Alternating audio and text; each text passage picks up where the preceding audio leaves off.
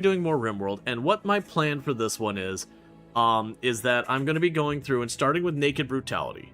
And we're going to make a custom scenario with Naked Brutality where what will end up happening is we will have the mechs chasing us like you have on the Odyssey start, because there's a world setting you can do for that. And our goal is to like kind of do the Odyssey ending and all that. So it does mean I'm going to start, not have the research, not have the grab ship. We're going to be on the tile for however long. The mechs will show up and we're going to have to run away. And we'll keep having to do that until we get the grab ship online, and then it will gradually become like a standard a standard Odyssey run at that point. I don't know how this is going to work. I've done zero playtesting and prep or any of that kind of stuff, so we're going to figure it out as we go. We are beginning a new colony. So what I'm realistically going to do, and the thing I'm debating right now, is I have the no starting research and random research things. The no starting research, I don't think that'll make a big difference one way or another. I'll have some like backfill research to do. I don't actually think it'll be that impactful. The random research is the one I'm waffling on right now. You know what I'll do? I'll leave it as semi-random research, as opposed to where I normally force it onto just one. And I think that'll be a compromise where at least I can keep moving. Because my concern is if we have the fully random research, it's just going to be a lot of me caravanning to the next tile, not getting the research, and then, having the potential thing where I fill out the entire research tree except for the one thing I need. Because I am going to need to rush the mech ship the moment I drop it down. So we'll probably go to the next tile. The moment we go to the next tile after the mechs, we need to drop the grab ship and as quickly as possible put that thing together. Because if I have to caravan away, I'm gonna just grab the core and I'm gonna lose the plates. It sounds like a Spaceball script. Naked dude hauling a grab core off the horizon while the mech's looking for we ain't found crap. Yep. Alright, so for this, we're going to start by grabbing one of our... Not that one. We're going to grab one of these scenarios. I'm going to have to edit it. So what we're going to do is we're going to add a new part. And I believe this has its own thing. Pursuing mechanoids. And that's literally all I should have to change for this. So we're going to...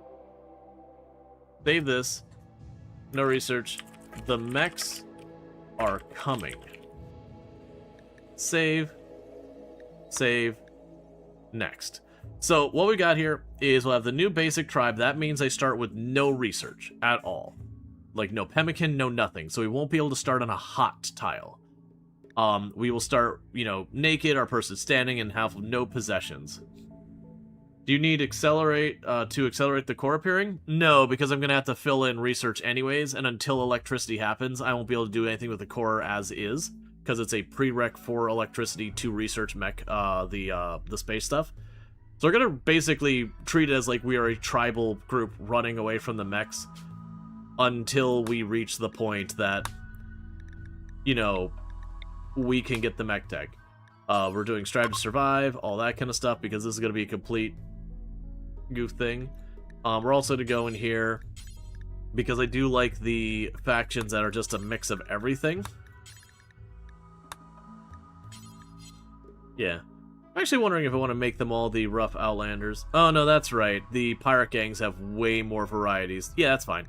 So we added 3 of these ones that are not specific, because I like these ones more than the Yatkin, Waster, Impids, and Neanderthals, because they're just a mix of it all. I'll keep them all there. You wish there were more friendly factions with different xenotypes? Yeah. I do wish there was a lot, I genuinely don't like these factions where it's all Yetkin and all that. I like these ones because these pirate factions will really give you a surprise sometimes. Because you'll be fighting it, thinking it like a normal baseliner faction, and then the one impid just ducks under the guns and breathes fire on you, and you're like, ah, crap. Or, there's the one in the middle of it that's taking a lot of hits. You're like, oh, that's a Neanderthal, mixed in there.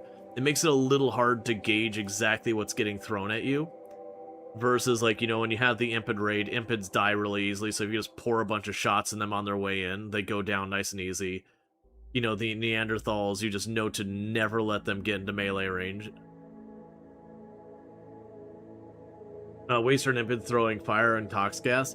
Yeah, it's cool to have them thematically, but I just personally have found I like the mixed groups more just because they keep you on your toes. Versus when you have, the faction, you know exactly what their deal is. Whether or not you can execute on it's certainly a thing, but you at least know what you're in for. So we're going to try and start someplace that looks like it's a pretty decent sized area of reasonable temperatures, because we are starting with no research, and I'm going to be leaving it on semi-random research, not full random research. So I want an area that I can move around relatively quick, has an okay-ish grow season, because I'm probably going to have a lot of the times I'm growing stuff interrupted. And I'll need to be able to, you know, roll with those punches. Alright. So I'm thinking we start... We can start around here somewhere. I don't think we need to be picky. We can start around here, and when the mechs show up, we'll just go however many tiles have to go to resettle, and we'll have to abandon our stuff again and again. But it looks like I got a lot of room to work with here, that if we have to abandon a good number of times, that's fine. We are going to be a fluid ideological. And I do think ultimately we will, you know, lean towards some of the stuff. Well, this is actually interesting. So, okay. So we could do shipborne, and there's a reason I'm thinking this. So, the nutrient paste thing, don't care. The indoors is going to hurt us in the short run, because our people are going to whine about being outdoors. The space habitation, the people aren't going to be happy about that either. I believe the space habitation is a very minor penalty, if my memory serves me correctly. But the temperature... I think you're thinking the Starjack's Burning Sun. So not the ideology, but the Xenotype, I believe, is the one. But the thing I'm looking here is the temperature. Because we're going to be moving around and not having the tech and not being able to rebuild our stuff and all that, that temperature tough actually strategically might make sense.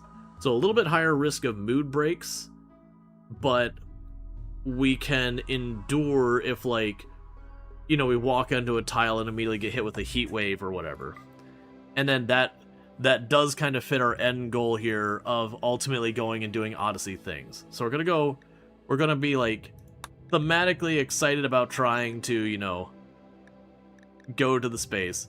Yeah, so if we look at this, extreme temperature doesn't bother us much. Don't care about that. Space habitation preferred. Yeah, so we'll take a -2 penalty there. It adds a needs to be indoors and removes the need for outdoors. We don't really care about all this stuff. I'm going to remove the required clothing because I don't like that mechanic. That's all fine. That's all fine. We apparently venerate wargs. That's actually a little annoying because I like to deal with wargs by hunting them in advance. But you know what? We can get behind this.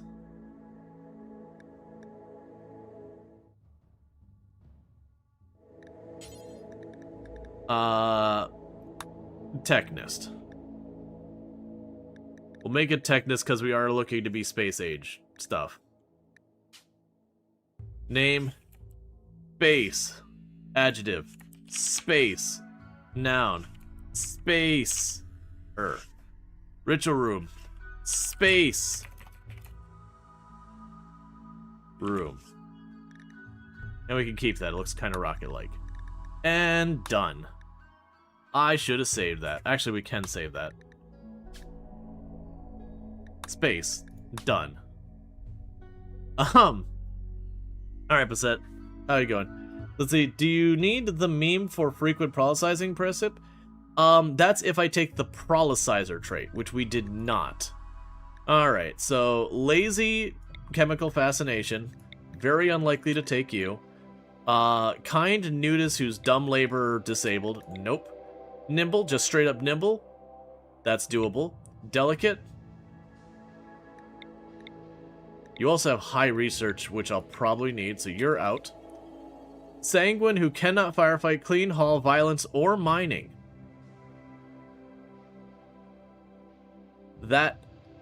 that wouldn't be something I could manage.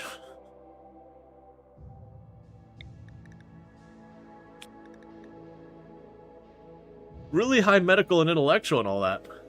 I was gonna say, this is like a super sweaty challenge on itself, because that no hauling and no cleaning, it's gonna be really hard just to survive. Delicate, okay, that's 2 delicates. Kind, fast learner, wimp. Incapable of carrying our animals. The carrying could potentially make it a dead run on arrival. Jealous. Alright, so we got a big basket of garbage here. So the concern about the stab scar is that potentially could give us a slow on our movement, which could make this very, very challenging. And then we also have Salamander here who's jealous. Hey, Billy Kirby, thank you so much for the raid. I hope you had yourself a good stream. Let me go ahead and get you a shout out here. For those who don't know, Billy Kirby, an absolutely fantastic content creator, does like a lot of indie games and all that kind of stuff, doing some Total Warhammer 3 today. I hope you had a good fun with that. And all that good stuff. Age 13 might be an issue. Nah, it's probably fine. But yeah, so thank you so much for that raid and all that stuff. I hope you had a good stream. And again, check out, if you're like into indie games, which I assume if you are here, you probably are. You can definitely find it over with Billy Kirby and all that good stuff. But welcome in, everyone. We are just getting ourselves a brand new RimWorld run up and going, where we are going to be starting Naked Brutality with no starting research and semi-random research.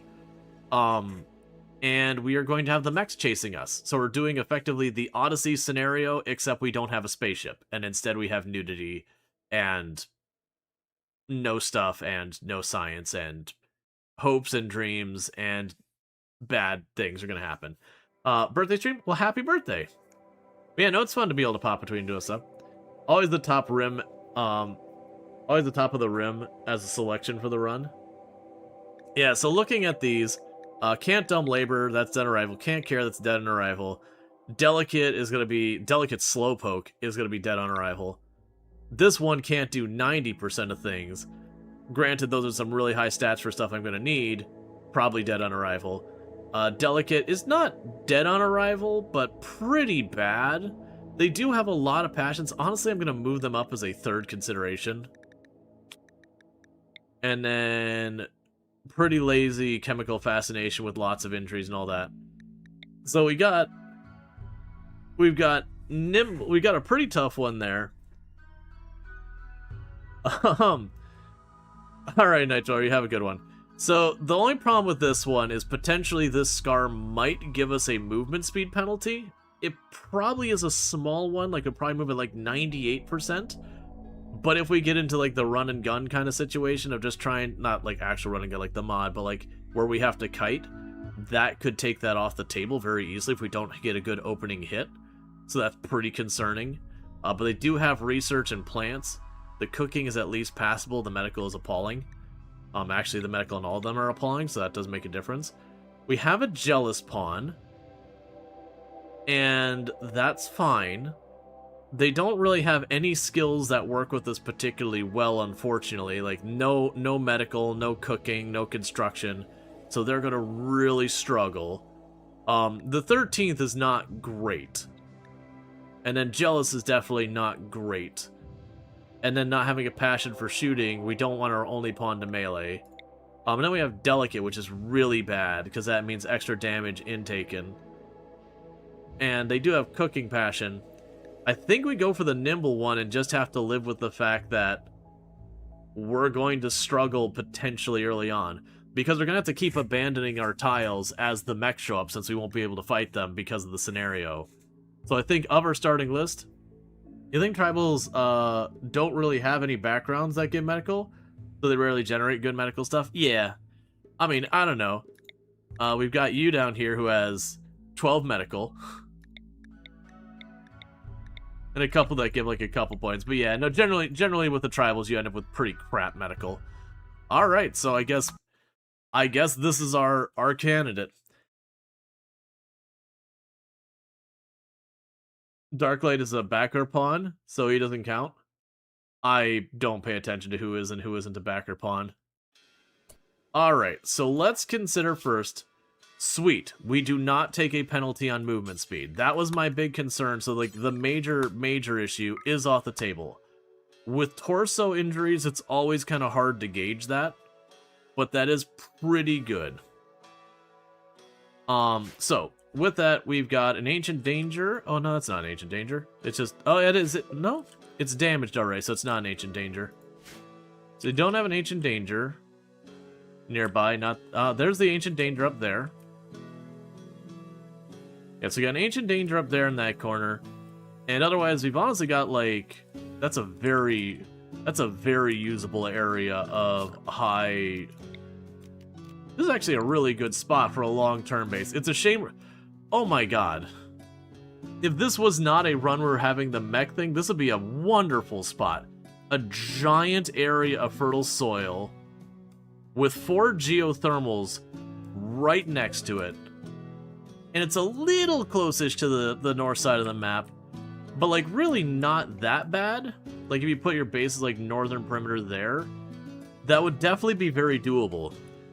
On a normal run, this would be really, really good. Unfortunately, we are doing where the mechs are going to hunt us, which does mean we don't get to stay here long. Alright, let's go through. You can start working on getting that all set up while we fix all your priorities and everything. So 1, 1, 1, 1. Actually, 2's on those. Firefighter 1. We'll put grow as the higher priority. Research, clean. Honestly, the rest of this could probably be low priority for right now. I'll manually do it. Probably what we're looking at least for the start. Alright, so I am going to go ahead and open up the queue. If you would like to be our first victim, our first colonist. Nah, I think it's right the first time. Go ahead and put yourself in there with !join. And we're going to try and get this all up and running.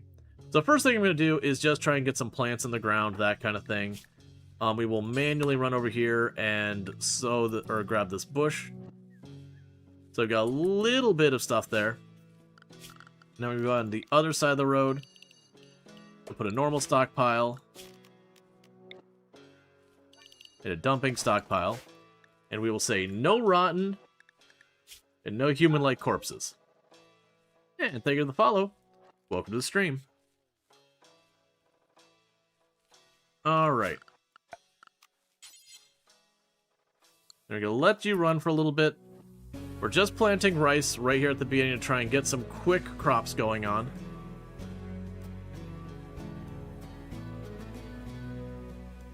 Well, normally you bootstrap with rice. It's for the labor to nutrition. It's pretty awful, but it grows the fastest. So it's one of those ones that in the beginning when you have no food, or if you've just taken a bunch of stuff, you lose food. Rice is great for like getting food quick.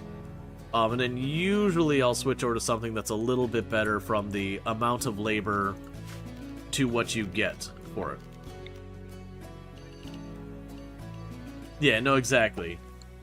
So usually what I'll do is I'll get a field of rice. I'm not going to bother with the corn this time, because normally I like to plant corn, because corn's the best, typically, as long as your soil isn't crap, effort to nutrition. But in this case, because we're going to get bullied by the mechs, I think it's better to just secure fast food than secure best food. Because if you don't let the corn grow the whole way, you're just not getting your money's worth. Alright, so we're going to need to be able to get our research bench up pretty much as fast as we can. Fast food, can we grow a Wendy's? Nah, man, their service is terrible. I actually have no opinion on Wendy's at all. I haven't been to a Wendy's in like 25 years. That's probably not true. There's probably been like one case I went to a Wendy's since then, but I sure don't remember it. I used to be like Wendy's is the preferred fast food place I'd go to, other than Taco Bell. Fast food burger place. Okay, we got our little stuff there. Let's get our little box up here to live in.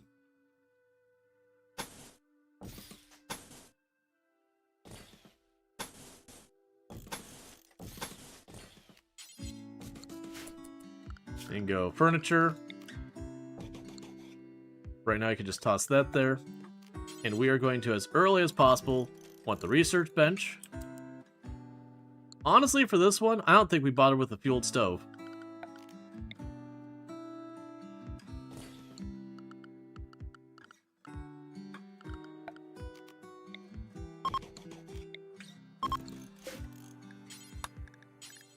I think we just cook with fire. Because if we use the fueled stove, then I gotta go out of my way to,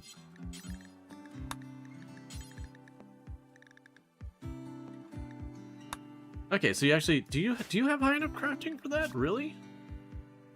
4? I thought it was higher than that. No, it's 4. Okay. Oh no, we'll have the materials for that. Okay, so you're working on that. Do you not have wood? You should have wood. Oh, right, I gave cleaning a slightly higher priority than construction. I'm okay with that, actually.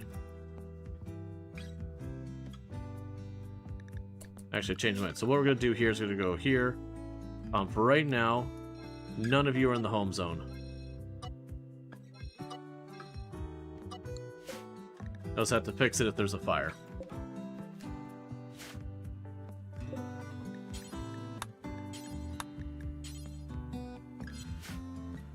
Alright. We'll also need recreation.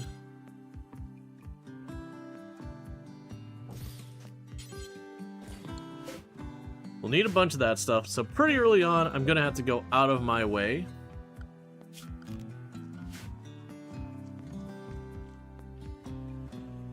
To try and get all this stuff going.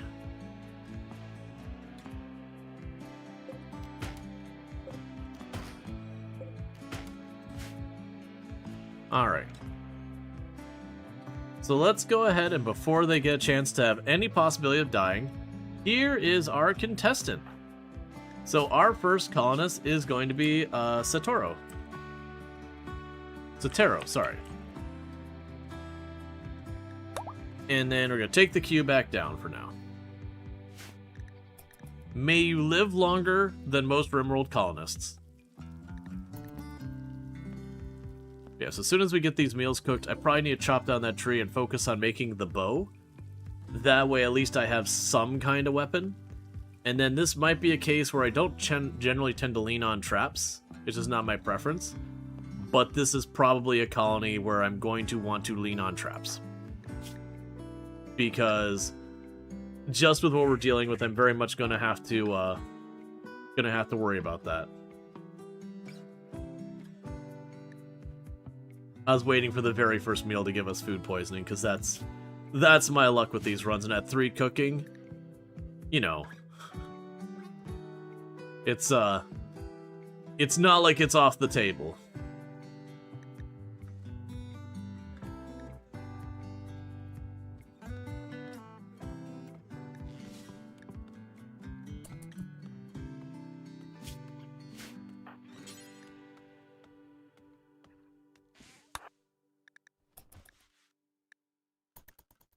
Okay, so just trying to quickly make ourselves a bow.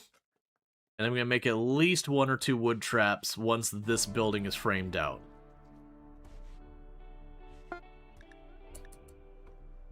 Normal quality. Honestly, considering our low crafting skill, I'm not unhappy for normal quality.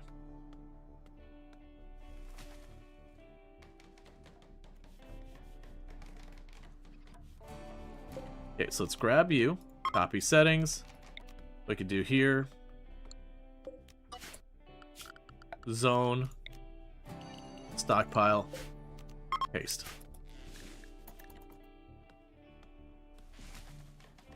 Because we need to enclose this as fast as we can. That way with like Manhunter we can deal with it. If we have raids, I could, force them to run around the corner and get caught in traps. Take advantage of what we can. Then we want to get our research bench going as early as possible. And like I said, normally I do like full-on random research. This time I am going to choose from the list. Of this set, Pemmican is probably going to be our early best one. Which is not something I would normally say.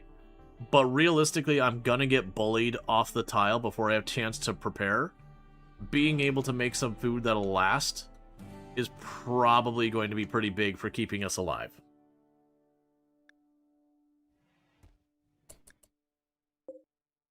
Okay, so you probably need more berry bushes.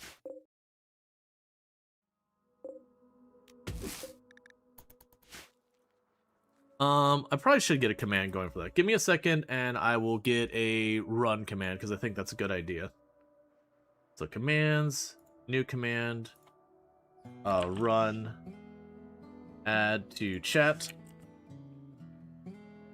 select, naked brutality start with no starting research, semi-random research, and Odyssey's mech pursuit turned on. We need to build, let's see, we need to run from the mechs until we can destroy them. Add, let's see, advanced. Where's the cooldown timer? They moved this on me. 300 seconds should be fine, so about 5 minutes. And save. Dashboard. Bring YouTube chat back over there. Now you're all good. I think it's a good idea, like, if this run ends up being one we stick to long term. And I'll go run. There you go. End title update. Yep, so I got a thing. So it's grab ship start, but naked brutality. Basically, it's like the grab ship start, except we don't have the grab ship. And you cooked up some more meals. That's good. I'll need to have you cut down a tree here in a minute. Then we need to get that research bench going pretty quickly.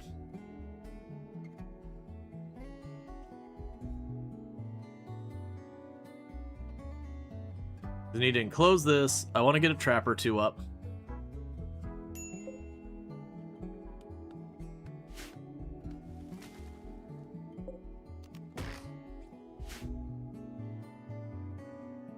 All right.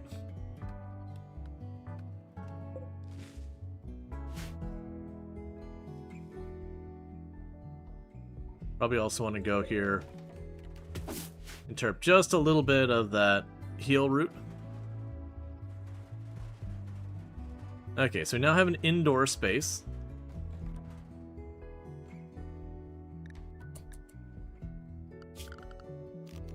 Alright, we got still set to auto expand that.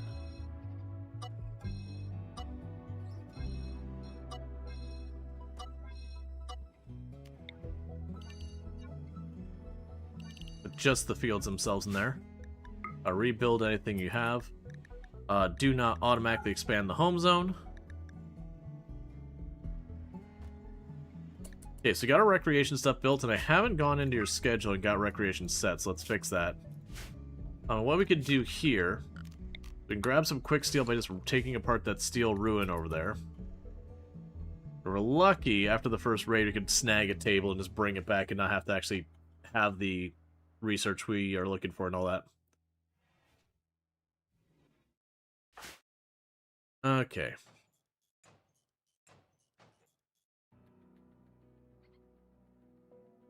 I'm just trying to get enough steel now that we can build the research bench.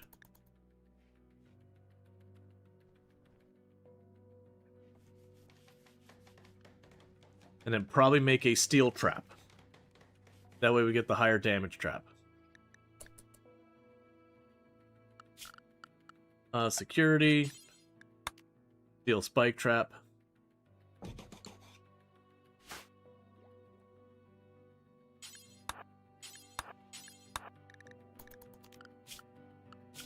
So work, construction will go up one.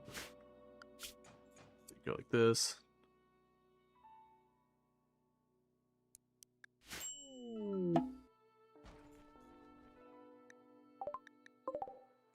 Okay, we got another visitor. We'll need 45 steel. So we rip down that ruin. We can quickly get a little bit of steel there, get a steel trap up. I'm taking too long on this. We're probably going to be due for our first, you know, event in not super long.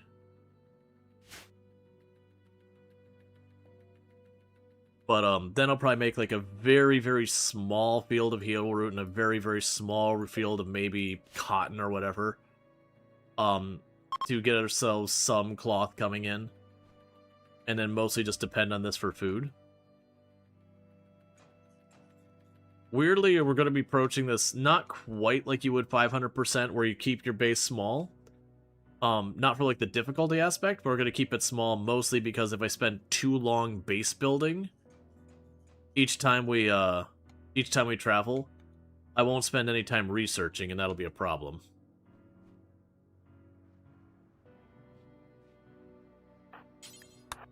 Make the trap, man.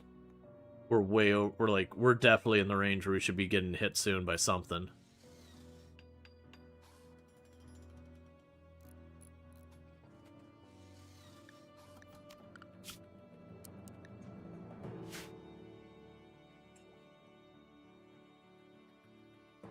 Okay, so we still have one more meal left, and then we've got that. And as I mentioned before, let's go ahead and we're going to want furniture. Put a torch on the wall when you have a chance. Yep. It'll go zone. And you'll be for heal root.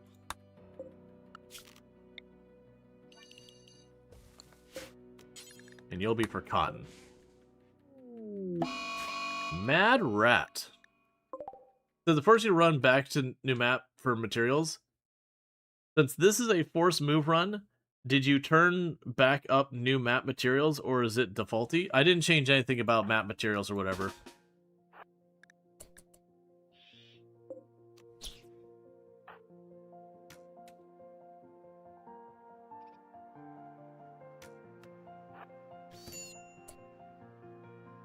Alright, well. So good news, bad news, is that's their first event. We have survived.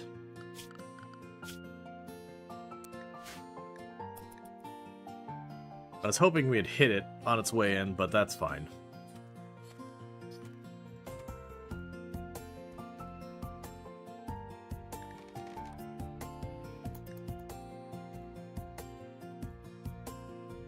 We keep taking apart these ruins for a little bit of metal. You're also steel over there, which works out.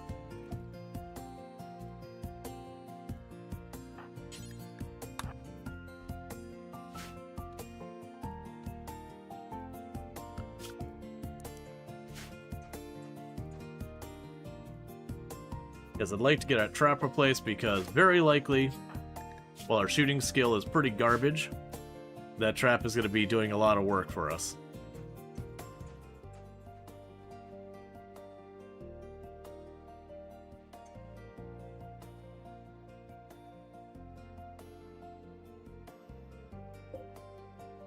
Alright, so pretty soon we'll have this ready.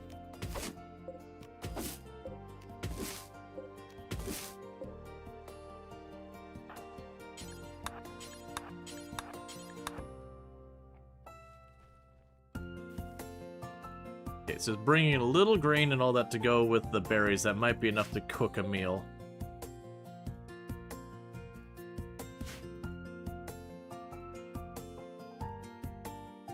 We don't care about peeling up the floors. The big problem I have right now is we have not gotten our we've not gotten hardly any time touching the research bed. But that's probably going to be just a thing we're going to deal with until we start getting 2 or 3 colonists. We're probably going to be spending a lot of our time running around just trying to keep things going.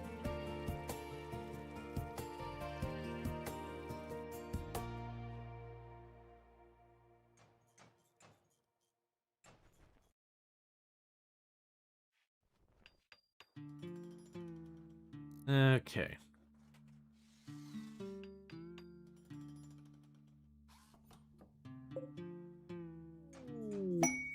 Sheep join. That might actually work out really well. Miscellaneous, caravan point. And for right now, I'm just going to put you over there. Normally, I wouldn't be excited about that, but we're talking about the difficulty of having time to grow stuff. If I can grab like a couple of sheep to drag with me, at least that's a trickle feed of animals coming in, or like of wool coming in.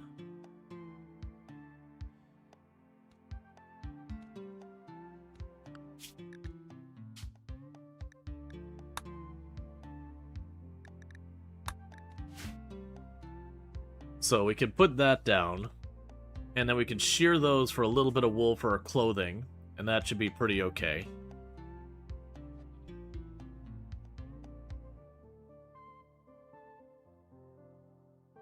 But that's not something I'd normally be worried about, but it's like, you know what? Honestly, and then if we do run into a situation where like our crops get killed and we don't have food, that gives me a little bit of a food buffer.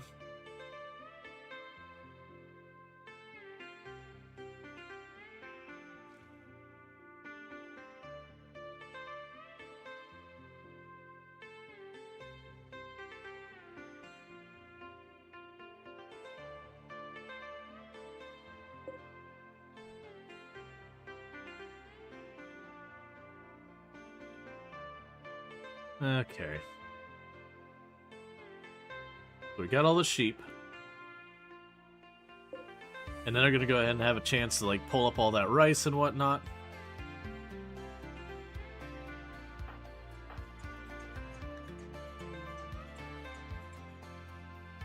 Oh, I just realized they're prioritizing this over the crops because I bumped to the... It's fine. It's fine. You'll get that last bit up and you'll start pulling up all that rice. Hey, Kiwi, how's it going?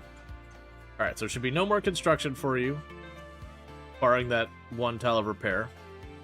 So we've got our rice coming in. And so what I'm going to do with this is I'm going to turn around and tell you to switch that over to berries. Because this whole field's going to be fully grown now.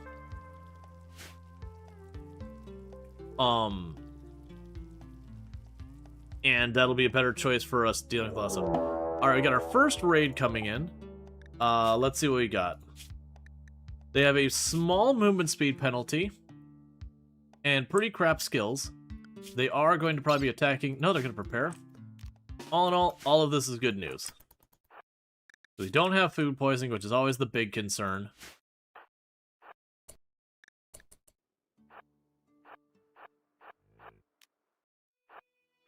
So they have a very slight movement speed penalty, and we do not.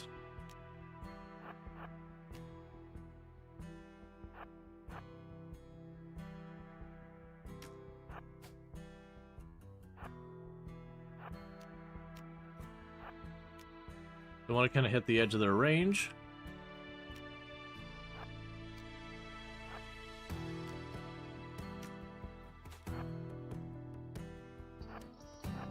And what the hope here is that we get like a torso hit or a leg hit or a neck hit or something that'll either take them down fast or like massively penalize their movement speed.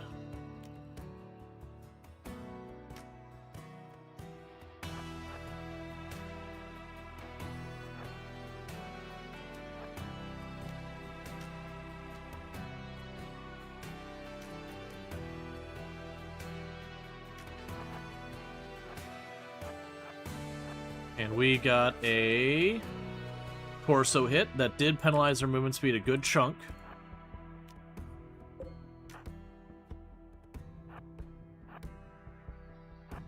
Also got a pretty solid bleed on them.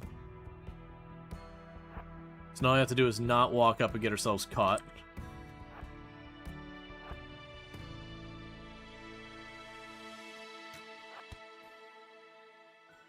I'm not sure what happened there. It made a thunk noise like I hit armor or something.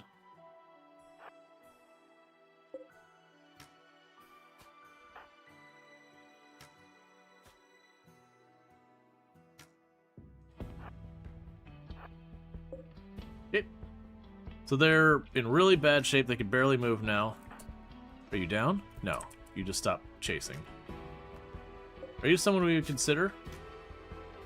Not really.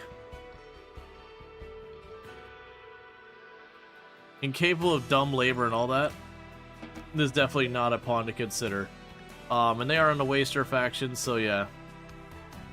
6,700 hours, you've never seen that, but seemed to hit?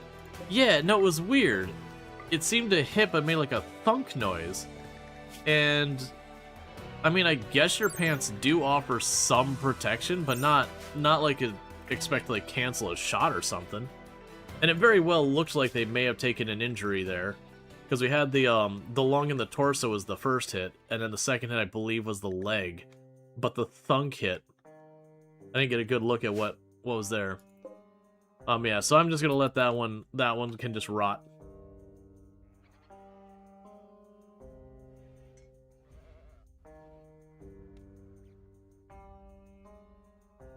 Because beggars can't be choosers, and then there's someone who's gonna actively be a bad time for your colony. Dumb labor misogynist is a pretty rough one to consider. So claim you, reinstall you. I'll put the table there.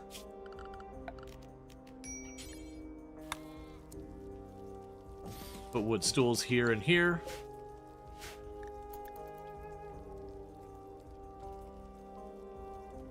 You think the thunk was a leg hit? That would be my guess. It was just weird. Like, I think everything went fine. It just made a different sound that I'm used to. Because it wasn't the usual, like, kind of dampened, like, you've hit them, so it's not a meaty hit, but, like it's absorbing it. Versus the thunk is more like it just kind of ricocheted off sound. But it did take damage, so I don't know what that was about. We're not using any, like, wild or exotic mods or anything like that. Bounce other Jingo chain. Alright, so this gives us the grav engine. We are not accepting that quest yet. We're sitting on it.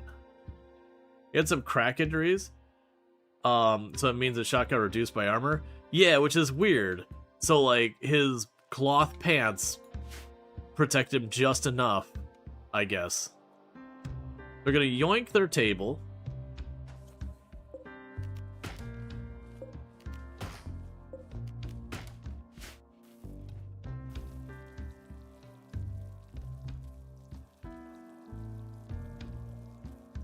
Now we get ourselves a little chair to go by our table and a little chair to go by this. Got trade caravan.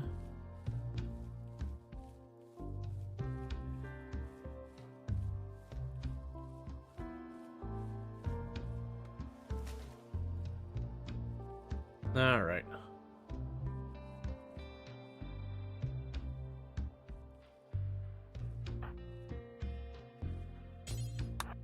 I don't expect to have much you want, but let's see what you got. So they don't have anything I want. They would be willing to buy my sheep. So I could trade them for money. I don't think the money is going to be the more important thing for the time being. I think we just sit on what we got. Because we are going to have to travel a bunch. And I'm hoping the sheep actually do okay so far as our considerations of wool and whatnot.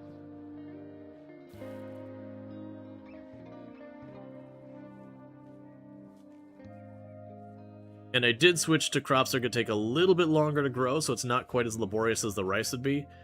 The strawberries or whatever, they're not usually a great choice. The pro-con of strawberries is you can just eat the berries as berries with no mood penalty. You don't get the, like, 8 raw food penalty. They do have some risk of food poisoning. It's not super high, but, not terrible. So they're kind of a pretty middle grounder, but if you don't have the time to cook, they're not a terrible option. They also count as royal food. I did not know that they counted as royal food. That's actually news to me.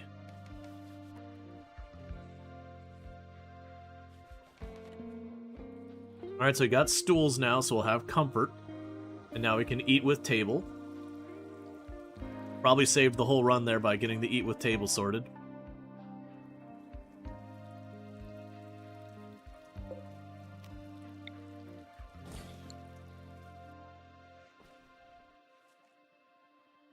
I'm gonna go ahead while we got all this. I'm gonna make a second trap.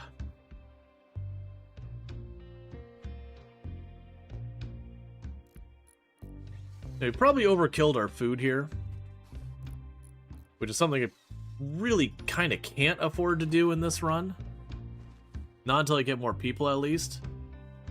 I'm hoping we'll manage to sneak in some heal root and all that. I mean, worst case, I could probably just literally be like, hey, go grab heal root. But I got no one to haul it, and trying to caravan with that stuff scatters gonna be a thing. Can they install furniture and take it with them when they run? Yes. Let's see. Sheep herder pretty much unintentionally became sheep herder run. Let's see. Do you think there's a bug? You know the village terminal and the relic quests? You bashed it on it because the pawn you sent could research, and they didn't aggro? You bashed on it because the pawn you sent could research and they didn't aggro. Do you mean couldn't research? Oh, let's see. You bashed on in because the pawn you sent could research. You bashed one in because the pawn you sent could research, but they didn't aggro. Yeah, I mean, I'm willing to bet it's scripted to just watch when you right-click to research the terminal, so you've just kind of... I don't think it's so much a bug as an oversight that they didn't plan for you to go into the quest where you're supposed to get research to get your artifact and instead vandalize the thing and left. Obviously, story thematic-wise, it would make sense since the tribes are supposed to venerate it that they should respond negatively to you doing that. But also, from the gameplay side, why would you do that normally?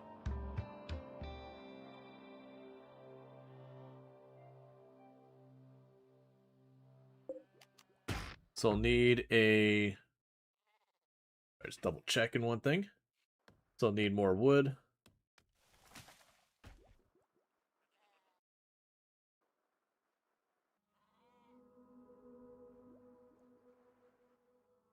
Alright.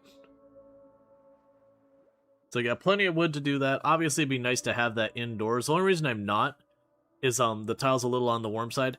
Granted, one benefit we do have is because we chose shipborne, we are actually tough against temperatures. Which is kind of a deliberate thing, because thematically we want to get to the stars and do all that. Which is why we would just called it space, because we didn't want to come up with an actual name. Yeah, so we're just going to try and blast the research. Yeah, pretty much. We're going to be blasting this research full speed.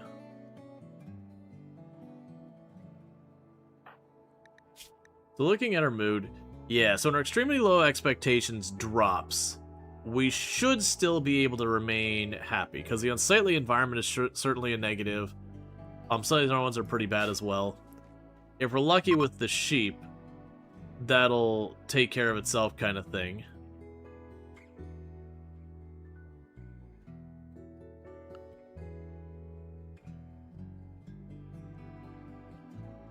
But like my immediate temptation is to like add a second room on here that's a storage room just to get rid of the unsightly environment penalty. But at the same time, it's like I don't need to deal with that. Just book it on the research.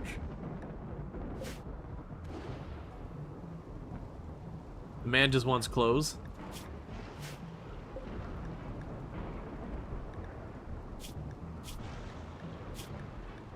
Yeah, I'm pretty sure you can shear the sheep while they're on a caravan post. Because I'm trying to avoid taking the time to build out a whole pen. Because I'm worried that'll just be a lot of labor that's giving up research time. But I'm pretty sure you can shear the sheep when they're there.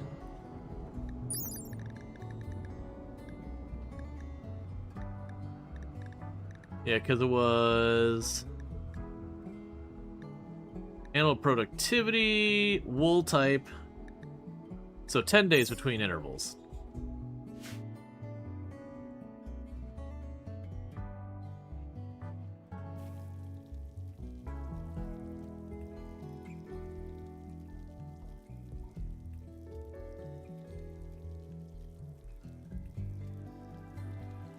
Yeah, the big challenge with the furniture moving is the furniture actually has a pretty considerable weight.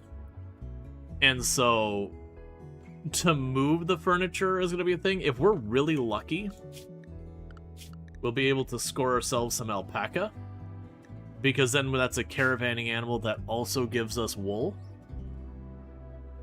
And we could just, have a couple of alpaca, and then when you go to move place to place, we can load up the furniture on the alpaca, bring it with us, plunk it down to the next tile, and quickly frame out another building.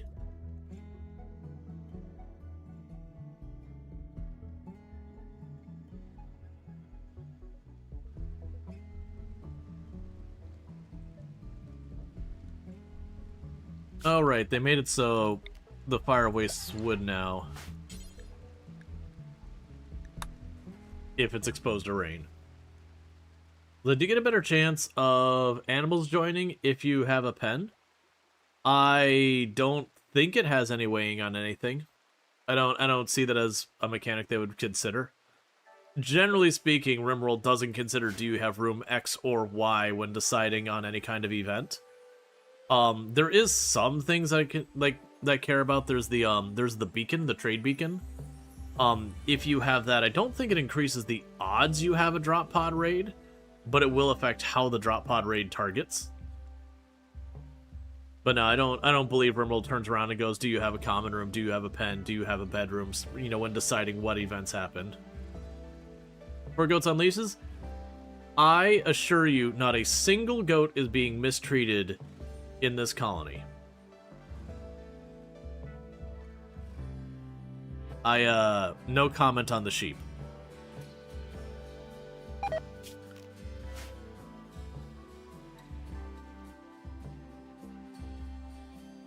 Currently. That's fair. Because if we have goats join, most likely I'll almost certainly kill them immediately for meat and hide.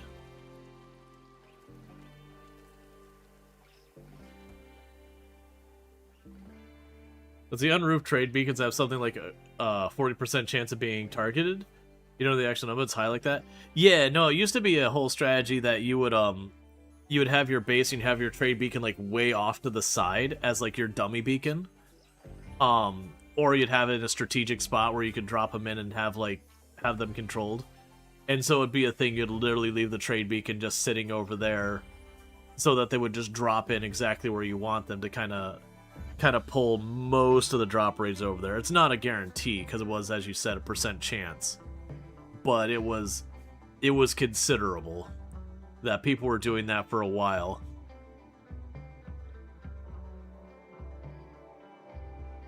I think you had a passion for research, right? Yeah, that's good.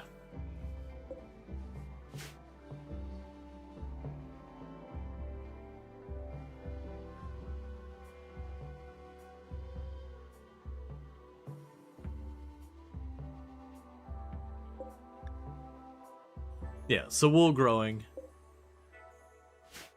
Cool. So it looks like they'll be ready to share at the same time.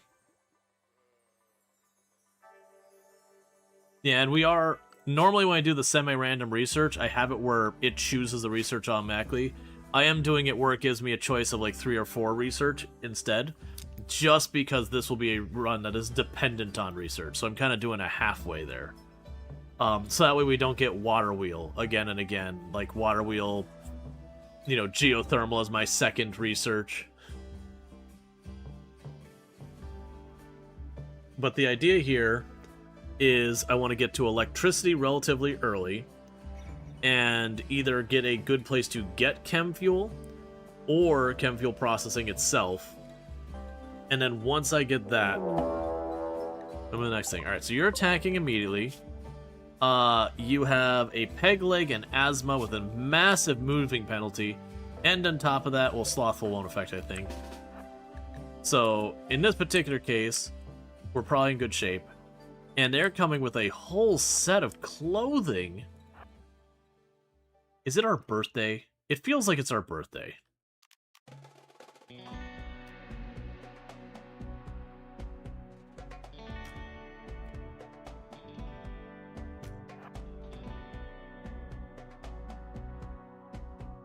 Almost got myself caught there.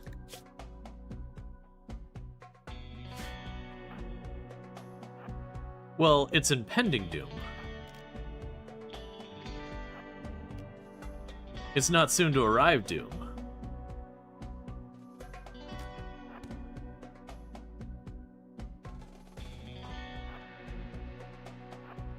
It's certainly not your birthday. You haven't developed a debilitating condition.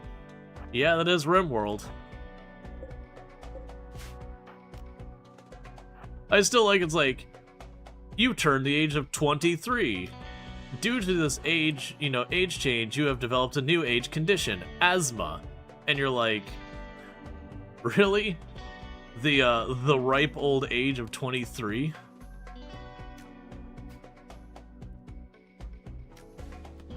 $30 bad back. Yeah, it's like, don't get me wrong, statistically in real life, there are 30-year-olds who unfortunately, get back problems. Because, like, the bad back thing and all that in RimWorld, the assumption would be that it's not caused by injury or whatever. Because it was by injury, it would be the injury that does it.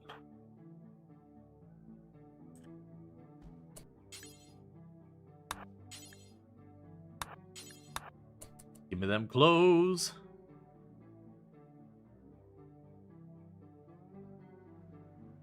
Aw, yeah. Moving up in the world. Clear forest, manage apparel, anything. Do not wear tainted, okay. Food management. Do not eat corpses. Do not eat baby food. Manage drug policy. Social drugs. Penny-oxalin every 5 days. And that's fine for right now. What a power move. Stealing his clothes and putting them on while he watches. Hey, man.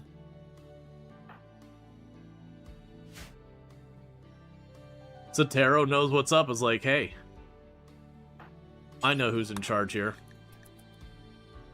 You showed up in my neighborhood. Oh, don't keep the knife in there. Also, allow all except that and human corpses of priority low.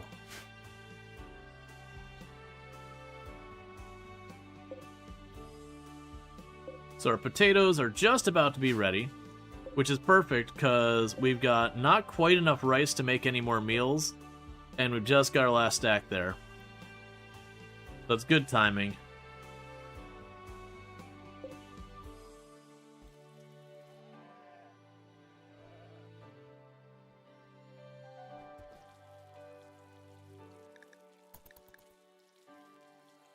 All right.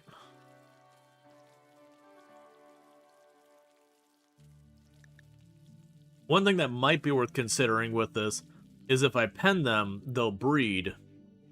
And if they breed, they become a source of meat. And since we're researching pemmican first, that will allow me to make pemmican right out the gate. Which will be good, because then when it comes time where I get bullied off the tile, I've got food that lasts more than 30 seconds.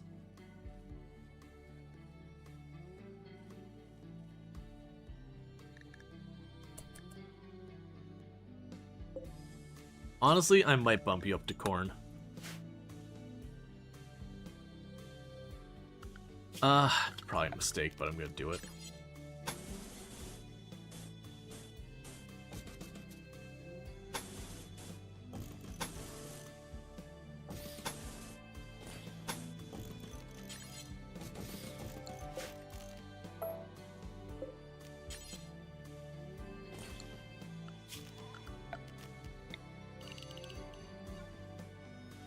So I need to go one around it for fire.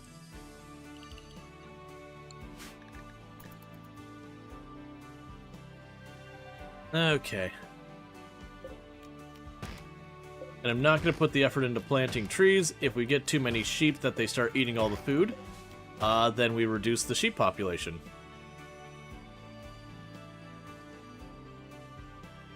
I just have a habit of overbuilding my bases and, making my farms too big. And I do know that's going to get me in trouble in this run, because we do need to build lean and focus on research until we start getting a graph ship. The plan is to get everything in business for, like, the grav ship research. And so once I got everything else, we're going to summon in the grav ship, research it as fast as we can, and just try and, as aggressively as possible, build the grav ship. We need to get it running before we care about everything like break rooms or anything like that. Because at least if I can travel from A to B, that means I can jump to the new location to get away from the mechs, and then start building more onto it.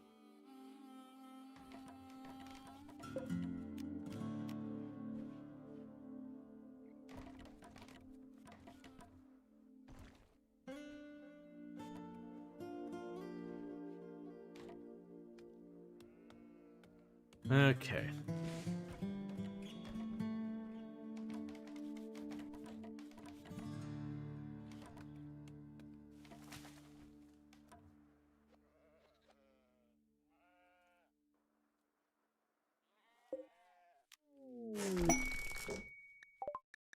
Shaman Coalition, that's fine.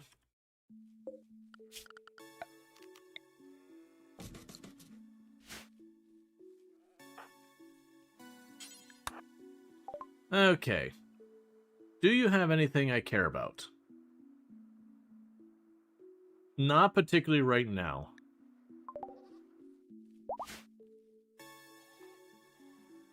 And of course, the very moment I let them off, they're starting to breed. Animal's gonna do what animal's gonna do.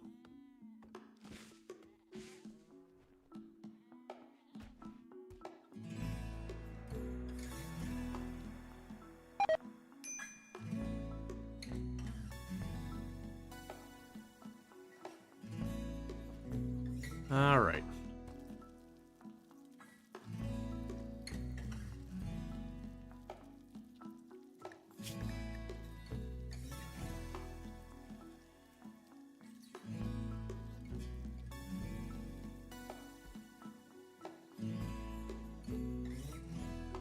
So hopefully, relatively soon, we get the option for another pawn.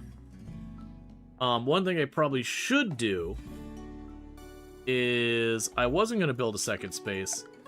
I do think we actually need to make that happen. Because in the event we have someone we capture...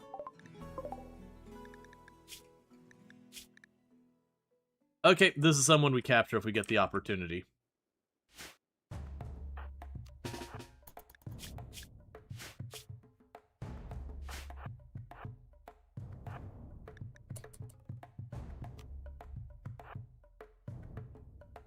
They're a waster, though? This is true. Stop scooching away.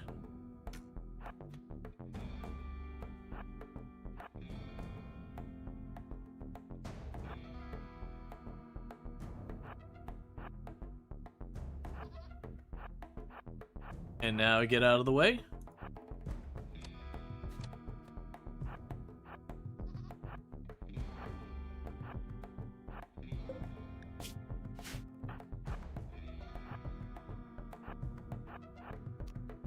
Because at least of the waster, worst case I can maybe buy stuff for him.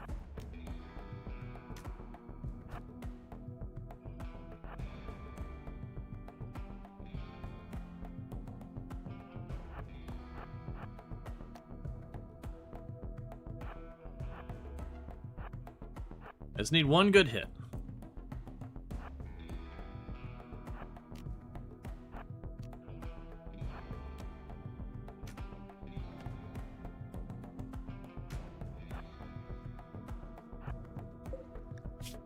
And it's a foot hit. That is a good hit.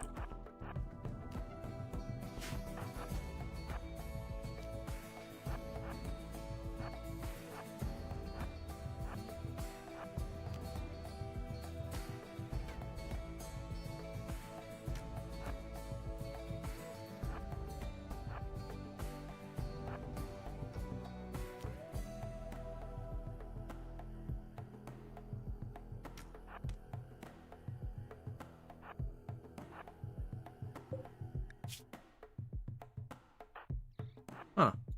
That's twice you've had it where, like, that one they didn't seem to take more damage, because we already had the foot hit. Oh no, that's... It went from 1 foot to the leg as well.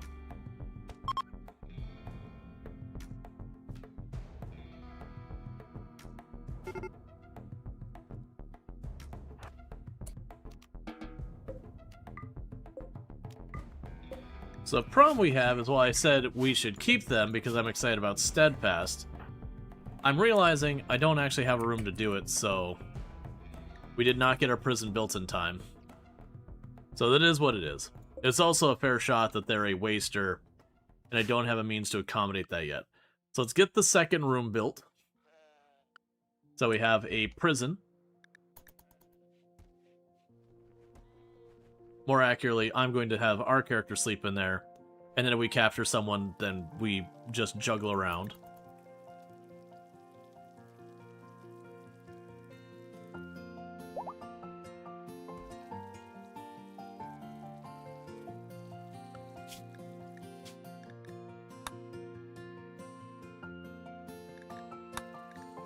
Keep it to maybe 6 sheep for now.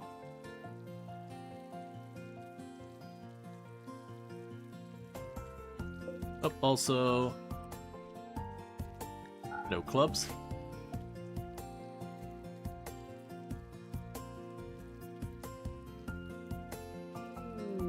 Disturbing vision. Sotero has had a strange dream. In it, she saw a black shape unfurling in space and time, growing and consuming. The shape originated from the nearby crumbling monolith. Upon waking from the vision, Sotero strongly feels drawn to the monolith. It calls to her. That's cute and all, but I don't care, because Sotero will not be poking the monolith anytime soon. Step 1 is to get away from the inevitable death that is the Mechs chasing. That's step 1. We can worry about poking things that go bump in the night once we're not imminently going to die.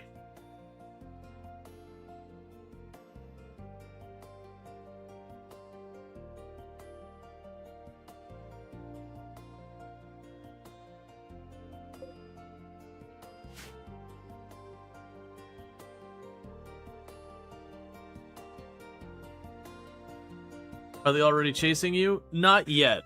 I mean, the thing is prompted, but we haven't got the warning being like, they're almost here, or anything like that. I actually don't know when that event triggers.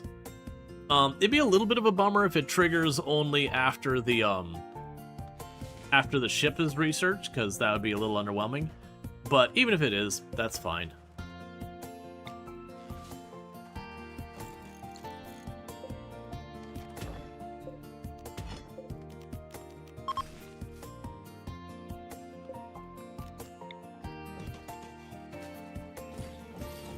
Also, we put a bunch of beds in there.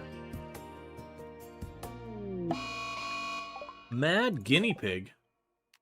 Look, man, I am not ready for a mad guinea pig. Why would you do this to me, game?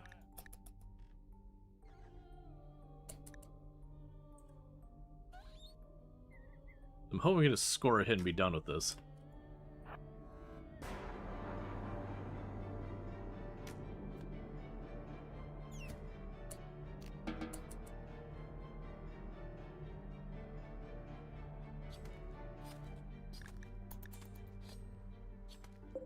Don't rebuild it there. Move it up on the corner.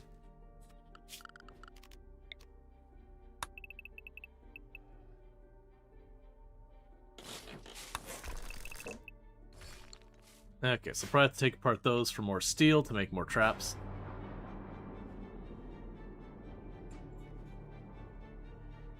Okay.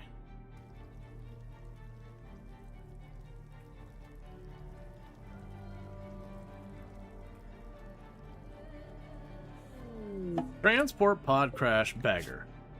Creepy, breathing, nimble, able to medical pretty well, has a prosthetic heart, which is pretty bad. And creepy breathing is pretty annoying. But all things considered, we are absolutely going to be rescuing this person.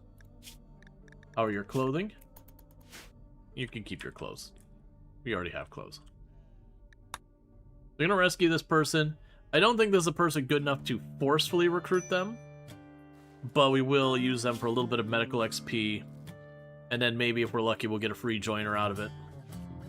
The prosthetic heart kind of sucks. And the creepy breathing isn't exactly great. But that would give us someone with a medical passion. And then we could start splitting some of the responsibilities so that Sotero could hopefully spend more time on the research bench.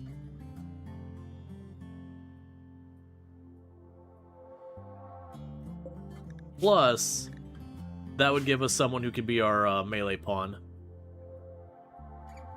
So those cases where Sotero can't kite.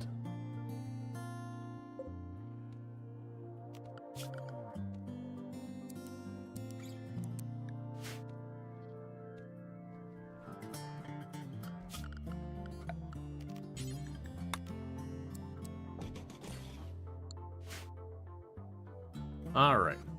But yeah, we did have it so we start with the world condition, Mechs chasing. But we haven't gotten the prompt for it. I believe with the way it works is like N amount of time will pass and it'll be a whole thing. Alright, so we got our brand new person has joined. Okay, since it looks like you're here for a while, Sotero thinks you should give the faction a name. What will your faction be called? And Sotero also thinks you should give the settlement a name. What should the local settlement be named? So we're going to be making probably a lot of settlements as we bounce around trying to run from the mechs until we can get the grav ship up. So let's not get too focused on the name. But like the faction name's worthwhile because it could literally be just, you know, Colony Site 001. You know, we could always just be like reach for the stars or whatever. Let's see. Like literally just Odyssey. The Odyssey. Onet. Or Onet. Is that a reference to something I'm not getting? Totally unreleased, realistic Star Travelers. I built an engine out of scrap that I learned on the ground. Hey, Jonathan Ong, how's it going? Let me go and get you a shout out while we're having people kind of spitball ideas around what we're gonna do for our faction name. All right. Totally not Gary. So for those who don't know, Jonathan Ong, absolutely fantastic content creator, does music streams, not just your typical, like, just playing an instrument and being good at it, because that's certainly good content that's available, but takes it a step farther in that we'll literally sit there and have someone go, hey, I want you to play this song, and it'll be a song that John's not heard before and everything, and we'll, like, work through from not knowing the song to playing out the different parts of the song and all that, and putting it all together. It's really slick to watch. Takes about, like, half an hour for working through a whole song and everything. Maybe a little bit longer, but it's pretty good. Time run. Oh, yeah, and the mechs are chasing us. Just, I poked... Oh, it's wrong text. It's like, I poked a mech. Let's see. To nervously go. Time to run. Star Reachers. The Chased.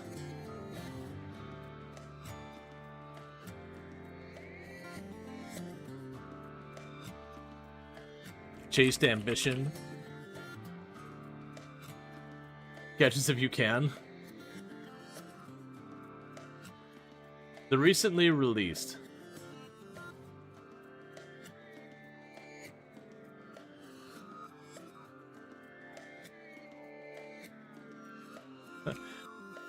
Oh Lord, they coming. I'm glad enter didn't take because I misclicked and hit enter. And that would not have been the name I would have gone for. It would have been fine. Catch significant. Naming things is hard, chat.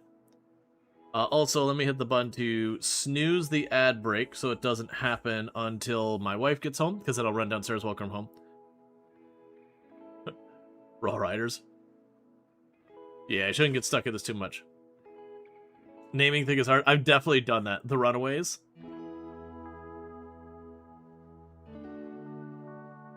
I've definitely done naming things is hard. We've definitely done that faction a couple of times. We can go with the Runaways, just to keep things moving. The Runaways at Colony Site 1. Alright, and with that, that also means we're going to start a queue. If you want to be our wonderful brand new colonist who has creepy breathing, and nimble and medical, you're just going to do ! Join. You are probably going to be taking over some of the construction duty and that kind of thing. What is that icon? Oh. You believe in animal personhood and rating. You're going to hate it here. Go get that wooden club, I guess.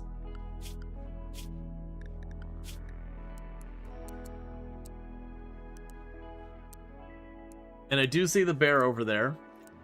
The bear's not going to be the best time for us. Okay, so in this case, we can have you take over hauling and cleaning duties. You can work on terrifying hallucinations due to artificial enhancement.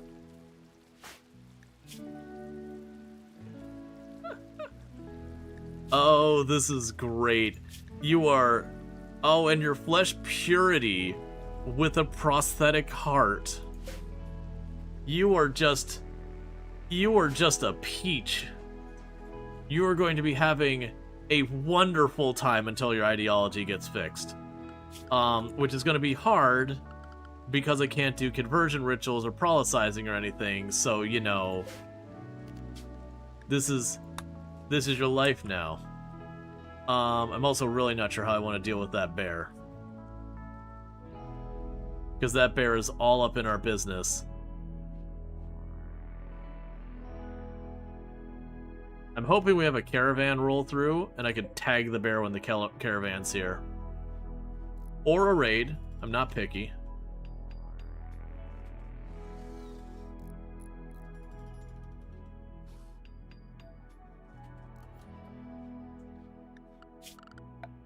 We will go to ideology. The ritual spot probably won't matter. Begin the stellar celebration. We do that. There'll be a lectern, leader present, all that. What do we have for the possible rewards? It'll boost reputation with the nearest faction.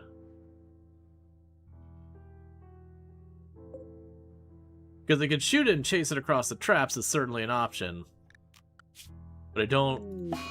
Animal disease flu.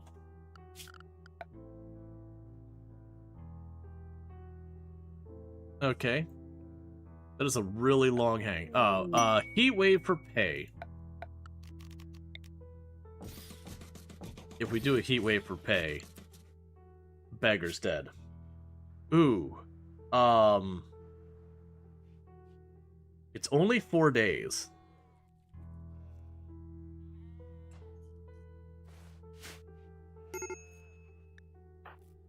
Okay.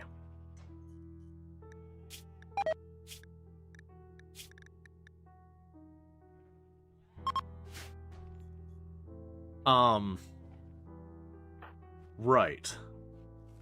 So we can do a heat wave for pay. Potentially have to have Bagger Caravan off the tile for a little bit. But we get a telescope, which is a new recreation type. Oh, that is... Bagger. I need you to... Well, before this happens, who gets to be Bagger? You might have a very short life here. Feinstein. Alright. It's gonna be a rough one, because this might be the end of the colony right here. And the reason for it is the grizzly bear has gone manhunter right next to Sotero. We're gonna try and have Feinstein grab its attention. I don't have much confidence in that. You're heavily slowed. The grizzly bear should be faster than us. It's 4.6 versus we are... Oh, we're also 4.6. Okay. So we're gonna try and run it around here to get to the traps. It's about the best we can do. If I just try and run, I do feel like it's gonna catch us. So let's go up here, cut that way, cut over here, and then work our way around.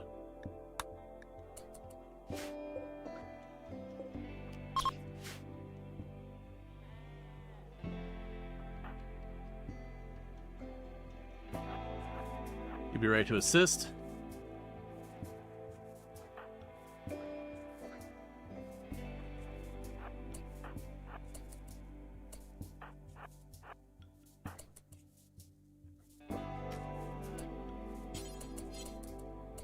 It's got moves.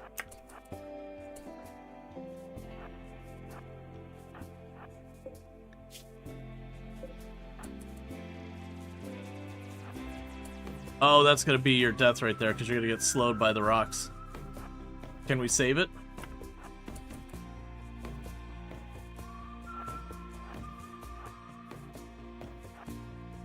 Please, Mr. Bear. That's not exactly what I had in mind.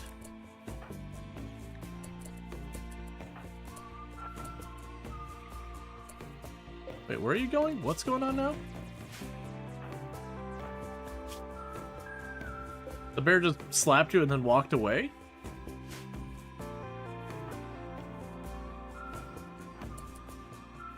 And then decided the potatoes are better?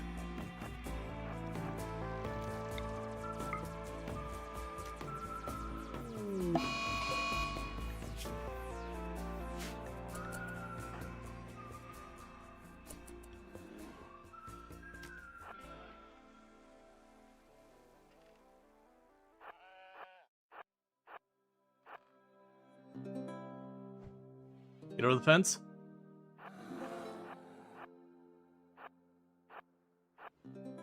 Yeah, no, I realized that. I was actually expecting it to hit the trap, which would have been nice. There, you hit the first trap.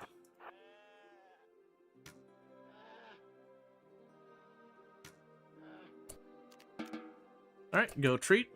And you're probably solid. Alright. I'm still confused why I whacked you on the run by, because it wasn't manhunted at that point, it was hunting at that point. We hadn't managed to land a hit yet. And it just turned and slapped you. And then went about its day. But I figured if I didn't deal with the bear now, all that was going to happen was the next time it got hungry, we're going to do it again. So while it had the injury on, I was hoping to like capitalize and being able to get another hit on it and take it over the trap. But this bush and this tree are a problem, and that stone are a problem. Actually, for that matter, these two stones also probably gotta go.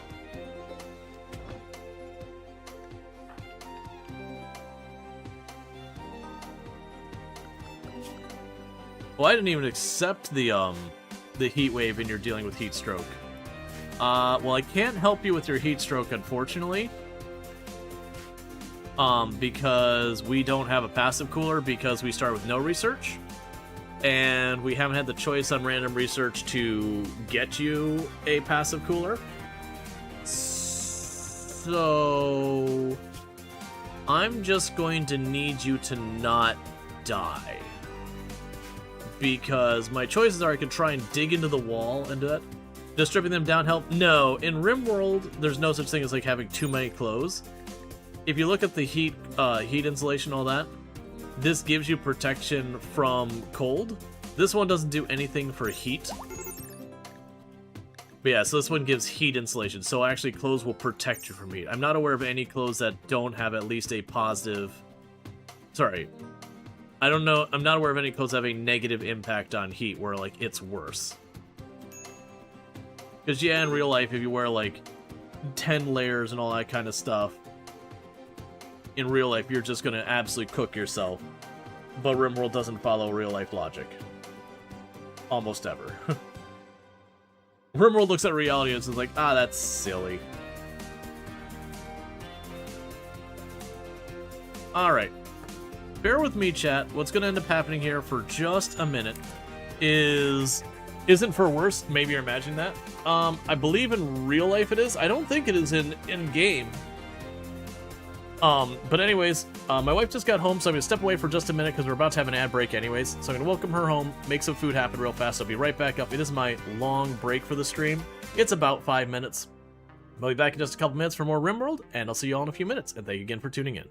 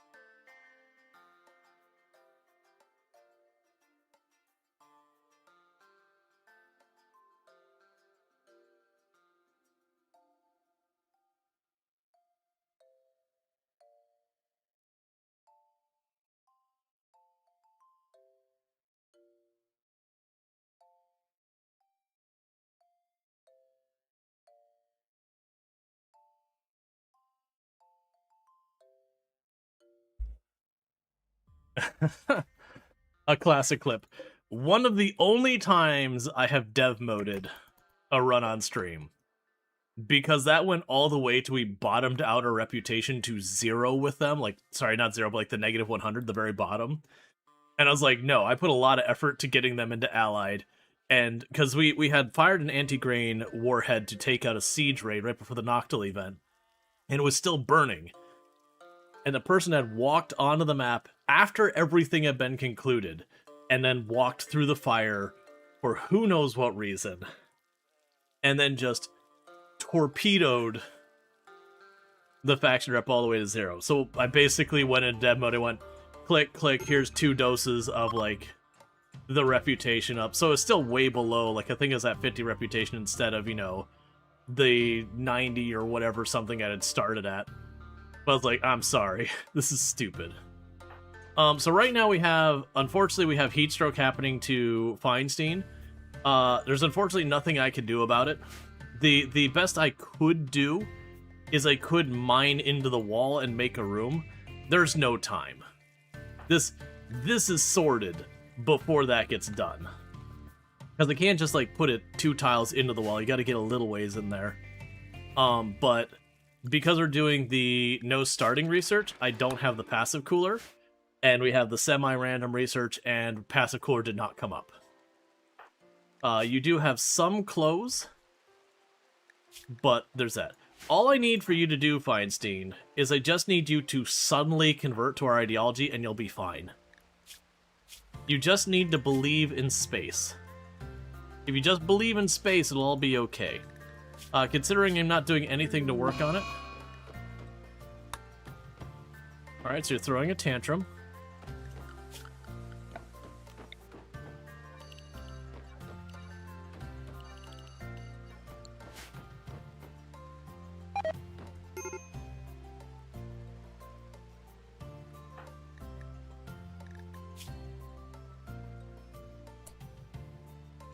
I don't think 92% is going to be enough for you to cool off. Let's carry you outside.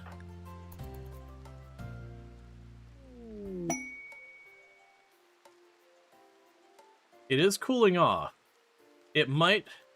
Don't have the passive cooler tech? Nope. Because no starting research. And before people were like, you could caravan off the tile. It's not a heat wave. It's just the normal temperature. So I literally can't do anything about it. No, don't go back inside.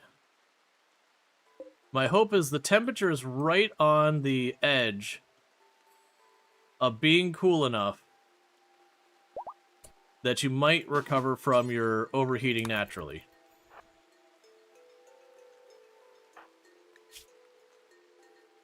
Because we can't do this, then you're in trouble. It's not cold enough. Alright, well... So, we got a choice. There might be a way we can deal with this. Let's reinstall that bed there really fast.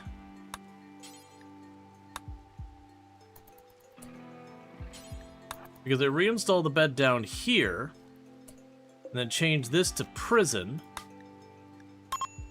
and then we'll arrest you. Because you're down, it'll be a 100% chance. And prisoner convert. My best chances of keeping you alive is to forcibly convert you to our ideology. Because if I can manage to convert you to our ideology, you will live. I'm gonna be honest, my hope for that is not great.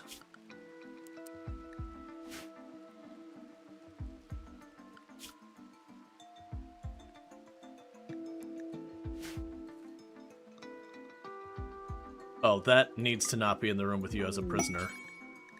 Because you'll get back up, you'll see you can have a weapon, you'll break out. How does the ideology make him not die? The ideology we have, because we're doing the spacefaring thing, is a shipborne, which gives us temperature protection of tough.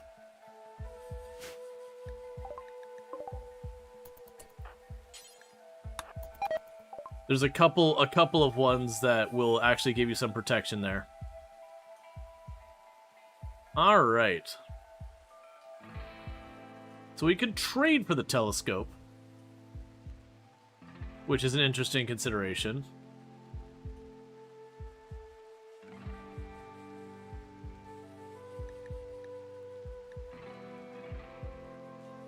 I'm not gonna... Actually, wait, what were the books? Oh, the books are recreation, never mind. So we're gonna try and just knock down your ideology with all that. Because there's a couple one. Like, if you do the nature primacy, I believe, is another ideology that, if I'm not mistaken, nature primacy gives you a resistance to temperature as well. The idea is you're going to be living outdoor in the elements, so you're slightly hardened to that.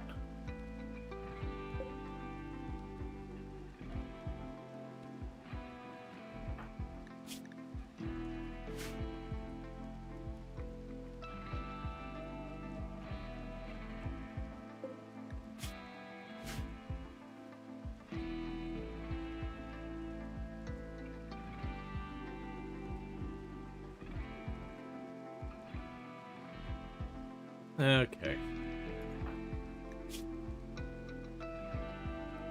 We're trying. I don't think you're gonna make it, but we will put the effort in.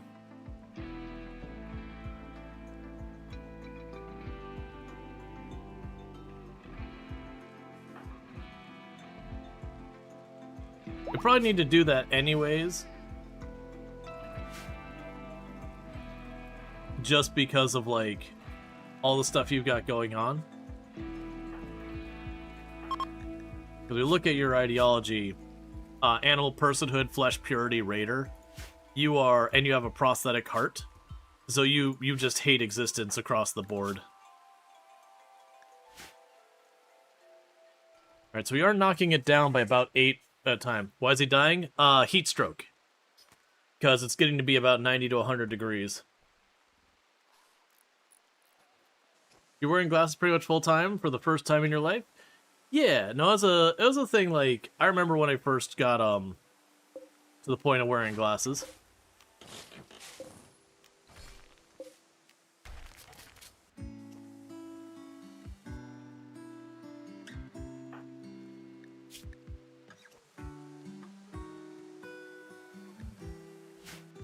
Like that middle school? Yeah, for me it was like early high school.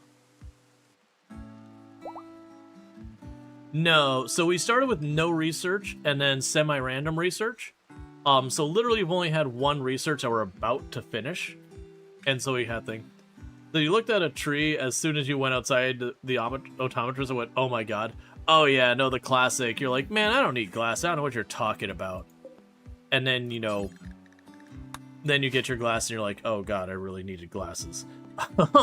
It's like, oh man, it wasn't just a little bit. Everything looks so crisp now.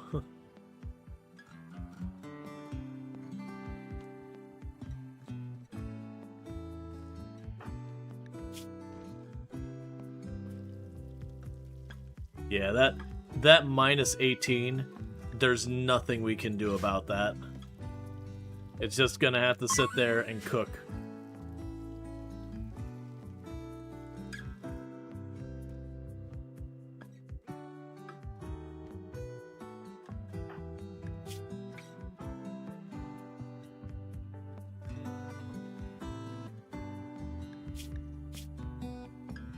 Okay, it did cool down enough this night that the heat stroke has fallen off.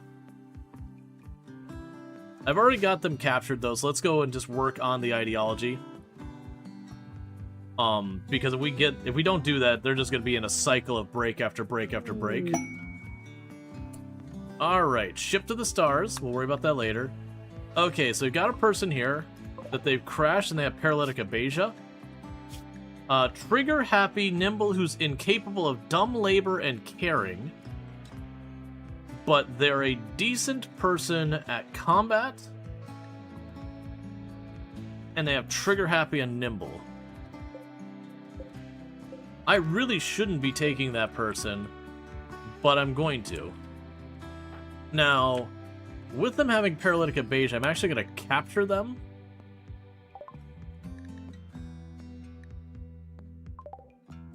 And the reason I'm going to capture them instead of doing the joining thing is I am going to want to convert their ideology. And because they have paralytic abasia, they're just going to lay there, so I can just harass them about their ideology all the time until they're converted.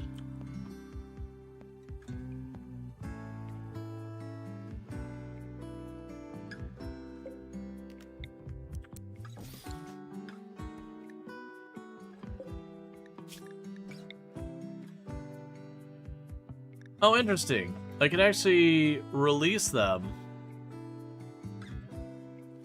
and get faction standing. What were you there? Trigger happy nimble. The wooden foot sucks, but that's an easy to resolve thing. These are good. No caring and no dumb labor is pretty rough, but if I make them my dedicated researcher, that's probably fine. Because I could just tell them to stand at a bench, and that's their life from now on.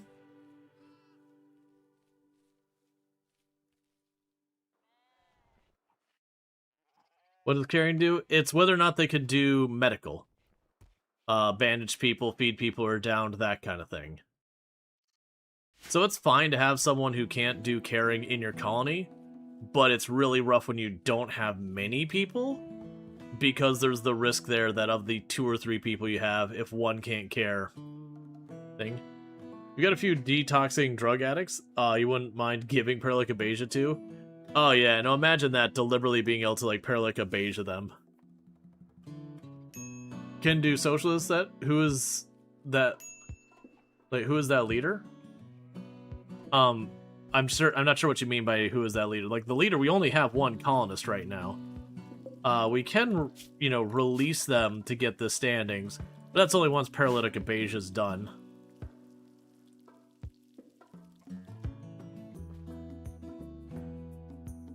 For the moment, we're just going to keep working on what we're working on. We don't care. I mean, poison synthesis is fun and all, but we're not going to be doing that anytime soon. Okay, so Feinstein is back up. Via speech roll. Yeah. No, I think this colonist is fine. The colonist at Stench. Oh, good. They've gone catatonic. And that's, again, because they have this ideology where they're flesh purity, and they happen to have a prosthetic heart. So they've got a prosthetic heart in them, and they're direly upset about it. They're inconsolably upset about it.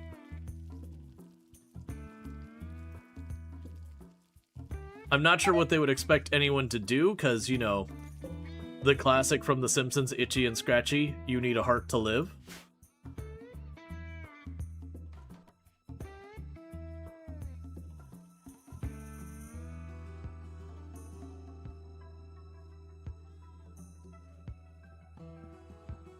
Okay.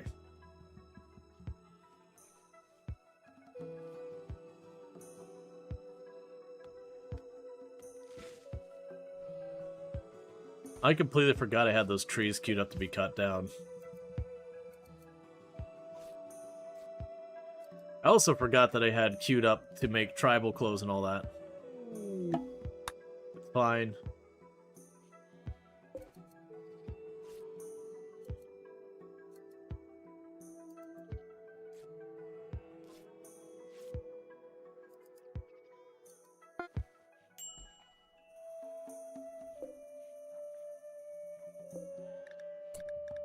I actually believe what I want is do until you have, do until you have. Actually, don't worry about that. Do until you have one of at least 80%. We're not gonna be as picky about like the quality or whatever, but basically tell them to keep at least 1 or 2 outfits on standby. Okay, we can trade with you. Here, have a messed up shirt. That's pretty terrible. And otherwise, for the moment, that'll do. I'm not going to be caravanning off the tile anytime soon. Yeah, no, there's always the possibility of taking someone else's heart.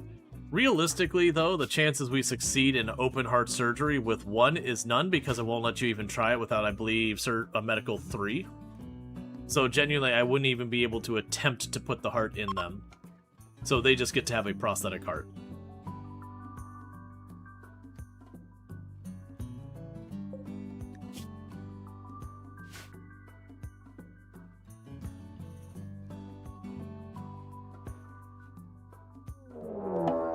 Alright, we've got a raid. They're going to prepare for a while. They are in relatively good shape. Baseliner, no movement speed penalties, or anything like that. You're in great shape yourself. So finish feeding them that meal real quick. Actually, you know what?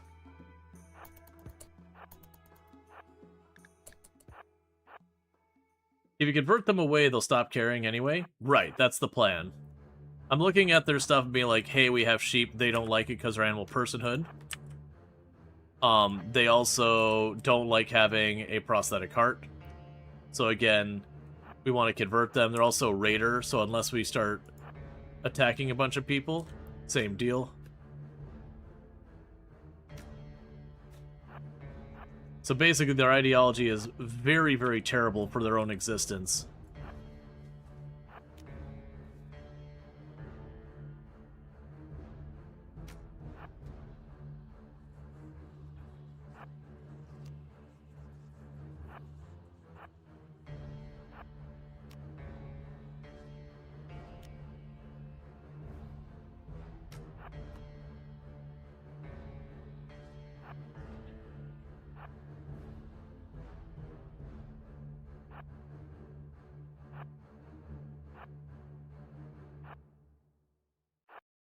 I just need to score one good hit.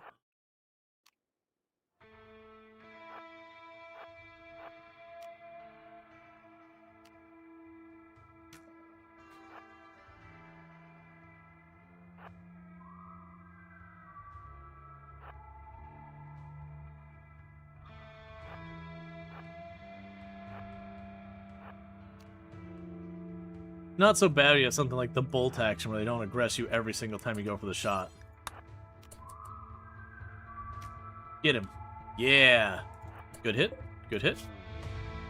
I mean, it's a hit.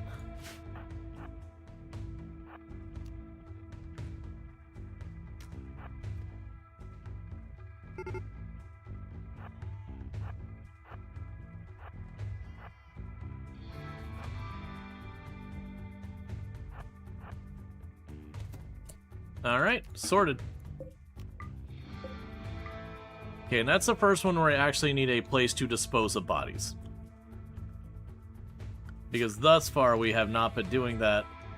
But unfortunately, now I've got a corpse too close to ignore. So clear, low, and allow human-like corpses. Gonna haul that body out of here first. Because otherwise they'll start rotting, and then everyone will get all whiny about the fact that there's a rotting corpse nearby.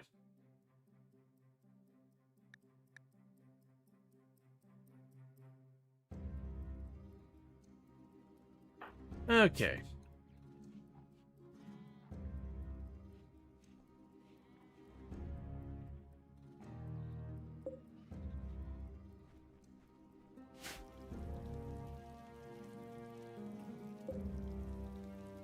It might have been bold for me to go straight for the corn. Now, one of the big reasons we want to get both these people converted right away and recruited is we do have it set up so the mech chase thing that is with your Odyssey start should be on. We haven't gotten the alert yet, but when you get the alert, it'll be like, oh no, you've got 15 days till the mechs arrive, or 30 days, or whatever the amount of days is till the mechs arrive. And at that point, I have to be off the tile by that happens, or we basically die. Because having endgame mechs showing up in numbers, while I have one person with a wooden short bow, yeah, it's not going to go well.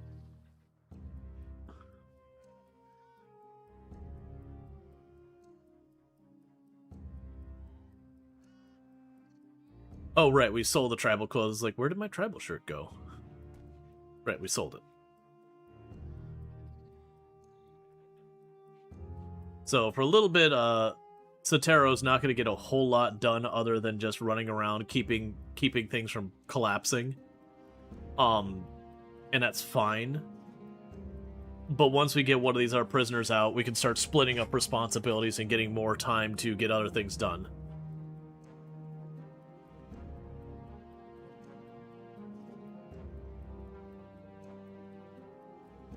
Let's say, if you do move one tile over again, do they find you quicker if you go farther? No, I don't believe there's any basis on like how far you've moved.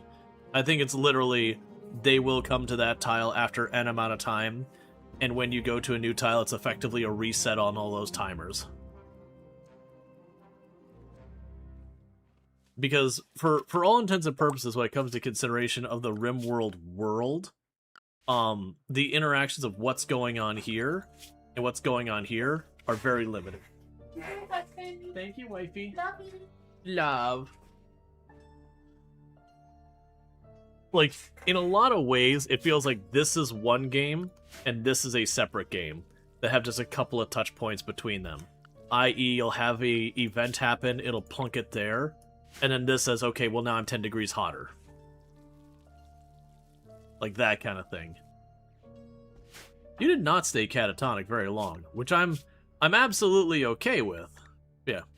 So you can go back and forth to reset timers? No. In RimWorld, once I abandon a tile, that's it. That tile is out of play forever.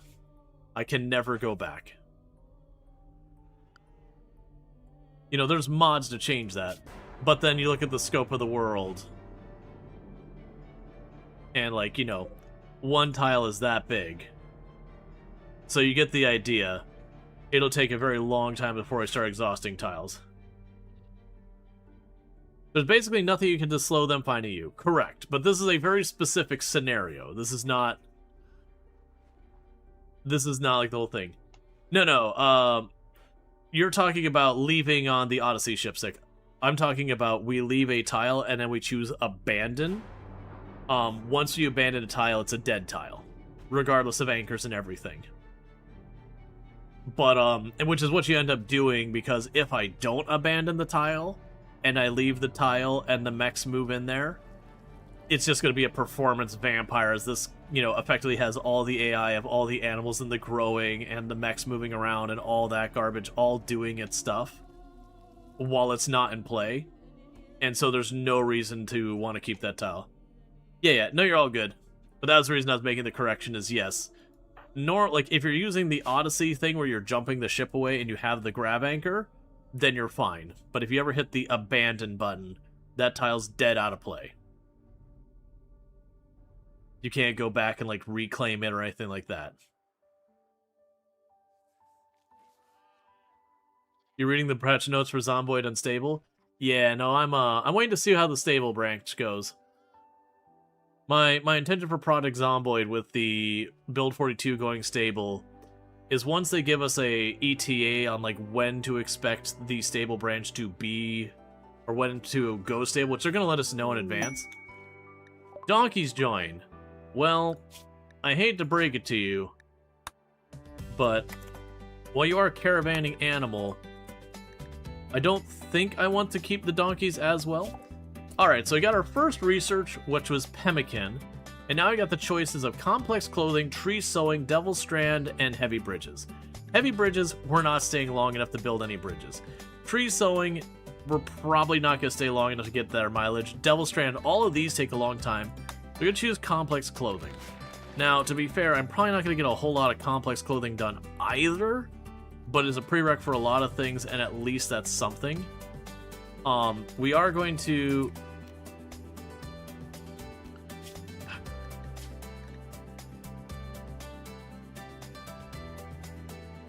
Fine.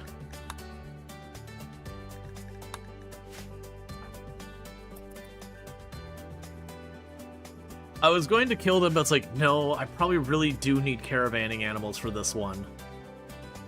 So, while I'm not probably going to want to keep the donkeys long term, they will help. One thing I'm going to run into is very quickly having too many animals.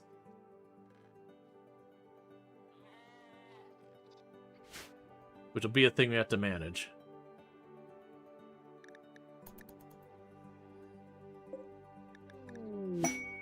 Bulk trade good. That could be another option. Because if we get alpaca, I can give all of these up for alpaca instead. Because the alpaca serve the purpose of both those animals.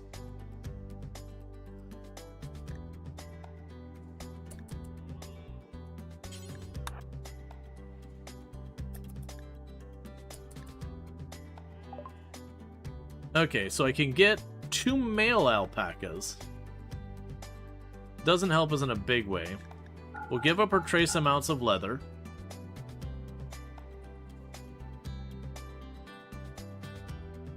I don't care about beer brewing. A book on social would not be the worst thing in the world.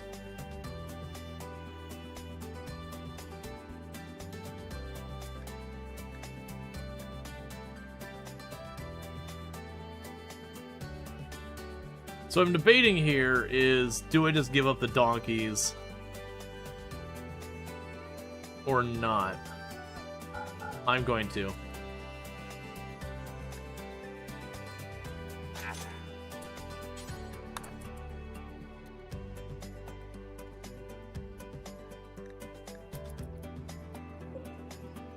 Okay.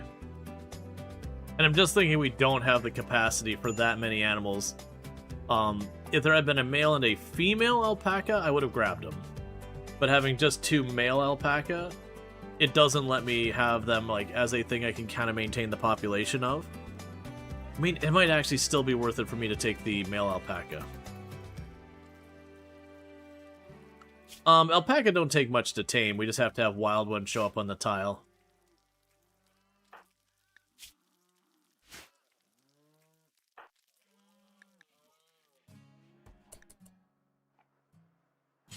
All right, let's make decisions here. Okay, so what I'm gonna do, give up our sheep. Sheep are out of here. Give me those alpaca. Those alpaca are way outside my budget, apparently. I was not fully ready for that to be a thing. Never mind. Ignore all that stuff. Holy crap, alpaca are expensive. It's fair. It's one animal that caravans and gives you extremely good wool. Maybe tame the muffalo. The muffalo are not a terrible choice. They're certainly worth considering. Because, let's see, you still give me the muffalo wool every 15 days. And I want to say you are a pack animal.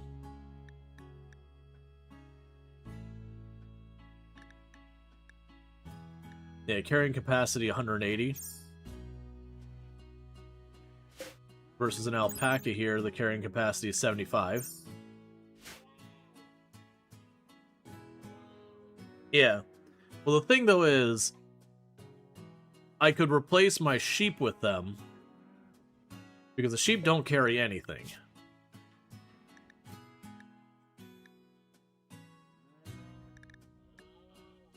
And well, I'd like to hold out for alpaca because I like them more. Okay, it's 6. Well, we'll see if we eventually get the point that we can tame them. In the meantime, we'll just take care of sheep while we wait. What's the taming requirement for alpaca?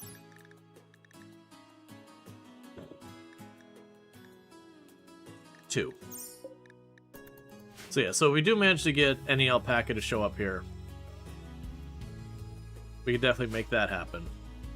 In the meantime, we just care for sheep.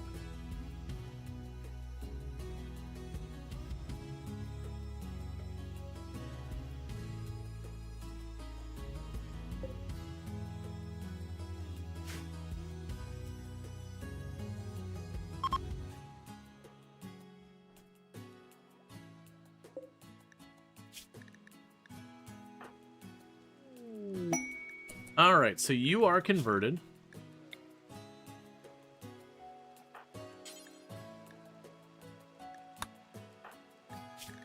Now, if I remember correctly, Feinstein was already a colonist, so we can release them and they should just join us per normal.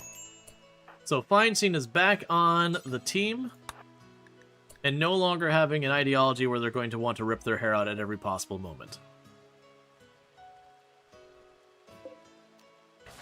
The downside we have is I don't really have a bedroom for you anymore, or really a place I could shove a bed easily.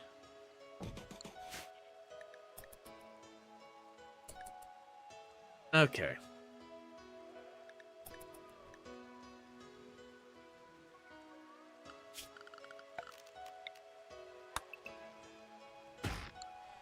So cut down those trees. We're going to have to expand again.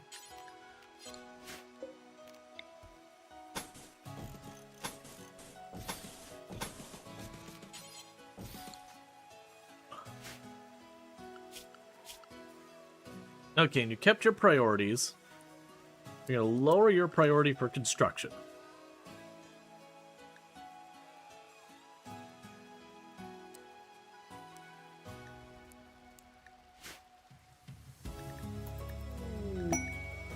Don't care about the fallen monolith.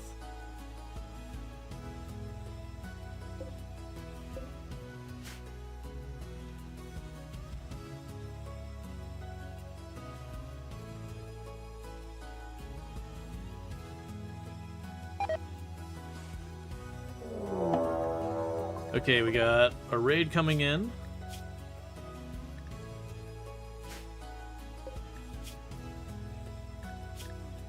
So it is a teenager with no penalties against you.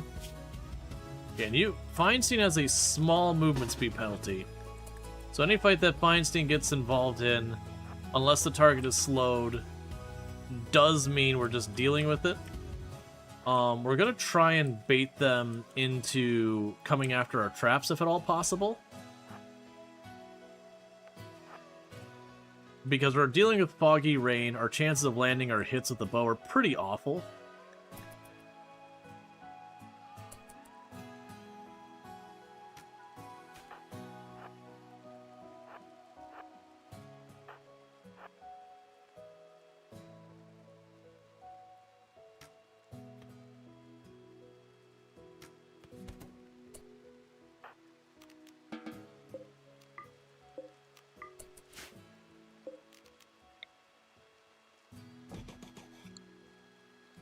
Here we go. Here's zone, home zone.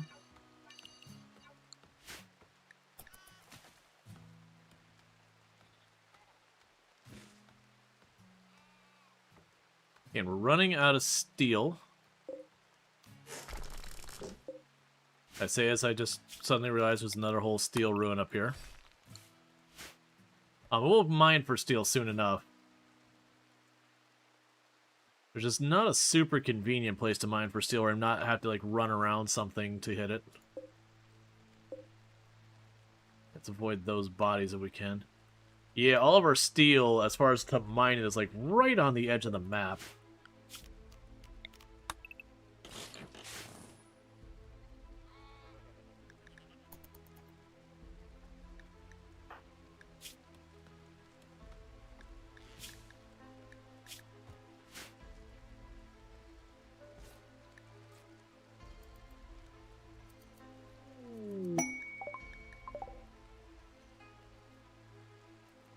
Thank you, Cassie. Cass is like, my bad. I'm sorry about the world gen putting the steel so far on the edge of the map. That's still pretty edge of the map-ish, but, you know.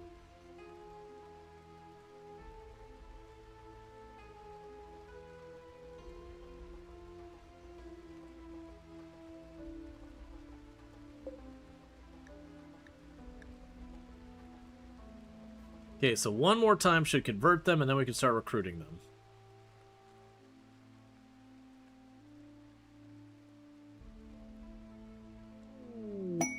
The Deserter. In this case, we're going to say no to the Deserter.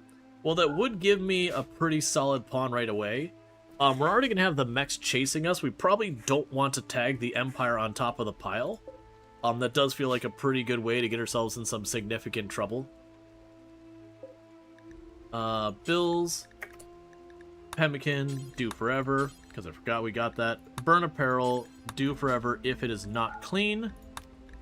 Bills, burn apparel, do forever if it is below 80% hit point and it is not utility or armor. Have you ever done the Deserter? How is it? It's fine. The Deserter is not very involved. Basically what happens is you accept the Deserter, you get a random pawn that has, you know, some flak armor and a decent weapon or whatever typically, but it does turn the Empire hostile, and that's basically all it does. It doesn't have like a whole story and a whole bunch of other stuff that goes on with it.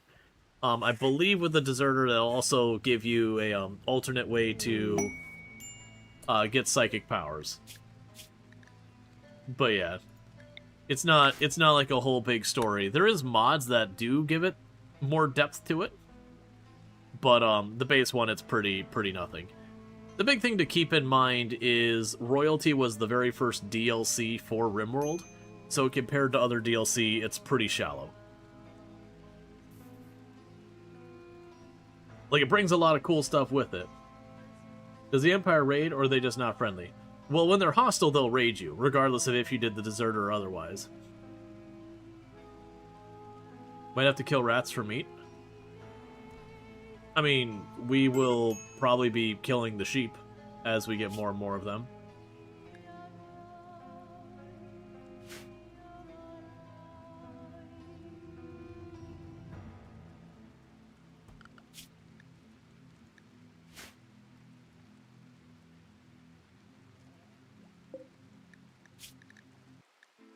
And he's a paralytic abasia, so that's fine. One nice thing is if I do get this person to join, I can turn that back into being a bedroom.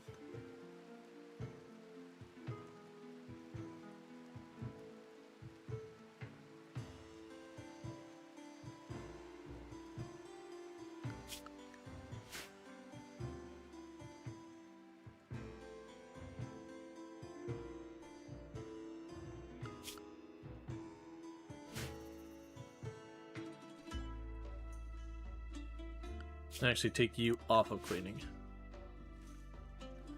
So Feinstein's actually spending a lot of their time doing the cleaning and the hauling and all that kind of stuff, which is not bad. It'll be something that they're playing catch-up because we didn't have anyone doing it for this whole time. And then they'll work on construction after that.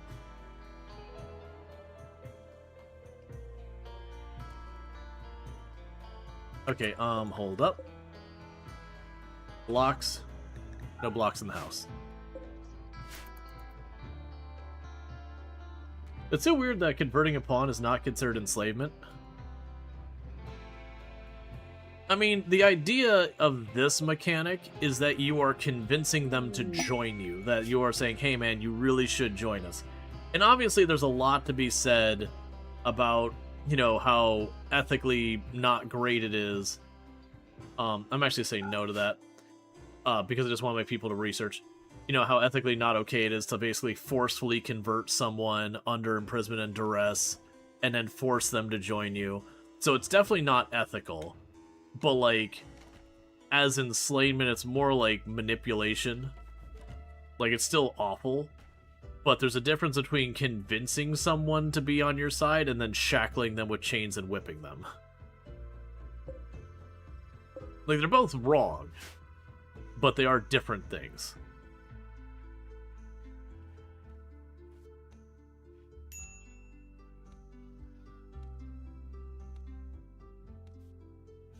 Because in this one, basically what we're doing is we're walking in the room being like, hey man, like, you know, do you believe in whatever? Until they're convinced. And then with recruitment, it's like, hey man, we don't need to be enemies. We can be friends. I'll let you out of here as soon as you're willing to, you know, join us. You can be out anytime you like. And then, you know, slowly wearing someone down. Dungeon Keeper was cooler? Okay. I mean, Dungeon Keeper is a perfectly good game. That is a very different game. Like, comparing this to Dungeon Keeper feels kind of like comparing, I don't know, kind of consider like the comparing like Sim City to The Sims. There's overlap, but they're just very different animals. Oh, you're talking about the conversion system? Oh, I don't remember Dungeon Keeper's conversion system at all. Gotcha. Yeah, no, it's fine. Alright. Yeah, no, I didn't catch that was talking about the conversion systems. That's the reason I was really confused about. I was like, what? It's like, we're comparing very different games here. I'm very confused with the comparison. But yeah, no, it makes sense with the conversion mechanic. I just don't genuinely remember. You beat them up to make one of yours? Yeah, but I mean, for me playing, that would bother me more. That's actually one of the things that was really off-put by Conan Exiles, was like the whole thing where you'd turn people into thralls by like chaining them up to thing and making them walk in circles. I don't need to simulate that. I got better things to do with my life. It's like there's a slavery mechanic in RimWorld, and I just don't engage with it. It just doesn't interest me in any respect. I don't have like, if someone uses it, I'm not like, oh, how dare. It's just kind of like, gross, I don't want to do that. Not even a simulation, I don't want to do that. Like, RimWorld already lets me do tons of edgy, awful things that we have certainly done many of. But, you know, we all have our stuff that just give us the ick.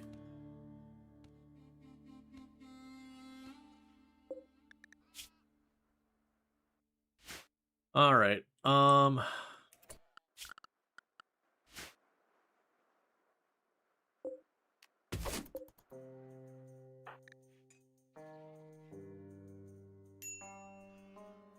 sorry, the queue needs to be closed, sorry. We've already named everyone who is available to name. We've been doing it where we open the queue when we have a person to name.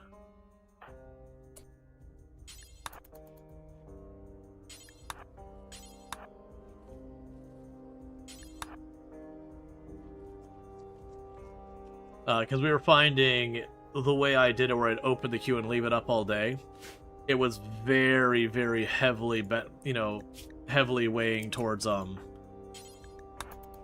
people who were there earlier in the stream. So I found having it where we get them as they go, you know, it encourages viewer engagement and all that, but also, like, it does mean it tends to get more distributed on who actually gets in versus seeing the same names come up again and again. You know, still obviously people are here for the whole stream, get more chances to get in, but at the same time, I think that's not unreasonable.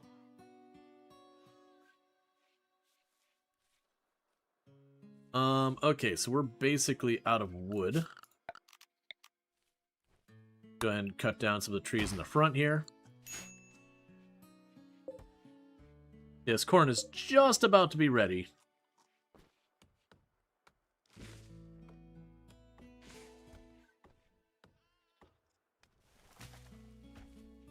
There we go.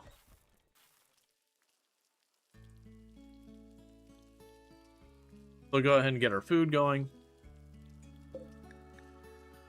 And once we get Stench on board, Stench is the one that, with the incapable of carrying in dumb labor, you're probably just going to be attached to that research bench, and just research benching all day, every day.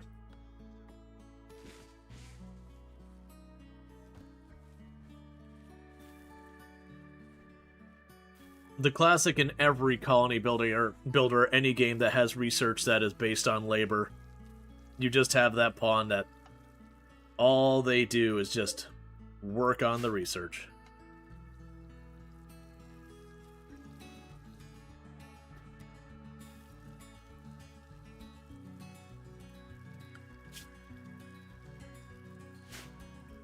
Beats lifting things? I mean, you're not wrong. Out of half the stuff that you have that, you know, your colonists need to do in these games, just sitting there like kind of doing research and all that sounds a lot better than hard labor mining, hard labor farming, hard labor dragging stuff around. The animals could be potentially the nicer job depending on the animals and what you're dealing with. Still hard work, but at least there's, you know, you're dealing with an animal that shows affection and everything, and then you eat it because that's just how that works. Know where your food comes from.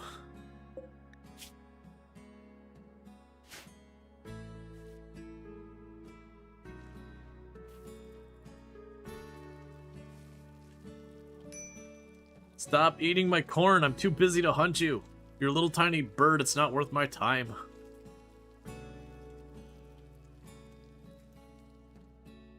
Where are you? What are you working on? Oh.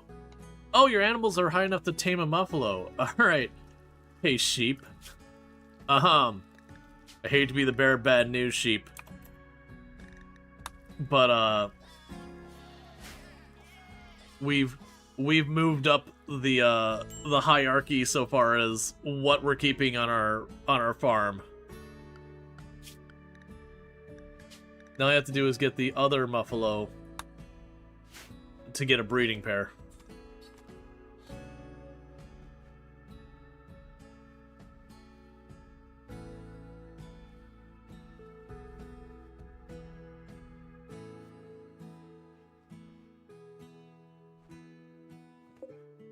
Okay, another thing we want is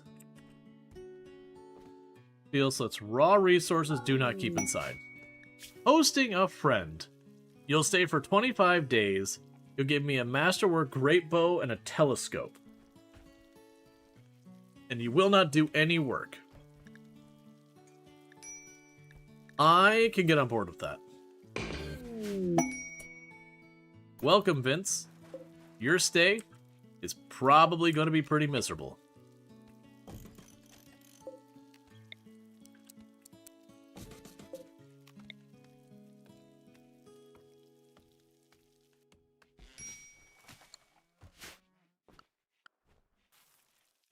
And now I'll go to furniture.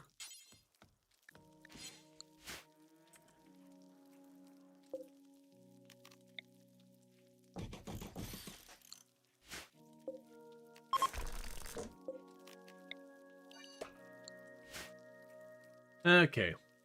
But slowly but surely we're getting there, and then Vince does not work, so Vince will have full schedule recreation. And how is your ideology? Individualist is perfectly fine. That is a perfectly manageable ideology. And we're making a bit of pemmican here and there, which is always good.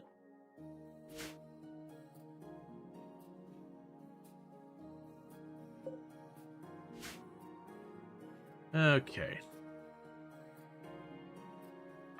And what's your deal? Awful barracks, was imprisoned, slept on ground, that's fine. Have you tried considering getting over it?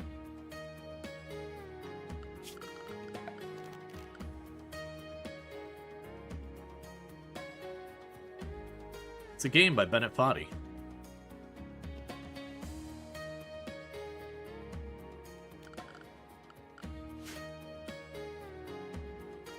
Alright, so we probably don't want to go too far with some of this.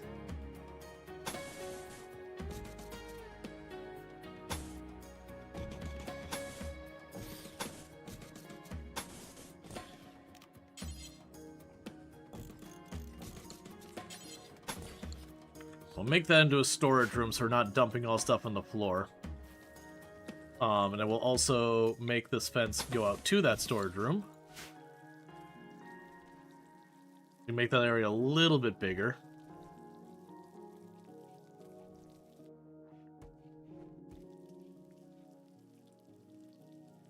And basically, as we're processing the sheep, we're as fast as we can making pemmican. To give us some food that lasts.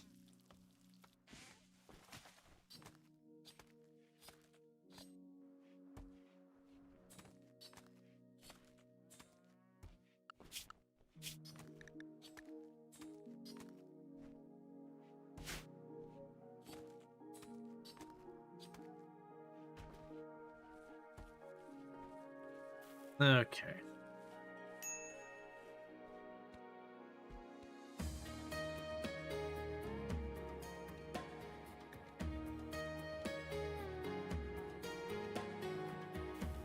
Yeah, so we can get all this built, it'll be pretty good for us.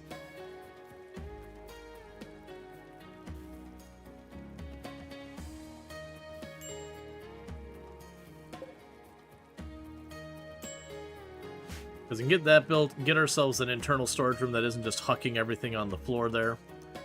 We should have a break room. Heat wave! That is not good.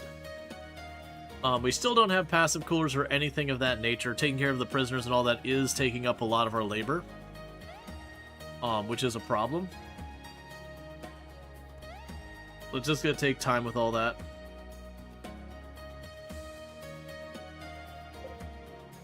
And get plain leather. So we can go to furniture, plain leather. Plunk that down. Because as you can see, we're piling stuff up in here and it gets tossed outside because there's not enough room. Plus, it makes this room hideous. Solar flare. Cool. So hopefully the heat wave isn't here super long, because if Vin starts dying of heat stroke, there's nothing I can do to prevent it. With the random research and all that, I don't have the passive cooler, and I can't deliberately target getting the passive cooler either. So it'll just either happen or it won't happen. There's not a whole lot I can do about it.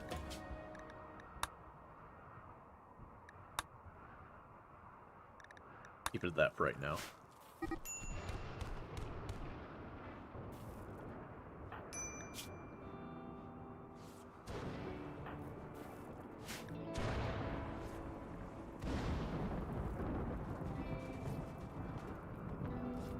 Okay.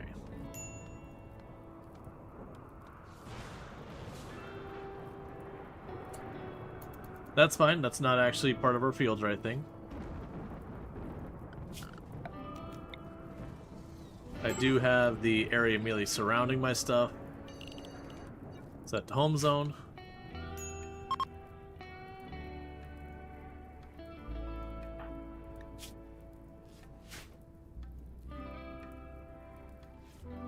Okay.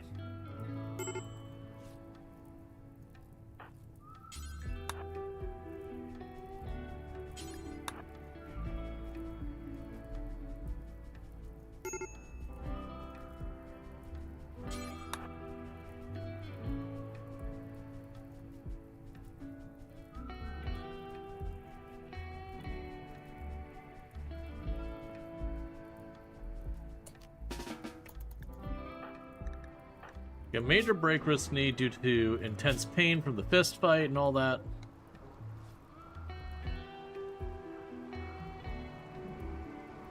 Alright. Unfortunately, that means you're also down until that recovers. Low psychic drone. Alright, we're just getting like event after event after event. We had overlapping heat wave, solar flare, and low psychic drone. Granted, the heat wave's the only one really putting any kind of impact on us. Still.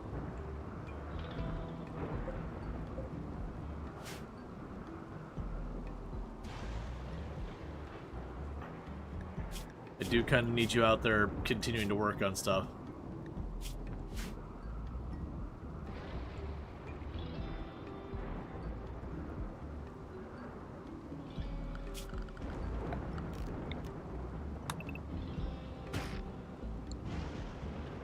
How's the Naked Brutality going? It's going pretty good. We're just getting started on it and all that. We are doing where the Odyssey has the mechs chasing you, and so far we haven't gotten the prompt about the mechs one way or the other. We'll see how that goes. Because my expectation is after so much time, you know, we'll get the thing being like, hey, the mechs are going to show up here in 20 days. And basically we'll just have to pack in whatever we have and walk it off the map. Cool. Could you all stop breaking down at the same time, because... Low psychic drone.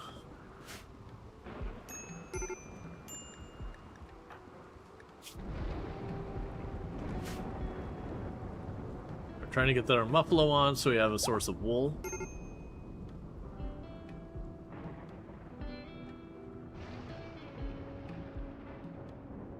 Okay, we need to get you brought over. You're getting pretty close to getting that one. Oh, for a moment. Alright. So, both of our colonists have had a mental break due to the low psychic drone and other stuff. Cool.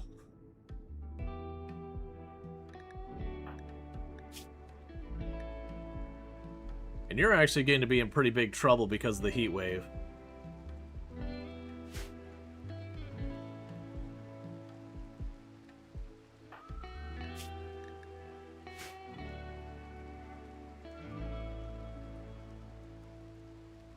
Not much I could do otherwise.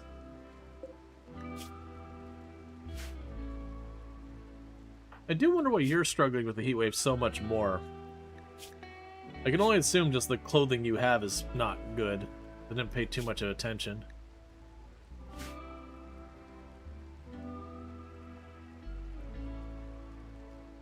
So we get a raid here, we basically lose. Vince would have to try and knife fight it. And with them going, I wouldn't be able to choose the area. Deal maker, alright. Oh. A sickly body master with extremely high social. So, the creepy joiners all have something negative about them. We don't know what the deal with this one is. I'm probably going to say yes to them joining. They can just turn hostile. They can do a thing where they do a psychic scream and everyone falls down. Sickly is a terrible trait. Absolutely terrible trait that cannot be corrected. But right now I just need people to work here, and most likely they're gonna just go with that. You always love your shirts? Well, thank you. Yeah, no, it's the parka helps. Like, we look at this, we get heat. Oh, actually, there's no cold insulation. There's no heat insulation. There's only cold. There's no heat penalty. All right, so we are going to allow Tweak to join. So we're gonna go ahead and have our creepy joiner now. As the thing, this will be for our creepy joiner Tweak here. There is a chance this person will just leave or betray us. It's always the one I'm a little not sure how I want to address. But in this case, we are going to have it so if you like your name in as the person who has a chance of joining, or just noping out, there you go. I'm going to assume they don't have a metal horror at this stage, because it's very unlikely. But what we will do is once we recruit someone else, they're going to drop their guns since they might leave. But the thing that's nice about them is Tweak is body mastery, so doesn't need to have comfort, doesn't need to eat, doesn't need anything like that. So you can just work all day every day with no meaningful breaks. Corporate loves it. Yeah, no, thank you for the compliment on shirts. I do have a lot of fun shirts. Okay, so Psychic Drone is ending, so at least people's mood should start settling back down.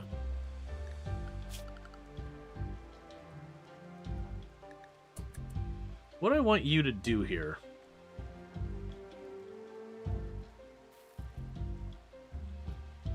So for right now, you could help with construction. Basically just help wherever.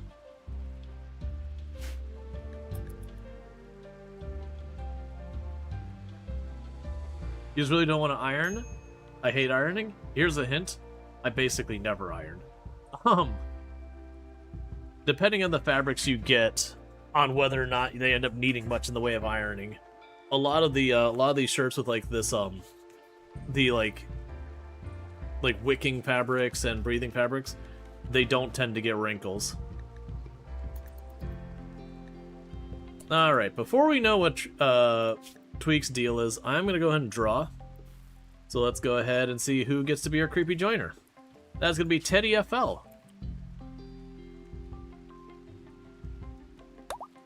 And we'll go ahead and close the queue again.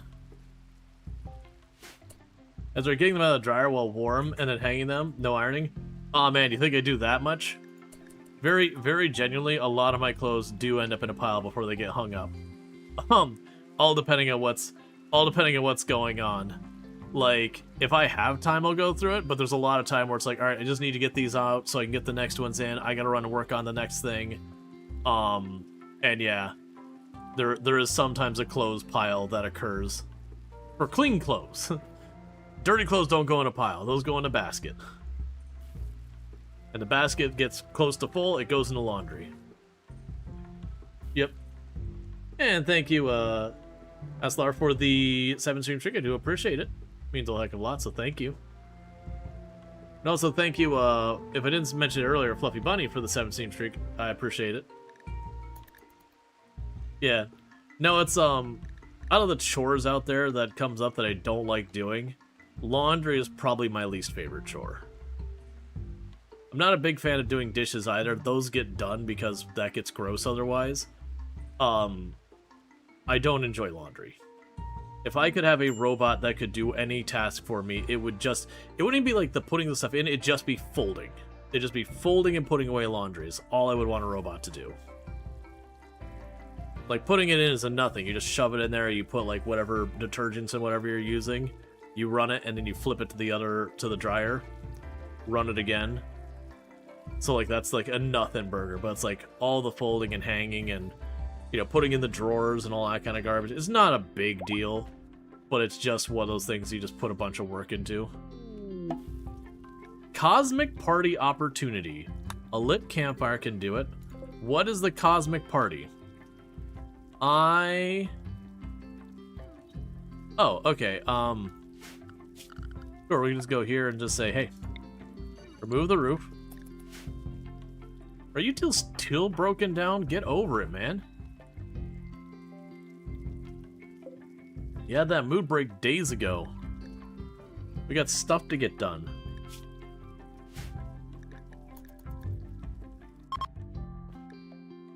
Okay, so the heat wave is over.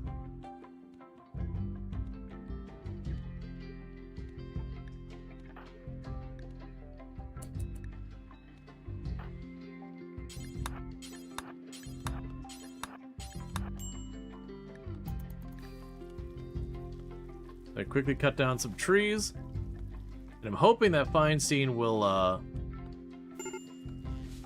yeah, that's what we're hoping.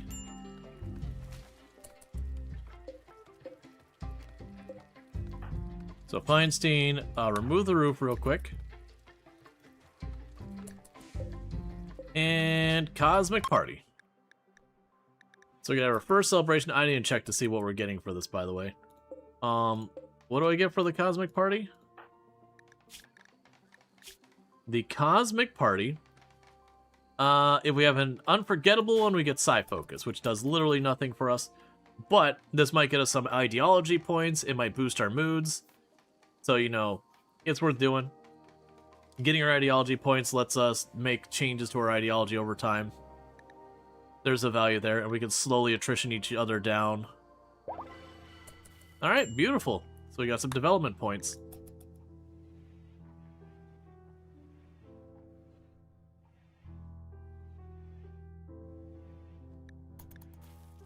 Okay.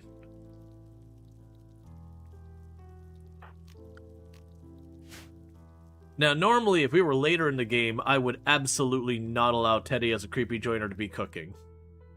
Because there would be a very significant risk that Teddy would be infected with metal horror. But considering we're right at the beginning of the game, and we haven't even unlocked Anomaly or anything like that, it's almost certainly not going to be a metal horror. Most likely, they'll either turn hostile after a while and fight back with us, or after a while, they might just leave. There's a chance they might stay. They could also have, like, the organ decay thing, or Crumbling Mind is another very likely thing.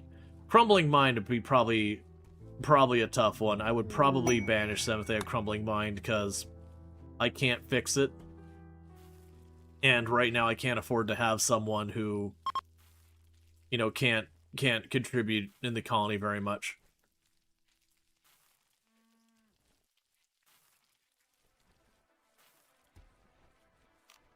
And also, we'll put the roof back over top of that, so rain doesn't put it out.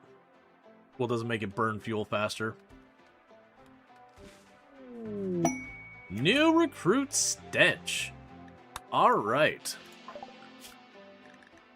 Welcome to the colony. You still have paralytic abasia, so you're not going to be able to do a whole lot for a while. And you're one that was a little bit limited in the things you could do. But that's okay, because you're going to be our dedicated researcher. So you got paralytic abasia for a while, so go ahead, and if you would like to be our dedicated researcher, we can go ahead and get that going. And then with this, we can go ahead and get rid of that, reinstall you up here.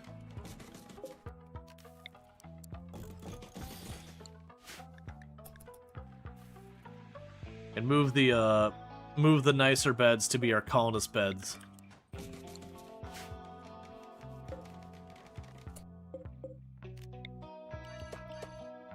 Do not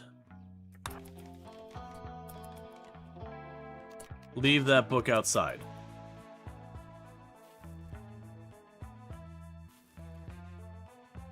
We're gonna work on getting that set up so we're not just piling junk on the floor here in a minute. Or at least not in the production room.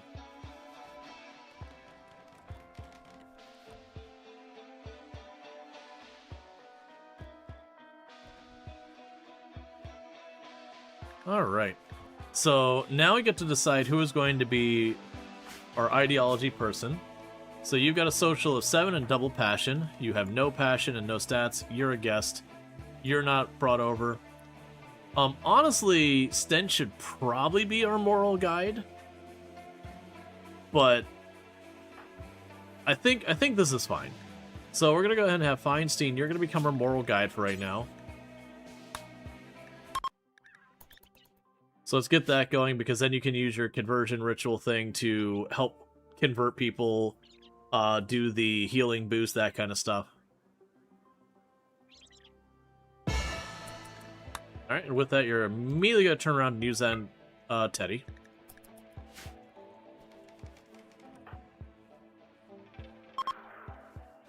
Try and get them onto the same ideology. What is Teddy's ideology?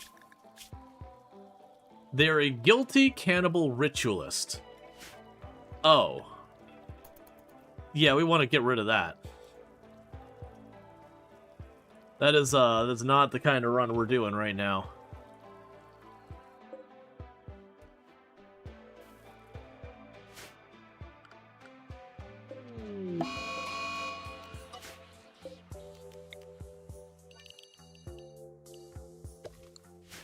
Okay, so we got a mad turkey down there. Is it just the one? Yep.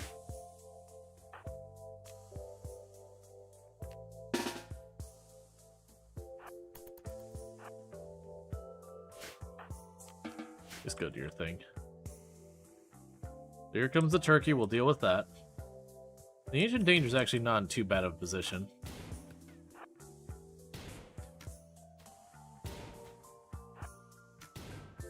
As though you're shooting 15 with a revolver. Come on, man. I mean, you just step it up a little.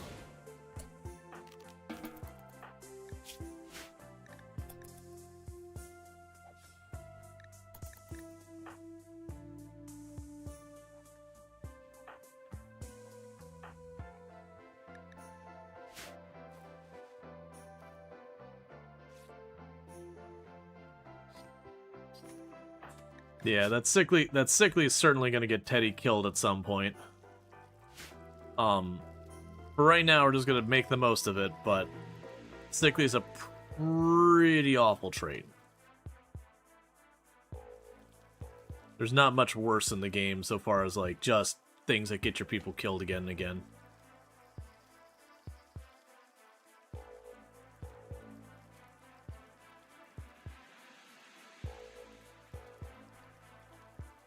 Make sure we have everything home zoned.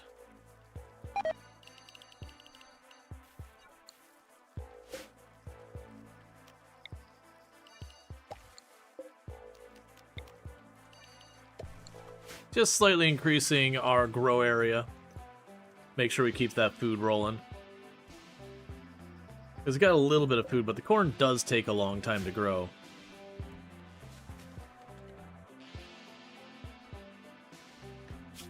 We definitely have some fabric, but we are researching complex clothing, and so once we get that, we'll be having all that stuff coming up.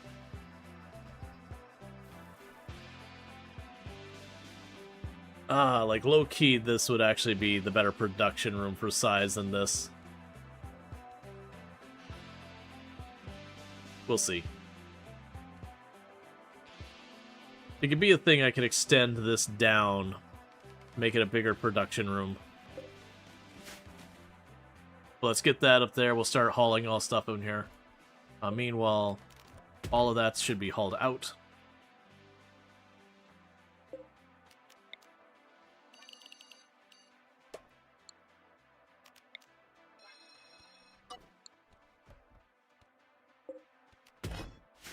Clear a path along here so we don't have to worry about it. Toxic problem. So you're willing to give me a masterwork nerve spiker as long as you let me just pollute this land. Yes, deal. Sold. Bring on the industrial waste.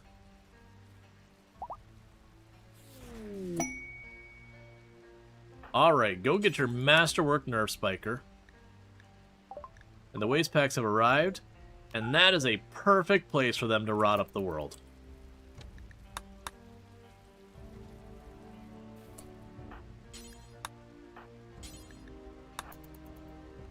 All that inside. Well, I mean, it's fine. There's no room. It's whatever. It's just a short bow.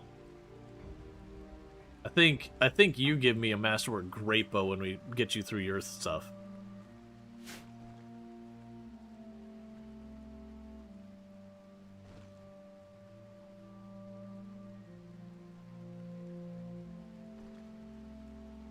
Okay.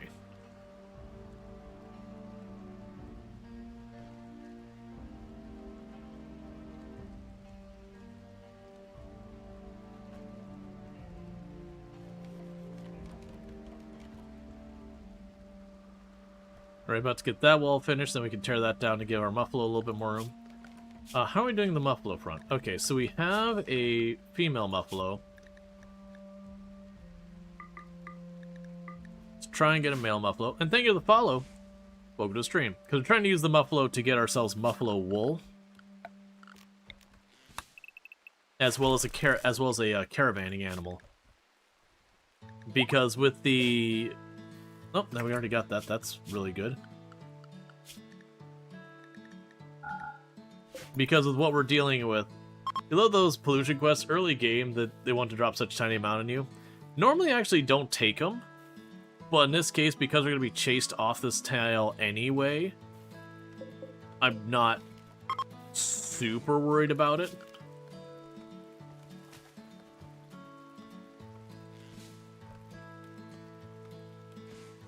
Okay, so you're cleaning up a bunch of trees for a little extra wood.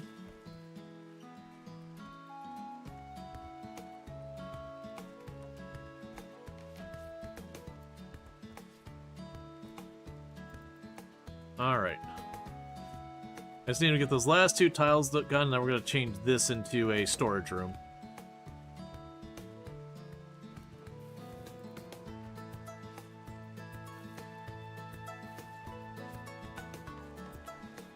Alright, zone, stockpile, paste, delete the storage room. Okay, so that's our new storage room. They'll tear down this wall, make this area larger. We do already have population control on the Muffalo, so they can't get too out of hand. I do think this is one of those cases that's probably worth it for me to expand this down. Obviously, I'd like to keep that geothermal. So I just gotta try and remember. So I don't think it's that big. Was it that big? We'll assume it's that big, because I'm trying to remember how big it is. So go here. It'll start by doing that. Once I get that built, then I can go and build a wall here, remove that wall, and we'll get this to be our production room to get it to be a bit bigger.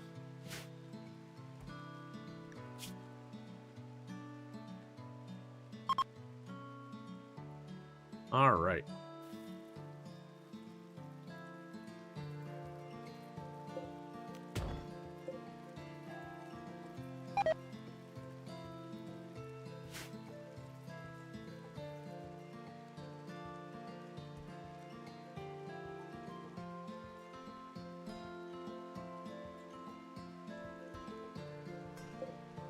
Yeah, it'd be good to put a door on this side.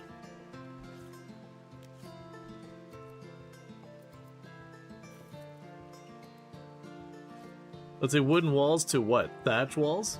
I mean, wooden walls to stone walls would be the idea. We'll either need to get stone cutting or whatever. I'm probably not going to fuss with that too much on the first location. Not unless it becomes like we're here for a while. Because I keep expecting to see the message being like, oh no, the mechs have found you. You have 30 days to leave. I'm surprised it's not been an issue yet.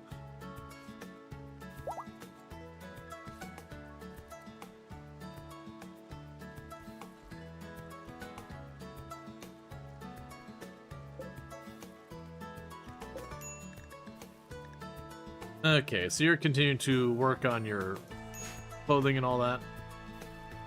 It's like getting people's situation improved.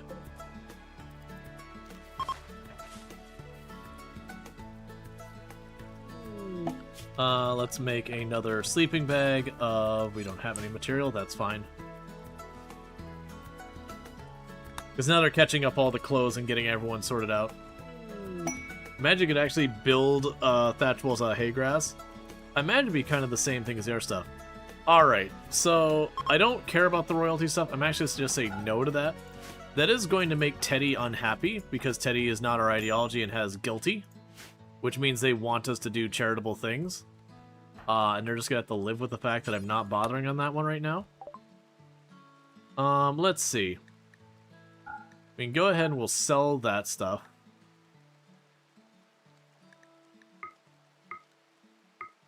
It'll take some of your medicine. It'll haul that indoors real fast.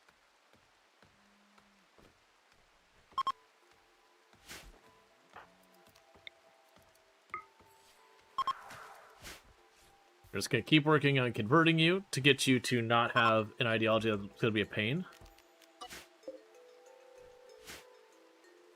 We need to get the roof on that, which Teddy's taking care of. Good old body mastery is such a strong trait. Just never needing to sleep or eat. It's one you only get on creepy joiners, though.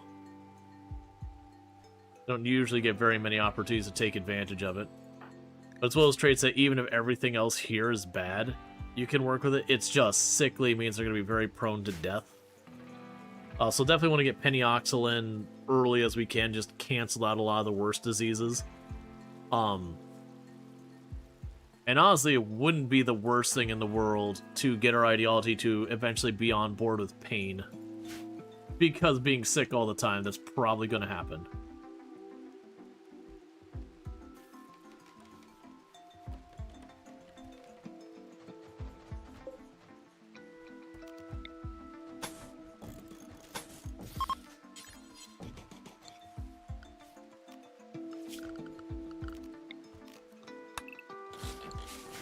Okay. So we're going to reshape this room.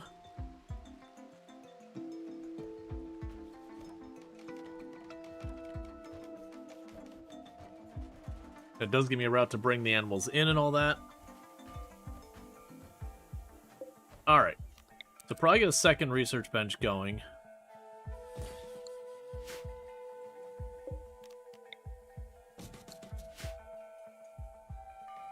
Didn't I queue up to mine some steel? I did.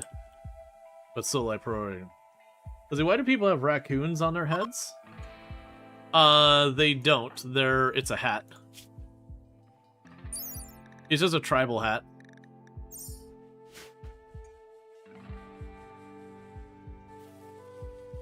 Because we don't have complex clothing.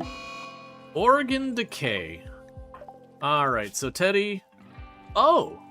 Only one? I've never seen it only one. Okay, who is our best doctor? It's 5. It's pretty bad. Alright, so this should be manageable. So, operations, remove left lung, because their left lung is bad.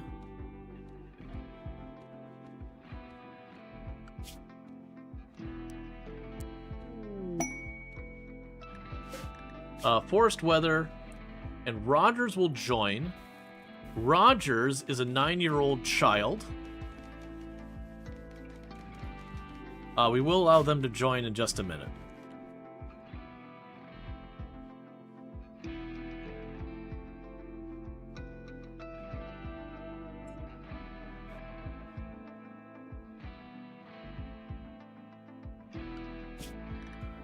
Yeah, so quests, I will accept them.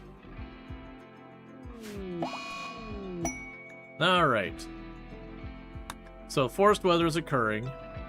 Oh, Rogers has joined. Let's see what we got. They are a fast learning child with no serious health problems. And okay, I mean they are shipborn what we are, but they are male supremacists, so that's not. Wait, what? Hold up.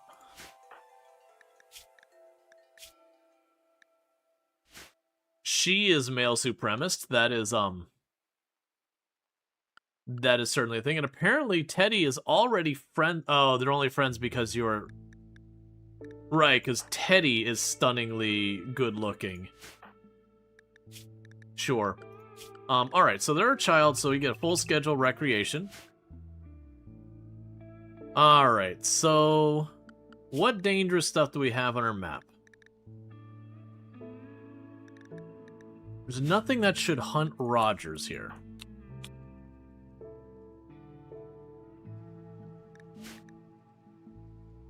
So Rogers can go grab that bow, so at least you're able to defend yourself. Alright, well, we're gonna have our brand new colonist, Rogers here, who is a small child. 9-year-old kid welcoming to the colony. You are going to contribute in whatever way you can manage. It's going to be hauling and cleaning and doing plants if there's time.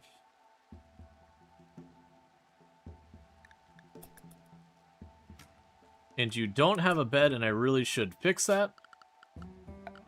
We're doing the best we can. This colony's growing way faster than I'd normally expect it to. That also means for our crafting stuff here, we need to add kids' tribal wear. So that way when her clothes start to wear out, we can replace them. Can you handle animals? You can. Well, I guess Feinstein has a passion for it. That's fine.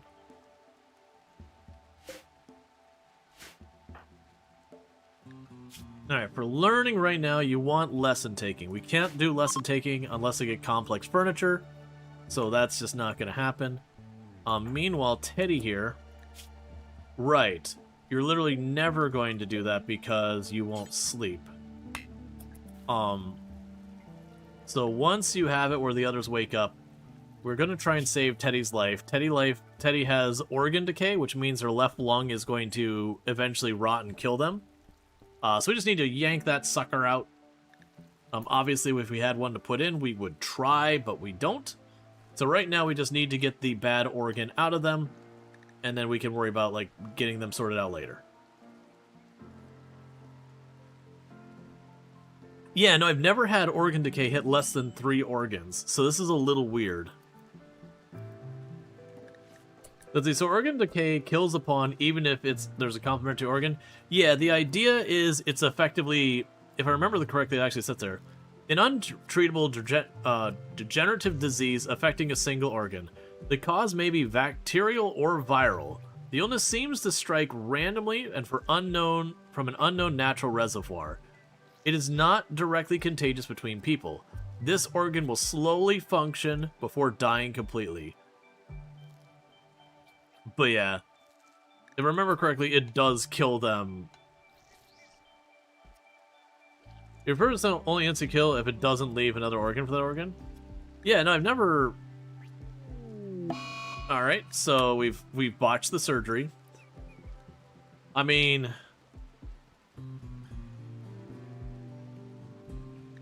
it is practice for surgery. Could leave it for science. I mean, I don't want to though because they have body mastery. Reddit says just let decay. Gotcha. Okay, well I've never had one where it was old, like, because for me it's always like both lungs and a kidney, or a heart and both kidneys, or whatever. It's always like 3 that there's a combination that you have to replace at least one organ. I've never had it where it's just one, and that's after, like, I almost always have anomaly stuff going on. So it's really weird seeing that for me. I've had a few things that have been unusual in the last couple of runs we've done. Fleeing Knight has failed charity. Yeah, that's fine. Yep. I mean, if the organ just decays away, that's fine. I was on the impression that was effectively like a an infection type thing that it would destroy the organ, but would end up killing the person. But that's just, like I said, it's usually, it always chooses like a vital organ or two of the same organ, so that you are kind of in that situation, you need to deal with it.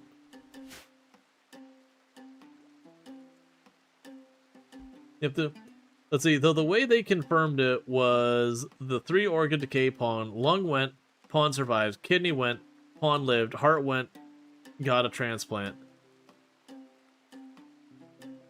Yeah, I mean, we can leave it, because, like, the alternative is I'm going to keep using surgery until we're out of medicine because we don't have a good doctor on Teddy. And most likely... that's gonna be... oh, you know what I bet it is? I bet you the decaying organ wasn't even because they're a creepy joiner. It could have been because they're sickly.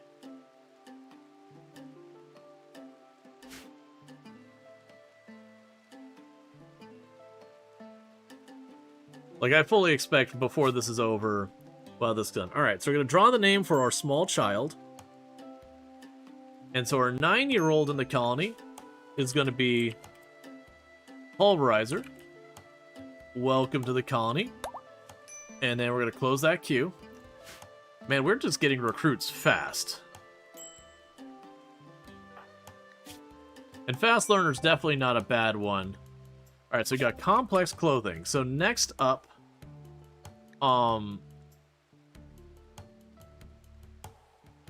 let's go straight for the electricity.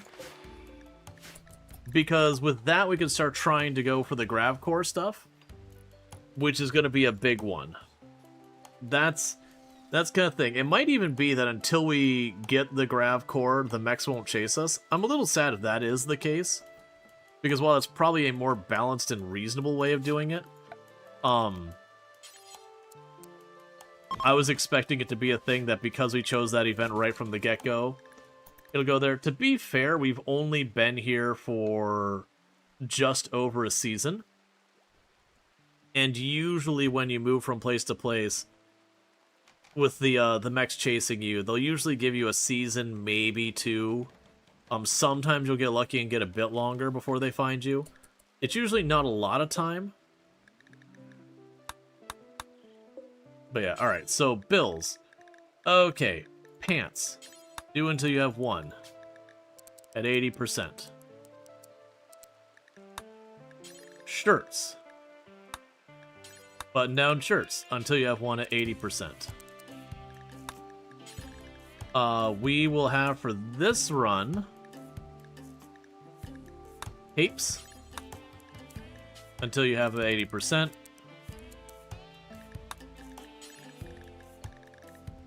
Then we can go ahead and have ourselves some bowler hats. Until you have it at 80%. Face masks. Until you have one at 80%. Children's pants. Why capes instead of dusters? Because capes are cooler.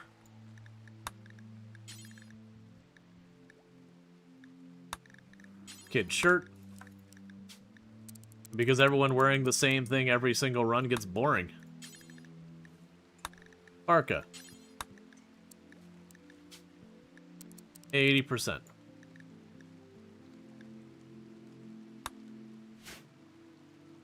Well, that's the crafting of it. Basically, if there is not a piece of clothing at least 80% of the whatever we've got here, they will make one. I don't actually have it assigned where they'll drop the clothes at a certain percent, because unfortunately just the way it works, you'll have them wearing like their vac suit in space, and they'll hit that threshold, and they'll be running around like doing stuff, and they'll just drop their vac suit on the ground and then suffocate. So I do kind of keep it with the default stuff there. And all that kind of stuff. I've had to be careful about that with the vac suits, because I've definitely had them do that. Where they just, like, huck off their helmet because their helmet's a little too worn. You're like, no, you need that to live.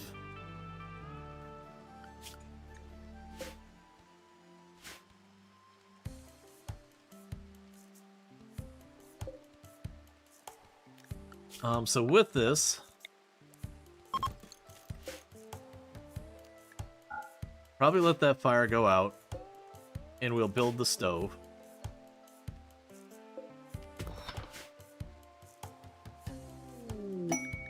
Shooting frenzy, that's fine. Keep converting you.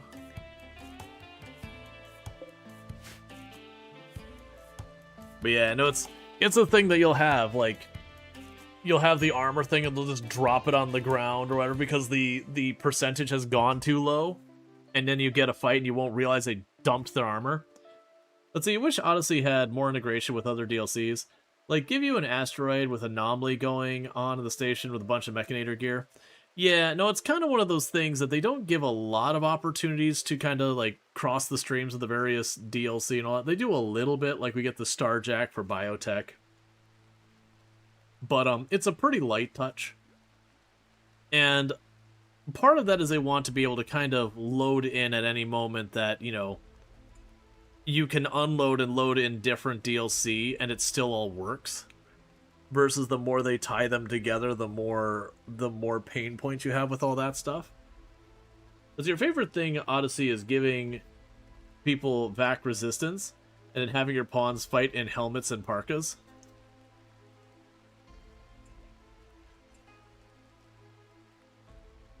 Yeah, I haven't done much with the vac resistance because that's like the big thing the Starjacks have, and I broadly found the Starjacks to be just all right. They got a couple of cool things, but it's kind of all right.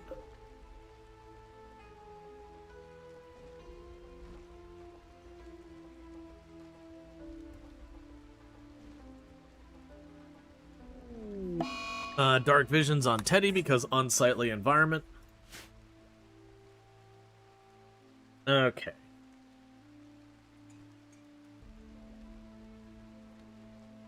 So you're doing fine with the food. I don't think we need to expand on that. I believe we are all baseliners at the moment. Oh no, that's not true. Well, I mean, that's the Starjack is visiting. Of the actual colonists, everyone is baseliner. I definitely don't have a problem taking multiple xenotypes. It's just generally most of the pawns the game will just give you end up being baseliner just by example, versus like when you get raided and you recruit people, you'll start to get more of a mix. And even then, I would say the bulk ends up being baseliner just from sheer numbers. But, you know, obviously if an impid raid attacks you, you'll get impids if you have whatever. Well, that sucks.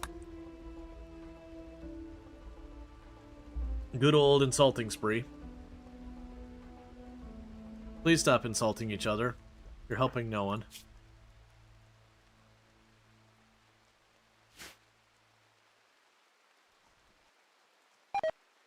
Let's see. Don't think a lot of the different xenotypes get along. Is that a facet of ideology? Yeah. No, generally, like, it's ideology that tends to lean in on what the xenotypes get along or not. Like, if you're doing the Neanderthal, like, you know, faction or whatever, their ideology usually isn't a big fan of other xenotypes and whatnot. I forget what it is, there's a thing that they have, like, preferred and not preferred xenotypes. Shambler approaches. Alright. One Shambler is approaching.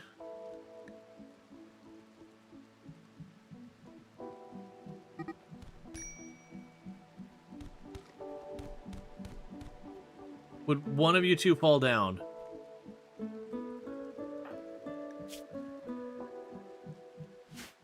How long are you going to be here? 3 days?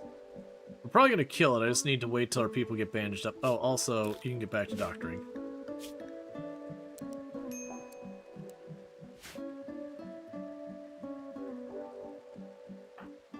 And you're upset because you were insulted 4 times. Let's see, Raid should have some % chance of snapping people out of social fights or mental breaks. There, you said it. Oh, I mean, there's definitely stuff that feels like it should affect stuff. Like, when your character is, like, hide in room and a bear attacks him, it's like, you know what? I feel like even if you're pretty upset, I do think, you know, I do think your character should be like, you know what? I'm a little upset about the food we ate, but also, like, it's a mother effing bear.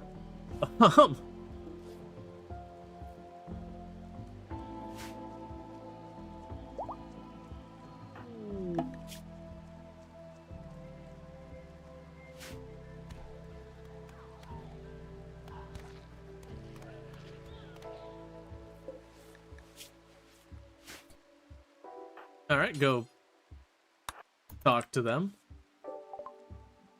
Have our poor quality clothes, thank you. That works.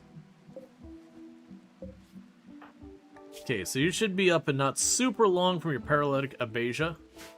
Did we ever name Stench? No, that's right. Hang on, I didn't name you, right? Alright, hang on. We never named Stench, my apologies. So, the paralytic abasia person. To do estimation mark join. Let's see, you're making a lightning rod of Pete in vintage right now. Wish you luck. But yeah, so this is our colonist who is going to be trigger happy and nimble. You're going to be a full-time only researcher because that's basically what you can bring to the table. You also socialize as well, but you get the idea. Hey look, the Shambler's back at it again. There you go.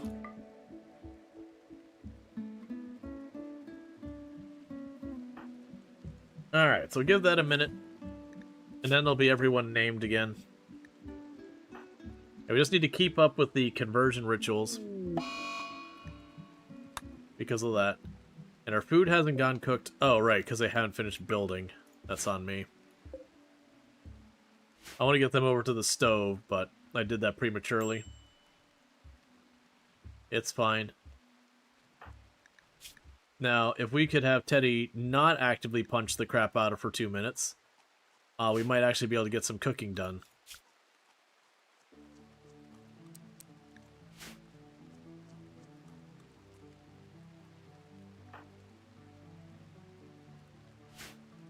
Feels so weird to see the game without RimHUD. Yeah, but I mean, RimHUD's not necessary in any respect. It's a cool mod. Alright, so let's go ahead and draw there. And so that's going to be Annabella Jewel. And you'll be our dedicated researcher. It's going to be a little bit before you're able to get up and do your research, but cool, food poisoning. Love to see it.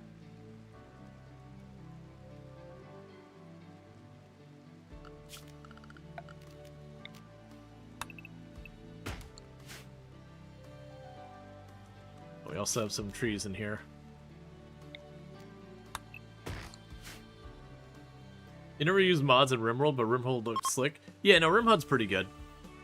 It's really the biggest thing it offers is this screen here, just giving you a bunch of the information from the various tabs. Like, it makes this, like, kind of more around up to that corner over, but it just gives you way more of the information right in the front.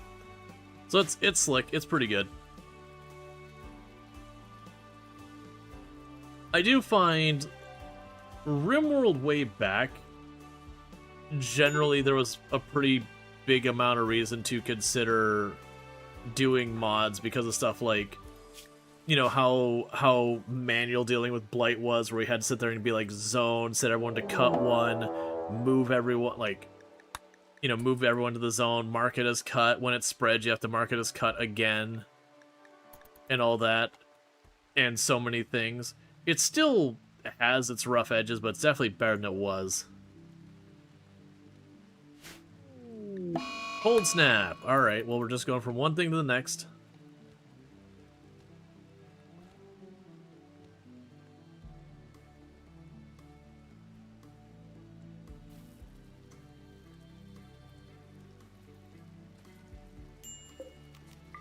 It's less annoying because you don't have to click through every menu for every time you need basic information. Yeah, no, absolutely.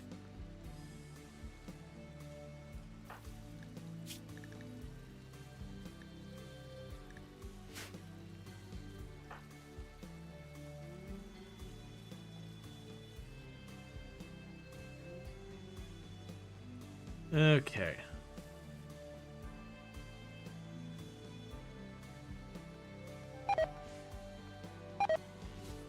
Yep, it's pretty much what I figured. Cold snaps drop their temperature well below freezing, so it's going to kill off most of our crops. Luckily, it's most that's already been harvested. So what we'll end up doing is we'll end up switching that over to potatoes, probably. And then the reason for that is what's ultimately going to happen is by the time the cold snap's done, it's going to have wiped out just about everything we got here. Yeah, it's going to fully wipe out the cornfield. And we'll want to get our crops back up and running relatively quickly. But we don't need to go quite down. You know, we don't need to go quite down to like rice to just get it out as fast as possible. I keep hoping I see alpaca here. But, you know. We'll make do. Hey, we got another muffalo.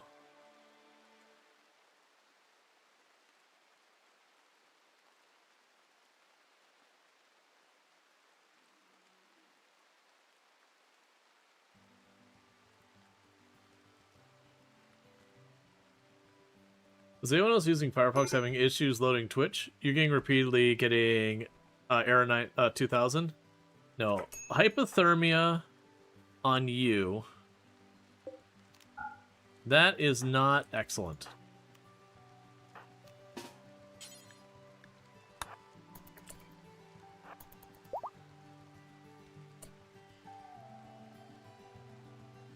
Okay, for a moment.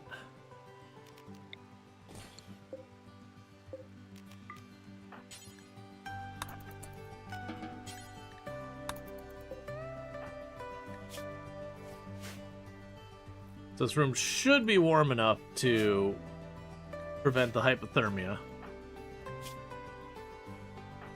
The others seem to be dressed well enough, but the clothing you got isn't quite cutting it. How many buffalo can you fit in there before you need a food plot? That depends on a lot of things.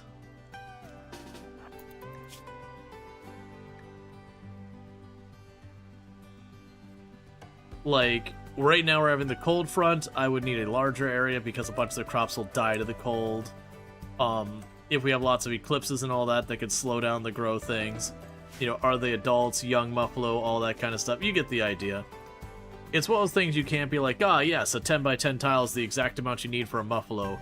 There's a lot of variables. How long's your grow season? What's the weather like? You get the idea. It's a whole mess.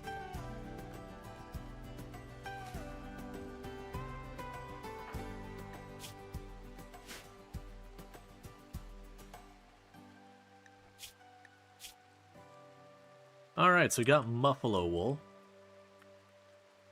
That's good. Let's let them focus on making the clothes for right now.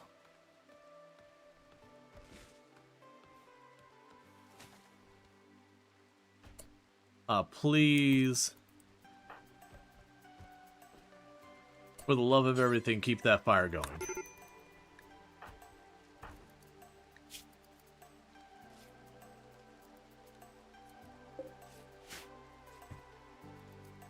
In a pinch, you could probably tie them out here, there.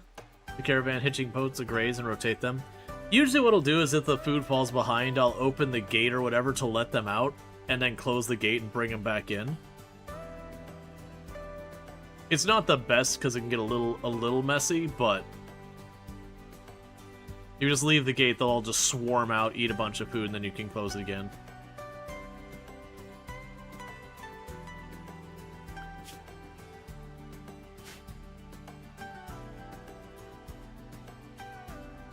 Well, to leave the map takes a while.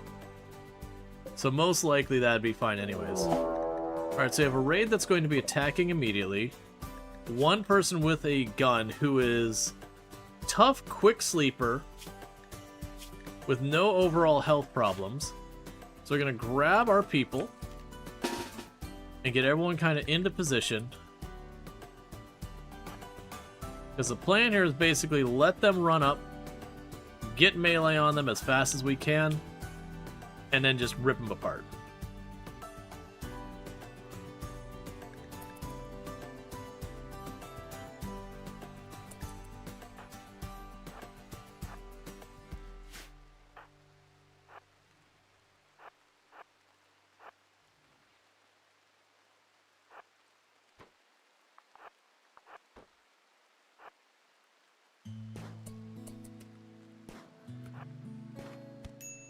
This is not what we wanted.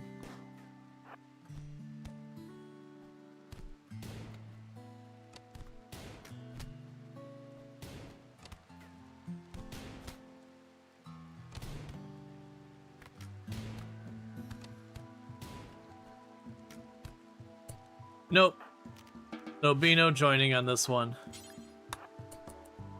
Unfortunately, they did die in the fight.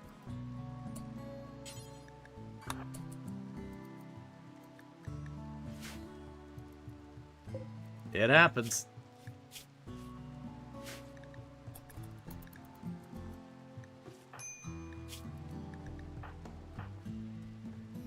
Yeah, so you took a hit.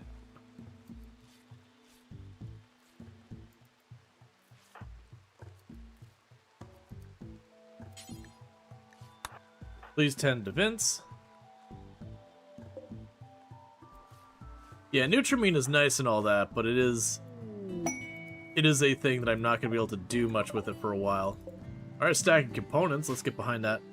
Really quickly just haul those components back. That's a decent amount of components.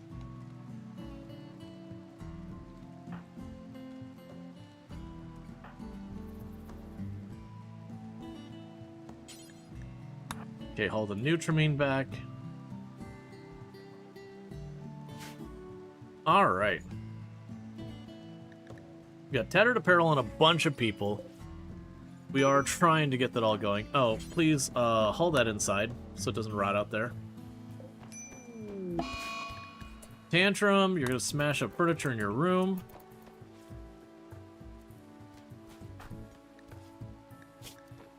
Because you're in pain.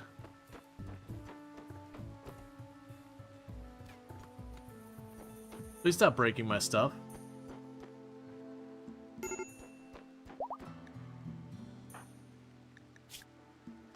You also have in pain. So we really do need to get a proper, like, common room going. What we could do for right now is let's get rid of our prison.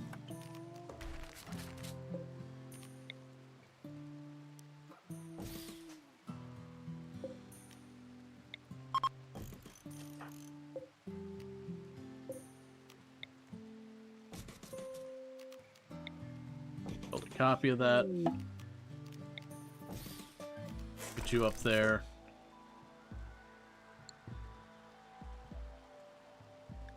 That's fine. Because I want to go ahead and like get floors in that room and all that. That's one of the things that's not helping us is we have a terrible barracks. That's a mood penalty. We don't actually have like a dining room wherever. That's a terrible penalty. So all those penalties are kind of causing us grief. So we can spare the wood. I don't have anyone who's capable of doing that. Alright, so for right now, you're just getting a straight up wood floor. That'll at least keep it from being, you know, a terrible room. But we want to do better than that.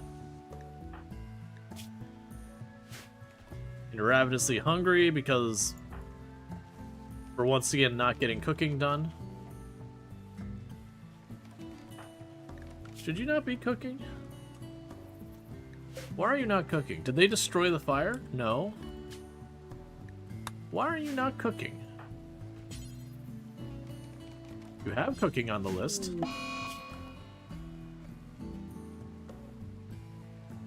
Cooking is a higher priority than... Why aren't you cooking? You've got corn.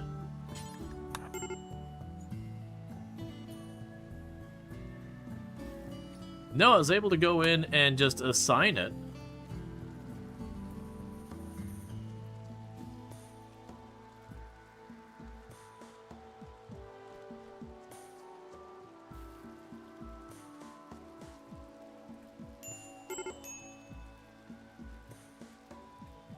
Yeah, sleeping on the interaction point?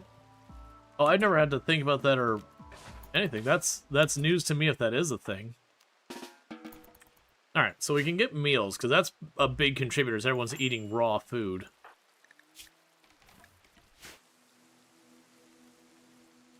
Okay, so you've already got this mostly floored, so that should make the break room here a little bit nicer.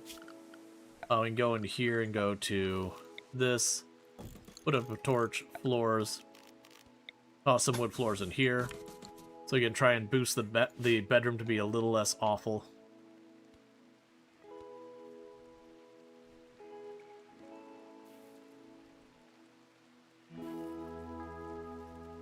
You've already got the potatoes mostly down. I guess it was the person sleeping at the interaction point. To be fair, I don't think I've ever put a bed next to the campfire in that manner before, because I've never had a reason to do that. So it was kind of a new thing. And how's your learning doing? Nearly maxed, but how long till you age up? Not long. Well, sorry, no, that's not true. You age up at when? 10. So you might get to growth tier 3. Alright. So we can now have the, we'll accept the quest for a relic. We won't be worrying about that for probably a long while, if ever, but right now it's not a thing to worry about. Now we can lock that door open. Lock this door open.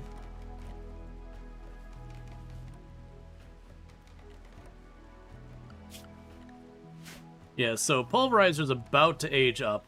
We probably won't get any passions because they joined us almost aged up to the next one, but we might be able to get them a decent trait. They have Fast Learner, which is already a solid trait. So there's a lot we can do with that. If we get like any type of production thing or good memory or whatever, all of that can help a lot.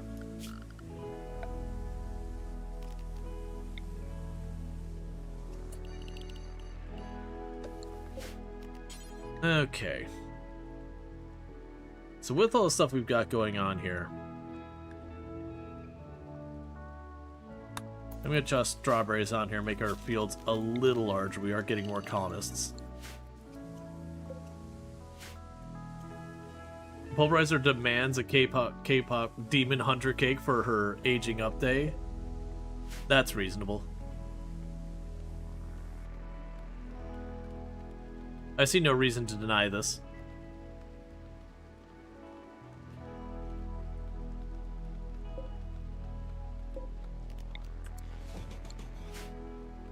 Okay, so let's see how that helps with our moods. So the barracks is still considered awful, but we'll deal with that. Oh, also, you still need to be working on this. Yeah, no, we've got them mining steel. It's just not a high priority. 1.5. So we got a mining steel up there. Just this particular map, we don't really have steel in any good spots. So we got 7 more days, and then they're going to give me a masterwork bow as we're rapidly moving up to guns. You're just going off what you know your cousin's kids? Mine are much younger. Yeah, no, I have no idea one or the other.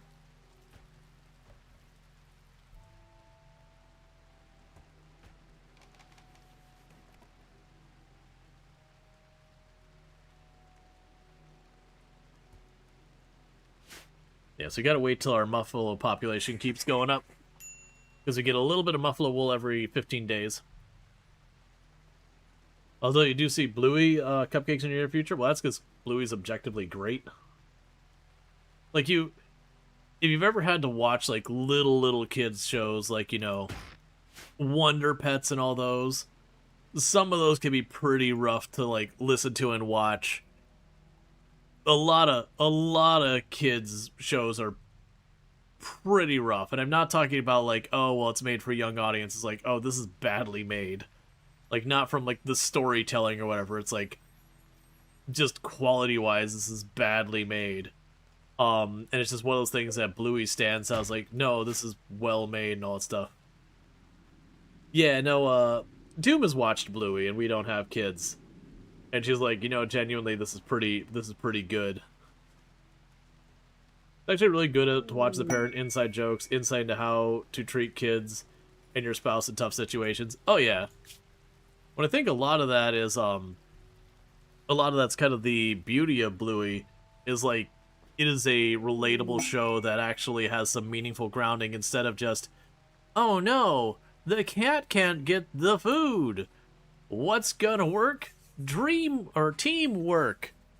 You should share. Those are life lessons that are good to like know to share with people and all that. Sure. But not literally every episode about everything needs to be about sharing. We can have a couple other life lessons then. Teamwork, sharing, don't lie, and clean your room.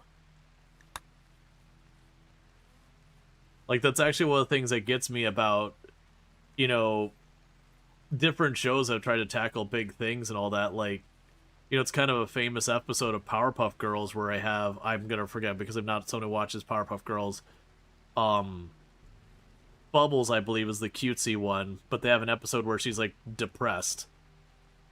And everyone's trying to fix her. And, you know, it's a kind of a good life lesson. Like, you know, sometimes people are sad. It's okay.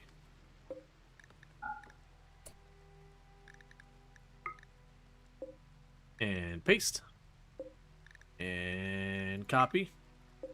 And paste. And delete those. There's some Paw Patrol adjacent show explaining how hydraulic systems work. You watch it a lot now. That's interesting. Bluey is How to Be a Good Parent 101. Yeah, let's see. Your parents had to put a full stop to your niece and nephew watching Hello because her niece reverted her speech to baby talking. Oh, that's interesting. Yeah, no, the ones that I'm curious about, is like, not really a little kids. I actually really enjoyed Steven Universe. Like, I watched that myself, and I'm like, this actually has, like, lots of really good, probably more teen-oriented, like, lessons and young adult-oriented lessons. But, like, you know, hey, here's a person with anxiety, or here's a person dealing with depression.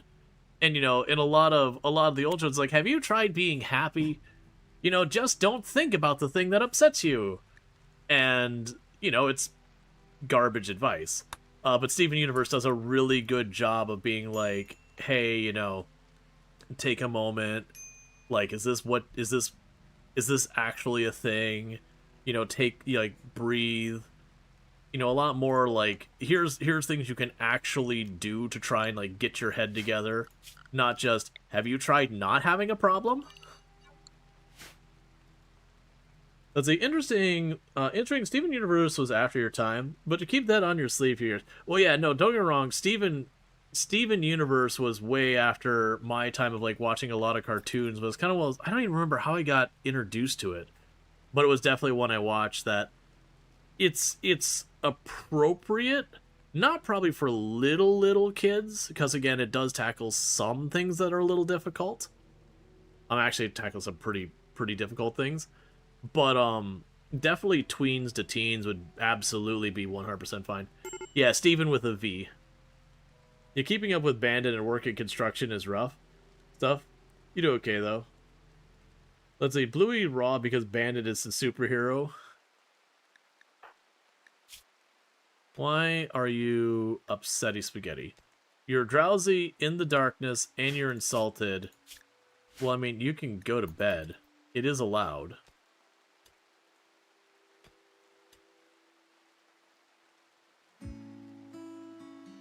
But, like, it tackles some heavy stuff, like abusive relationships and everything. But it does so in a way that, you know, in a way that's a bit more reasonable and stuff.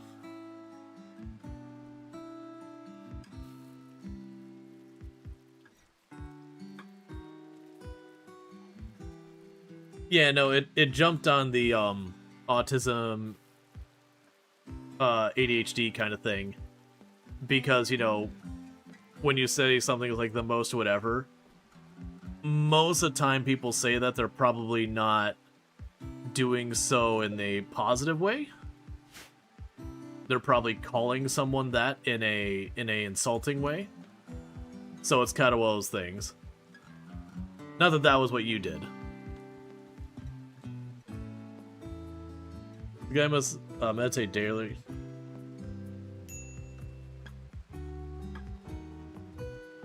Yeah, I haven't seen Bluey enough to really have much of an opinion. Like, the episodes I've seen seemed pretty solid.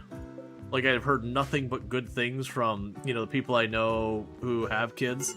Like, I know my younger brother with their niece and nephew, like, they're really big fans of Bluey. Alright, so you're dazed because you were insulted. We definitely need to get these rooms nicer because we're not getting the benefit of it. So one thing we could do is expand these rooms out a little bit more to make them the larger bonus. The downside is I got all this junk piled out here, and it's got to go somewhere. So let's try expanding you across here, and then shrinking you from over here. So that way they'll move it all over. How long have we been on this tile? Since the beginning of stream. We haven't gotten the alert about the mechs chasing us. I am wondering that despite having that enabled, if it's something like you have to unlock electricity or you have to unlock something else that's like a hidden trigger, or if it has to be like 1 year into the run. Because we didn't do any testing or experimentation or anything around this, because it was kind of, well, what run are we doing? And then, you know, people talked about doing like, oh, we could do Naked Brutality and then do like Odyssey's things. As like, oh, well, you know, we could do the thing with the mechs chasing kind of thing. It's like, oh, I like this idea. So like Naked Brutality with the mechs chasing us.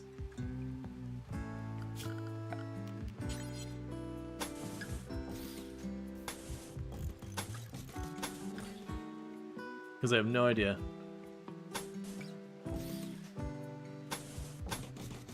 Google says they chase right from the start. Well, that's the thing. With the normal Odyssey scenario, that is correct. Like when you're just doing straight up Odyssey, that is absolutely correct. The thing that we're doing that's a little different is we've added it to the scenario editor, so it's a little kind of off the normal. And that's what we don't really know. It's fine either way. We'll deal with that when we get there. The food's getting a little low. You're seeing info that doesn't work, adding it to custom starts. Well, that's garbage, then why even bother adding it? Because it's weird to have the option to do that. When you get the notif, assume the first mech raid, it's time to keep it pushing. So it's a base scenario. So it's Naked Brutality, but we edited the scenario.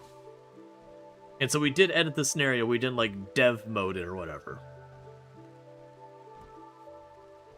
There is a thing when you're setting up your scenario editor that you can be like, oh, I want this world condition or that world condition, but there is one for mech pursuit. Because if it doesn't work, then literally it shouldn't exist on the dev mode because it means it serves no purpose at all. Yeah, that's what I'm thinking, is I'm thinking it's probably once we research the GravTech, I'm willing to bet it unlocks then, and I'm willing to bet that was an intentional decision by the devs because, how would you run? Which the intention was we would get bullied off our tile, have to caravan over, and rebuild. So a little bit of a bummer, if that is the case, but at the same time, it's not such a bummer that I'm going to go into dev mode and, like, give myself GravTech, then remove GravTech or something to try and trigger it. Like, that's just how you beg for things to break. Cool, so I got you converted. Let's see, why would a mech hive even see some Bronze Age Muffalo farmers? The idea behind that is that you've done something to offend them. Now, in the actual Odyssey start, it's you go to one of their platforms and you kind of bungle around and accidentally activate them, thus kicking them off. In this one, like, obviously thematically from the story, it doesn't make sense, but the idea being that you did something ambiguous that the mechs did not take kindly to.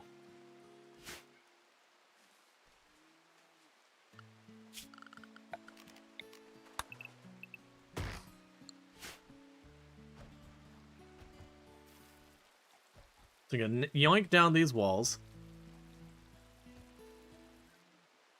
So Annabelle should be up any time now. Looks like they are going to go through their entire Paralichinabesia cycle, which isn't unusual. It's one of those ones that a lot of times you'll have it end a little early. Sometimes you get lucky and they drop down, they just pop up immediately. You're like, okay, but that's pretty rare.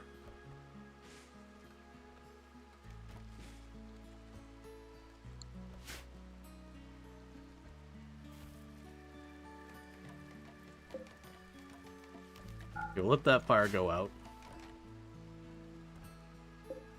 Actually, that's fine. I keep going back and forth on that. Yes, I'm making the room bigger. Because when it comes to the impressiveness of the room, when you put your mouse on it, there's stuff like wealth, space, beauty, cleanliness. And so by making it quite spacious, that'll make it a little bit better.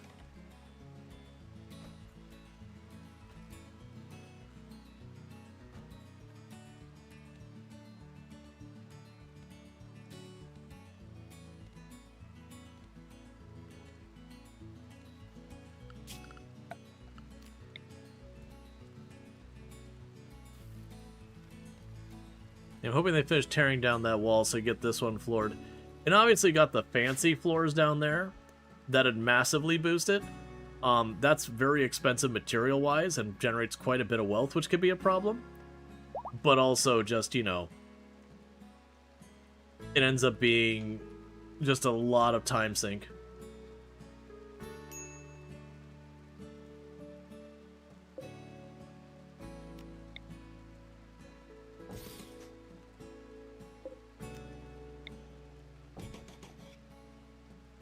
And pretty soon we'll stop bothering with the traps and all that, but for right now, it's fine. Finally got the stream to load? I'm glad. Yeah, no, sorry you were having problems with that. Okay.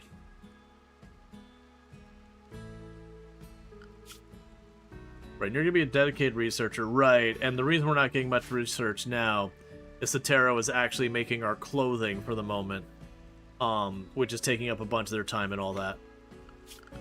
And then also dealing with the food. But that's okay, because we're right about to get our dedicated full-time, they just research. That's what they do here. And once we have that, we should be in good shape, because at least at a minimum, we've got someone always doing there. Time for a union? I'm sorry, we're downsizing. I know we're short-handed now, but like, look, man, we keep putting out applications and we're just not finding the candidates we're looking for. But I'm just gonna need you to go ahead and step in and kind of fill the gap until that's sorted. You know, got to be a team player.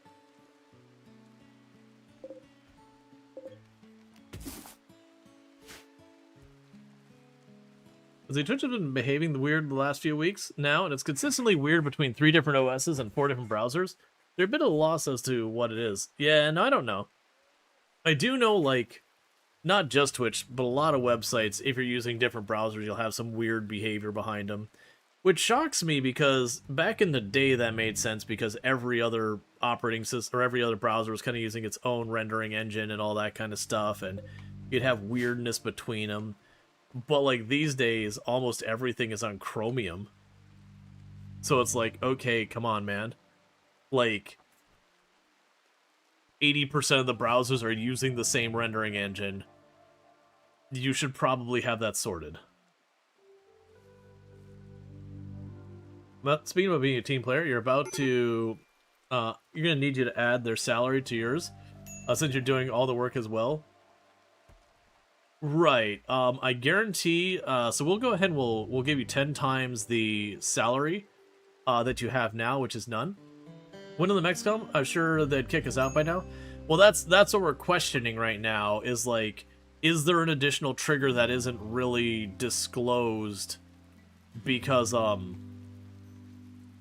we haven't run into anything. We're not outside the range where like it could be, because genuinely the Mechs don't show up immediately. It's not like you land and it goes, you got 30 days, now get out. Sometimes you'll sit there for a good couple of seasons before the Mechs find you.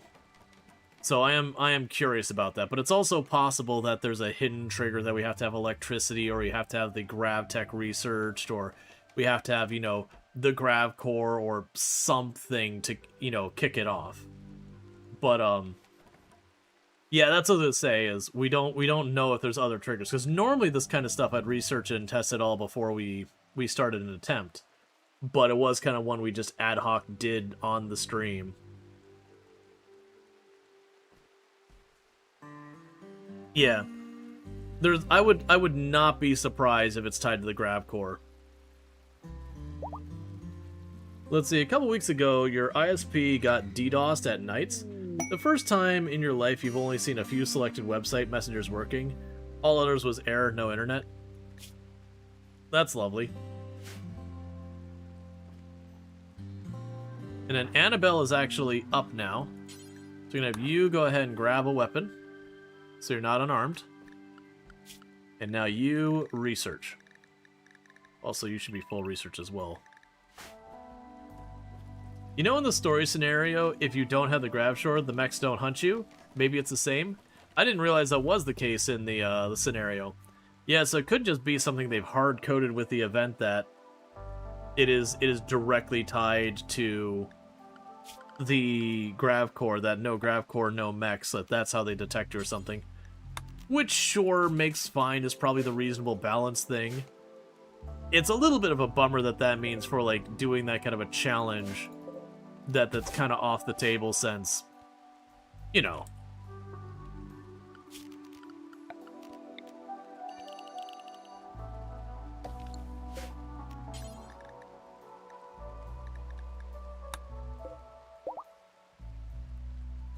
Getting a little worried about our food. It is getting to be a little low, but we're doing what we can do. And next we're going to try and get Pulverizer converted over.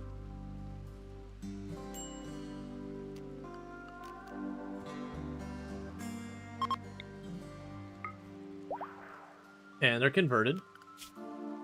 To be fair, they already mostly believed in the space ideology stuff. Alright, so we got Mad Muffalo. So let's grab everyone here.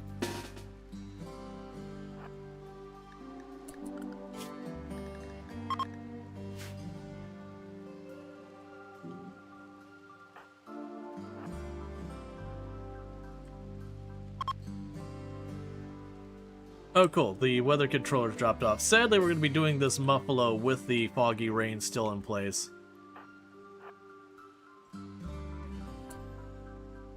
Oh, I missed it. I had the trap there. It's fine.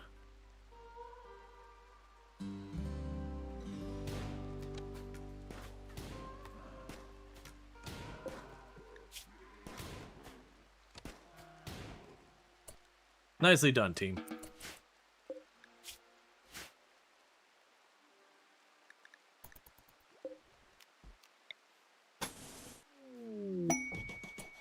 New lovers. Could be these two. Alright, Annabelle flirted with Sotero by lauding her family. Sotero approved well, and is now their lover. Lauding their family. Okay. I've certainly heard of worse on the Rim. On the scale of typical Rim romances, that's pretty reasonable. Versus, such and such called the other one a Muffalo. They were aroused. Such and such questioned their intelligence. You're like, what? Please, have standards for yourself, man.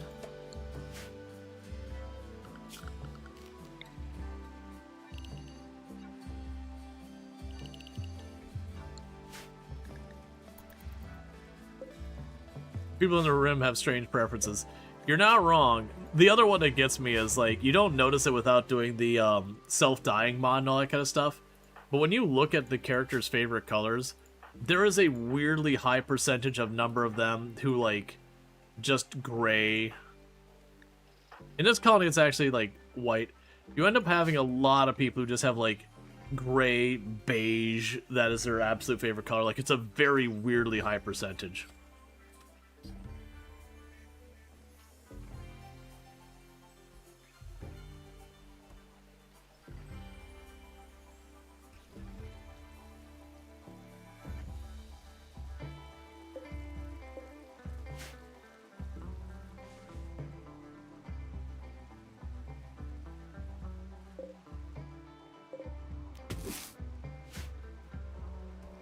No high priority on this, but I am gonna need to hopefully get the get stuff figured out.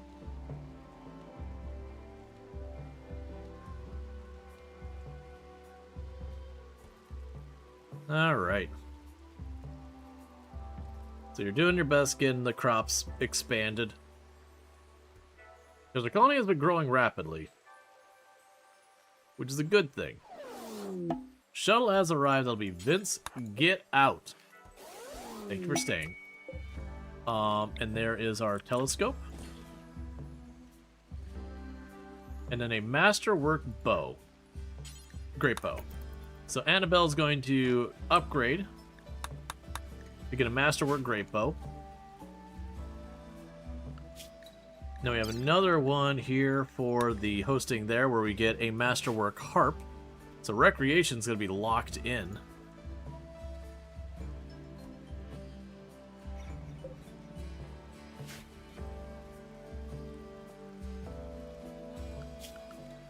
Yeah, because you're set to construction after hauling and cleaning. Once Pulverizer ages up, we will definitely be able to, like, have them either be dedicated to the hauling and cleaning, or dedicated to the construction, or something else that they get a passion or whatever. But we'll just deal with it as it comes.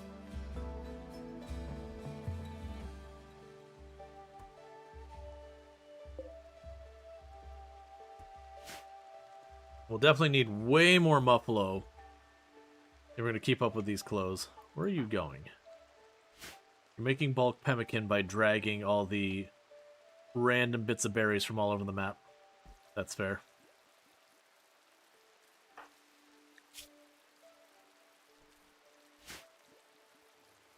All right.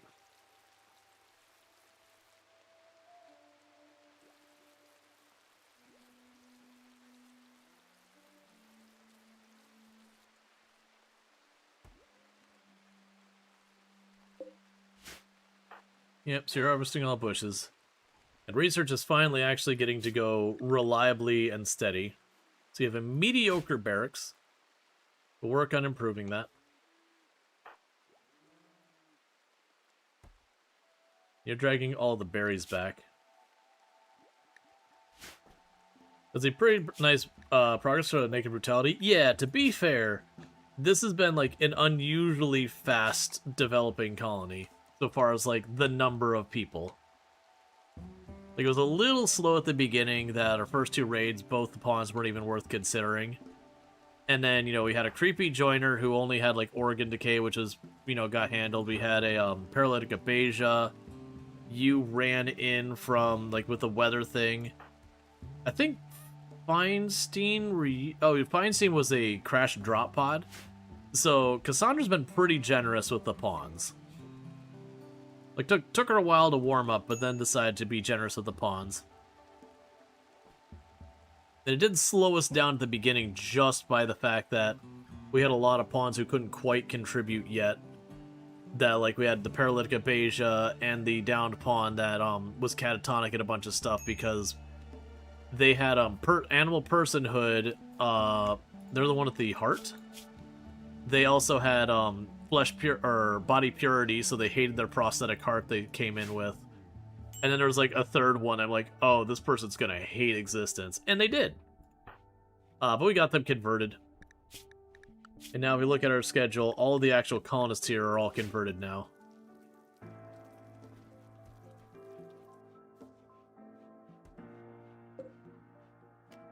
Yeah, so for that one, it would be an altar and all that kind of stuff. We can get those added.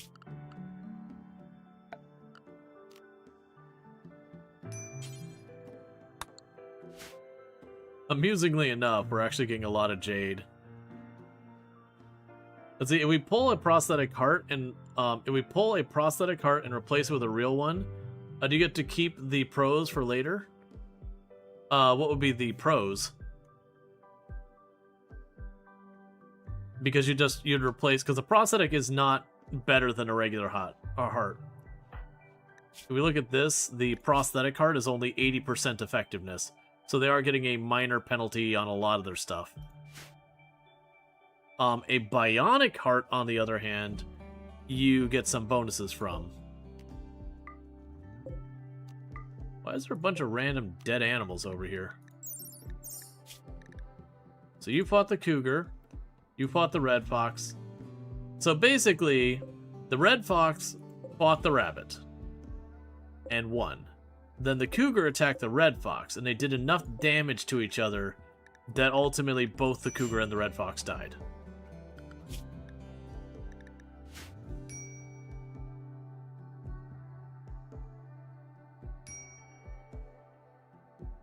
Oh, wake up immunity? Gotcha. Yeah, but no, in the case you're talking about, if I replace the prosthetic heart with a regular heart, then I would lose any benefits of the prosthetic. Is it strictly necessary to convert everyone who is a colonist? Like, do morale penalties kind of thing? It depends. So if we look at Dorna here, and look at their ideology, they're a cannibal. So that becomes a problem because the rest of my colonists aren't cannibals. So if I butcher people, everyone else in my colony gets upset, where this person's okay with it. The ritualist isn't here nor there. Guilty isn't here nor there. But there are definitely different ideology things that aren't really able to mesh. So like individualist is pretty benign. High life requires you to have drugs, and then supremacist requires you to have slaves and raid and all that kind of stuff. So again, it's kind of, if you have guilty and supremacist, they're not really good fits. You have female supremacy, then there's also male supremacy, which don't work well together. Animal personhood and rancher go opposite to each other. Flesh purity and transhumanist kind of, one wants you to keep there, the other one runs counter to it. You do have some ideologies, like Prolicizer wants their ideology to be everywhere and will be upset about other ideologies. So it's definitely one of those ones, is some ideologies are more flexible with other ideologies. Some ideologies have, things about them that directly conflict with each other. And so usually it's not a matter of you need to convert them. It's so much as, in a lot of cases, it's difficult to maintain two different ones. Like, for example, if we have, if I get someone with Neo-Faith here, Individualist is a pretty benign one. I'm not going to sweat having an Individualist in our group. This Neo-Architecture, that's perfectly compatible with what we have. If they join us, it literally doesn't matter. This one's male supremacy, so that would have problems. But you get the idea. It just depends on what they're bringing. Greedy asexual. I mean, there's nothing wrong with being asexual. Greedy is pretty awful. So we are going to rescue you. I do not want this person to stay. We'll patch them up and we'll send them on their way. And in fact, I'm going to run up here and immediately try patching them up on the ground, because I don't think they're going to survive the return trip otherwise.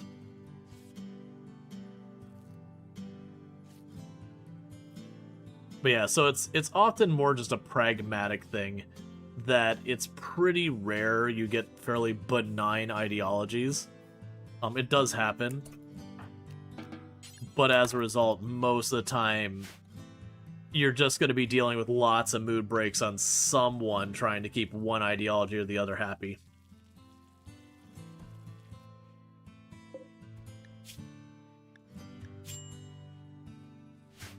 Okay. And there goes our food. Pollution dump. Sure.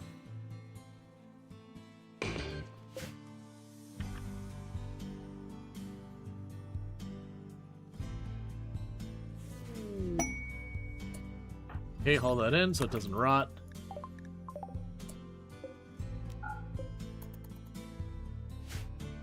How do you get so many people in the first year? It just, you know, a lot of the events are RNG, and we just had a lot of situations where the storyteller has been a bit more giving on the storytellers, on the giving colonists. Generally speaking, RimWorld does have some weighting where it will try to give you colonists if you have very few colonists. Just the same if you have a lot of colonists, it'll be far more reserved on giving you colonists or opportunities to get colonists. It's not like a hard blocker or whatever, just the weighting, but it still is RNG. So you can literally have that you start your first day and immediately a transport pod crashes and all that. So we've had a relatively fast run so far as the storyteller being pretty generous on the colonists. Usually I'd expect to have about half as many, you know, there. And honestly, relatively, most of them are at least okay. I'd say the worst we have is Teddy here has sickly, which is pretty awful. They also have organ decay, which is not great either, but you know, as you do.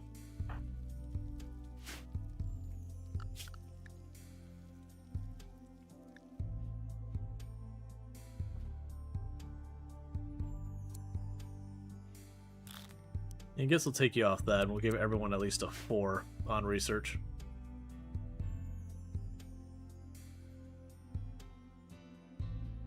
Yeah, so we got lucky with Teddy as a creepy joiner that they had organ decay as the thing that showed up.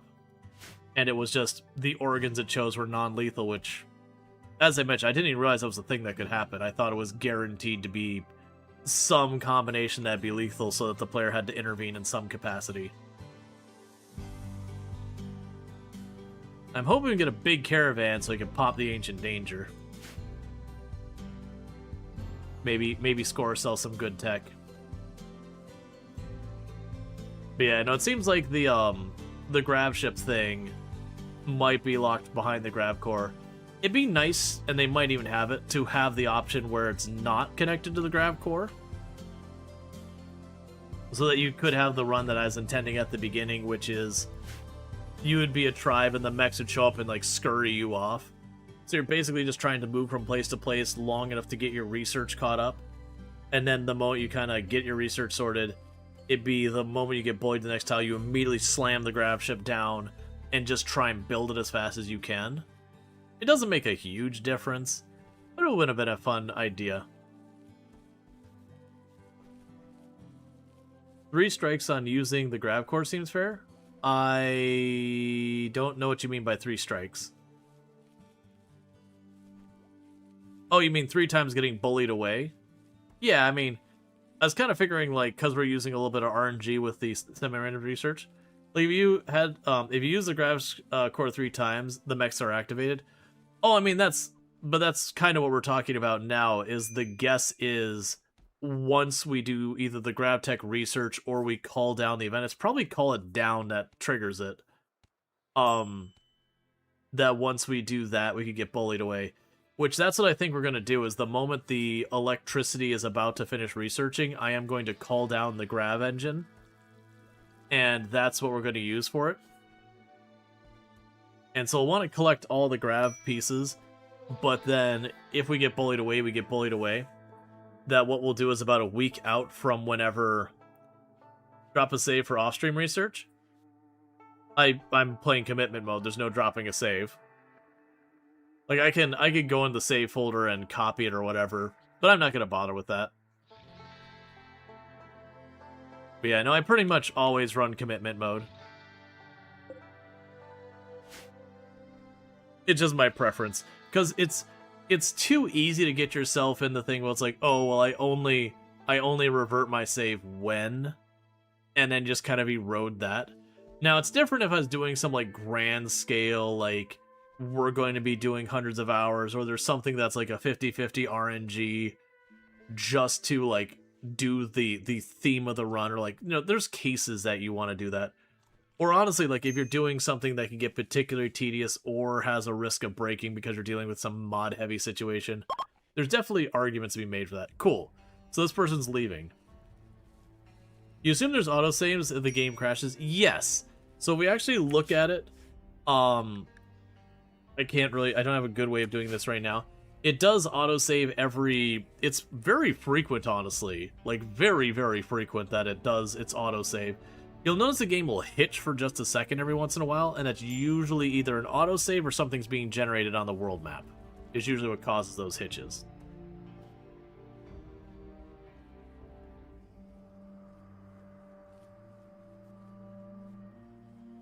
Once this room's done, I'm probably going to expand the animal area to be like that. Just because you can see they're keeping most of the grass knocked down. So this is already starting to kind of push the limits of what that pen can handle. That's because the muffler are a bit inefficient on the food front. So Donna's probably out of here soon. No, you're not. You're here for another full season. To be fair, they are giving me a Masterwork Harp, so it's not like they're not giving me a good reward. Okay. So we've got this. So what I want to do now is I'm going to reinstall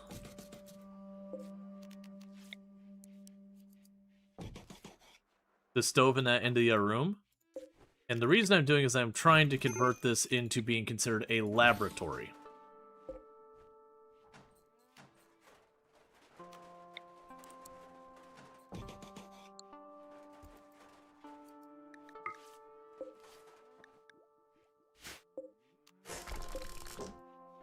Honestly, just deconstruct that entirely for now.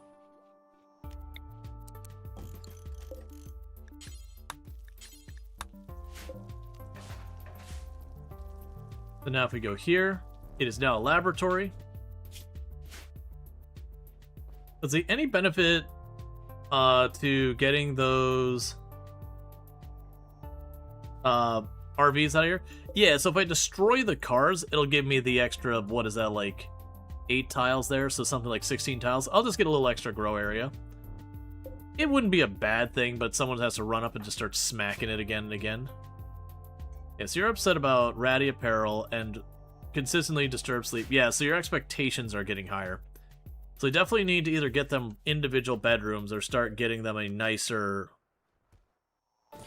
all set, overall setup there.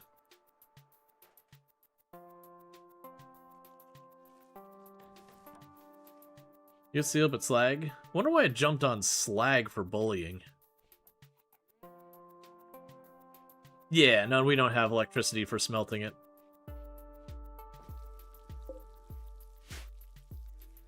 Wolverine hunting pulverizer. I knew it was just a matter of time, and I kept putting it off. So just start running. You're either going to make it or you're not. The Wolverine will probably be faster than you will. You seem to be doing okay on the running front.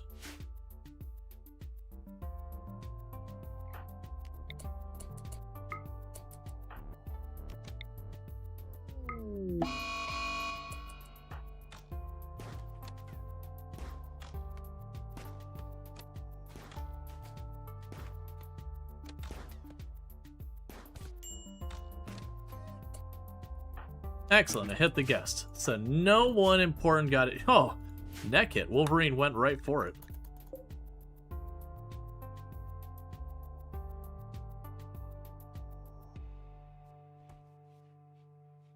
Gotcha. Gotcha, so it can be used in a derogatory way. Wasn't language I was familiar with. And that happens. We've had with like auto mod where it pops up and we've had it where it's like, oh yeah, this is an insult, and it's like an old-timey insult, and you're like, look man, no one's breaking out that 1930s lingo or whatever. We've had that where it's like, yeah, we'll go let that through.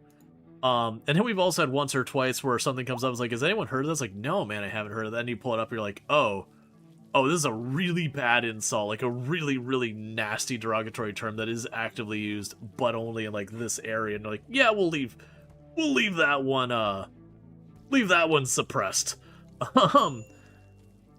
We've only had that once where something came by and people were like, I don't know this word. So I looked at it, I was like, oh yeah, this is really awful. But like it's used, I don't know what country, we'll just say Germany or whatever, but it's like used in like one region of the world, but it is actively used.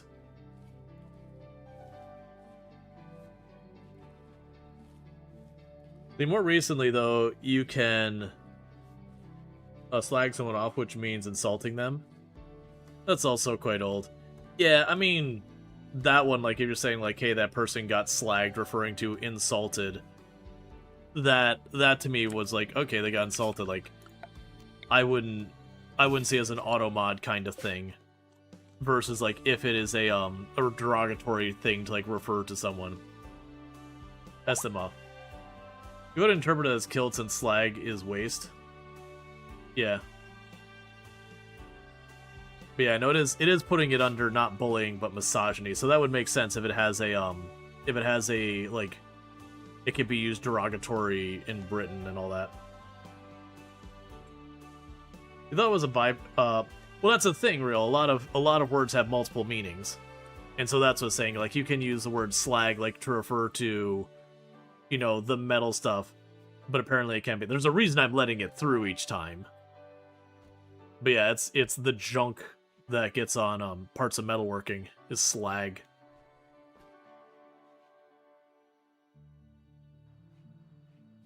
You know, versus if it's something that, for example, you know, you have the R word, which I won't say, that is used very derogatorily towards people when it comes to cognitive function and all that. You know, that's the derogatory term, versus there's also air-based brakes and all that, and different systems that use that, or like flame suppressants and all that use the R word as well. But at the same time, on the internet, the likelihood of it being used in a derogatory way versus referring to those specific types of brakes and all that is pretty low, unless you're playing a simulation game that has that as a feature. So I keep that suppressed, because the vast majority of the time it comes up, you know, it's someone being not cool. You refrain from talking about internal combustion engines and the timing of their fuel and ignition. Right, that's kind of one of those things. Like, in the context of where you're talking about, like, the technical thing, it's, you know, sure. And even then, exactly as Cinderlash is saying, it's like, but people are like, oh, well, calling it flame whatever is appropriate. It's like, yeah, but we have better words for it.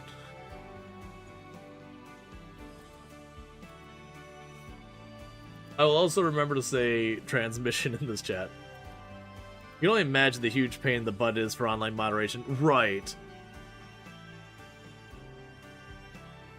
But there's like a whole thing around that.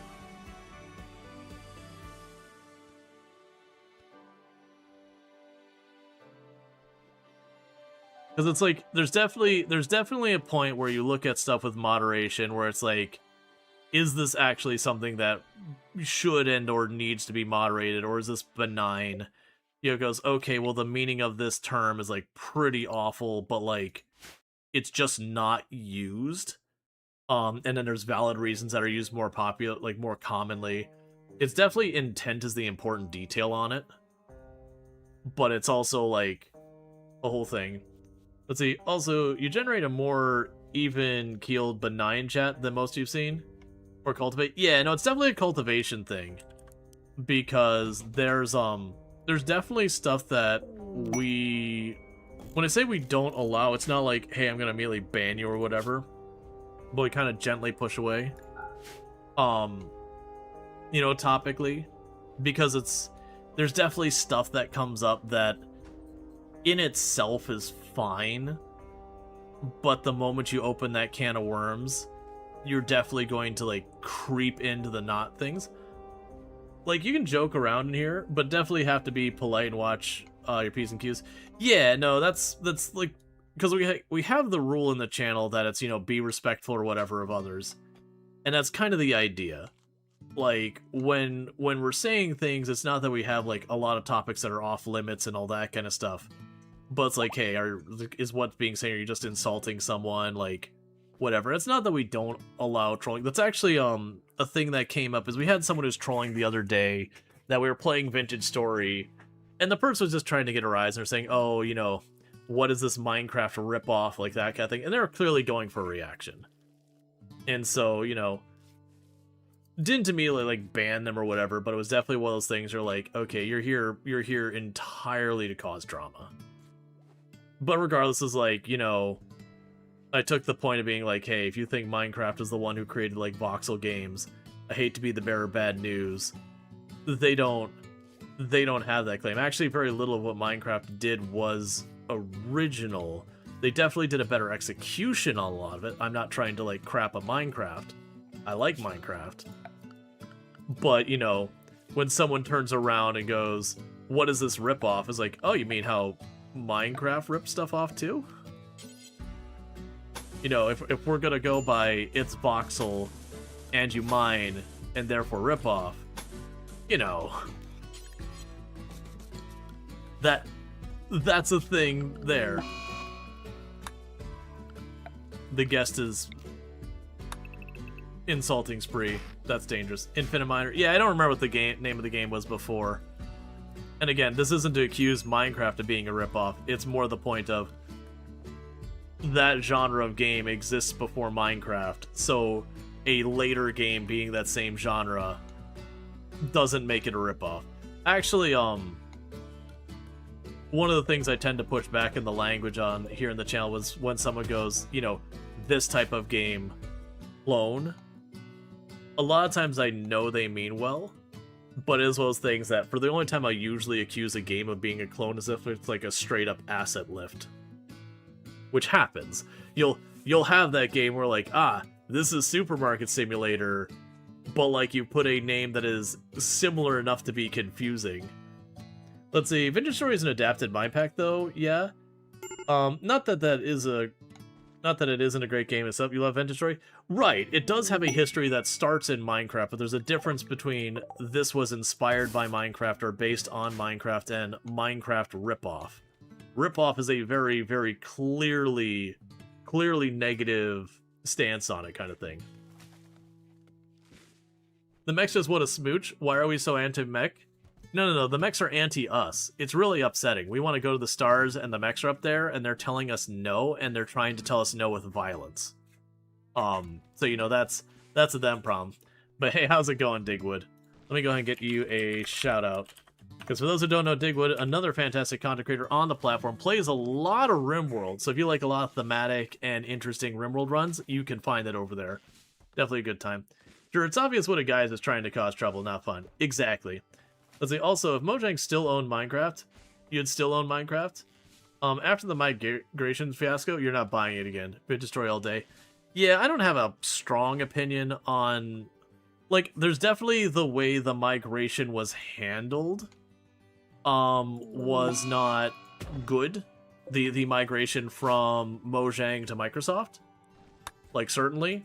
Not gonna argue otherwise. But as far as, like, Mojang owning it under Notch, and then Microsoft having it, I actually don't have that strong an opinion. Even though, you know, Microsoft has been a pretty awful steward from games recently. But, you know, Notch is also kind of a crappy person too, so... We talking Vintage Story? Yeah, no, it's all good. We were actually... It was, you know, classic, like, online space moderation things, that kind of stuff. And we ran, like, I just gave an example of in Vintage Story, you know, having people pop in and being trolls about being like, what is this Minecraft ripoff kind of thing. And just, you know, the headaches that is moderating communities. Alright, so it looks like Sotero and Annabella are now engaged to get married. Yep, Counter-Strike was once a Half-Life mod. Dota was once a map mod for Minecraft. Yep. Let's see. Notch got the bag. You don't blame him? Yeah, I mean, got the bag. So got the bag is got paid. Like, I actually don't disagree with that mentality either. Like, you've made a thing, you poured your soul into it kind of thing.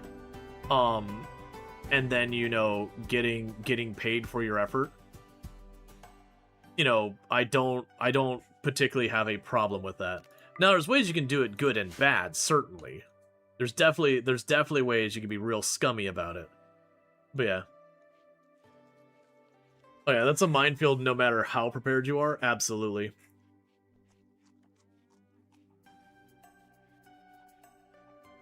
You're apparently more successful on the Rim than in real life. Isn't that harsh the way that happens in most video games? That's, oh man, who was I trying to explain it to? I was trying to explain the appeal for games that you are basically simulating work, and they were like, why on earth would anyone do it? And I was like, imagine going into your work, and there's no drama, there's no nonsense. You will get paid a fair amount on time. You don't have to worry about, like, randomly getting laid off or anything like that. You just go in and you do your job and you're compensated fairly. Like, imagine this fictional, amazing world.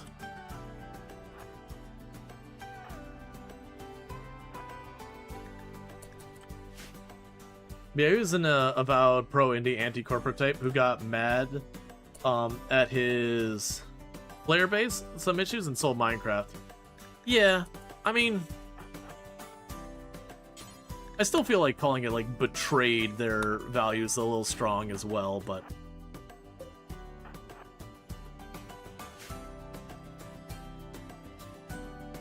This is why people say games are just about unrealistic fantasies.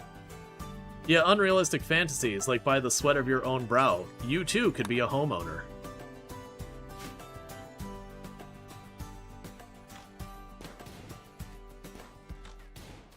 I'm memeing. I actually am a homeowner.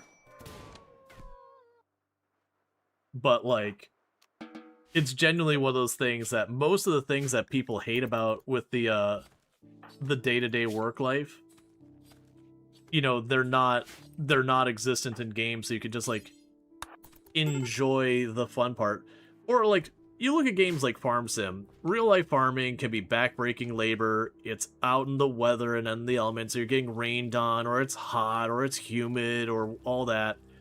You wake up, and you sit there, and you're going to be on your tractor for, like, 8 straight hours before you take a break, and the next person gets stuck in the tractor for 8 straight hours. Maybe longer, because if it's harvest season, a lot of places, they will stack the hours. So, you know, you'll put in, like, the full schedule and all that. And it's like, you know what I do in my video game? I set the comfort of my air conditioning in my home, and I can play for a couple of hours in the comfort and all that, and get multiple days, probably weeks worth of farming done.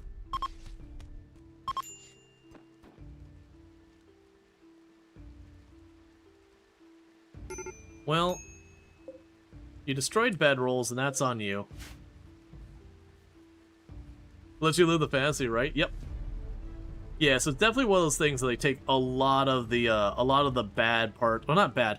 A lot of the parts people don't enjoy about a profession,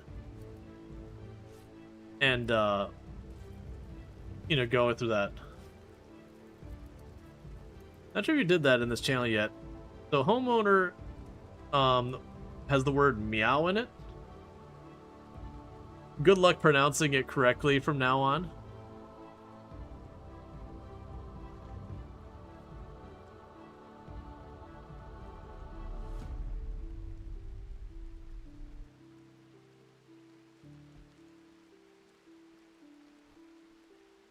Yeah, oh no, like, to be clear, I only have a couple words that are, like, on my own filter I've added. Otherwise, we just use automod. We don't even have it cranked up to the top or anything. We don't have it, like, way on the bottom either. I have it about where if you want to be on the front page of Twitch, it's about the correct position for that. Because for those who don't know, Twitch does have a whole thing. It's like, hey, if you're going to be on the front page, you should have your auto mod. I can't remember what the setting is. But, like, you should have your auto mod set to a certain level.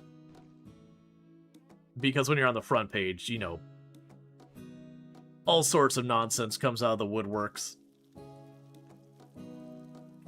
But, the only stuff I've gone kind of above and beyond to restrict is a lot of, like, political candidates and political parties and, you know, slogans around them and such.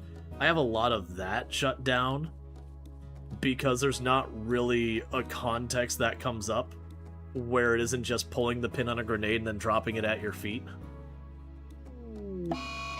Not that we have, like, we don't have a strict no politics in the channel, but I do generally have the line in the sand there is we don't mention any individual politicians, we don't, you know, political parties, and then usually when it comes to like current event politics, there's a certain amount of restriction we have around that. Just because it is one of those things I found that generally the moment you mention a political party or an individual politician, people stop having constructive conversation and more get upset because you said the bad thing about my party, you know, whatever.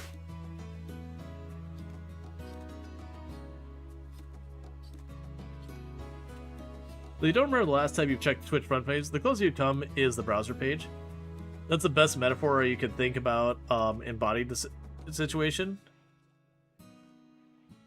Yeah, it's just very, very, very quickly the moment it gets down to that. Because there's definitely people who identify based on political party or whatever. And when you mention an individual politician, you automatically are getting into parties and whatnot.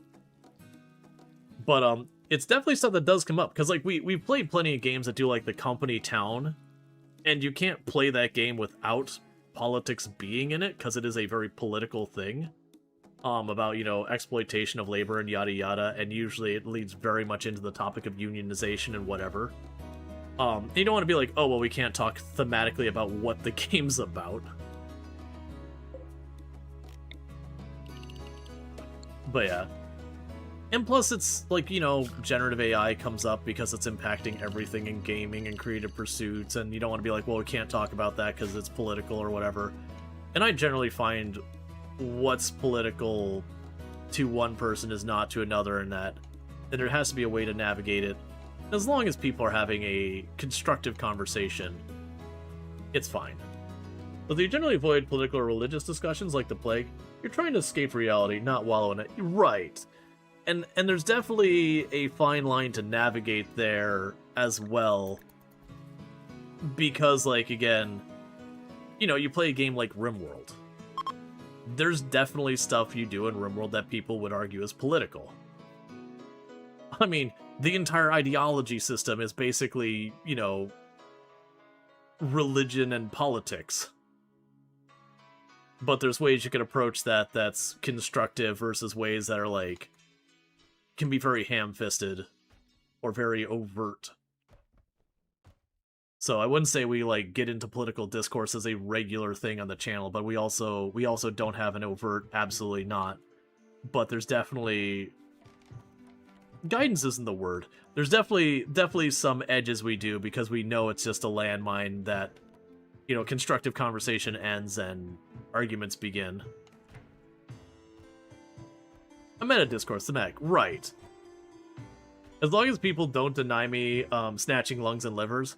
We've actually been trying to get together talking to you about that, Digwood. There's a bunch of us that have been getting together to have a discussion. No, I'm teasing. Just the intervention. It's RimWorld. You know, I generally play RimWorld myself mostly like we're dealing with rational and reasonable people. But there are some things in RimWorld that even with that, I'm like, nah, it's too powerful mechanic.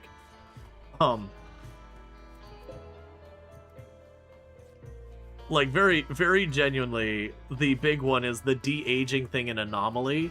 For as much as I play RimWorld being like, hey, we're gonna be mostly good people or whatever, I'm de-aging people with Anomaly. That crap is too strong to not use. Because the only other option you have for de-aging is the biotech stuff. And that crap takes forever. So these are not the same. I think, very genuinely, that turtle may have actually killed this grizzly bear. That neck bite is bleeding something fierce. There already have minor blood loss. I'm actually planning on killing this grizzly. I'm just giving it a minute to see, like, how bad the bear can get off before we jump on it. That little turtle just had one defiant nip to the neck on its way down. As a Soul Duster, don't ask about the material. I mean, it's really hard to play RimWorld without imprisoning people and brainwashing them or believing things that you believe, working from a colony, fighting to the death. So generally, like, when we're doing Naked Brutality, obviously you gotta do what you gotta do. Most runs, I actually don't end up taking prisoners and doing the whole converting them. I quite often will take prisoners and then release them for the mood bonus, and then faction bonuses if they're associated with a faction that isn't perma-hostile. Okay, I think that's about... So it does look like that bear's probably going to survive. It actually got that little turtle got it down to... It'll probably dip a little bit lower to maybe serious blood loss.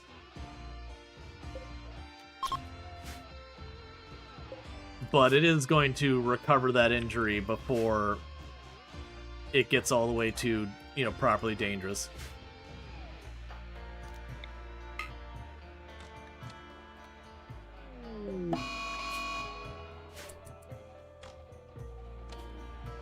And so you know you can convert them, then release them for the mood bonus and the faction bonus? Yeah, you can. But if I'm going to do that, I usually don't bother taking the time, because yeah, I'll get 1 point in my ideology. But a lot of times, if you do your rituals, you can get like 3 to 5 points. Usually people who are trying to kill me, everyone is awful. Does he mean it's really... Yeah. No, and that's the thing. Like I said, I don't have a like moral judgment with how people play the game. It does take the gray approach. It is a game that sometimes you're like, man, people are getting like going wildly out of the way to just be cruel. Like some of the stuff you read people coming up with on Reddit, you're like, oh my god, just calm down, Satan. It's okay. You can organ harvest them. There's actually a practical reason for it. Even if it is morally repugnant or whatever, in reality, it's a video game. But then when someone's like, well, I'm trying to shackle this person to the floor and then drag them over the coals, just to, you know, cause them additional suffering, but they keep dying. Is there a way I can make them live as I slowly flay them? I just want them to suffer longer. And you're like, why? But then you start to play with purely random ideologies, research, and pawns to stop yourself from always playing the same way. Yeah, that's not a bad idea. That's the big reason I run the semi-random research.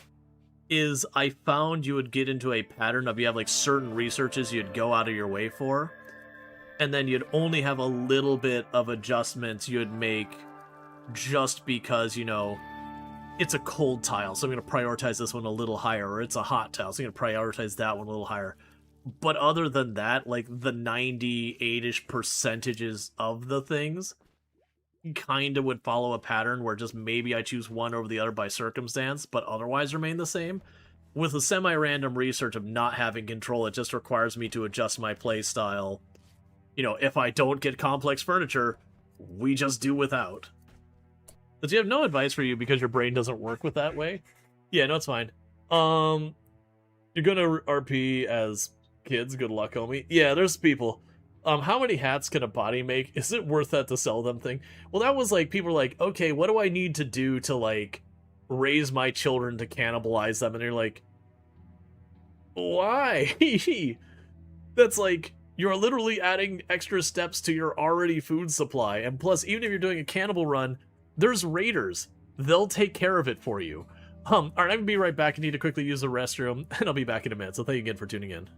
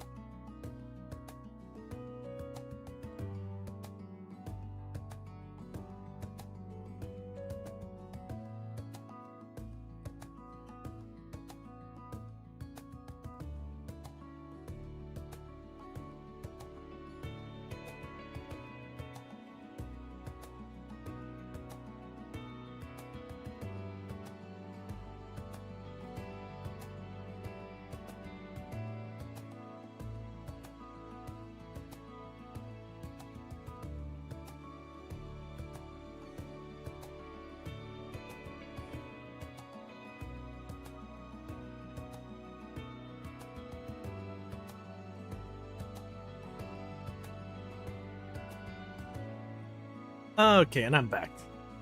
Yeah, no, exactly, Digwood. It's like, it's they get on there and be like, wait, I could do something eviler, and I could do something eviler, and it's fine. But there's definitely a point where you're like, oh my god, like, the things you people are coming up with. There's a point where you're like, you know what? You may have actually gone too far.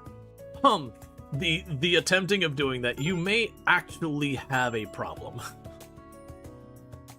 Because, like, it's one thing to be pragmatic and eat people in the game because that's just efficiency, and all that kind of stuff.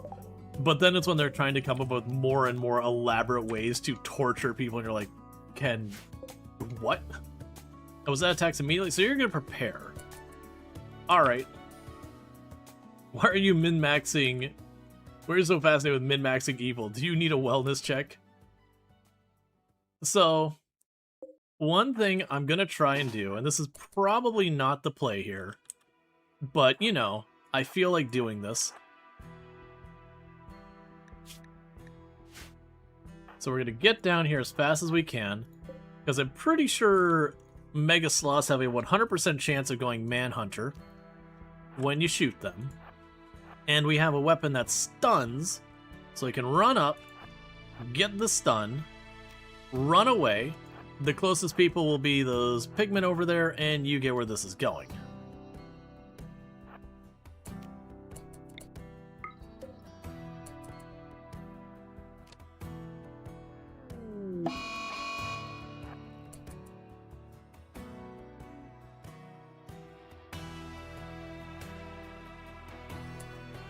Everyone inside, that did not exactly work how we planned.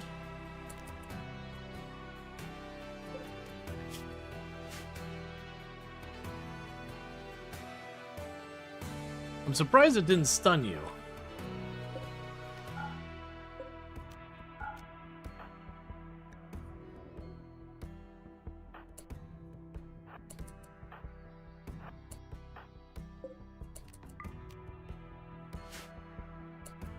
Okay. We're fine. Disallow that door, disallow this door, do your thing. So you tend to feed your raiders to your attack dogs because they're trying to murder you. You don't get a dignified burial. You get fed to the animals.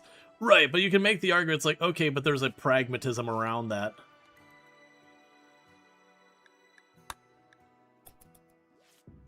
Like, you're being over the top kind of evil about stuff, but also forlorn nomads. So, I was expecting them to attack by now. There we go. So let our problems take care of each other.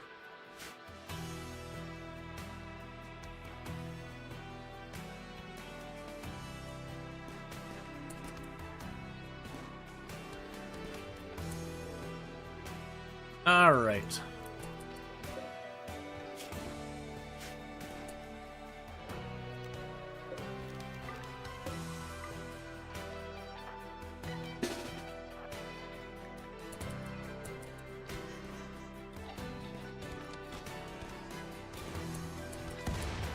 So let's focus fire on you.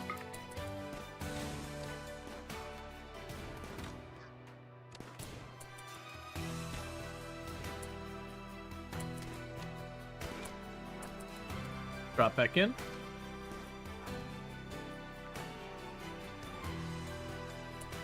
So you're probably scratched up pretty bad. You are shot up pretty bad. You got one who's still in good shape. So we're running right on through. I figured exactly what they're gonna do.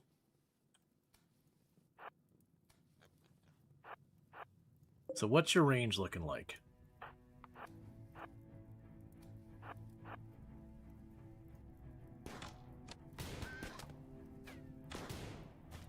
Okay, I mean, that was the one at full health that just got domed there. Shot to the heart.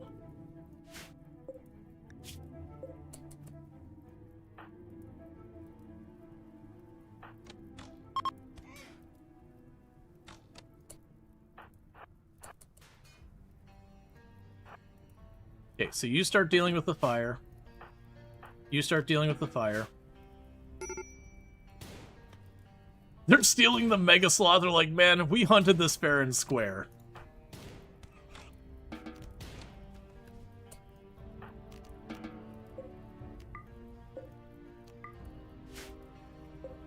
Alright, so... honestly, just don't worry about that. Deal with the fire. Let's see. You play late game colonies. We're talking about 40 attack dogs, 200 raiders here. So it's not being evil. It's only because it's more efficient. Right. No, that's exactly the kind of thing. Like, there's a lot of stuff that you'd obviously look at in real life and be like, this is, you know, this is not okay. This is evil, whatever. But, you know, video game, who cares? And then, you know, it makes sense from a video game aspect to do it. But yeah, there's definitely people when they're playing the game, they're just like, I'm trying to come up with a more awful thing to do. Would you go down there, please? So you have an auto pistol, that's good.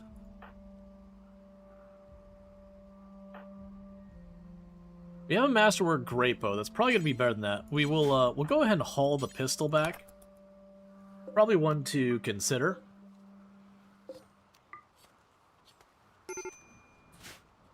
In real life, you live in a society where you can call the cops or the army. In game, it's you and a couple friends against thousands of murderous meaning. Oh yeah, no, absolutely. Let's see. Your buddy's got an ongoing playthrough where there's 20 to 40 elephant and a dozen wargs, and a handful of big cats in the graph ship. Highly recommend it. Oh yeah, no, we've done a run where it was like a ton of elephants. That was one of our, I think that was one of our iterations in Arco Nexus. That we had like the group of, you know, 20 attack elephants we were struggling to feed, and they were just smashing down raids until late game. You know, late game they start hitting hard enough to take down an elephant in a couple of hits if they're like mechs or whatever. You know, then you do your reset and you only get to bring like 2 of them with you.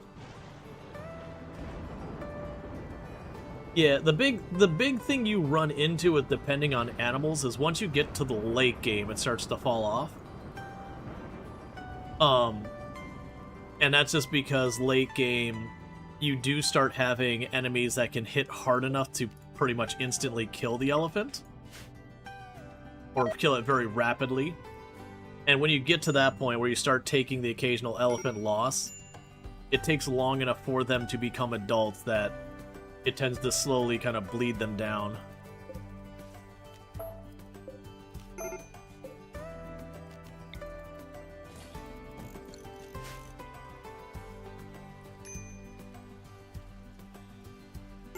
Yeah, no, it's definitely worth using still. To, like, if nothing else, to have them be effectively the equivalent of melee fodder that's expendable. Because then when they die, it's also like, okay, well it died, now I've got a bunch of leather and meat. So who cares? Alright. So, this is where things might get spicy. So we're going to go ahead and hit the button down here. That is for the mech signal. This might kick things off.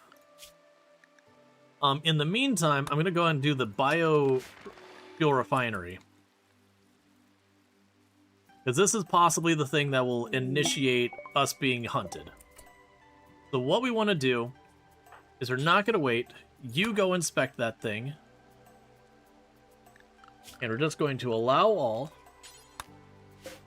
And deconstruct those.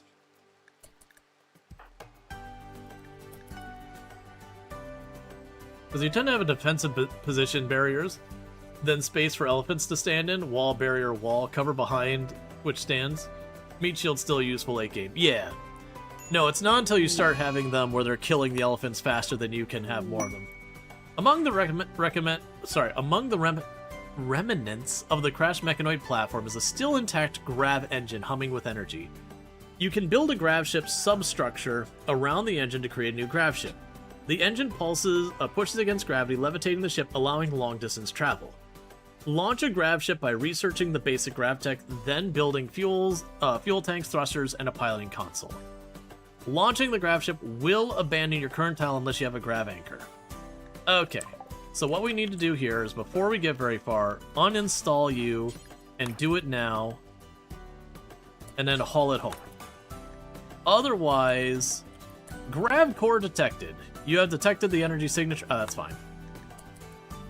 That's just saying that we've, like, got the grav core. So we're bringing this inside, so at least a raid has to fight its way into into our base before it becomes a problem. Also, elephants are amazing for mech raids, because getting the mechs into melee is usually a win button. Most of them are way more dangerous at range. Diabolus accepted. Yeah. No, definitely, like, overrunning thing with elephants or thrombos or rhinos or any of those. Any of the animals that can kind of take a hit. Yep, so where people are saying that just makes the organ disappear, that's good news. Because I thought that was guaranteed death. So honestly, pretty benign in all considerations.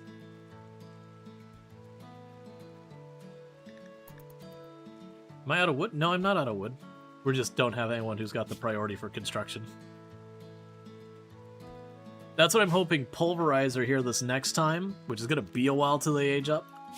I am kind of hoping that we'll be able to get Pulverizer to get construction going.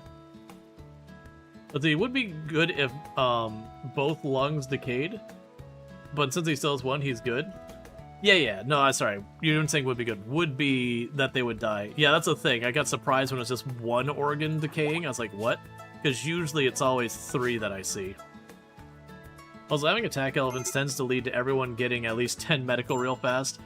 Yeah, I mean, the other thing you run into with that is they changed it where you have to tame them.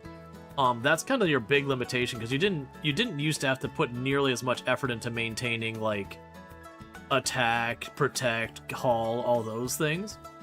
That used to be very easy to keep that topped off. Now it's a lot of effort to keep that topped off.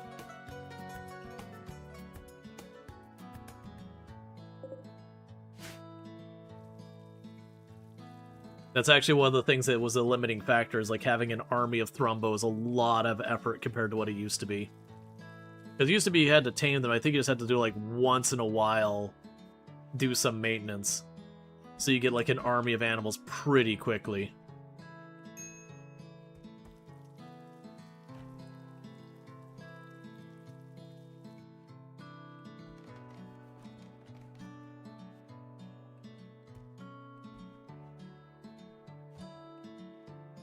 Okay. So we're researching our chem fuel production, and then the thing we'd want to hopefully get next is the grav ship tech. And once we get the grav ship tech, then it's just full send. At that point, we are trying to get the ship built and going.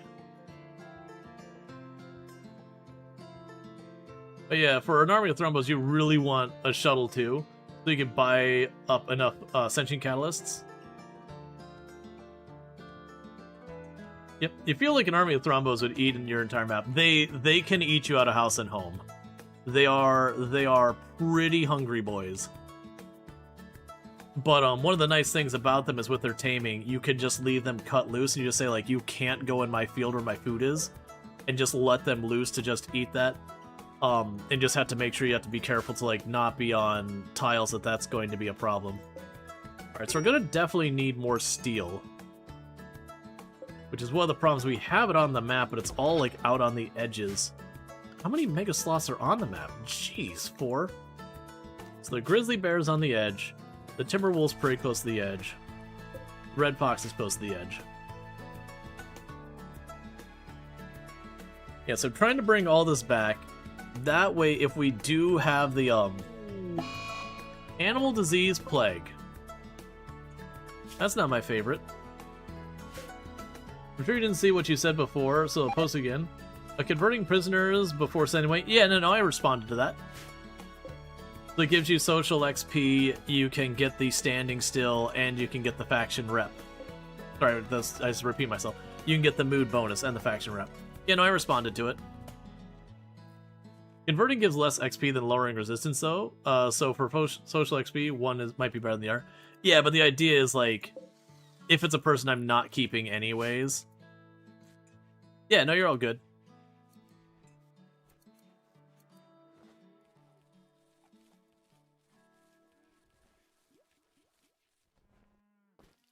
Alright, so we got plenty of food coming in now.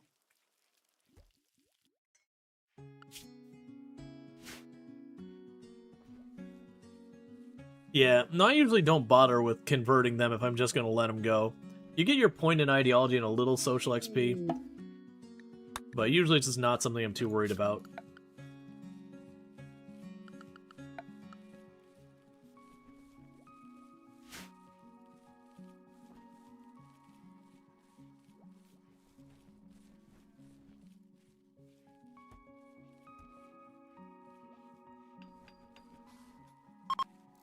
Yeah, no, Darth, they're Ubering. He's like Luxray's Ubering.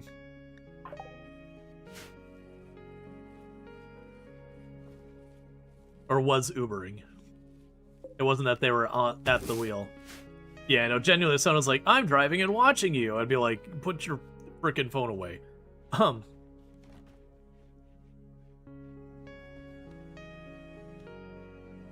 You only convert people if they piss you off, then you send them home. To psychopath cannibals. Yep.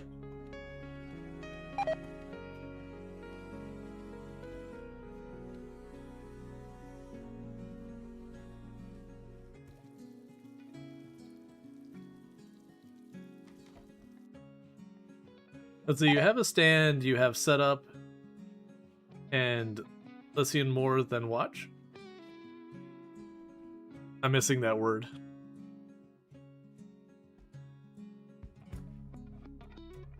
Yeah, tacos are always the right answer. May not know what the question is, but the answer is probably tacos.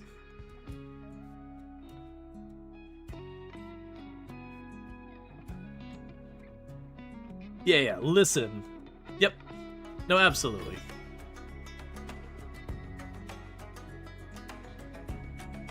Listening is fine, treating it like a podcast or radio program or whatever.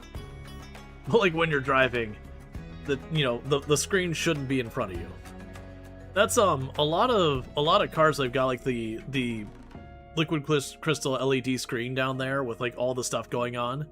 It's like that is no business being there. Like when the Prius first came out, and it was constantly like switching, being like, you're like on a regenerative system, you're like on your normal system, you're on a regenerative system. I was like trading back and forth. I was like, dear Lord. I love the fact that you're doing this stuff, like, and making this more fuel efficient and all that. Kudos, keep doing that. You need to not have nearly this much information, like, constantly switching back and forth in the corner of the driver's eye trying to grab their attention.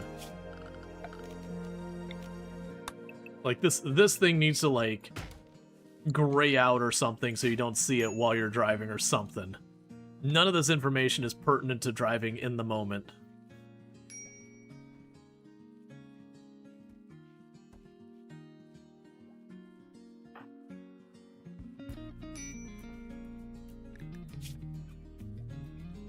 Where are you all getting your cowboy hats from? Because we're not making cowboy hats, we're making bowler hats. Alright, so one of our Muffalo did die of plague. Alright.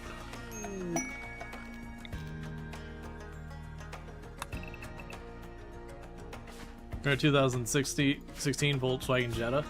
Yeah, so in this particular case, I'm not going to take on another random colonist. If I knew what they were... Oh, also, was that... Oh, that's just Hunter.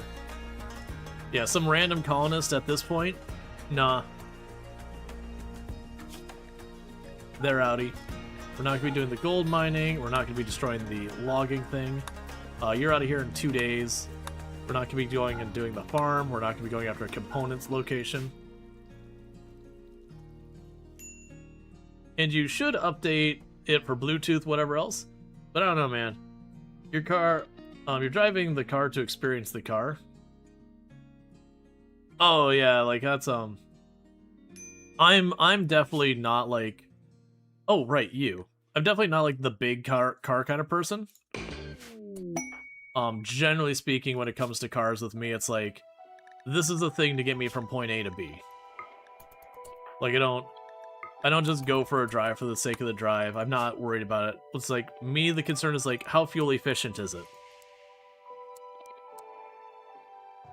Like, how much does it cost to keep this thing roadworthy?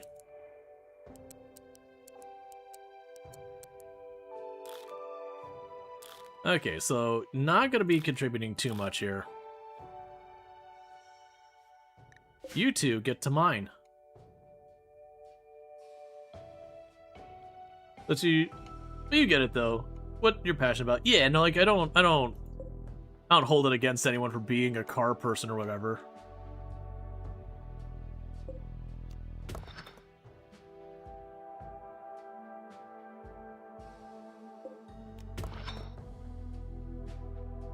That's fine. So they get to mine. That's what they get to do here. You want to stay? Get in the mines.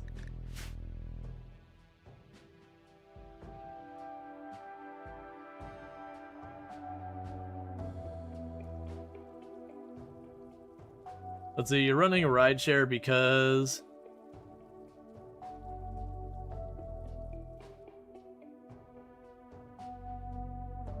I don't really understand, but...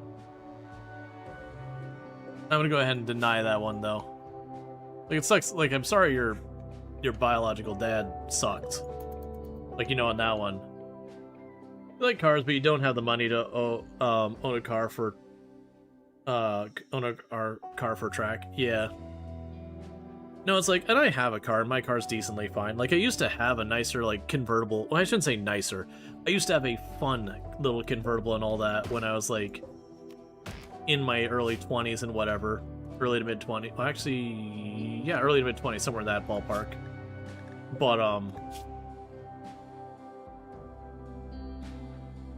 wasn't the Bears getting all messed up?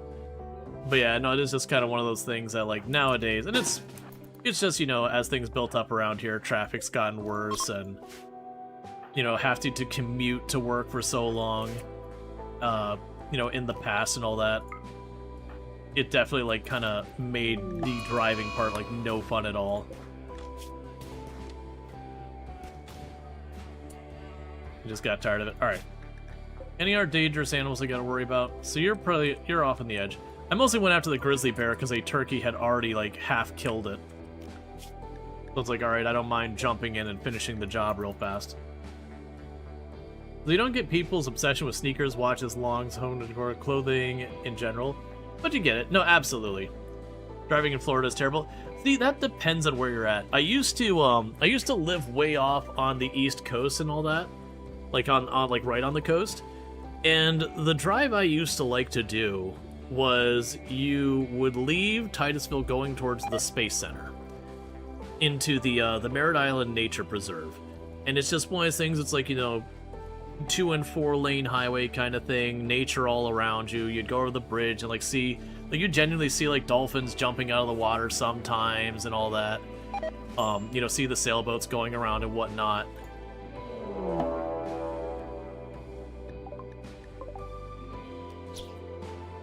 And it was just kind of one of those things.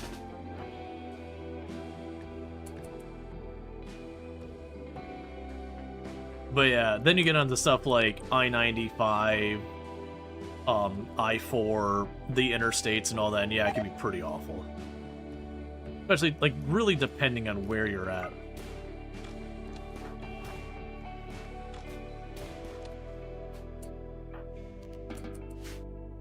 I saw mentioned a pollution pack popped up here. Why is that up there?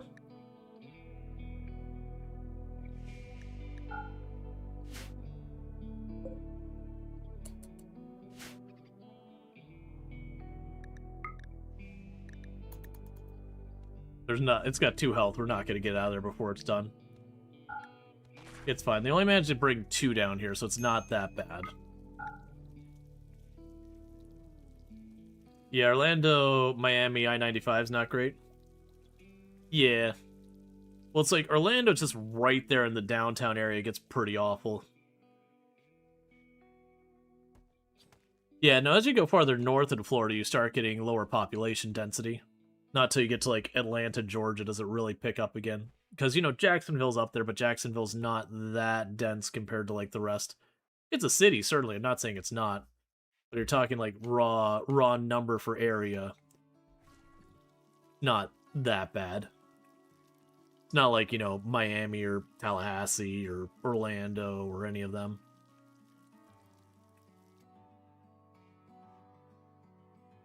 Let's see, have you been to a Space and Rocket Museum in Huntsville, Alabama? I haven't been to pretty much anything Alabama.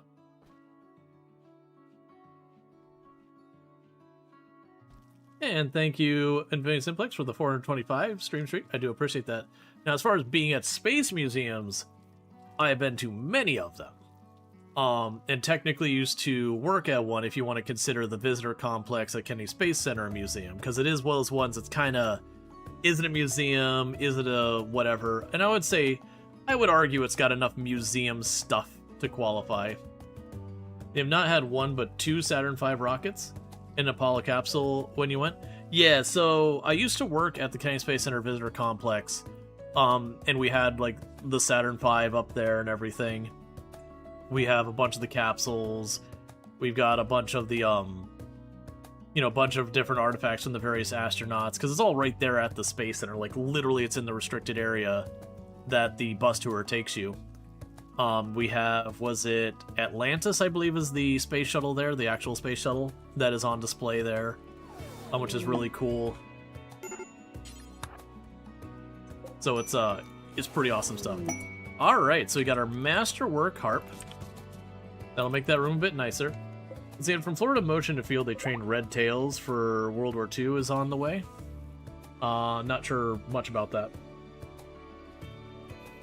But yeah, no, I used to do the bus tours out there where, you know, you'd have the tour guide telling you, like, what stuff was, you know, be like, hey, you know, we've got the crawler that carries the rockets, you know, from the Vehicle Assembly Building, the VAB, out to the launch pads, where you can watch them from the LC-39 observation gantry to see the shuttles on LC-39A and LC-39B at different times.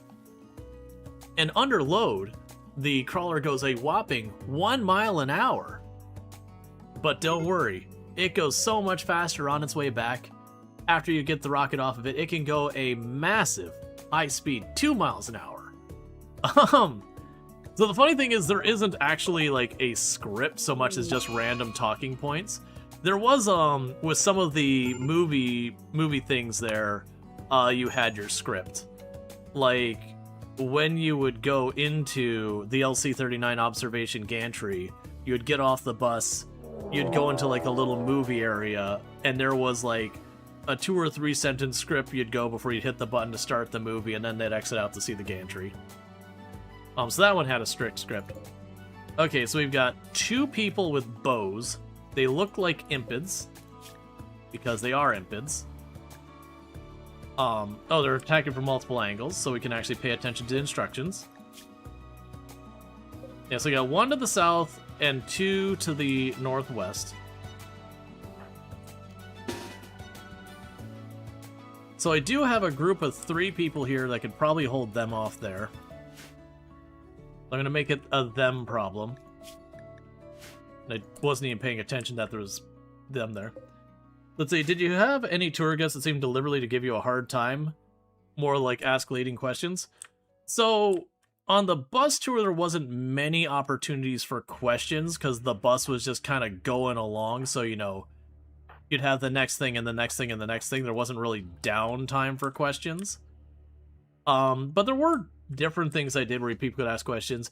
You didn't run into people giving you a hard time in the sense of, like, getting you to talk about a controversial topic or anything like that. You did have people who give you a hard time in the sense that they were trying to, like, get you know, kind of like a gotcha, like, you don't know the answer of this question kind of thing. That happened. But the vast majority of the time I knew more than them, so, you know, they kind of just got disappointed that they kept trying to, like, get you, and then you just spoiled their fun by just knowing the answers. Good pawn?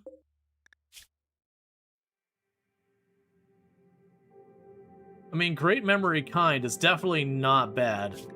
They're an impid, which means they do have slow healing, weak immunity, and unhappy, which are all pretty bad. But you're not wrong. Great memory kind is pretty good. You don't have aggressive, do you? Like, definitely they're decent. I don't have a prison for them right now.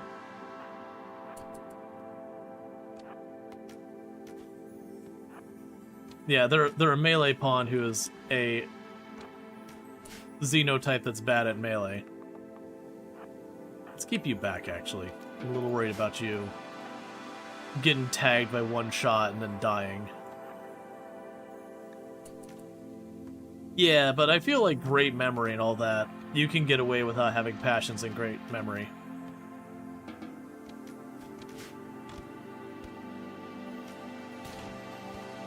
Yes, they're flanked now.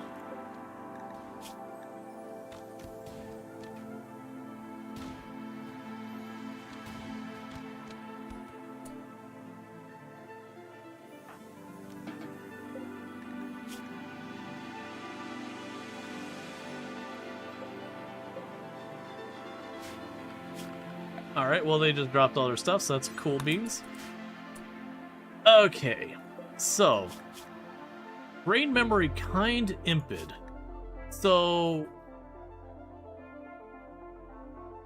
unhappy is pretty awful. And slow healing is pretty awful. I do feel like it's worth considering them though. But where would I put the prison? It's fine. They're just gonna die. Yeah, and a very fast runner is good as well. My problem is I have to make a prison, and I can go here and try and move my lab around and all that. I kind of don't want to deal with it, though. Like, later in the run, I mean, they're kind of great memory. Alright. So we'll go here, furniture, drop you there, set you up to prison, reinstall you the next room over.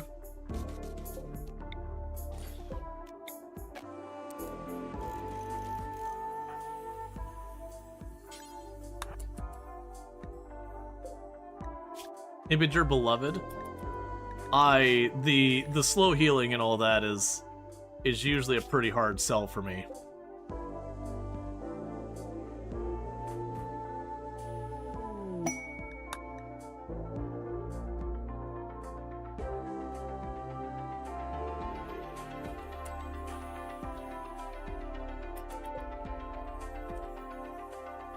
Will they even survive that much bleeding? Oh yeah, that's probably fine. Because we'll get the 10, it'll probably hit 2 or 3 spots at the same time. Or 1, even then. You must have very terrible docking. Even then, it'll be fine. You can actually do pretty well. The things you gotta watch for is like when they have like a neck and a head injury or whatever. Or if you're looking at it, it's like torso X5, shoulder X3. That's when things get real dicey. So we'll convert them.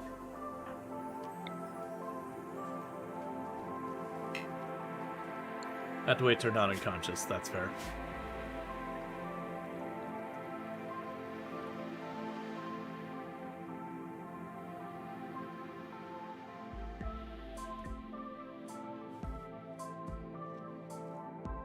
Oh, and also, we need to do here already.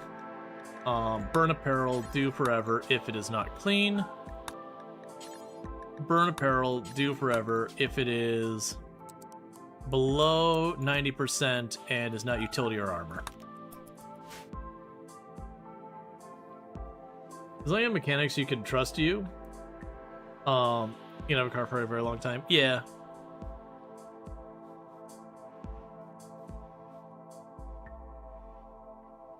All right.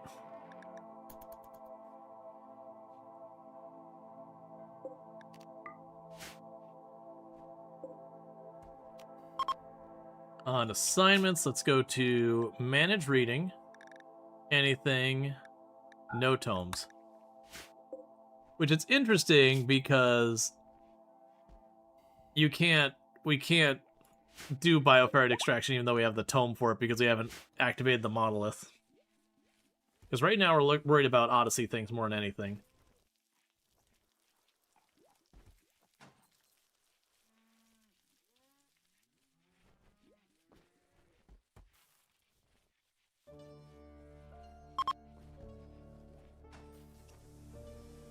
Alright.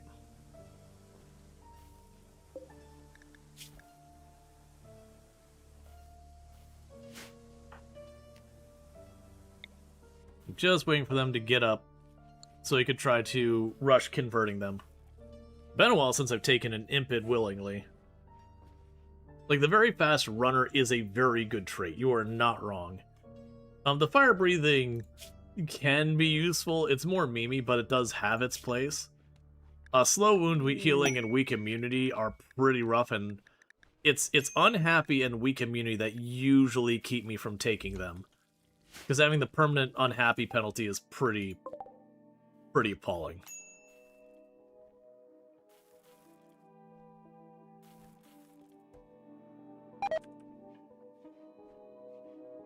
I kind of wish you'd start caravanning over there. Social-wise, who is our highest social?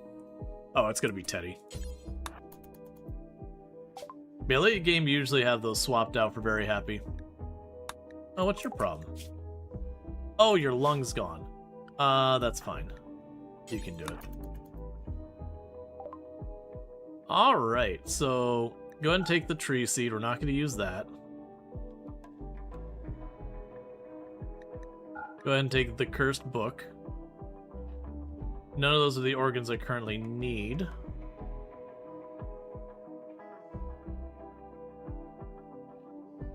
The crafting book is not a bad call. I'll grab that. Can't use any of these yet. Not super worried about components yet. Muffler are fine. So please hold that inside so it doesn't rot. We got rid of book we don't need. Disease plague on Teddy. And the reason why Teddy's getting the disease plague is because Teddy is sickly. So let's go ahead and we're going to have our best doctor, who is not Teddy, take care of Teddy. Yeah, no, if it wasn't for the fact that they're like body mastery, I really needed colonists at that point because that was like the second one. I would not have normally taken a sickly pawn. But in this particular case, it is what it is. We'll keep him alive and around as long as possible, but most likely that sickly will eventually be the death of them.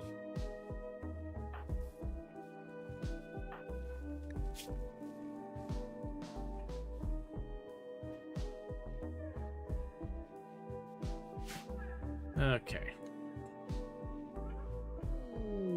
Volcanic Winter. I honestly don't really care that much about Volcanic Winter. Alright, one thing that needs to change, because I just noticed what's going on here. Go here. Clear. Critical. Books. Get that book in here. Small, impressionable child. Do not leave your reading material outside. And where did the other book get away to? Okay, they're both there.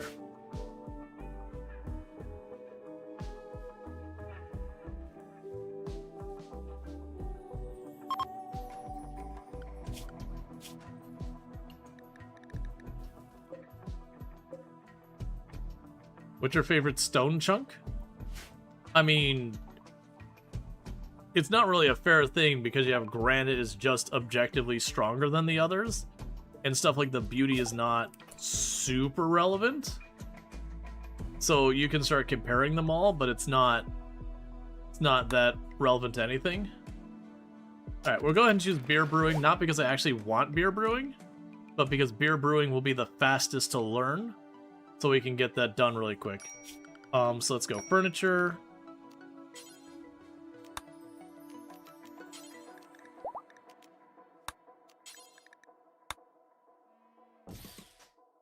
Get a cloth bedroll. And a couple others. You like granite and marble too? If there's slate, that black and white pops. Yeah, for me, I end up dyeing a lot of my walls as well as time goes on. We're not doing any of that yet. But because of that, it becomes kind of a non-thing as well. because then it doesn't matter what color it starts off with, you just dye it another color. But yeah, I have found a lot of times I'll make my walls like a bright color, like a white or off-white kind of thing. And then make like some really bright colored floors like green or orange or blue or whatever. A lot of times I'll also go into, when I make bedrooms for everyone's individual bedroom, I'll dye the furniture in their bedroom their favorite color. I'll make the flooring their favorite color. I haven't done that in a while, because with Odyssey, you usually get pretty late game before you start taking them out of being shoved in a tiny little barracks.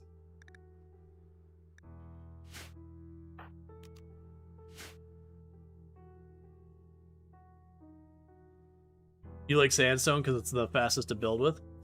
I like granite marble too. Yeah. Well, that's kind of one of those things. Like, they're all fair. I usually don't go out of my way to target any of them. I'm just going to use what's available nearby.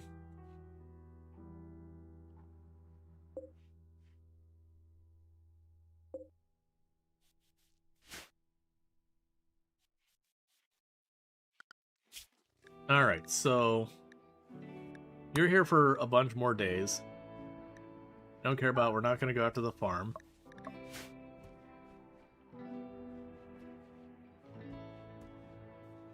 Sandstone for structure, granite for defense, marble for pretty. Yeah, I end up using the limestone a lot for structure. Just because, like, usually if I'm on a tile and granite's available and all that, I'll use that. But limestone tends to be that one that ends up being structure a lot of times. But again, it depends. Like, you'll have the tile that's just limestone and marble. Well, I'm not going to use marble for defense. Okay. So I am going to let the happy couple sleep together. I do not want you trying to have a baby. It'll probably happen anyways. It's just the way it be. But we're going to try to make it not a thing. But that way we get the mood bonus for you being, you know, being a couple and whatnot.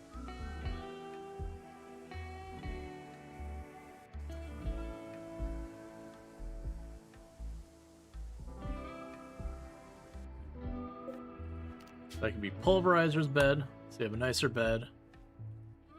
That could be Teddy's bed.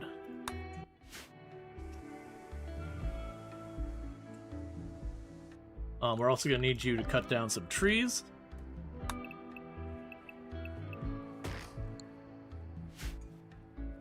Keep our wood stocked up.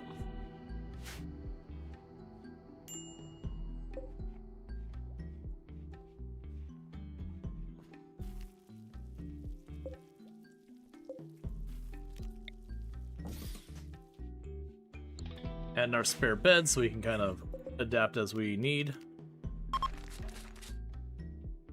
Oh, hey, man, that was not what I meant to do. Sorry. There you go.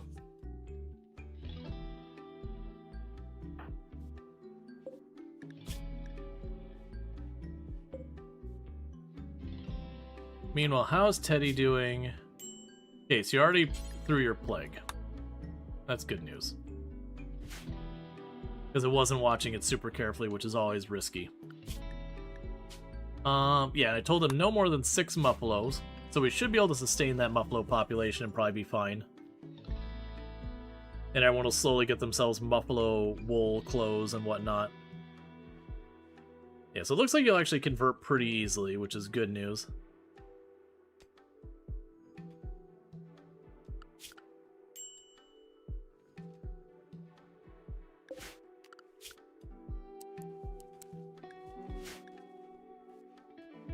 Start having those two focus on mining. So trying to bring in some steel and then shortly after bring in components. Because we get lucky and we get the GravTech research. I can start building the ship right away. It'll be pretty sad if we don't get the mechs chasing us, like, because we did turn that on from the scenario editor. But we haven't seen any evidence of it yet. Which, to be fair, we are, we're only in our 2nd year. And you can get some pretty long time between the mechs attacking again and again. So we're definitely in the range. It could just be you got lucky on the delay. But we're getting kind of to the far edge of what could be there. I don't know the exact cutoff, but I remember having some where I was able to stay on a tile a pretty long time. Basic grav tech. So you are idle. Why are you idle? Oh, because I hadn't chosen the research yet. So we're getting our basic grav tech. So you're gonna want to get that set up. You want to grab that material. Just do your best. So now's where we're going to start building our grav ship.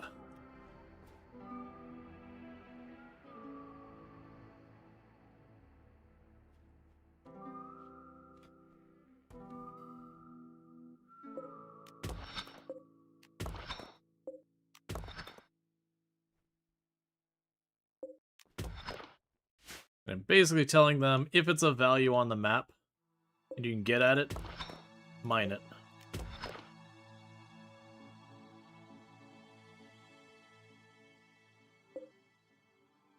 The unfortunate reality is most of all the ore is like right on the edge of the map on this tile, which is pretty dangerous. But we've got visitors who wanted, you know, to be protected, or wanted to be able to stay. That means they gotta pull their weight, and their weight in this case is to mine things in dangerous positions. Actually, a decent amount of components and steel on this map. I definitely won't use it all. I'm pretty sure I saw jade here somewhere. I think it was betrayal. You. Oh, pulverizer is not in a good spot. So you, smack Starry. The rest of you, get up. Pulverizer, you just try and get out of the way for the moment. Teddy, you get over here. Run pulverizer. Run pulverizer.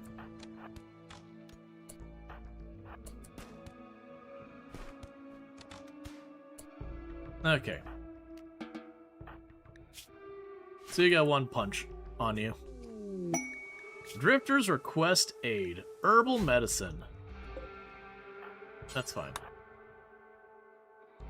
How's the imp doing? Last I checked, pretty good. We're still working on converting them. But they're coming along.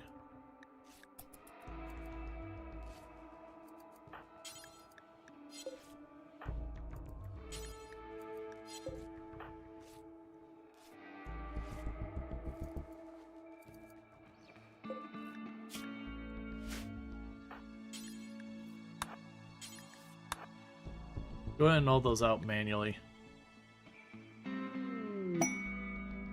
It's a monstrous construction for nothing I care about, so we're not going to do it because I do not have access to stone cutting.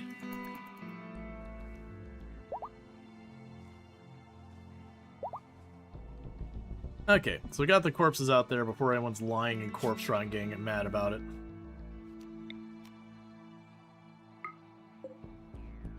And converted, so prisoner, recruit.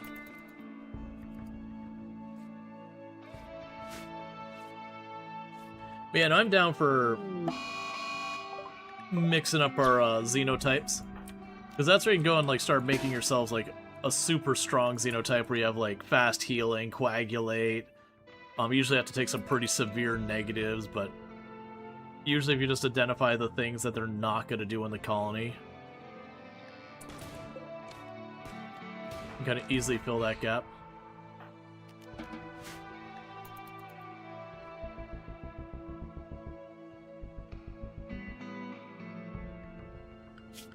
Yeah, so I've almost got the grav tech stuff going.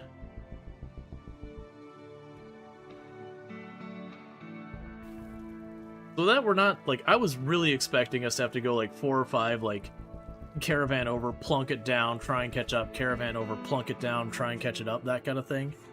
It's a little disappointing. Because I was excited for, like, almost the chase and it being the thing that, you know, you get your research, and then you kind of have to commit. They're like, okay, you know, we just got scurried over this channel. I've got as much time as I'm gonna possibly get till the next, you know, mech attack. Start building the ship as aggressively as you can. Tear down every mountain on this thing. Just get the ship built. while also trying to not die from starvation or anything. Alright, we got visitors with items to trade.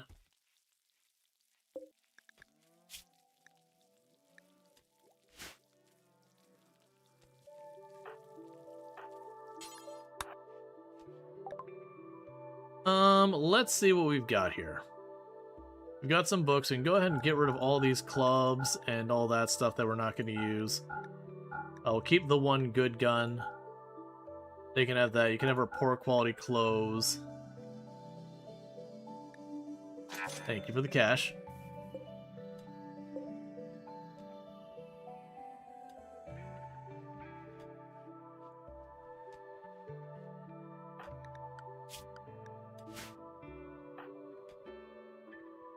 You're coming along nicely.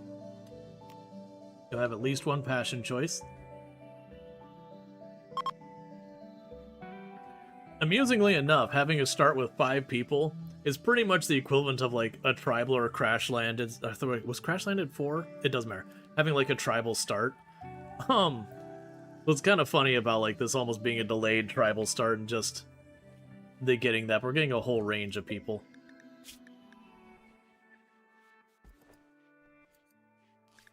Hey, don't you take extra damage as well? You're bad at plants and animals and melee. And not dying of disease.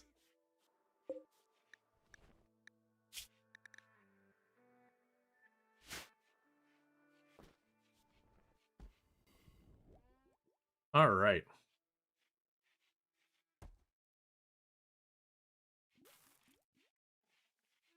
And ideally, I think the next thing we would want research-wise would be complex furniture.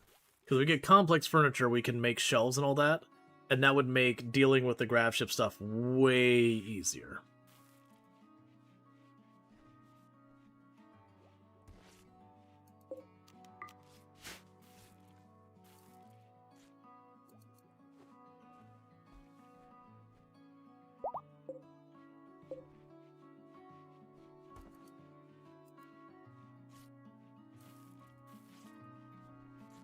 I'm trying to see if there's anything in here that we really don't want stored there, but not really. Alright. The important thing, very from the beginning, is we're just going to get the ship with the minimum thing. You see your rock farm is coming along nicely? The prisoners is... Oh, right. That's why we didn't do that.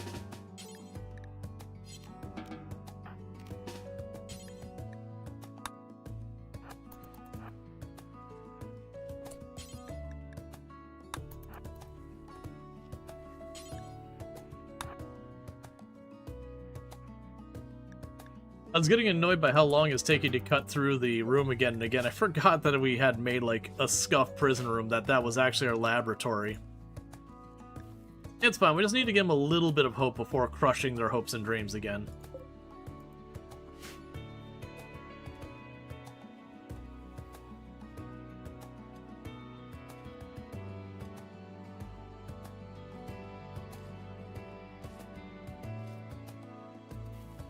Yeah, and we're mostly just getting the rocks out of the way. Just shoving them off to the side.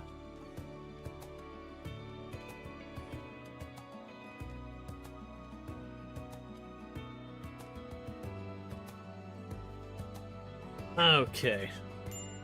It's also amusing the idea of having, like, a grav ship, so you've got, you know, space-worthy technology, and everyone's sleeping in sleeping bags. Alright, so this one will take the geothermal next, which is going to take a while to get that going.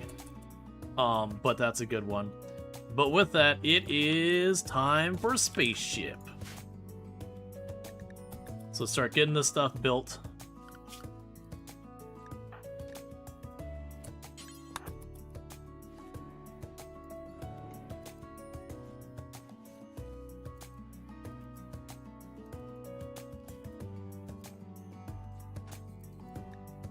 Okay, so first up, build the floor, surround it with metal, get ourselves like, oh, what's up? Astronauts sleep in sleeping bags because of no gravity. They can strap them in vertically on the walls. Yep. But this is RimWorld, and there's no doing anything on the walls.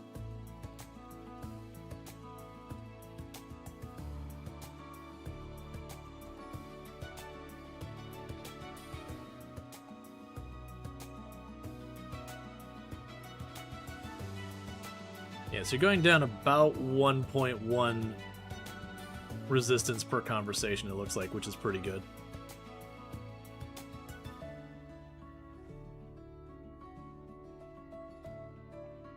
Okay.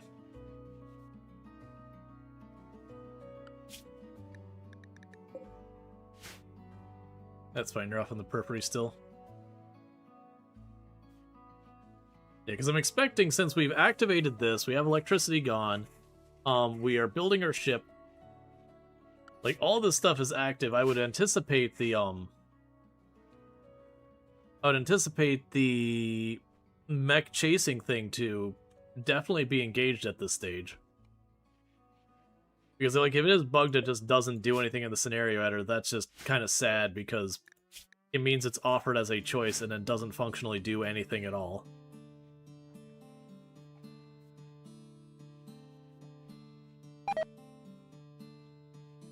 This does mean we're definitely not getting complex furniture by the time this is done.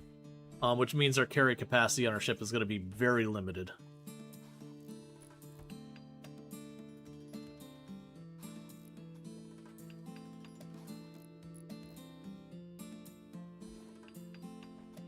Yeah, so first thing is get the core, get it walled in. That way we don't have some random raider just snag it and run off the map.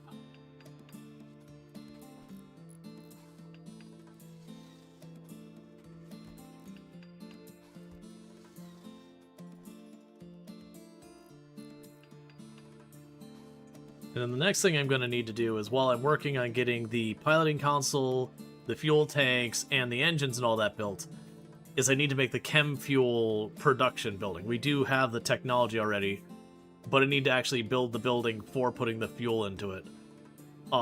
Because that's going to be a whole thing.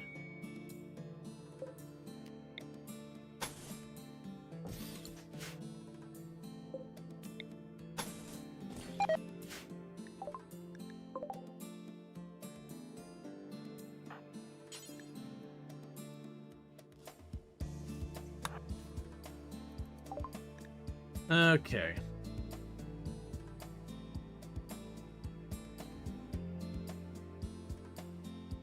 Not too fussed about any of that. Chem fuel refinery doesn't help me if I don't get there. Okay, so this is an opportunity I've been waiting for. Let's grab our people and be ready to get involved. You two have the longest range. So get over here as quickly as you can.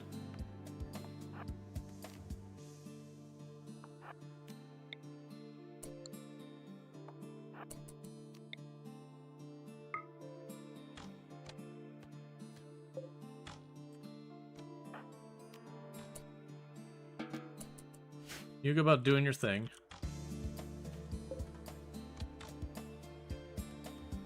Because we want to crack that open real fast.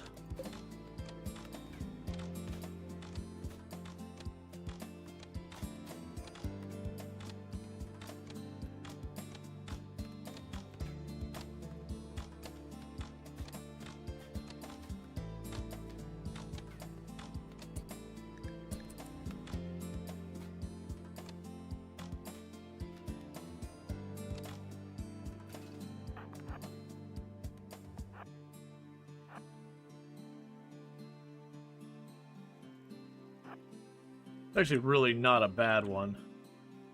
2 flesh beasts.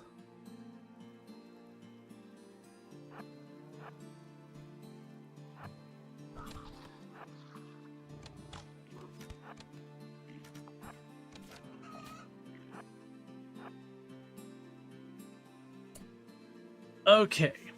So this one's a little bit more dangerous. There's not really an angle I can shoot at these where we're not going to get everyone engaged. So we're going to try our best to pop that. Are either of you slowed in any capacity? You are. You're out of here. So I need you to hold this down. You're going to shoot over into that corner, and you are going to run.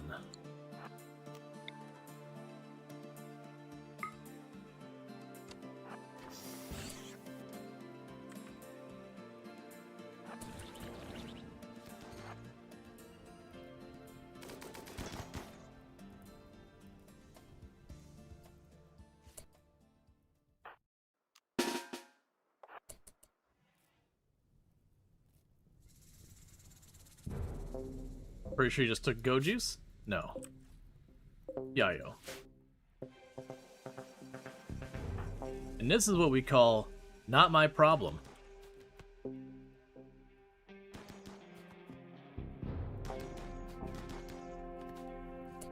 Is anything being destroyed that I'm super upset about? I mean, losing the assault rifles is pretty rough.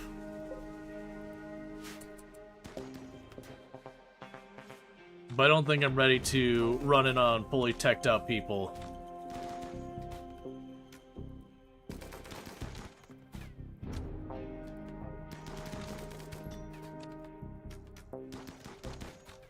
Oh, are so many cars? It just happens.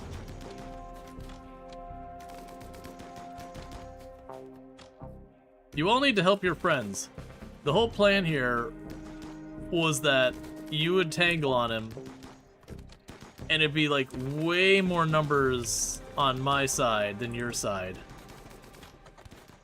And you were just utterly getting murdered.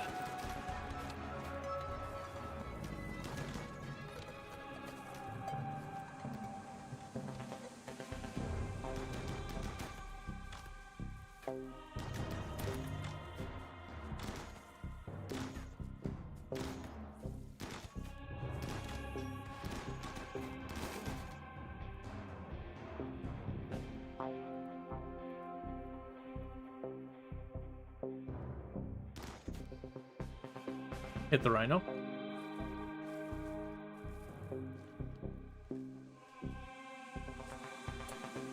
Alright.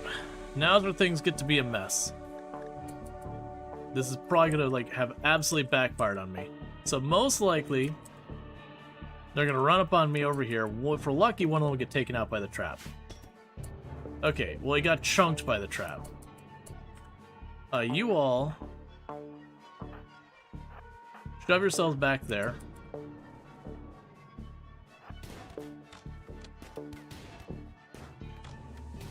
Kill him. Kill him now. Kill him now. Kill him now. Please kill him. Back off, back off, back off. Come on. Get in here, Drew. Get in here, you coward. I should have just run out there and hit him when I could.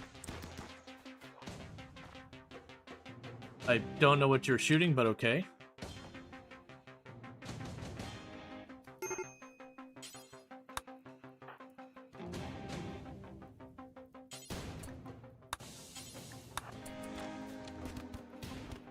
Go fast before Drew figures it out. Okay, get on Drew. Be fast, be fast, be fast.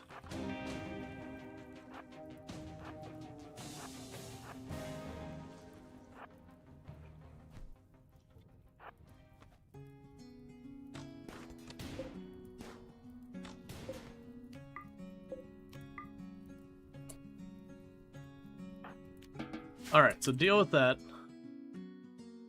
This all got burnt and destroyed. There's no way I'm getting over there to do anything in time. So we did lose the weapons they had in there. That's not the end of the world. But that did not go according to plan in the slightest. I'm not going to be able to get over there in time for the armor. It was less than an hour. So in the meantime, there you go. There you go. There you go.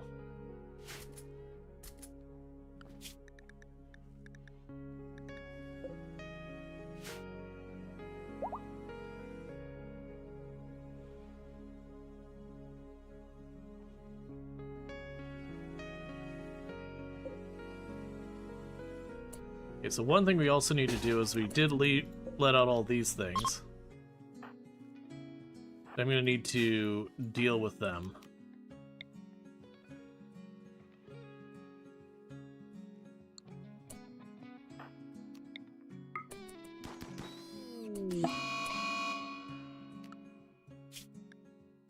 Because if I don't, they'll come after Pulverizer in due time.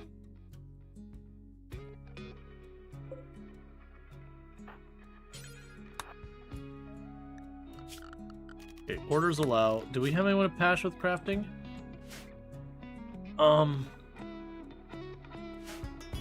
We can just let them haul that back indoors. Yes, unfortunately this whole thing caught fire because of the Hellcat rifle. And with the with how much firepower they're offering with no armor to protect myself. Thing. The prisoner was 7 crafting? Yeah, I mean we'll deal with that once we get an opportunity.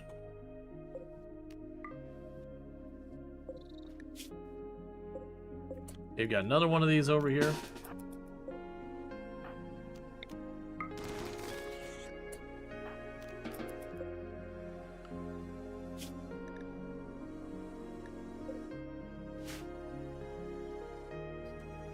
What's in the crate?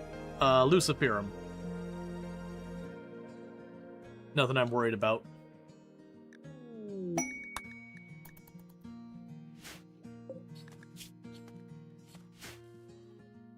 I remember our first Odyssey run and having almost everyone jacked up on that. Perfect for a sickly pawn.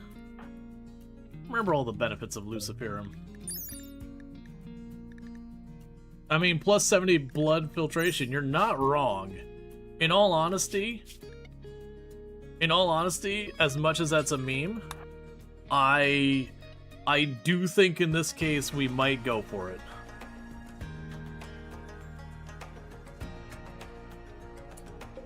Let's see.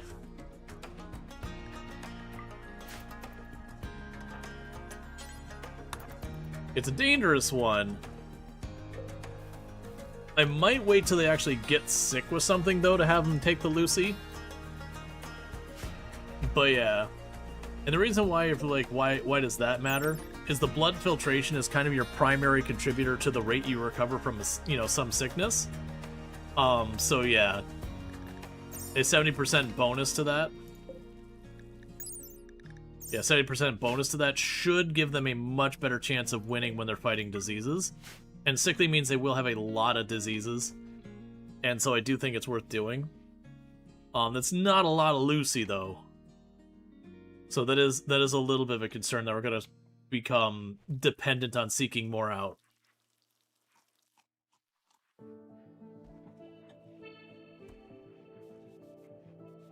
But also, body mastery with Luciferum. On going faster and doing stuff with all that.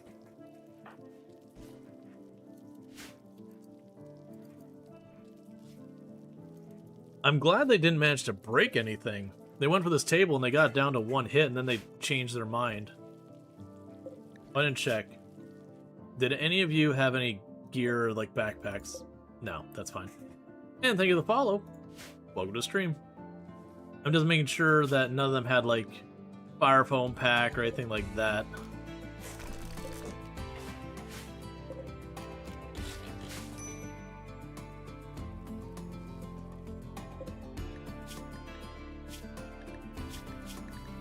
Yeah, you're getting pretty close to being recruited. And they're slowly but surely getting this all built. Because we're likely on a timer before these mechs show up. Because we've got the ship, we've opened the quest, we've done all that stuff.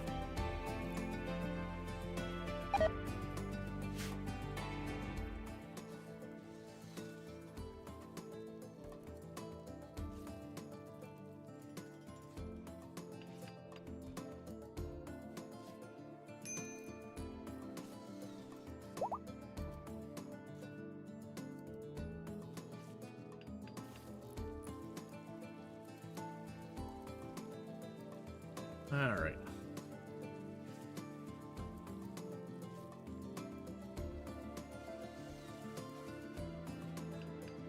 So plan is we're going to box this off. I'll put the chem fuel generator, or the chem fuel processing here. The fuel canisters there and there with the engines behind it, I think. Like the nice little central thing. I'll put the actual piloting console up here. And I'm going to actually probably leave space that we'll just store stuff in. for eventually having the comms console, just, you know, for the memes. Have the communications and the piloting thing right next to each other. And then we'll just build whatever rooms we can, try and get ourselves a little barracks, try and get ourselves like a little break room, get what we can for a storage room, production room. We'll just see how far we get before we either get bullied off or we run out of materials. The big thing is not having a single pawn who's any good at construction. It's certainly not helping us. You're okay at construction, that might be what you do here.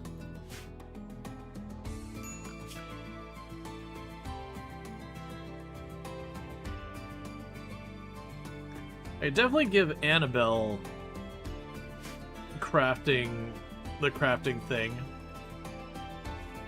and allow them to craft in between research, but I honestly think it's better on a tarot for now. And you're probably going to be... I could have you be construction crafting. That wouldn't be the worst.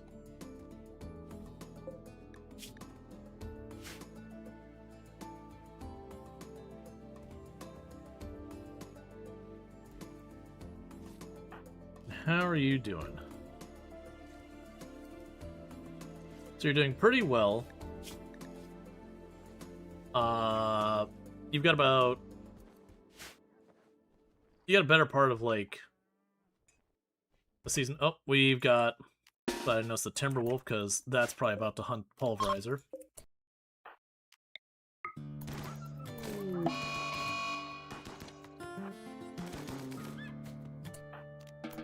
Okay, that's dealt with.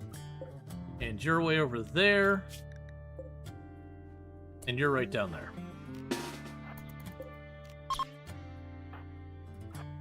Basically just trying to dispatch anything that could hunt.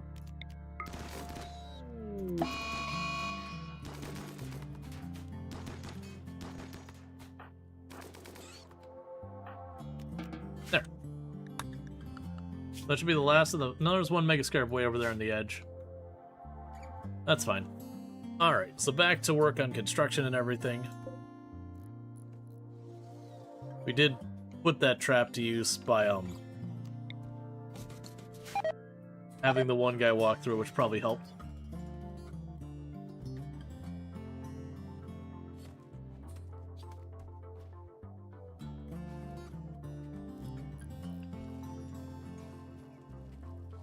The good news they made it so when you botch construction, it at least gives you the grab panel back. Because that was one that could kind of get you in trouble.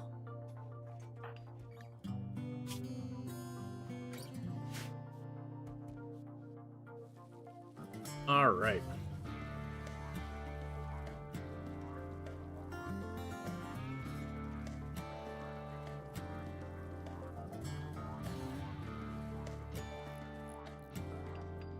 Yeah, so we've got about 400 tiles left, which is a pretty good amount of space, in all honesty. We should be able to make a decent enough ship. Without the complex furniture, storing stuff is going to be pretty rocky. So we're going to get way less food that we can bring with us. The good news is I've been making copious amounts of pemmican because we grabbed that as our very first research.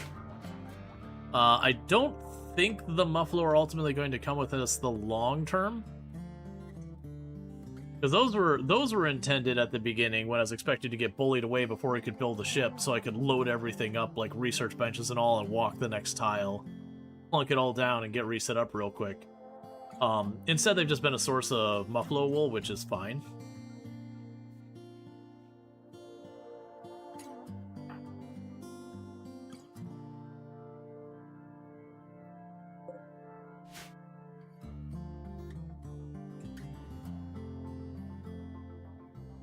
Oh, we can also go down here to this spot. Entities are fine too. You don't keep that corpse there.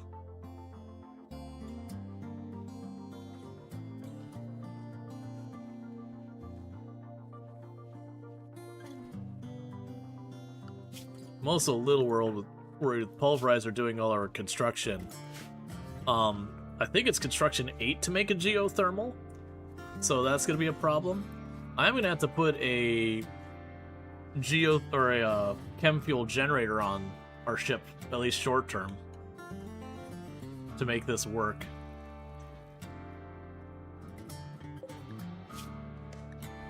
Yeah, and you're not a whole lot better.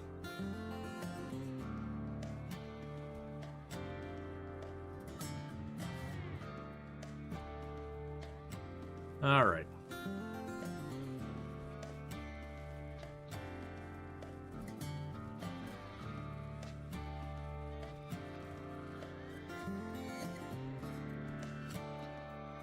And I'm just trying to avoid the temptation to be like, let's make this area bigger, store this all. It's like, it doesn't matter. We just need to keep building the ship, get the storage on the ship.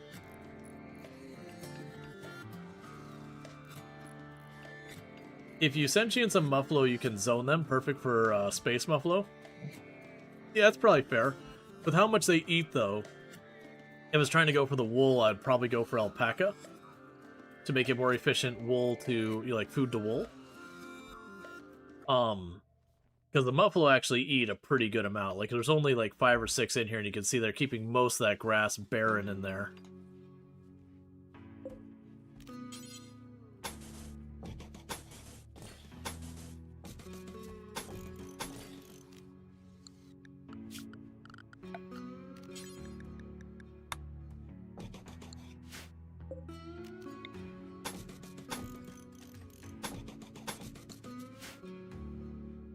Yeah, that looks right.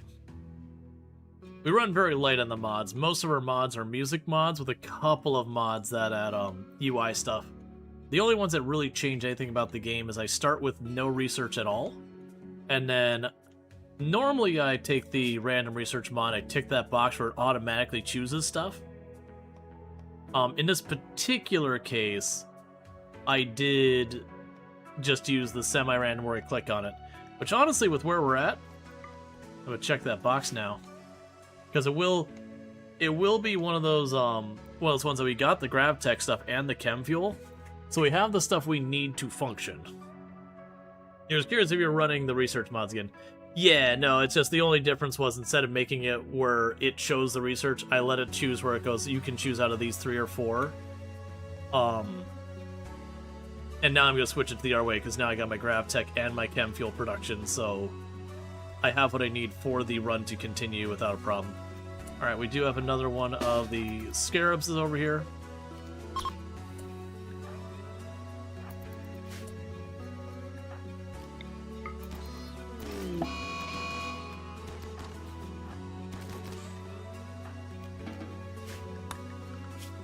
Okay, with all that, we should have everything we need to worry about so far as animals hunting us. Yeah, I don't care about that.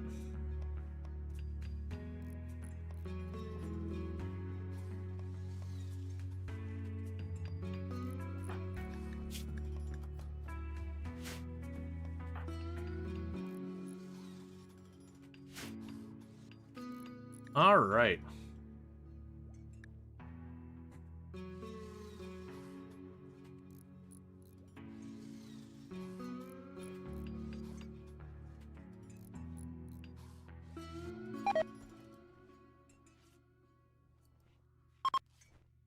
They're about to get that all closed off. Then we get the chem fuel generator, or the chem fuel production online.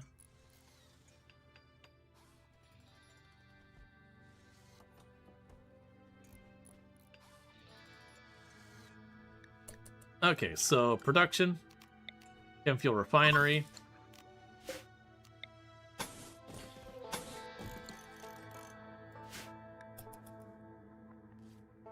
So we'll need to get that online pretty soon. And as I mentioned, we're going to end up needing chem fuel power,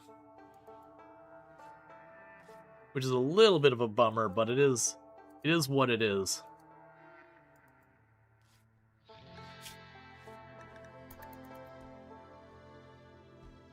Meanwhile, let's go up here.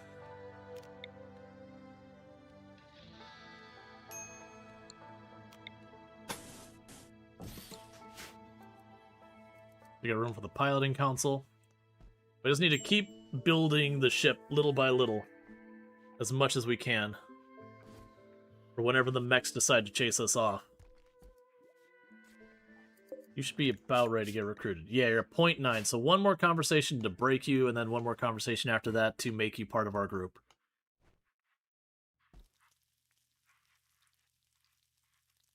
We don't really have any spare fabric that's worth anything. So we'll just leave that alone. Okay.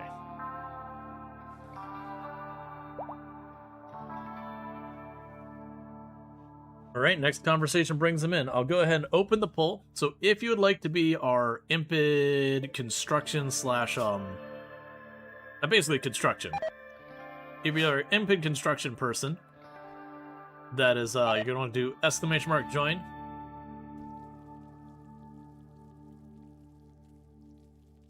Yeah, just as a reminder, we only allow people to have one colonist there. Like, not a big deal. I can definitely tell people fail to see that they're already in the colony and all that. It happens. It's no biggie. If we draw the name, we just draw another name immediately after.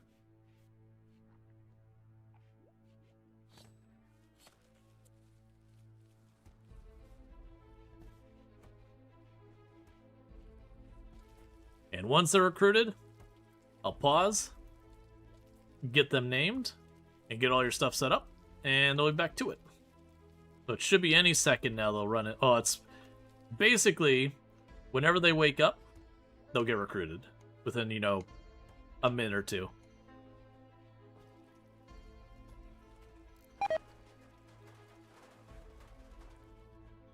Okay, so the grav core is actually properly sealed in there now.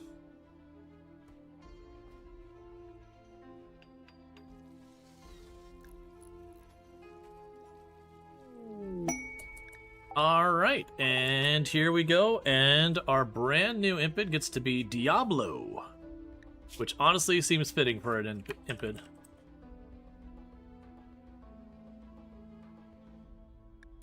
Alright, and we're going to close that naming queue. What's the name for? It is for our brand new colonist. As far as weapons go, unfortunately, honestly, that Masterwork Greatbow is probably better than the pistol. Let's get you some recreation on your schedule, work.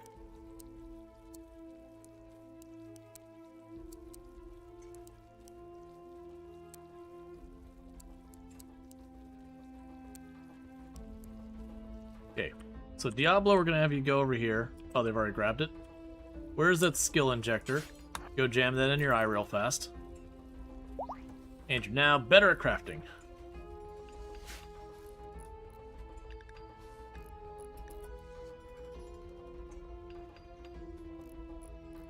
Alright.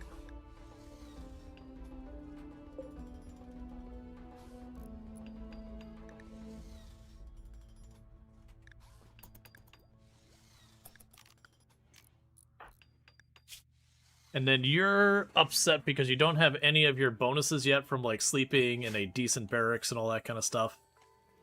You're going to be harder to keep happy because you are an Impid. You have a predisposition to being unhappy.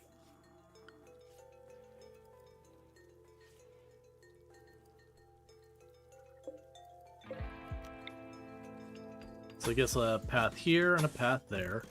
They'll need walls there and there.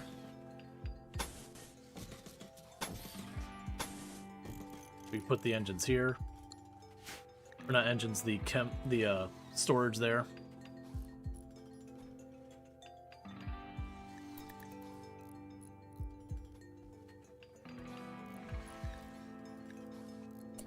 Okay, and you are going to be the piloting console right there.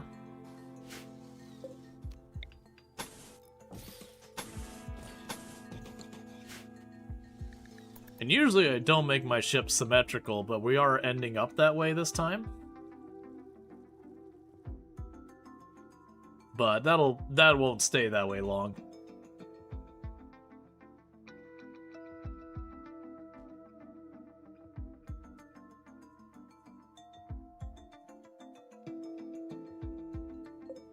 Can bills.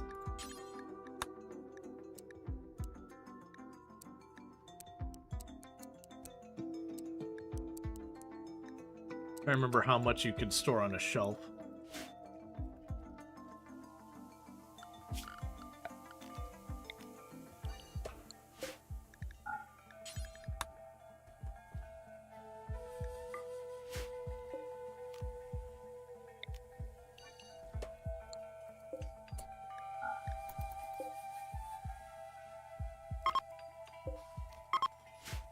Okay. You haven't actually played this DLC, but you're guessing you don't start off with a ship and you have to start from scratch. You can do either way. There is a scenario where you do already start with like the very, very tiny, simple ship and a couple of people, and then you have to like scurry off from a platform really fast. And then there's ways you can like start, you know, from a fresh run to then get your ship. So you can kind of do either or.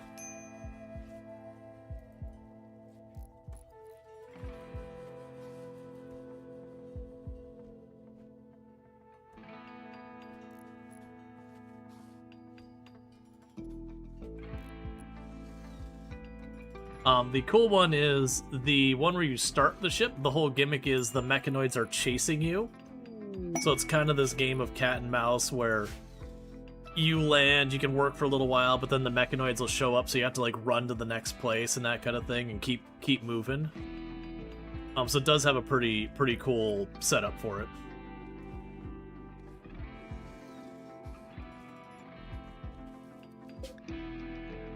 Alright. So we get to name our ship. Diablo would like to name our ship. The randomized name it came up with was Flying Shark, which is actually not a terrible name.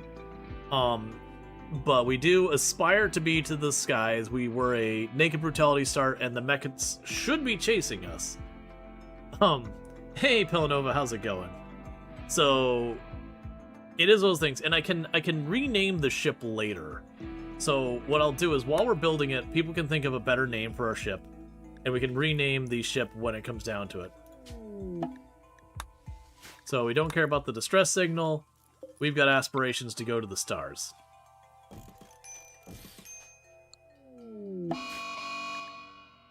Alright, so we got a mad hare.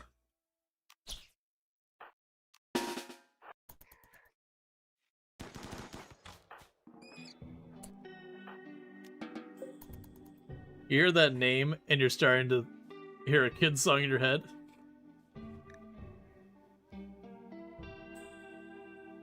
That's not surprising.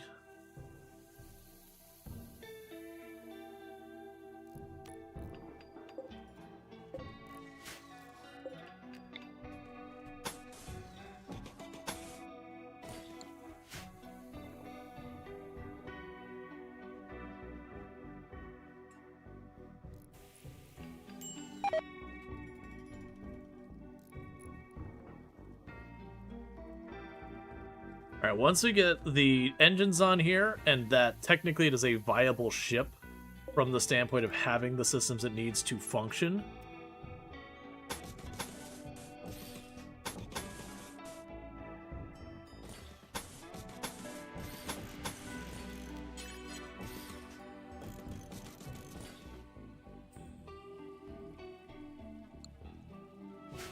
Okay.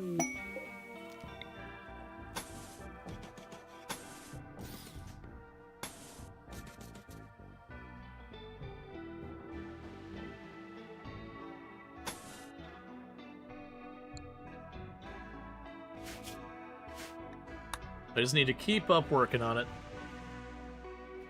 We've got plenty of food.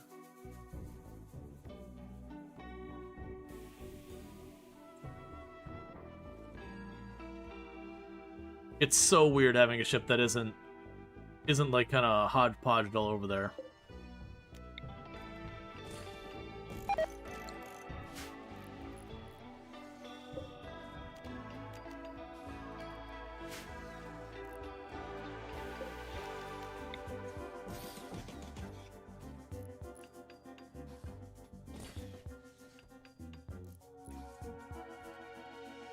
Okay.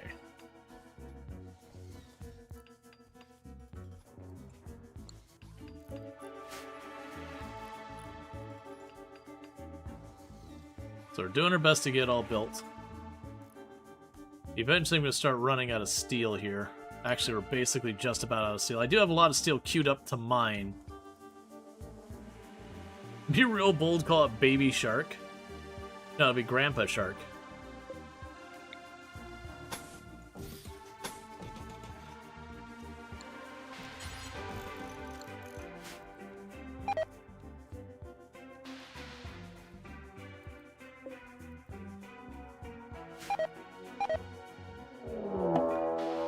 He's got raid attacking from multiple angles. They got some proper firepower over there. It's not my favorite. So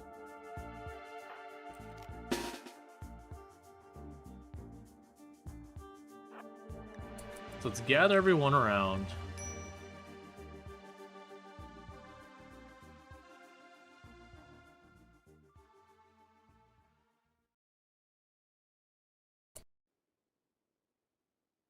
And thank you for the follow. Welcome to the stream. Okay, I'm thinking we run down to the group on the bottom right first, because it should have a range advantage on them. I was hoping I'd be able to put the Mega Sloth to use, but they're just too far away.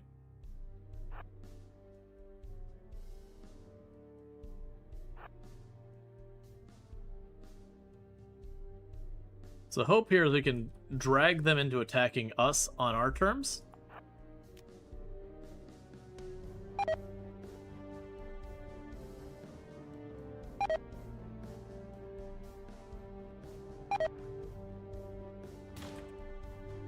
Oh, I didn't even realize they'd already moved.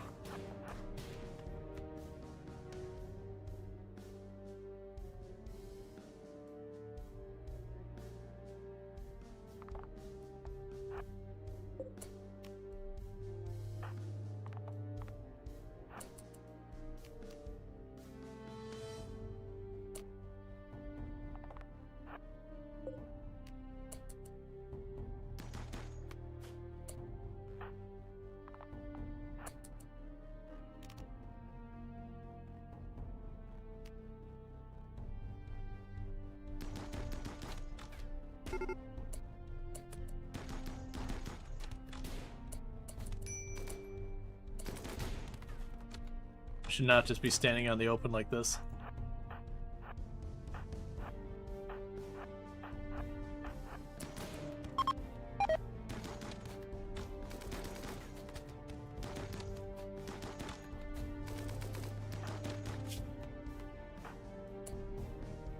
Okay, that's an eye and a toe we lost. That's not great.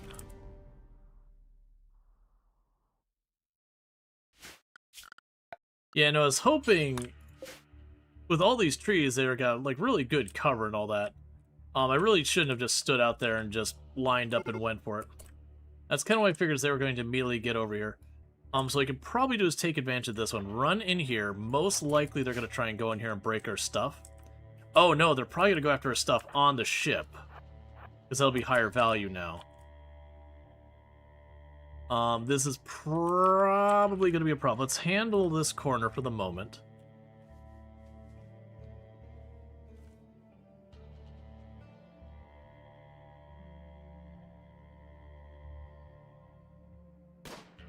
Oh, why would you go that far up? Get down here. Get down here. Get in here.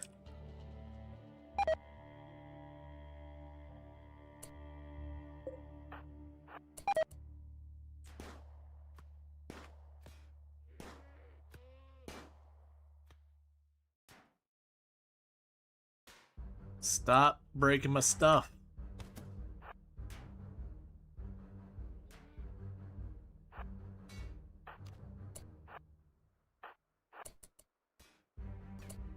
Oh, hey, I wasn't expecting you to try and run past.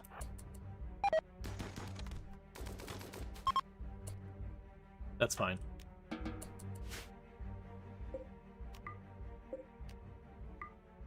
But to keep in mind, we got some pretty serious injuries.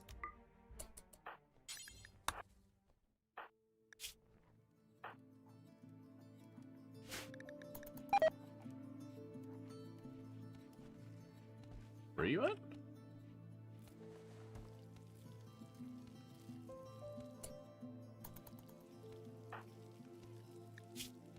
Is this really the time for that? You are bleeding from your missing toe.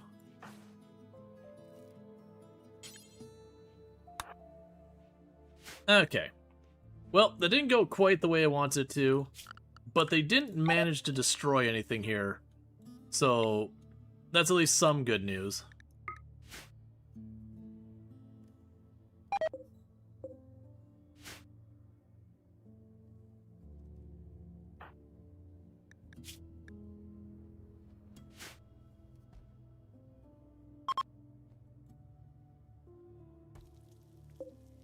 I don't worry about that trap anymore.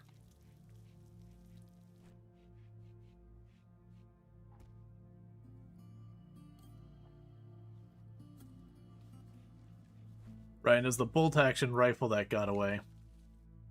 That's fine. I'd say the bolt-action rifle I would have potentially traded out the great bow for. But the good news here is they are going to get everything repaired. We have to wait for them to mine the steel. We do have it queued up. But, you know, until that happens, we're stuck waiting.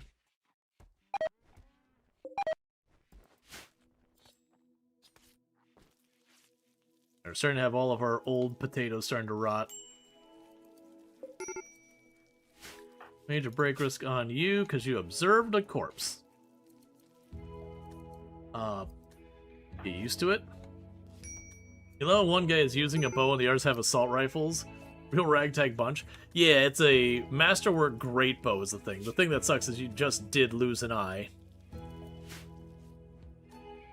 We're lucky with it being a headshot, it was just an eye.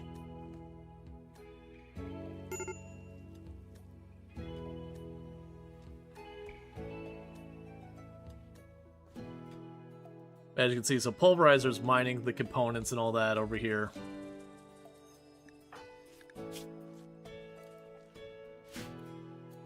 They don't have back-to-tanks? Nope. There is a mech healing serum, but it's a pretty rare resource.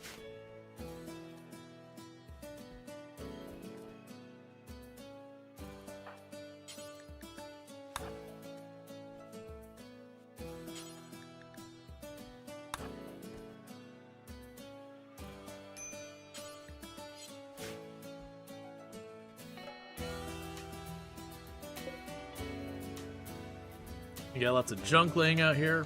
That's just what it is. Alright. You'll get there, little buddy. You're learning to mine.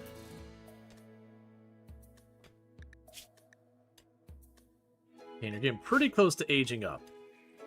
At which point, then they'll be able to just focus on getting work done, and if we're lucky, we'll get a good passion or two on you.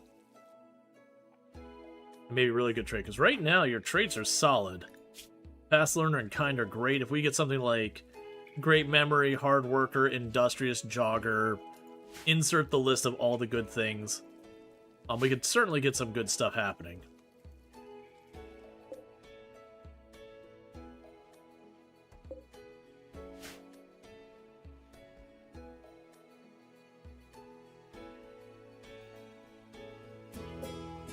Yeah, it's granite, so that's not going to do us any good. That is steel down there.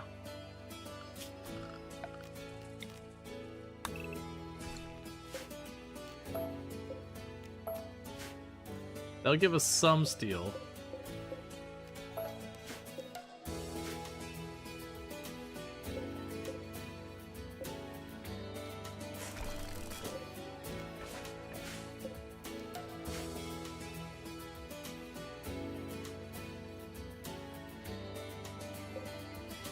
Just looking for anything steel we can rip apart.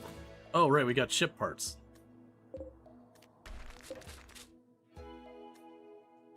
And you've already ripped all that stuff up.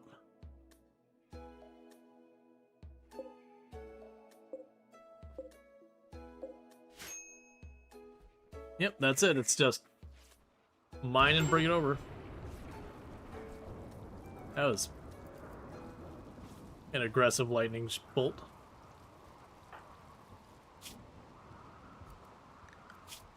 And everyone's already converted.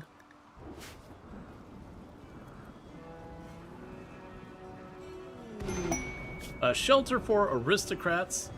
And I must keep their mood up? Yeah, get out of here. Right now, with our situation, we're not worried about moods.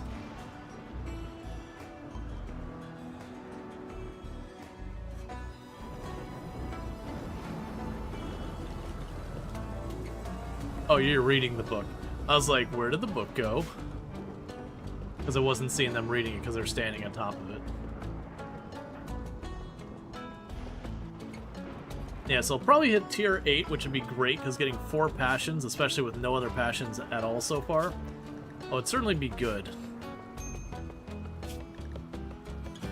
Okay, no animals I need to worry about.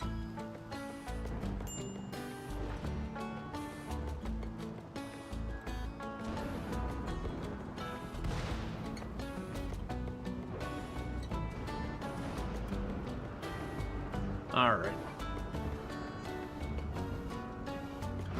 Now another possibility is if we get our construction skill high enough,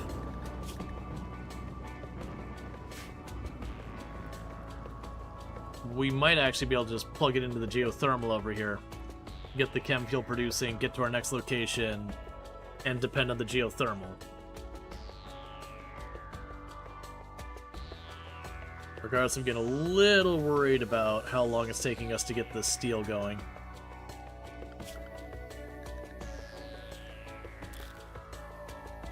Don't you have a predisposition to be bad at mining? No.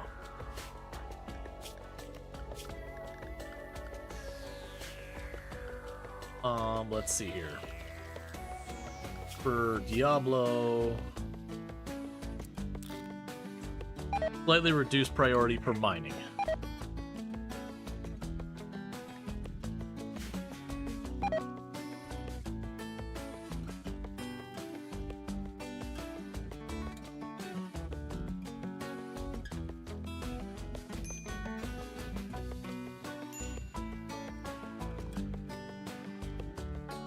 So more than good on our food. Crafting is getting done.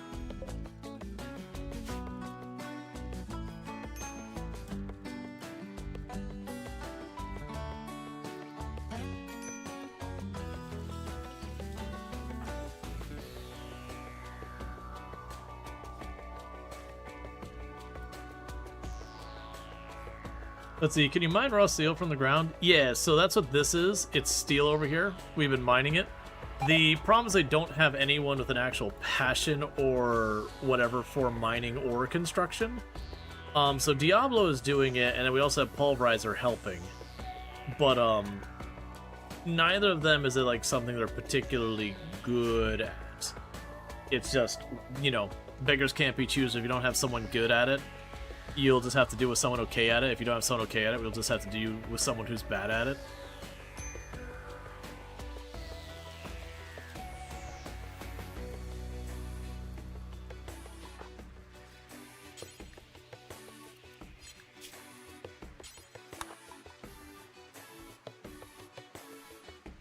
You just smash those mechs before they just rot out there. Do they get better over time? Yes. The more they do it, the more they get better at it.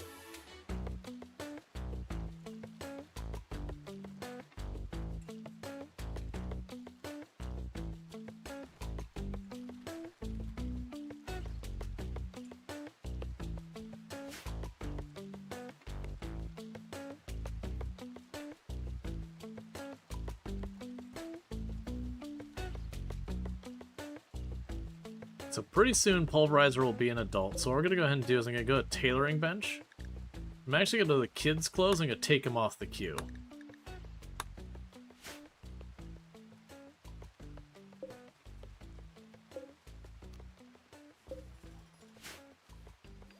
Because Pulverizer is going to grow up soon before any other clothes can like rot away or whatever. So we just need to be worried about getting the clothes that can fit them. Okay, and with that first engine, once it's built, that's technically everything I need for this ship to take off so far as construction. I still need to get chem fuel for it, which that's what that's about. And I say that as we immediately botched the construction and wasted resources. That's wonderful and helpful and definitely not something that's going to be a problem.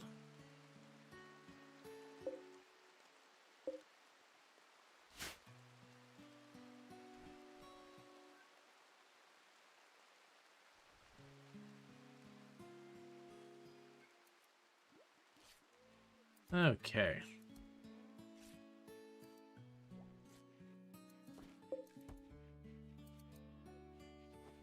And little by little, everyone's getting their capes and all that kind of stuff.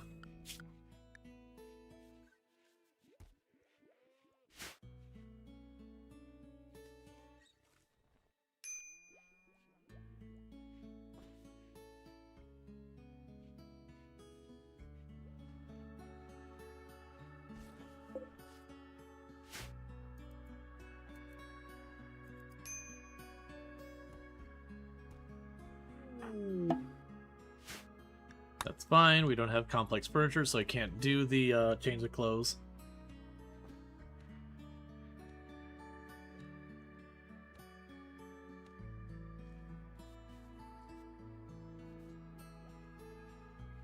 Yeah, and then once we get this built, like I said, I'll probably put some chem fuel generator or two in the back here, and then we'll start going on, you know, making like a making a barracks or whatever, and kind of build two ways. So I have to build inside this circle. We definitely also build back in here, and put like our storage room, our production or whatever back there. Because that would also let me enclose the engines so that I don't have to worry about raiders destroying them again and again. Not destroying them, but breaking them or whatever. Or stealing them, sorry. Yeah, so we definitely like enclose that area on the sides.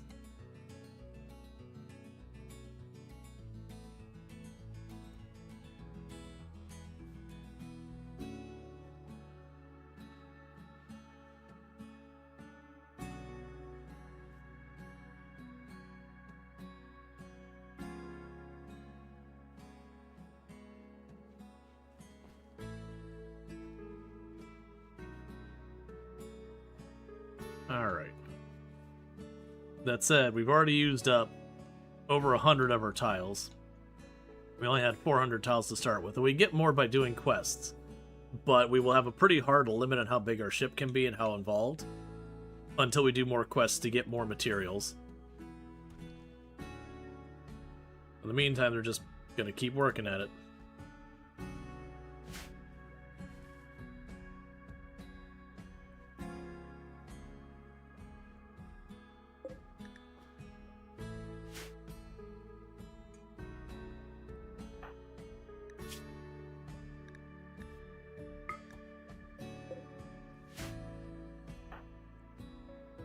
And then drop that face mask. You can do better.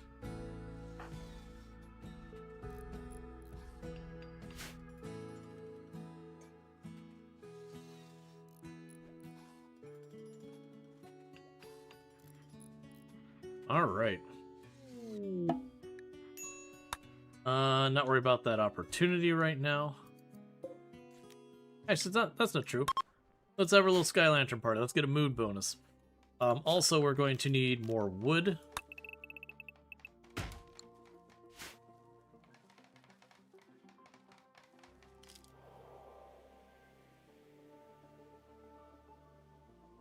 So boost our moods and all that.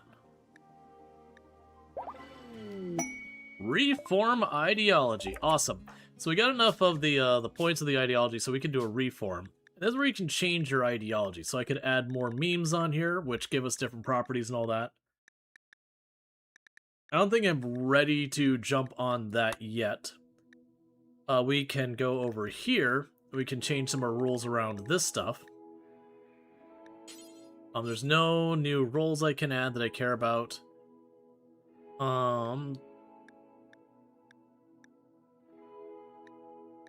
So looking at this,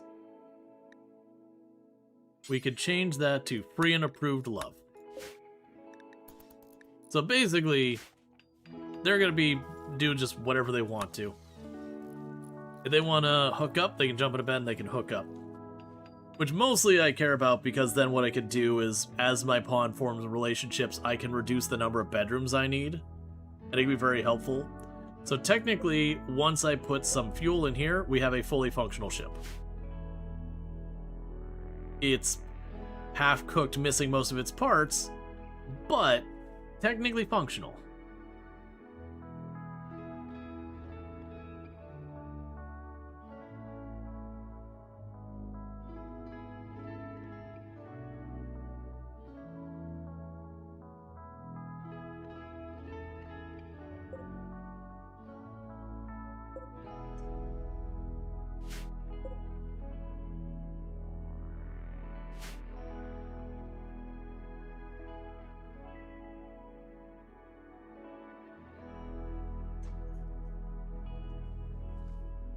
So we venerate wargs, so the grab ship lands and a pack of Flaming Beasts burst forth seeking violence. Might be in the future. I mean, we'll see. I didn't go out of my way to choose the wargs we venerated. I usually just set up the thing where it's like, here's our ideology, let's go. And what it gives us, gives us. That's just how we do. In this case, it said we venerated wargs. It'd be pretty hard to keep any meaningful population of wargs on a grav ship. Because I want to say, if I remember correctly, wargs, I believe, have to, I believe they have to eat meat.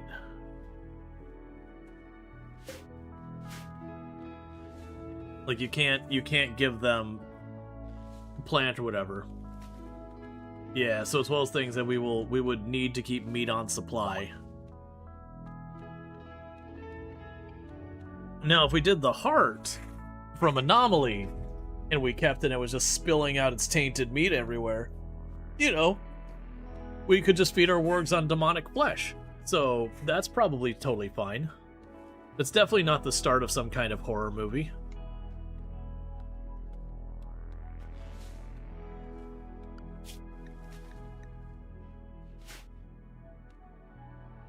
If you hop around to the planet, you can just hunt all the animals when you land, but people want to be in space. That's harder. Well, I mean, realistically, we're only going to, realistically, we're going to spend so much time in space. It is unfortunately one of the realities of RimWorld Odyssey, is while you can make your bases on these chunks of asteroid and all that, the number of events that happen on the asteroids is pretty minimal, unfortunately. It's just like regular raid, mech raid, meteor strike, and a couple of other things. There's no weather events, none of that. So it can be a little bit of a snooze fest doing stuff in space. Now granted, with our colony thematically, I could potentially see trying to set up a space colony.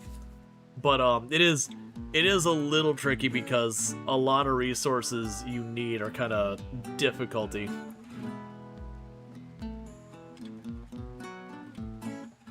The scary center drops and the scatter drops? Yeah.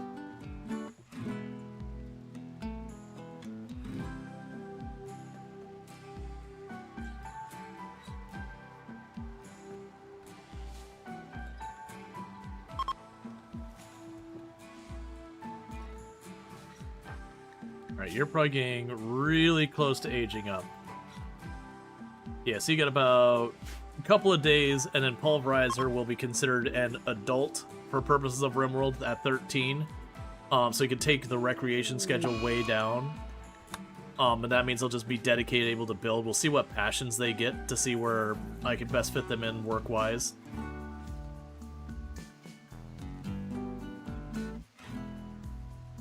For the meantime, I just need everyone to just keep working. Because right now, that's the struggle we have. Is just around like construction and hauling. We're just grabbing everything we can.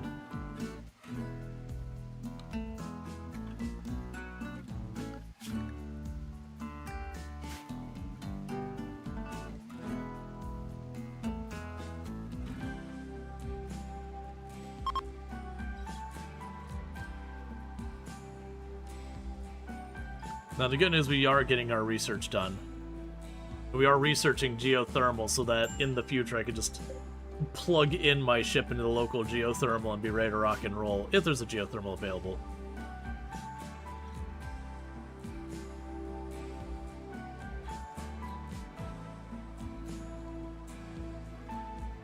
Is the imp Diablo? Yes, the imp is Diablo.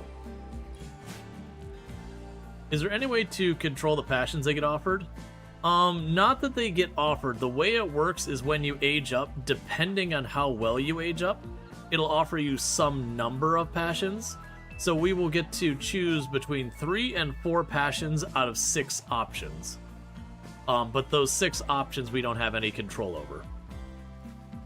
Just like with the trait, we will get to choose 1 trait out of 6 options and we have no control over it. So you can genuinely get all 6 options being great or all 6 options being terrible or anywhere in between. Psychic Agony. Okay, so we now know what the actual deal with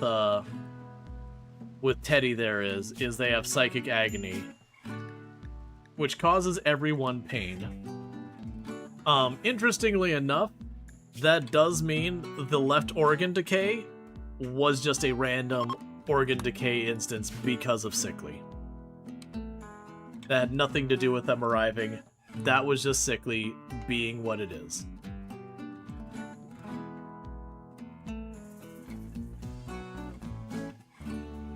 I do find with the Yell one, if we get guilty, so we get where we like pain, that it makes the agony nowhere near as bad.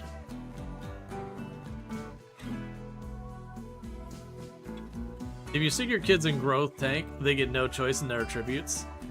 Yep.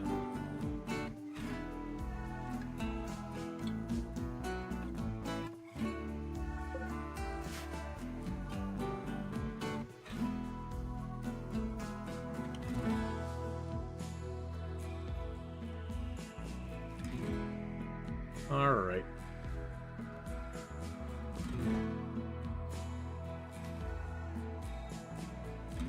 And there's only one more piece of steel down there, and then it's mining. Unfortunately, nobody has mining skill in this colony. They can all mine, they're just bad at it.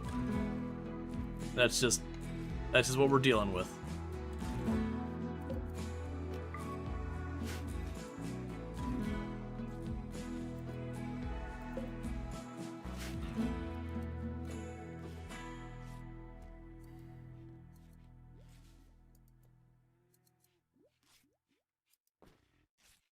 Okay.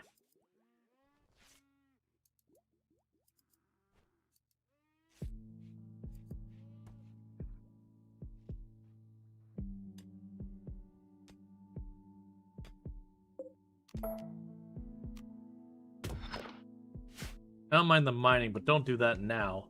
Work on the stuff up here. You don't need to cross the entire mountain. Alright. Pulverizer became an adult and their clothes exploded off their body. And what do we get? We get 3 passions. Shoot, medical, construction. Done, done, done. No questions about it. Ooh, okay, so you've given me good choices. Fast learner, great memory is an amazing combo for just massively, super quickly getting stuff. Fast walker is also really good. I'm really mixed on which way I'd rather go with that. So, great memory basically means the rate their skills, decay if they don't use them is way slower. And it's not super fast to begin with, but way slower. And then fast learner means they build skills faster. So this pawn can even do stuff that they don't have a passion for and do them reasonably well. Fast walker is just straight up a movement speed. I'll go with great memory. Hard to pass up. Yeah, that's the thing. This is a really good combo, fast learner, great memory. I really like movement speed, but I also think we have an impid, so if we're lucky, we'll be able to get that sorted. So with that, you are now 100% my construction pawn, so Diablo, you're going to be focused a lot more on the crafting side.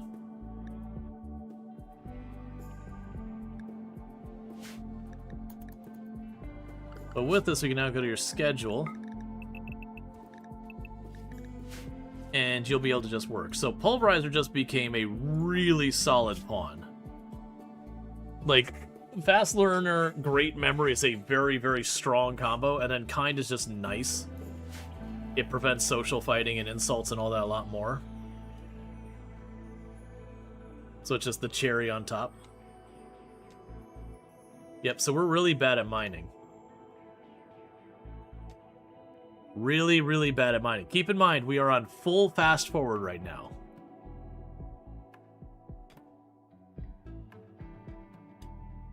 Yep.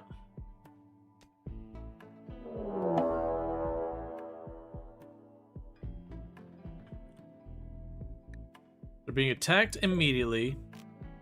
1 bolt action, 2 melee. So you got 1 long, 1 medium, kinda 2 short, 2 melee, so it's a range. For the one at the bolt action, how dangerous are you? Because you're the one I'm the most worried about from afar. Not that great. What about the melee pawns?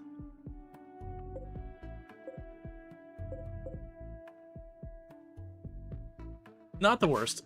Okay. So, What cover do you give me? I don't remember what your cover bonus is. 25% cover. 50% cover. And I believe the trees are also 50% if I recall?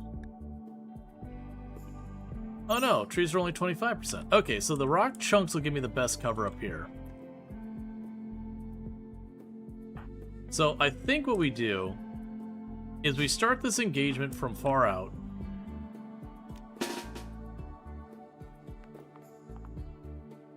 But it's really only the bolt action that I'm kind of really worried about for that part. And then as they start getting into where they're the medium range and all that stuff, in that particular case, that's when we drop back and do, like, basically shoot at them while we're dealing with, like, Zin at a distance. But once the other ones start getting in range, we back off.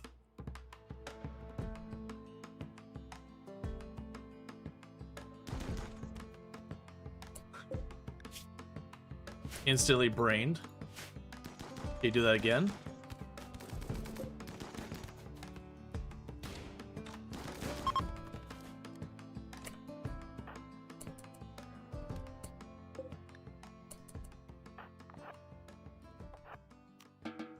It's fine. I was gonna say, can we just open up and brain the first one? Yeah, brained, destroyed the torso. Yeah, so those two, they just did lots of hits and took them out. But the first one, opening volley. Yeah, no, that went really well. Because the concern there was the bolt action just being able to stand back and pop at us where I wouldn't be able to get in range of them. But I figured I'd have better coverage here. The bolt action would probably have had to move up to this to get the better cover. I don't think they would. I think they'd stay back there. So we would have a little bit of a cover advantage. But my plan had been to basically shred as many as they come in early. And then the moment we start getting to the medium range and they can start peppering us, we would back off and try and force them to chase. But none of that became utterly relevant at all. Yeah, and you're all still angry from your pain agony.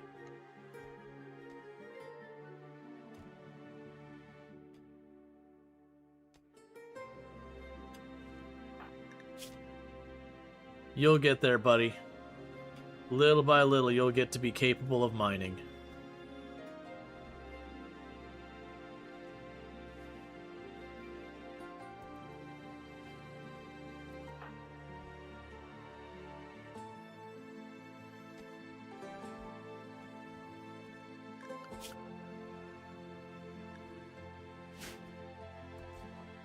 And pretty soon, you're going to run out of things you need to craft here. And then when that happens, you'll also help with the mining. And get everyone a low priority for mining as well.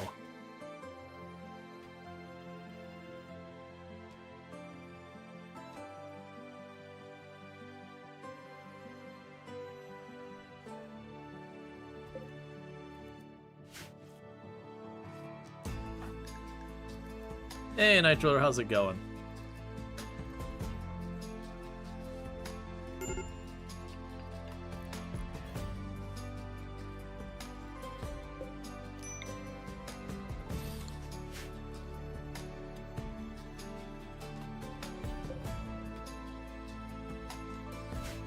Honestly, don't do the components right now. Right now, we're hurting for steel. So focus on that.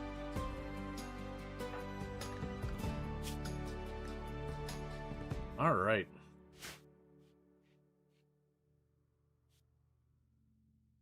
Because it's not the worst thing in the world if we can't get, like, the bedroom and all that online. But I do need to be able to retreat with the ship if the mechs show up. Let's see, how's it going? You're back, and I have a disagreement. Been annoyingly stiff at the moment. Well, that's no fun. I'm sorry to hear that. I hope your over back feels better.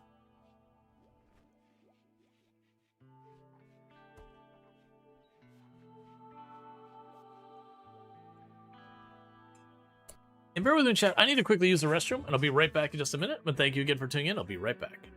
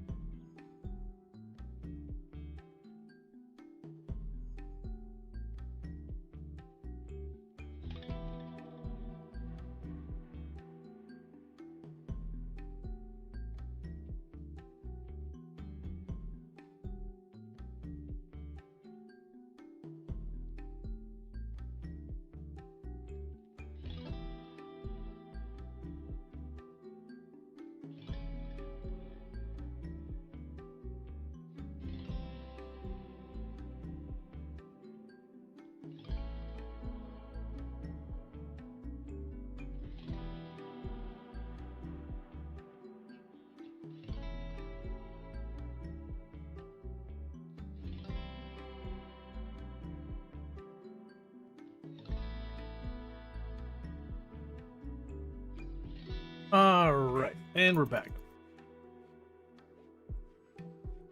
Yeah, so if you're talking about the one where it got in the trees, so that was our character, that was Jeremiah Wiener. That was the one we set the world record with. Back when we had that. I did actually get scratched in that situation, so we did take a hit, but we did win the win the dice roll, the 93% chance of not getting dead.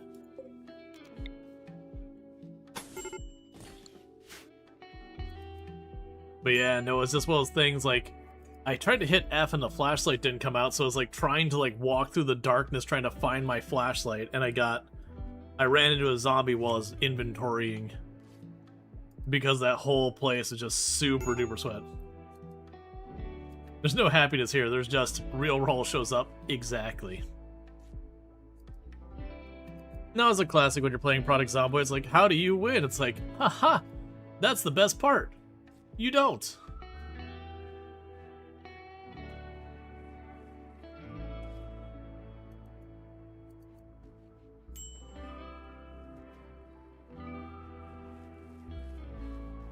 Yep, exactly. This is how you died. So you're at Construction 5.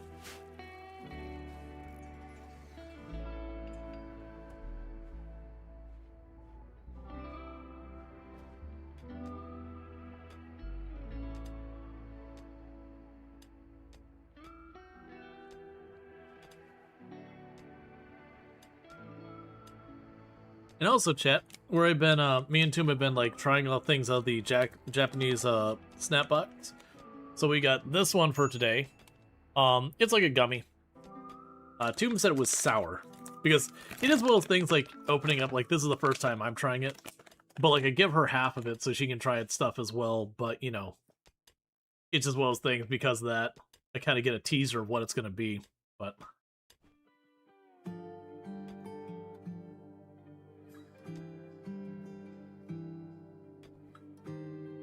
It's just, I mean, it's about what you expect. It's a sour gummy.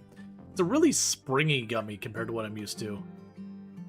Like, not in a bad way, it's just like, it definitely like springed back a little bit as it's chewing on it, which is not what I'm used to. Not bad. Very good flavor, whatever that is. Something fruity. I think it might be grape. Or something very grape-like. For some reason on the back it says bourbon, even though it's definitely not bourbon.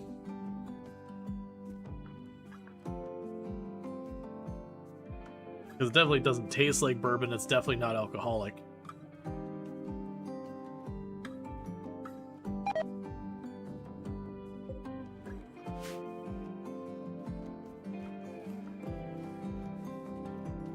Let's see, oh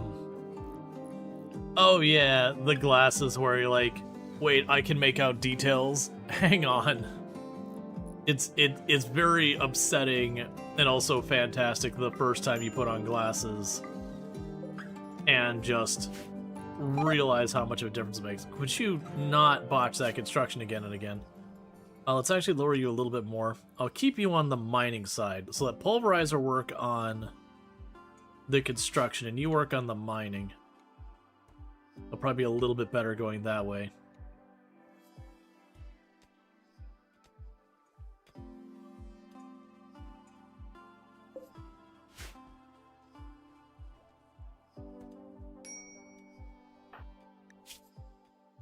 Now, for those who don't know the way this works when we do eventually have like raids and that coming in, not the raid, sorry, the mech attack. It's not like just suddenly the mechs drop on you from the event and swarm you and you die.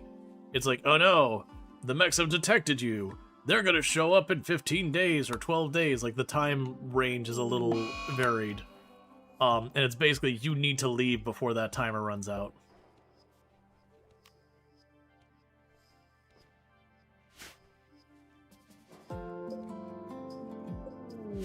Flash Storm, that's fine.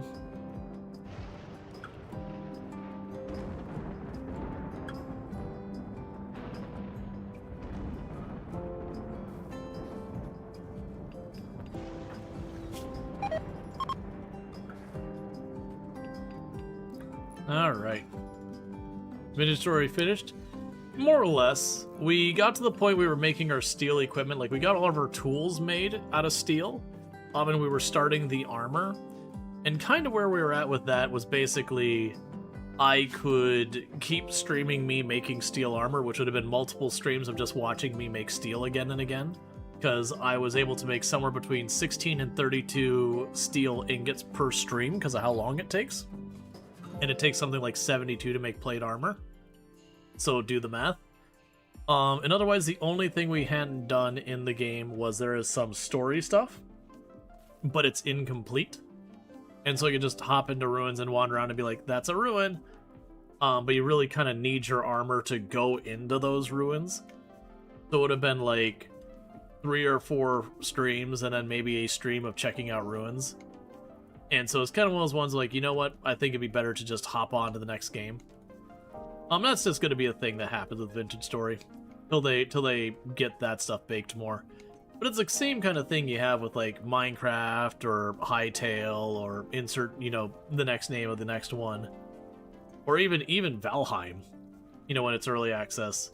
That you'd get your equipment and go, well, there's no more bosses yet. Go sit on your hands. You can just build the build and that's basically what you got at that point.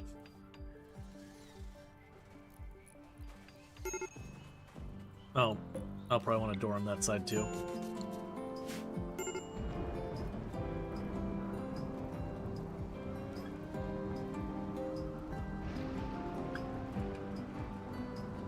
Alright. Why are you mad? Recreation unfulfilled. 8 without table. You can just do that, man. It's right there.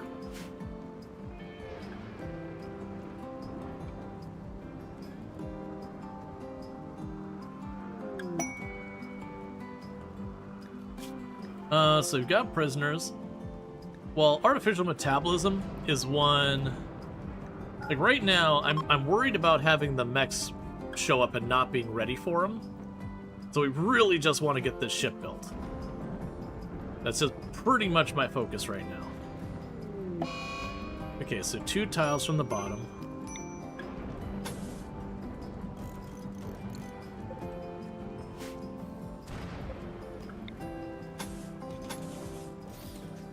Oh, that's not right. Don't do that.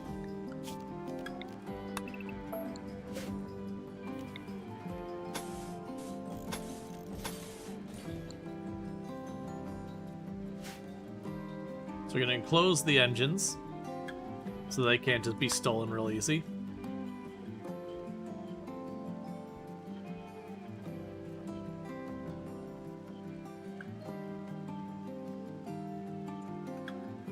Yeah, it's just getting the steel here without having a dedicated mining pond and all the steel being located mostly on the edges of the map.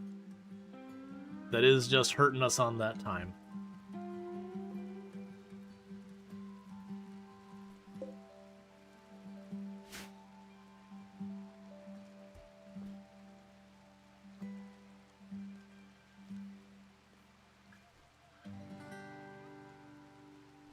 Potentially put the barracks right there. Because I could put the barracks right there, center ship. I could put production right there, center ship. We could definitely put stuff there.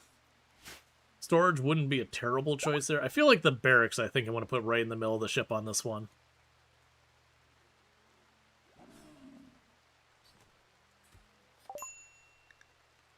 Geothermal power.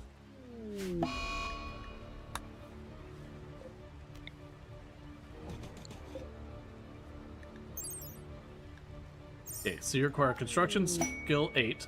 We'll just leave that there. Nope, can't yet.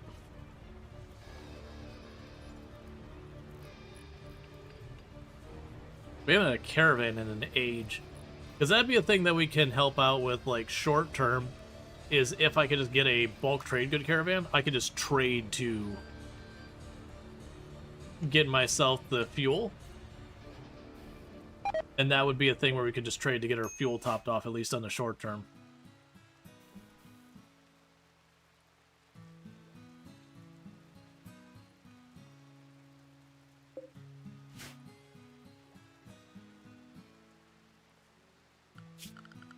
That'll be another thing we'll want.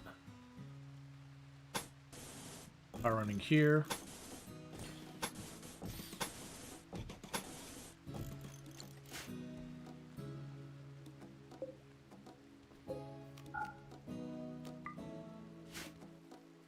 Alright, we just need them to keep building. Until we're out of Gravelite tiles or we're forced to leave, just keep building.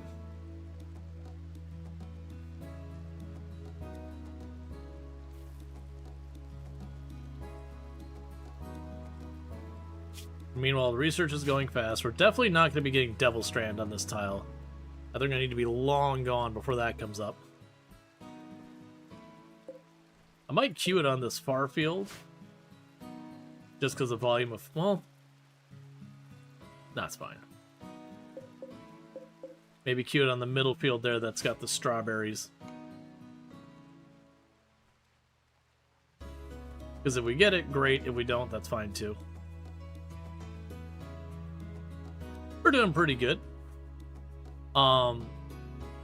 We actually haven't ended up hopping. I think there's something in the code where, like, until you have your ship, the mechs can't show up. We're still only in year, like, we've gone only over a year now. But we did set up the scenario to have the mechs chase us, but then it just hasn't happened. If it doesn't happen, that's fine. But my guess is it was blocked behind getting the Grav engine or the Grav tech research. I don't know. Which is probably good because our ability to mine is terrible, so construction is going pretty slow.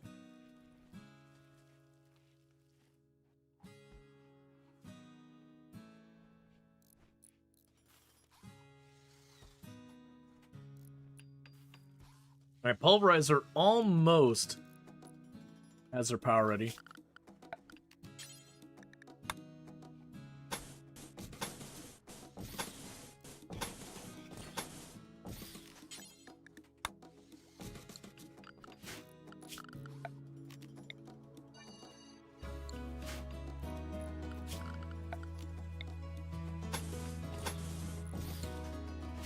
Okay.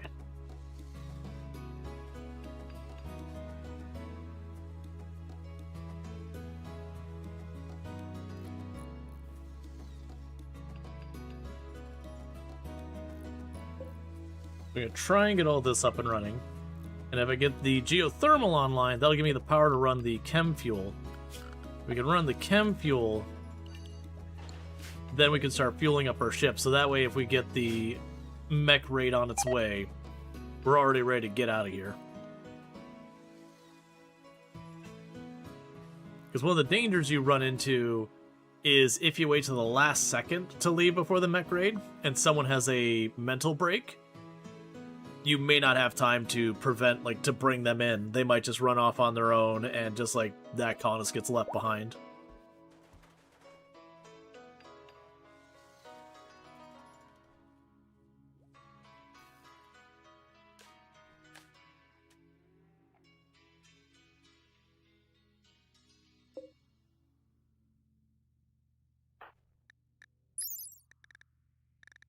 Okay. Yeah, that great memory, fast learner. Getting Pulverizer in here was a really good one. Taking a chance on a kid who had, like, one good trait.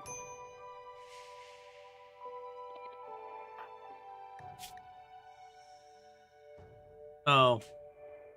Well, actually, you're rebuffed from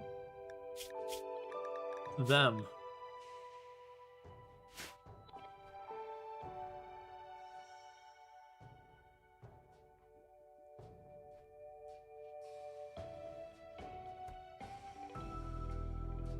Okay.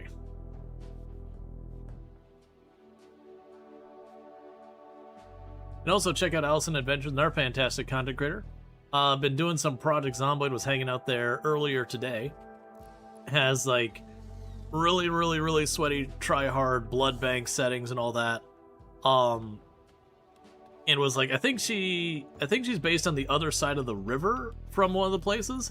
And has put down wood floors, but just graphically with the layering, it makes it look like she's walking on water.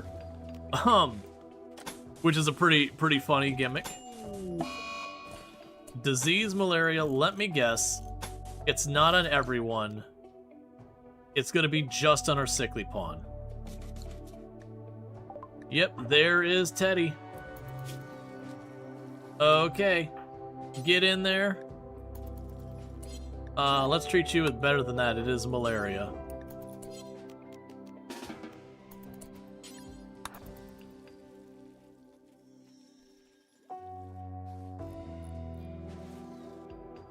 It was funny, the other side river is like 0 FPS even on your new PC. I'm gonna be honest, it's not looking great for you on this one, Teddy. I'll bump you all the way up to Glitter World on this one. Double Strand? Water. Ah, good. Water Wheel Generator. The classic.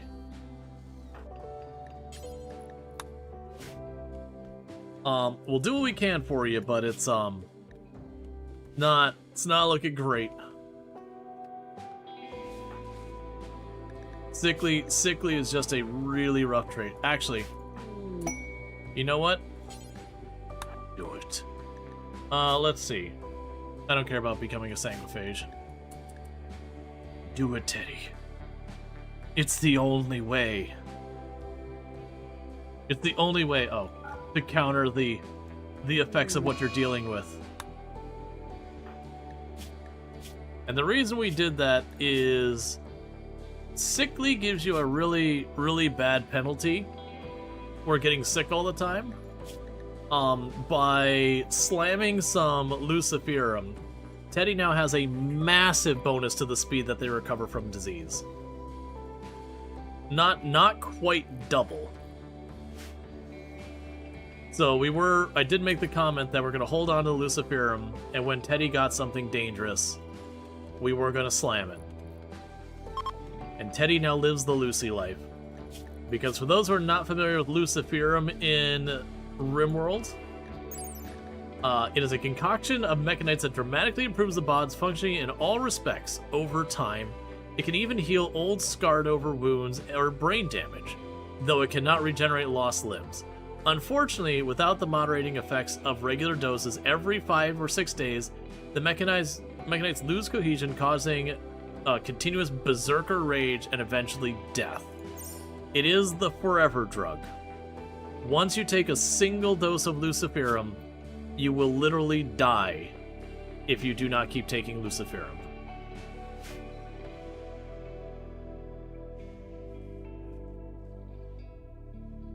There's no weaning them off. There's no cure to the addiction. Can you make it? Nope. You've got to find it and source it. That usually means hitting ancient dangers, hitting complexes, stuff like that. It's there's a certain amount of risk when you put yourself on the Lucy. But on the other hand, if we look at them, they have better sight, better blood filtration, better blood pumping, better digestion. If they weren't dealing with the malaria, a bunch of stuff like consciousness is also a bonus. Like, it literally helps sight, reduces pain, makes them move faster, they can handle food better. Like, just down the road, it does a lot of things. You can trade for it, though. Yeah, I believe if you go to some of the colonies, you can do that. The solution to problems with the RimWorld of drugs, even drug-related problems. Well, yeah, I mean... But yeah, so we'll have to occasionally detour for Luciferum, and normally I don't keep it around. But because they had a sickly pawn, that's kind of how I'm dealing with the sickly.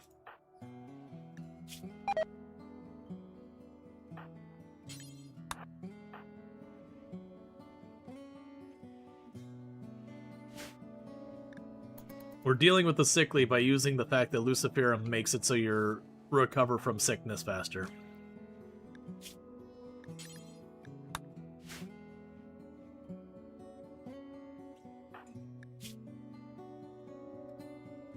But for when you asked how often you have to take it, I believe it's every like 5 or 6 days is the time.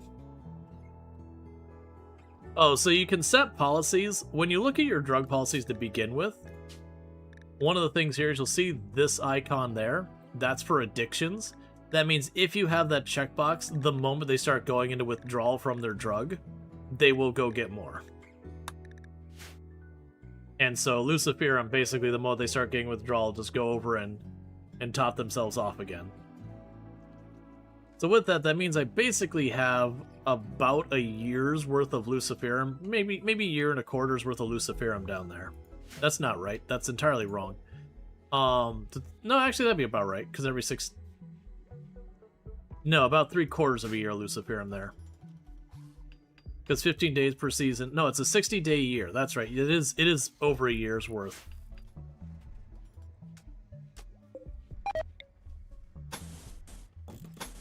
I made the mistake when Odyssey first came out. That when Odyssey first came out, it was like, oh, you can actually get Luciferum relatively easy. And I started letting a lot of my people get on Luciferum.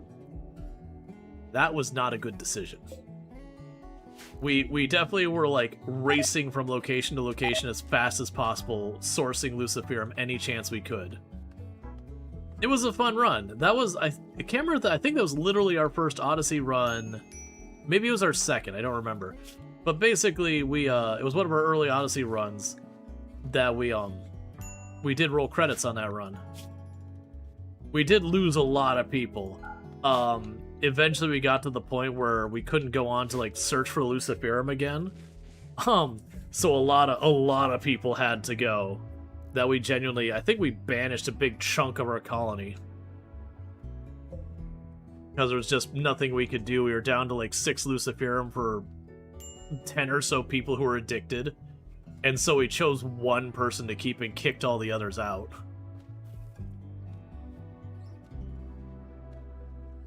Yeah, no, the Revenant being slammed by a meteor by Cassandra was a fun one.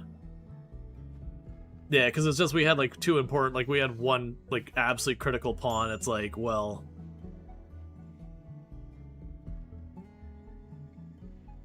They've changed the chance of Luciferum and Ancient Dangers. Or why was that problem? I just had too many people on Luciferum. You don't have a guarantee of getting a Luciferum from an Ancient Danger. It's a pretty decent chance. But no, it was just the fact that, like, you know, when you have like 10 colonists or something, it's something like 8 colonists or whatever addicted to it, that's like 24 Luciferum. Whereas, like, you know, Luciferum every 6 days, so, you know, you'd have what?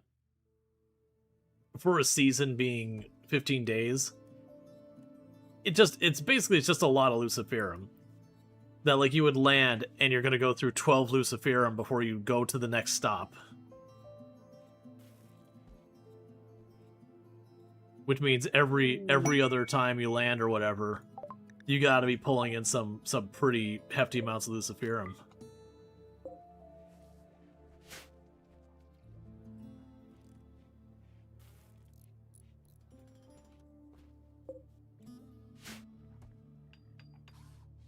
Alright, so how are you doing on your... Okay, so you're up high enough.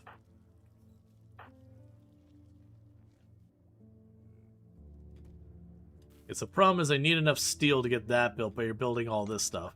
Because it's cheaper on the steel.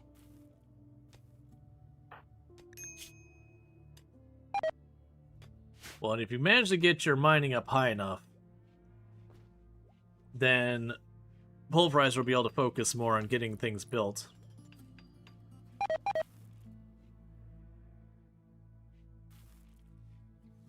Because we'll let this part get built. Oh, another thing we need to do is zone. Do not put a roof here.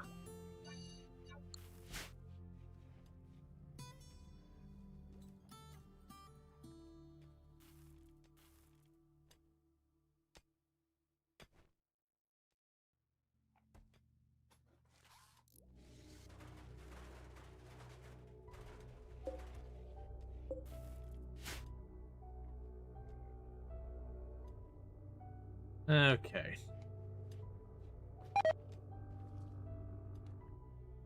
Yeah, because of Pulverizer's fast learning and all that, even though they're focused primarily on construction, they're actually leveling their mining faster too.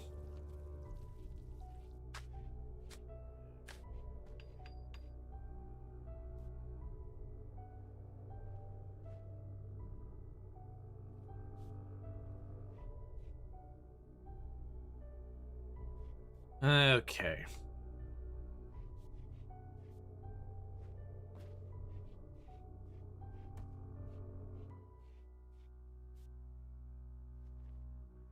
One other thing we're gonna do is add bills, burn weapon, do forever details, clear, ranged, flame bow, and those bows. Get on the list to clear those out of there so we put better stuff in there.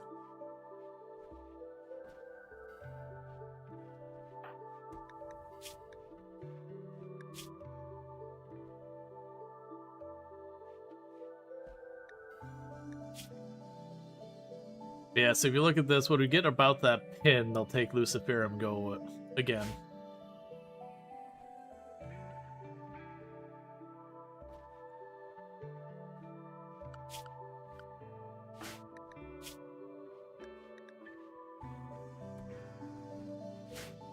Yeah, and that's pretty good, because they're our cook. Can you get raided when your people sleep? Yes. Actually, it'll happen a lot, honestly. Basically, the way this works behind the scenes is there's kind of a window for, like, events to happen that you can't see. Like, an event will happen, and there's, like, a window to your next event. And you'll have, like, your wealth here, that the higher your wealth, the more severe. And there's, like, a whole point system on the back end. But basically, it just says, okay, you're due for a threat. It doesn't care what your colonists are doing or anything like that. You're just due for a threat. Threat shows up. Now, there are some things that influence it. Like, if you send a bunch of your people away on, like, a mission that's not at your place, so they caravan out, it will influence the severity of what attacks you. Because the severity is based on, like, the number of points, number of colonists, all these kind of different things. There's, like, a whole algebra that goes into it. But from the player perspective, none of that matters. From the player's perspective, it's basically just along the lines of, you know,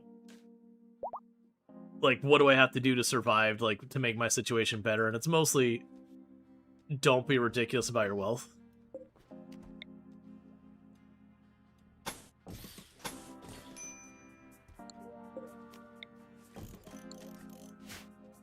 Okay.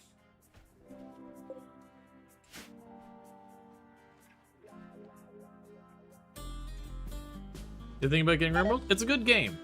I would definitely recommend buying the base game first. And unless you can get, like, a really good deal on the DLC or whatever, just stick to the base game. And then when you're at the point where, like, okay, I'm ready for more, then get the DLC. Because none of the DLC is, like, required to get a good experience out of the game or anything like that. They all add a bunch of really cool stuff that you probably want in the long run. But it is all extra stuff.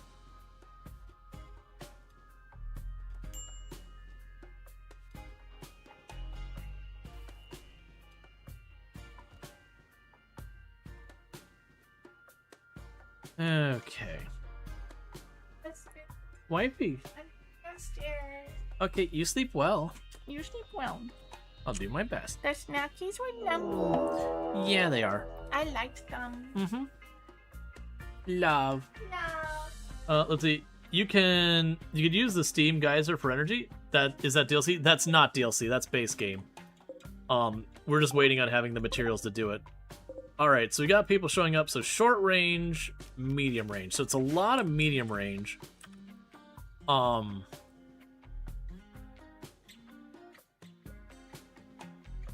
it's not great for us.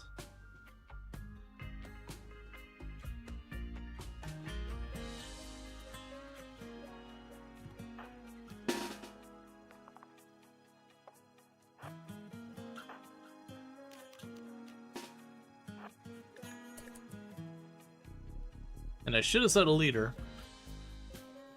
Yeah, there's a research called geothermal power that you need to do that. But once you get that research, yeah, you can just use that.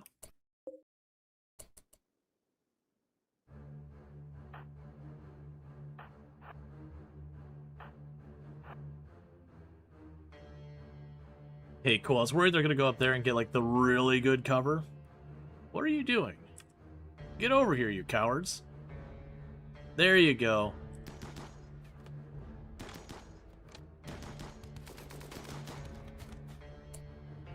Okay, so they've switched over there. That's not the position we wanted them in. So I'm gonna grab you and shift you over here.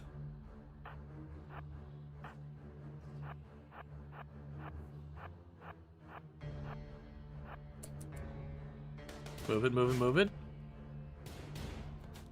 There's gonna be a hit from the side where you don't have cover.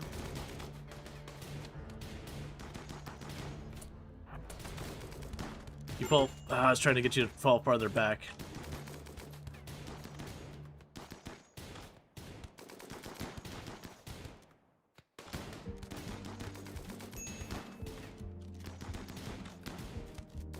We're catching lots of hits that aren't good.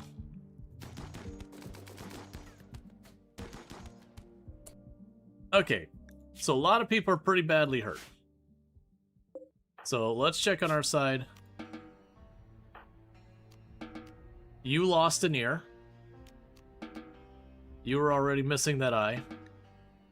So we did have a lot of people get messed up. We start by having that go down. You are kind and incapable of a lot of things. You'd be nervous, firefighting, delicate, jealous, slow learner. I'm honestly just going to leave him to do whatever. We care about your gear.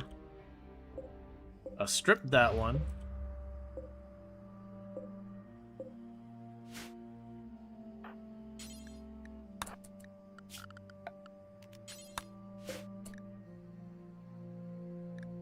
Yeah, I mean, if we...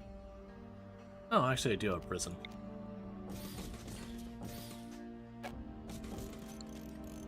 I doubt we're going to be able to get them in time.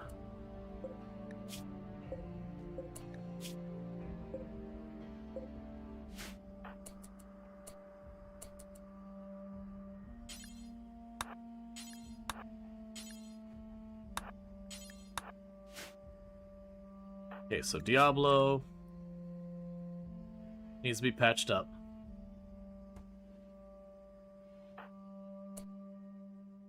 Okay, so you're already on it.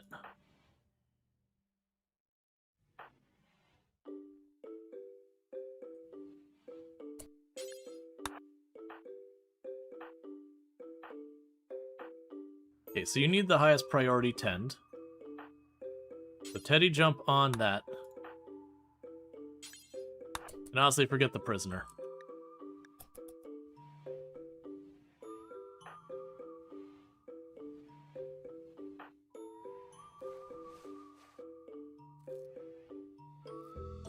Because we're going to have a lot of bleeding going on.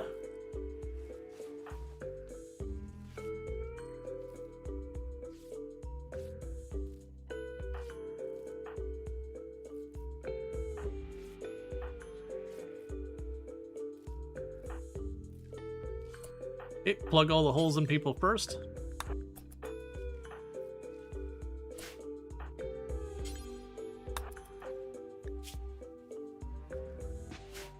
Then go from there. It'd be nice to capture these people, but like all of them are bleeding badly. And because it was just kind of stand and gun, we could have definitely kited them better. It's just worried about our people who had like wooden feet and all that.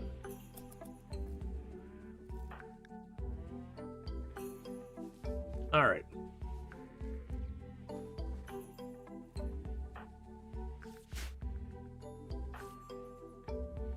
So everyone's getting treated and fed and all that.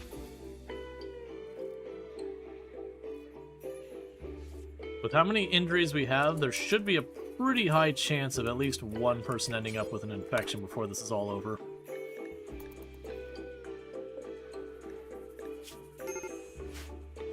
Yeah, we're not going to get any of them.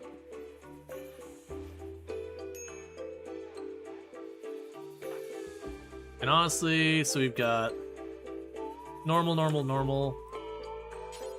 Go ahead and grab that SMG. And hold that back. Alright, and also check out Treacle, another fantastic content creator. Plays a lot similar to stuff to what we play. Plays lots of RimWorld, has played like Hotel Architect, a lot of good stuff, a lot of similar stuff to what we've got going on. Alright, so your blood loss is down to medium. I didn't see where your masterwork Cross, it's over there. So hopefully you get up soon so we can have you re-equipped so it doesn't rot.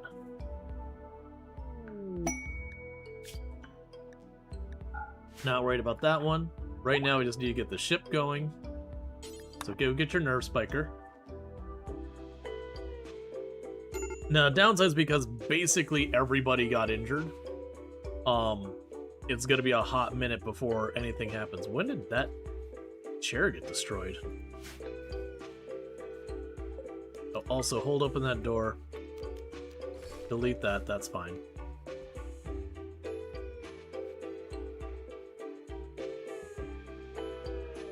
Alright.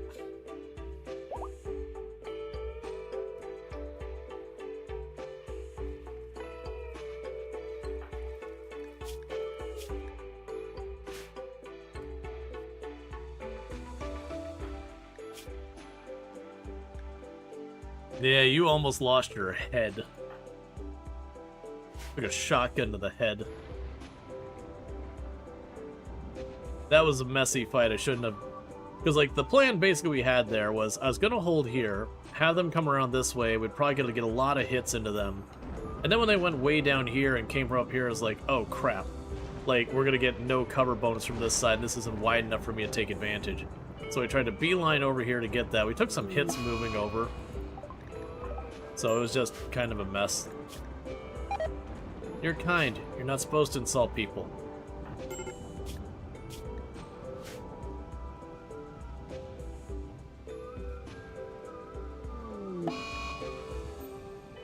Hide in room. That's fine. Mostly the other thing I wanted out of this was that smoke pop backpack. Actually, now that I think about it, so everyone but Annabelle could doctor. So let's go to assign.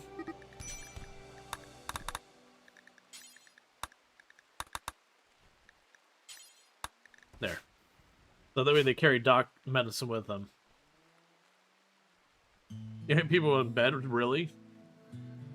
Especially.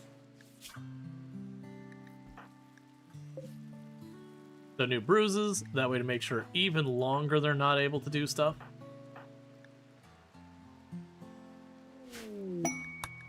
Royal Tribute Collector.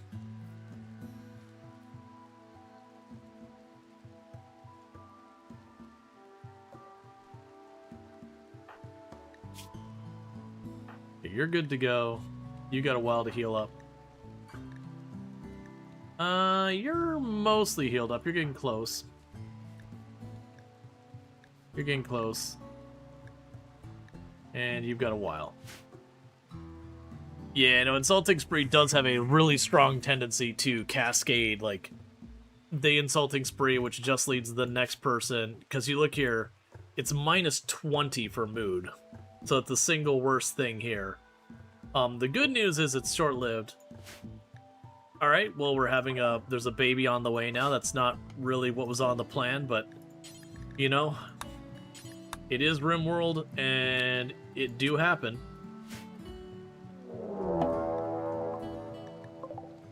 We got another raid already. All melee pawns. For a moment, we're just going to chill and let it go. Because we're going to hopefully have everyone get themselves sorted. We have the Empire here, so my hope of what's going to happen is they're going to roll in and engage the Empire. That's perfect. So what we're going to do is we're going to duck inside this room, let this all kick off.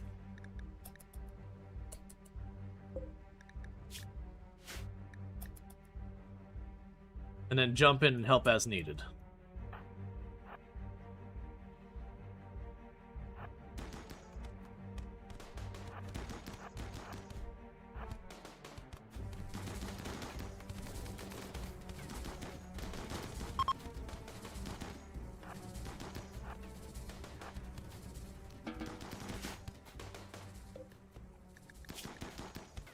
Huh. That's a... Ooh. Great memory. Trigger happy. Maybe not. Has a lot of addictions to deal with.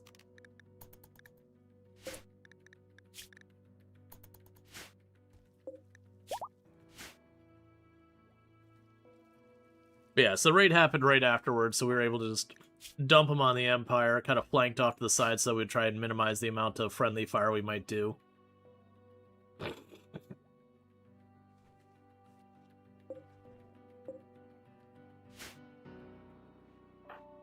Okay, so you can get back to researching. You're very close to healing up. You're pretty close to being healed up. You're still pretty messed up.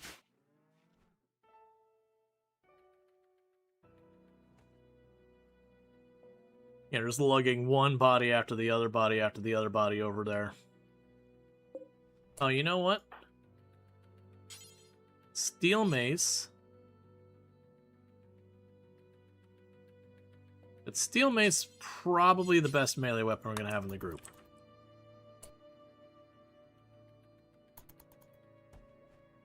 Cool. Is that bruise on their head? No, they very well could have been, like, hit in the face. Which one is the one that was...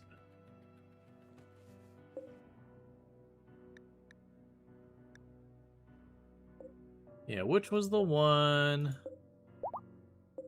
At the bruised head? That's a gunshot.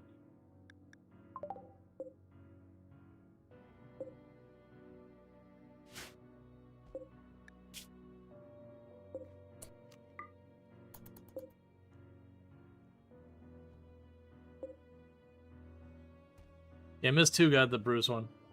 Sorry, I think it was one of your pawns. It's probably healed by now. Yeah, no, most likely they got, for a bruise, they probably got punched or something like that.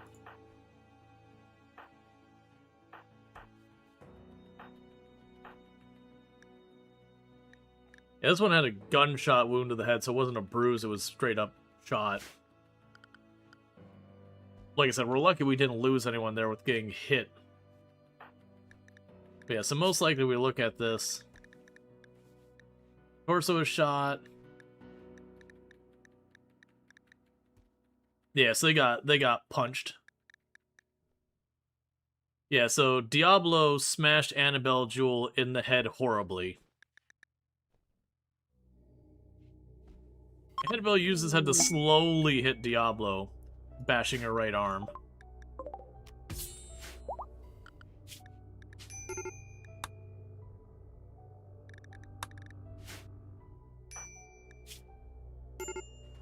Alright, so you're still insulted.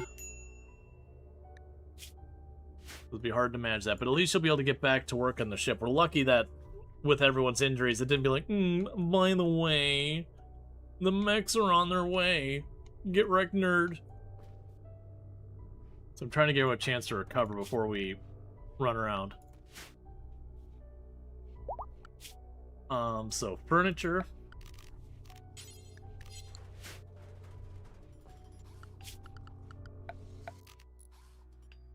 $25. I'll make it out of marble. Okay, so getting back to all the work on that.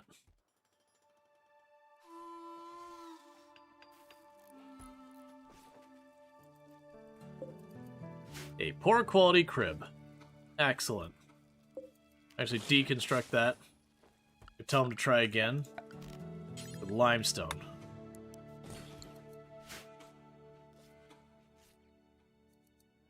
Because the kid gets a mood bonus, which gets everyone else mood bonuses if it's a decent crib.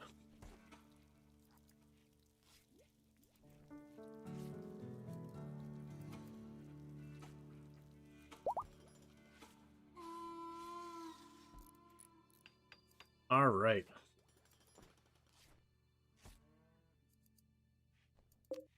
Good.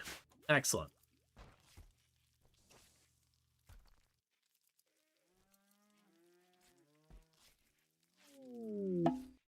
Meteor made out of granite. Not too fussed about that.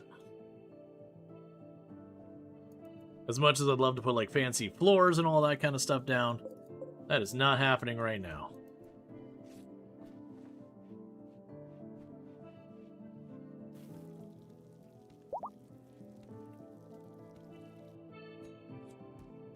So everyone's fully healed. We're just now waiting for them to get enough steel to get this powered up, because we need to get the geothermal online really badly. That way our crafters can start working on converting wood into chem fuel, so we can start fueling up our ship.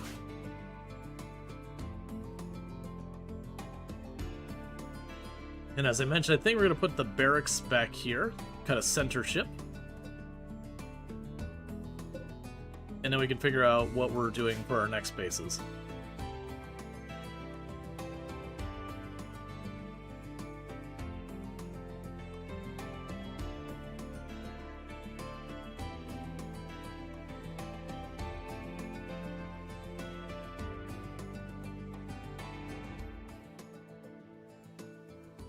We're going to need storage, we're going to need a production room.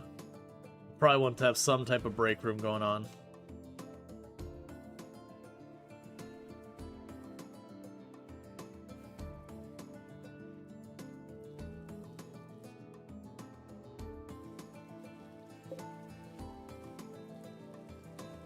Got so much junk piling up here.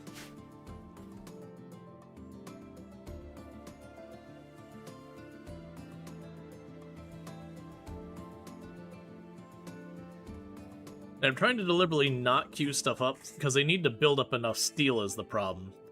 Because right now, they're grabbing any steel, they're building that, they're grabbing a little bit more steel, they're putting down a little wire. I do need them to get enough steel, the 340 steel, to build the generator.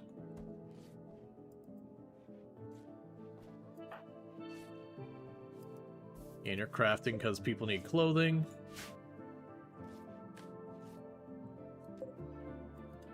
Alright, so you're starting to construct that.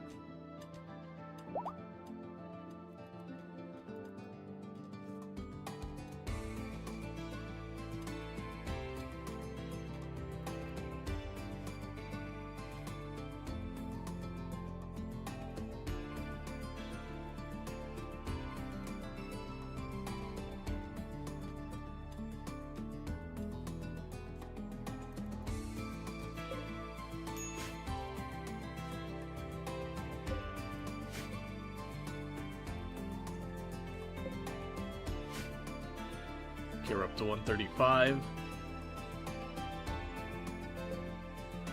Doesn't carry 250 each. I figure we should have at least one full refuel that we can sit in here.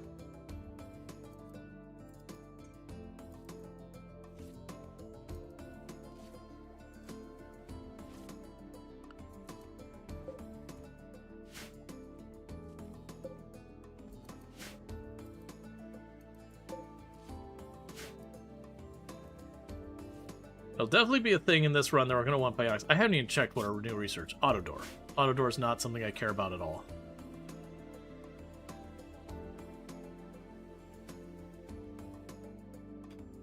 You're starting to chew up all of the steel on the map. It is the thing where you initially build your ship. It is very steel hungry.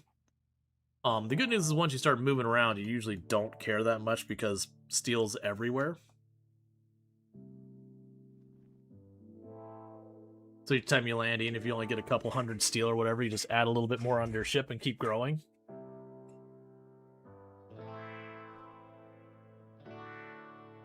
All right.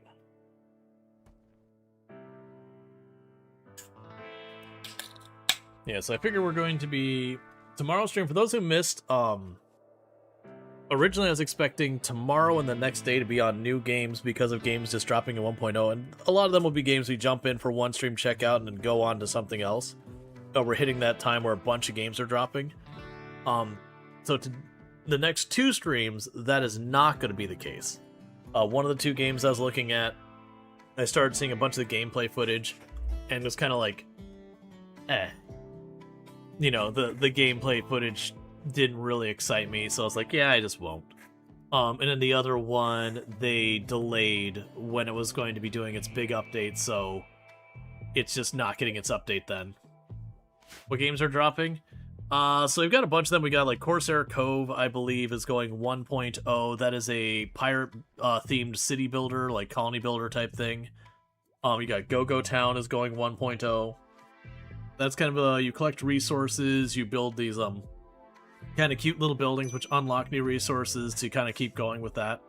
So it's kind of a collecting resources and expanding kind of game. I have a bunch of other emails for other stuff that we've got going on there. But the two, like, the Corsair Cove is one of the ones I'm really looking forward to. Go-Go Town is one I'm really looking forward to. Very different games. And then have to go and kind of circle back. Because I gotta double check, because some of the other games that I haven't mentioned, I know there have been embargoes and all that. And usually the embargo is I can't show footage or whatever, or, you know, discuss certain details. But I gotta double check to make sure I'm not breaking embargo. For those who don't know what the embargo stuff is about, a lot of times the devs will give information early to content creators so that we can make our content related for it, like especially if you're doing YouTube or recorded or edited stuff. But it does mean you get access a bit before other people. But that does mean, you know, they're like, hey, like don't spoil it, like don't, you know, make sure you're kind of watching out on that side. All right, so that's that built. They're already constructing this, so we want them to work on that down there to get this opened up. This will be our barracks.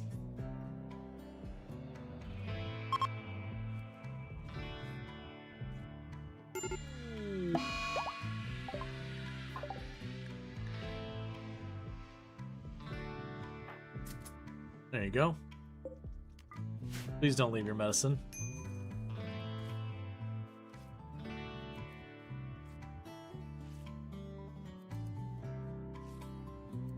Honestly, for this run, it might not be a terrible idea to take a bunch of people and make it so that they're psychically deaf.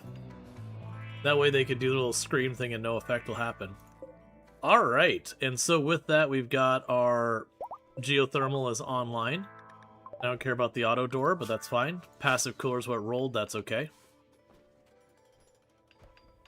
So now Diablo is going to start crafting all of our chem fuel, so that our ship can be all fueled up to leave whenever we need to.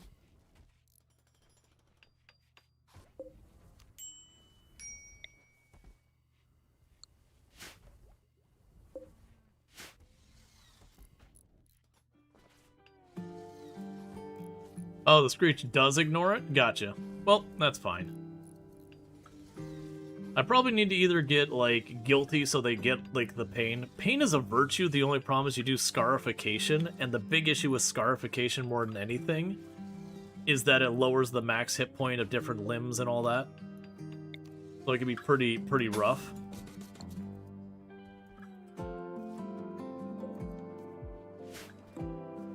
Alright.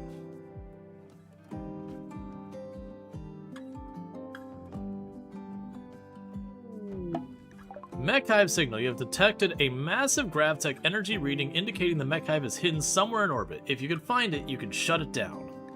Alright, so that's not the one where they're saying they're chasing us. I'm actually surprised we haven't gotten the alert that they're chasing us. It's gonna be a bummer if that just doesn't work, because I'm willing to bet if I just manually fired that we were in pursuit or whatever, it'll just be the one instance on the map. That'll be a really big disappointment if that thing from the situation just doesn't work. Because I'm anticipating this being a problem before we finish this. I wish I had paid attention to what... Actually, we could probably check the log. If we check the log here... it doesn't go back far enough. Yeah, it doesn't go back far enough. I was gonna check to see when we,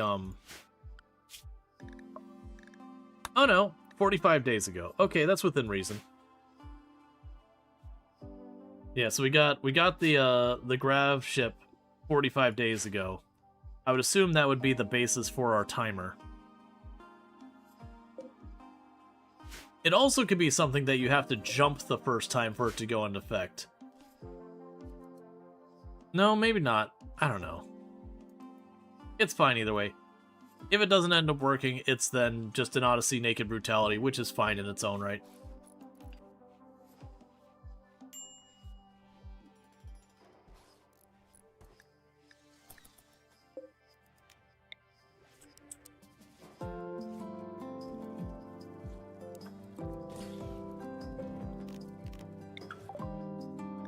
That's a cooler, so we get drug lab next.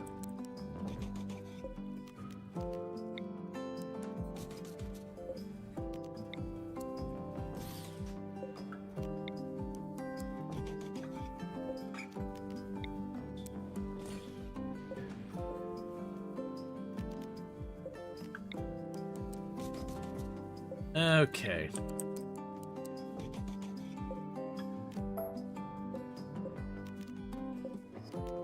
Actually, for right now, we will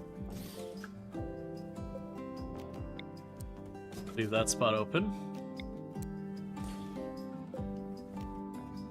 Alright, and that's our barracks.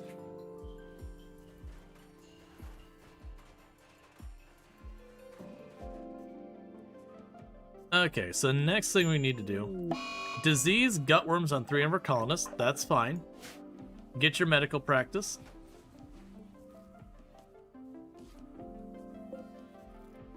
Okay, so the chem fuel's getting all loaded up. I've got 200 something tiles to go. So let's go ahead and plan for our next section.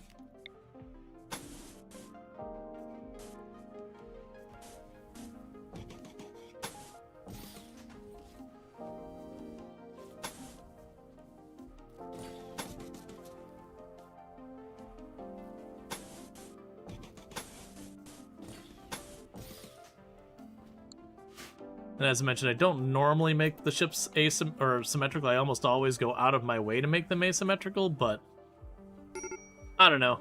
With the way this is shaping up, let's just see what happens. I'm sure it'll change at some point.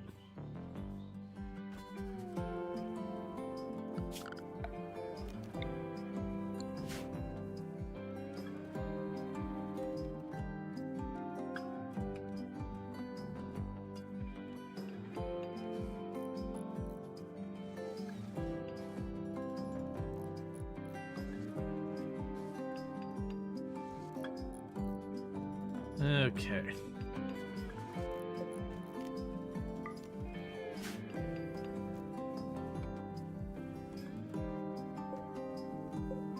Alright, the first fuel tank is completely filled.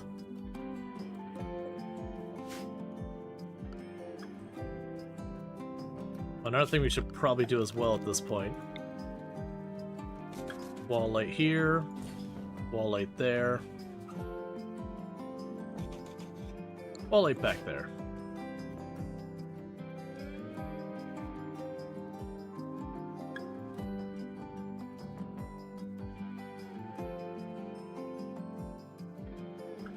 Do you have solar yet? No. I probably won't end up using solar. Most likely we'll do geothermal. Because solar doesn't do me any good without batteries. And then even then, when it comes to moving around, you have to put down several solar to get the full value out of them and have the batteries to make them worthwhile. Just plunking down one geothermal, I think that's the equivalent of like 2 or 3 solar panels or whatever.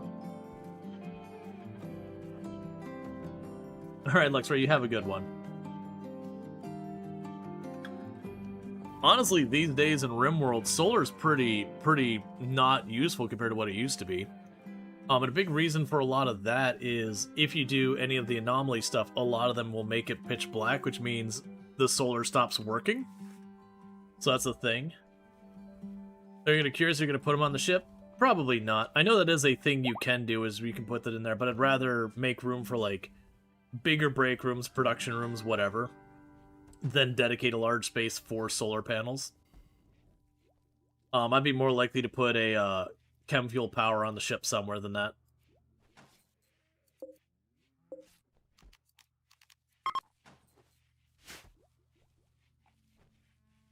Alright.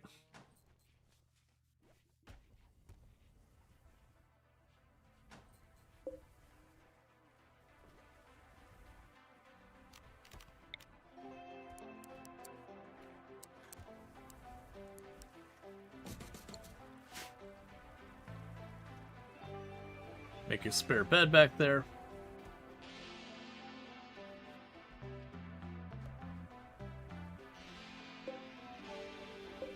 Alright, we are fully fueled.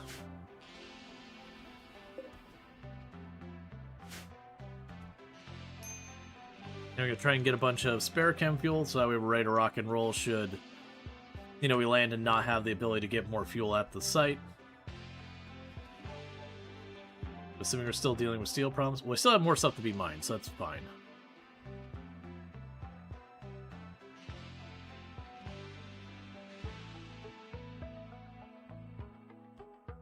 Yeah, we got stuff to mine queued up everywhere. Alright. So I want to get... Actually, you know what we can do for right now? Reinstall you. Where eventually I'll put the communications panel.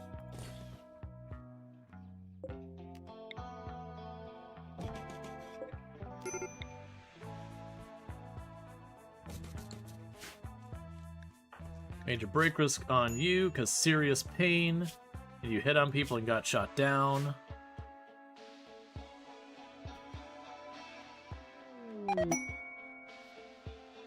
Alright, got the Shaman Merchant popping in.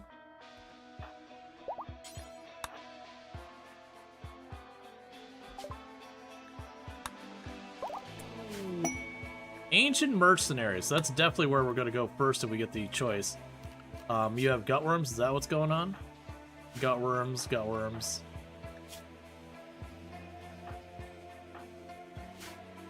Everyone in this colony has problems.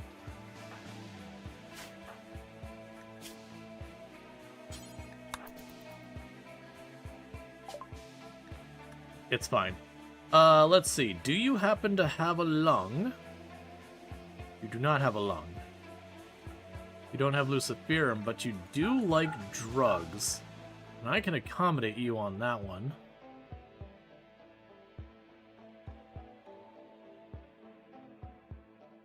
The other stuff I don't care about that much.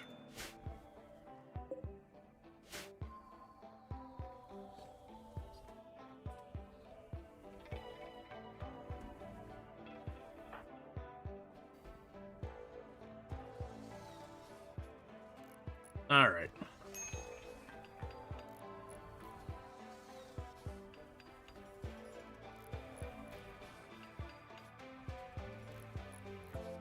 I'm gonna try and get these two set up. Yeah, so see the idea for right now, I'm just gonna shove the research bench up here. We can move stuff around here in a minute.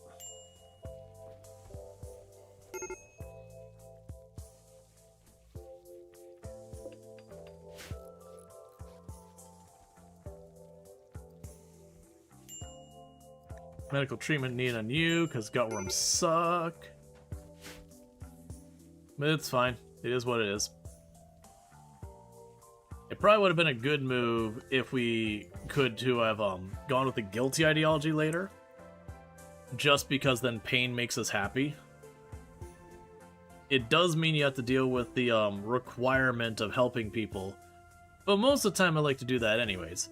About the only place it becomes a problem is when refugees try and join you and it considers it a charity thing to accept them joining you. It's like, okay, hang on. I'm already helping them.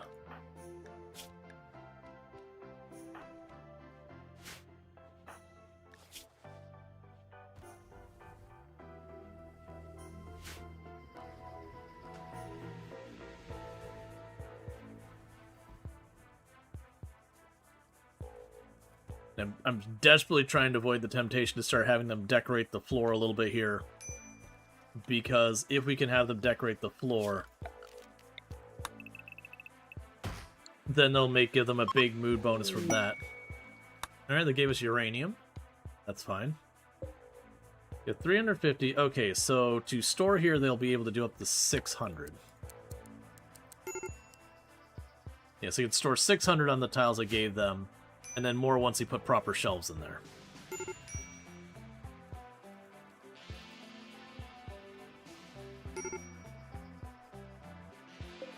Stop doing that fire.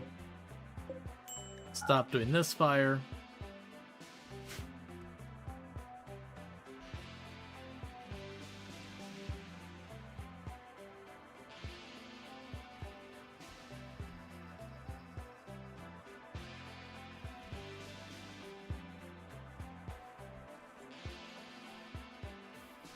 Okay.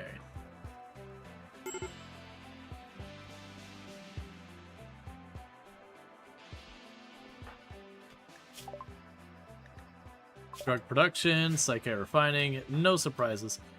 Yeah, so you're ravenously hungry and in serious pain, which I find interesting because you can just go get the food, man. It is. Oh, never mind. You ate your meal. You had one on it.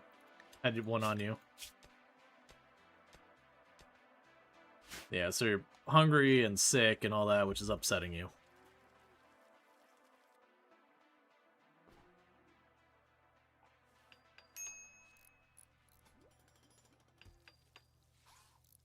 All right.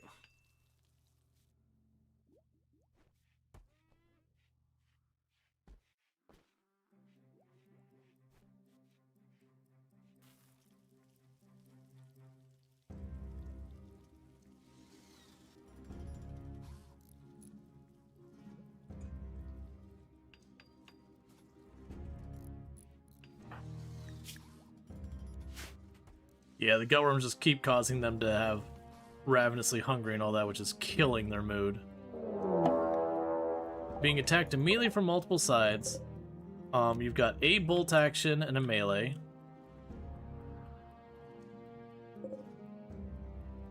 Okay, so there's only one ranged on the bottom, and then 2 melee on the top.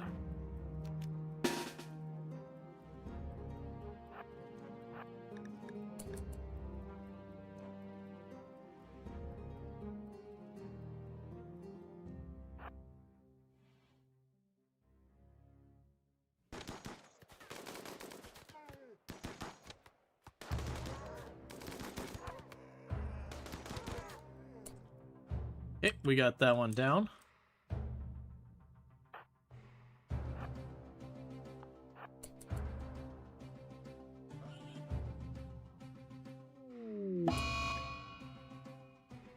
No. You need to... You can't pick it up.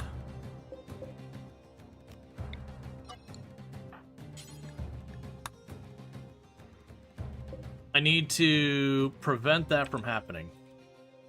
So one thing we might be able to do is dumping stockpile.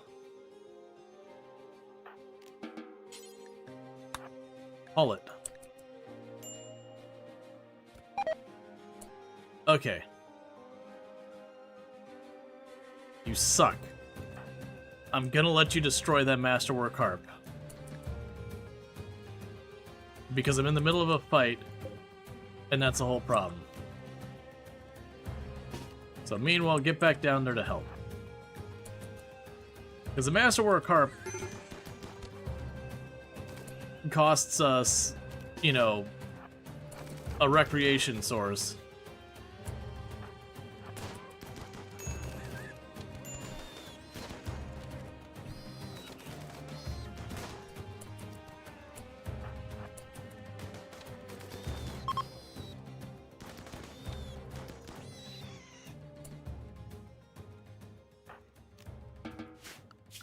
Yeah, it would have been fine if we weren't in the middle of a fight. But we were in the middle of a fight, so, like, something had to give, and it's like, you know what? Do I want to take the bolt action? Honestly, probably not in this case. If it wasn't in the middle of, like, doing all this stuff, we would go with that. So, meanwhile, expand you back.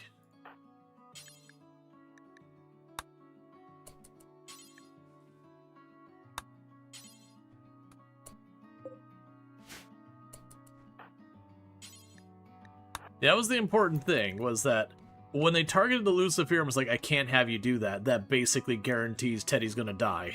Because there'd be zero chance we get more Luciferum. Not zero. There'd be very unlikely we would be able to get more Luciferum in the next 6 days.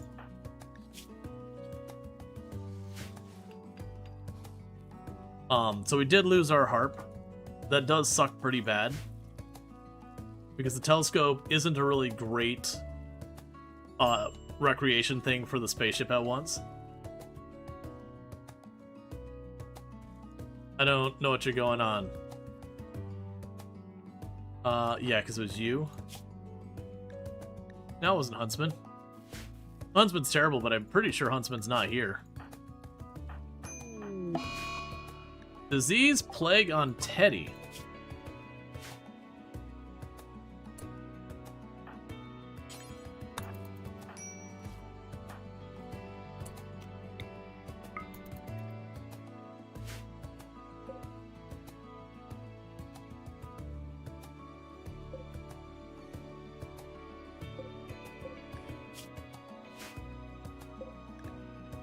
I don't think I missed Huntsman. He's always here as long as RimWorld's being played. I don't think you understand how here works.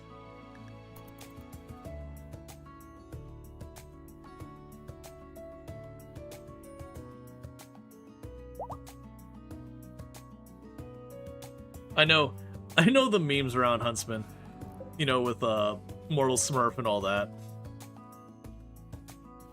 I've not had terrible experiences with Huntsman. Or good... Actually, have I? Didn't we have one run that got messed up? It doesn't matter. The names all blur together after a while.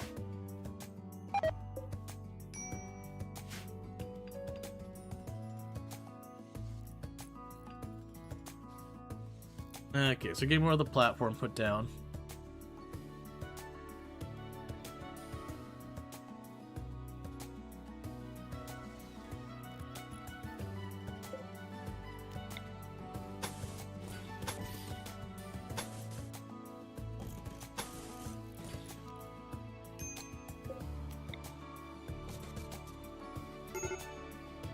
Okay.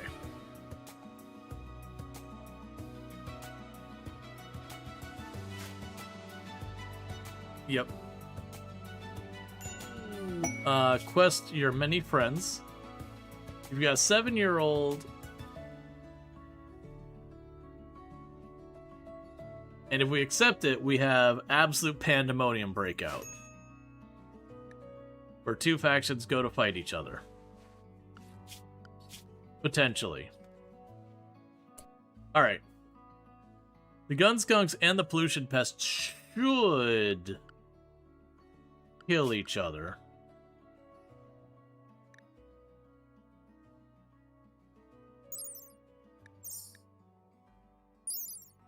I don't remember how you could even check that.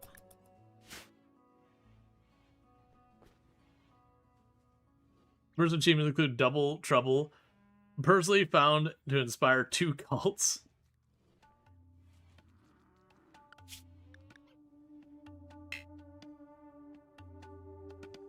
Okay. So we can accept this, and we'll get a 7-year-old child with some crafting skill. And what'll happen then is we'll have a double up raid.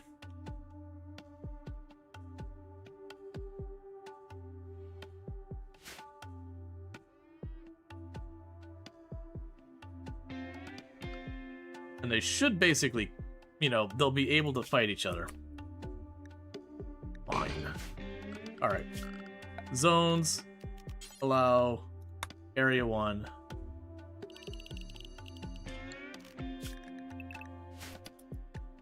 Probably shouldn't be accepting that. So, Revy joins. What did we just accept? A wimp. Alright, well... It is what it is. If you want to be a child who is a wimp, go ahead and do !join. Because this is going to go great. And then you have the wonderful ideology of female supremacy. Cool. That's great for you.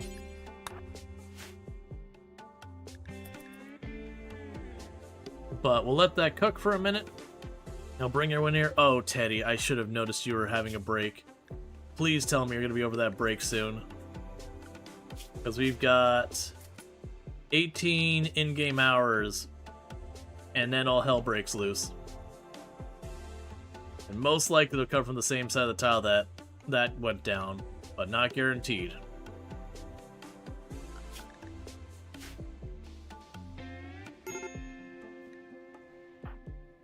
Come on, I need you. Just eat. It's so annoying when they're like, I'm ravenously hungry. It's like, well then eat something, man. This is not going great. Okay, well, Teddy stopped being broken. That's at least some good news. You'll probably be done with your tantrum long before that's going. Yeah, no, it's the gutworms. Gutworms cause you a ton of pain and you end up constantly hungry. And then you also get the penalty for being sick. So look at this. Now, because they're hunger, they're in serious pain, and they're sick, and it's all the gutworms. So it's effectively minus 35 because of gutworms right now. Which is the reason I'm annoying. It's like, just eat, man. Yeah, you're going through your food fast because you got gutworms. Don't wait till you're hungry. Just eat as soon as you feel like it. Did you stop almost breaking all the beds? Well, I mean, I guess you did stop almost breaking the beds, and you just went straight on for breaking the beds. Okay, fine.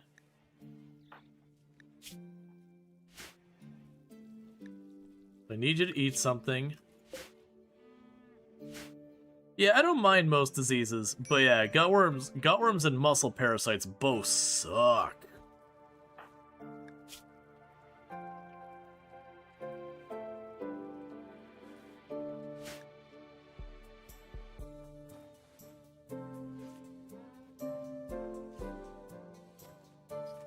If you get really high doctoring, you can get rid of them pretty quick. What are you doing? Oh, right. I put that one tile there to make sure the Luciferium got set aside.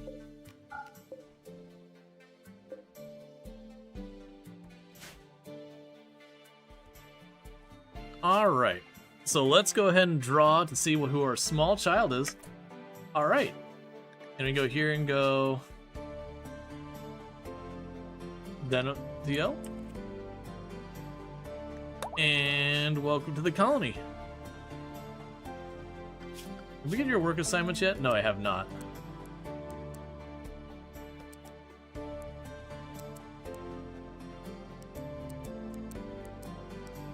That'll work for now.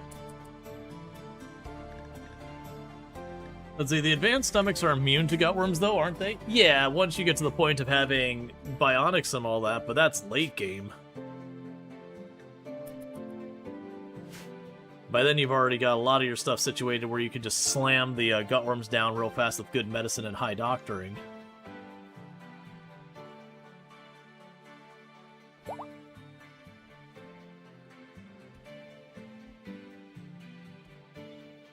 Unfortunately, because we're waiting on this, I can't have them out going and mining and all that, so the ship won't get more progress.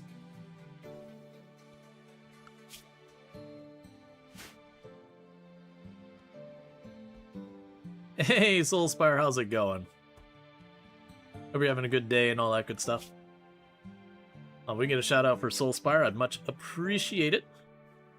Another fantastic content creator on the platform who plays lots of RimWorld. Mad Megasloth. Alright, well, what we're gonna do, because we're about to have a raid in like seconds, we're just gonna run inside and take the approach of not my problem.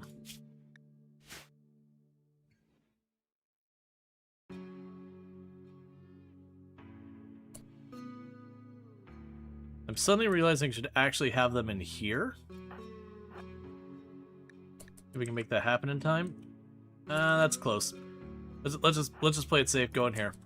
I was gonna say the reason I'm doing that is because of hunger. So lock the doors. Nobody leaves.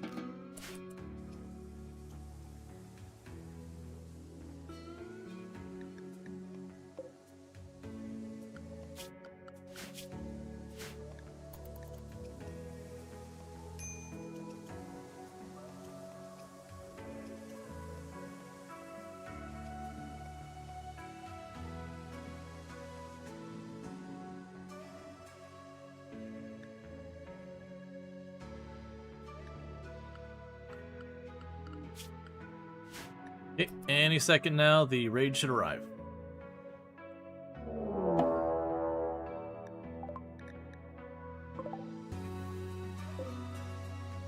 So you're packing decent heat.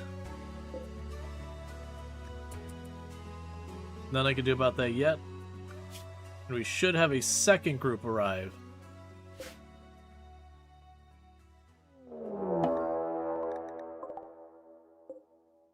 And they're all melee.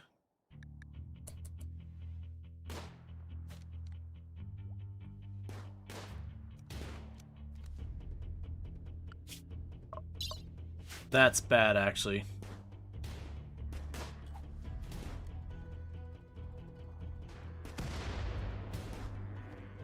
Because I need them to fight each other. Okay, cool.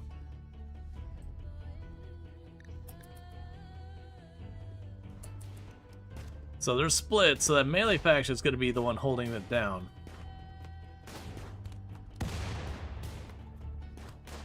I was really hoping that grenade pawn would actually get the grenade off. Man, I'm surprised you're not dead. I mean, clearly he is gonna die, but considering how long... Fire? Well, don't burn my crap. You got your friends dying up here.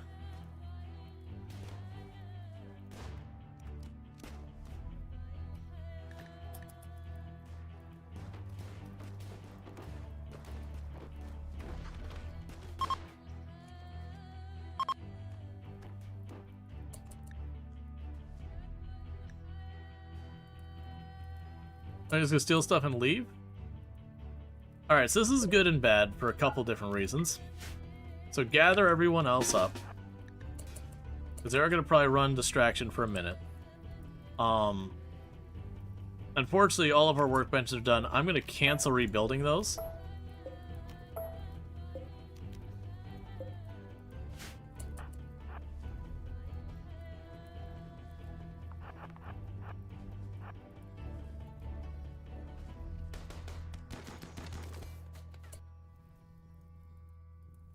Yeah, and so our field is going to be lost. That's going to be burned down. The biggest problem is the Luciferum. I don't know what you're after stealing-wise, but I have bigger problems. We could take advantage of this while they're distracted. That'd be great.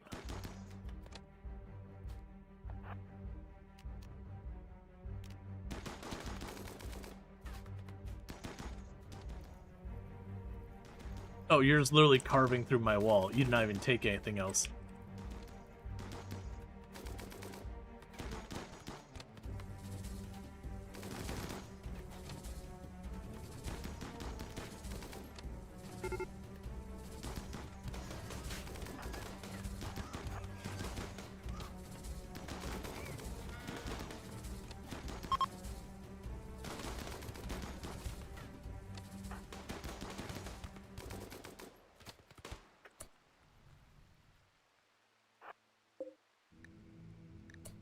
Hey, don't take my components.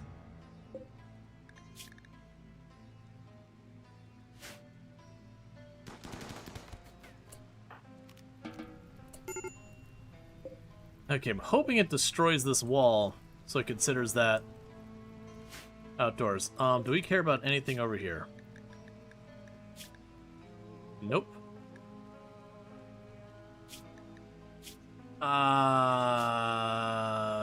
Probably. Benny here is not a bad choice. A quick sleeper genie?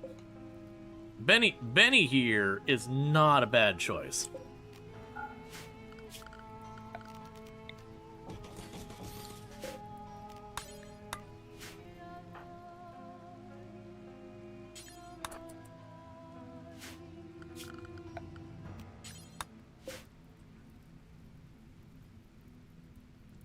Alright, so the good news is it doesn't seem to be keeping the heat up.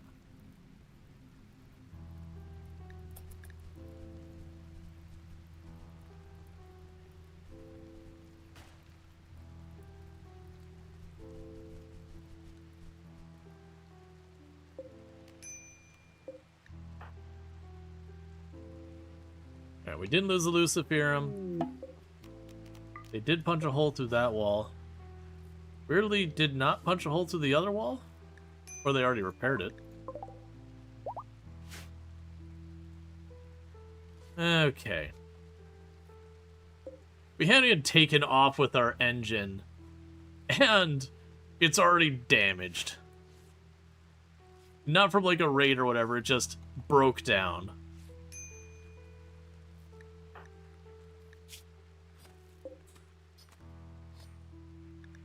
So prisoner, convert.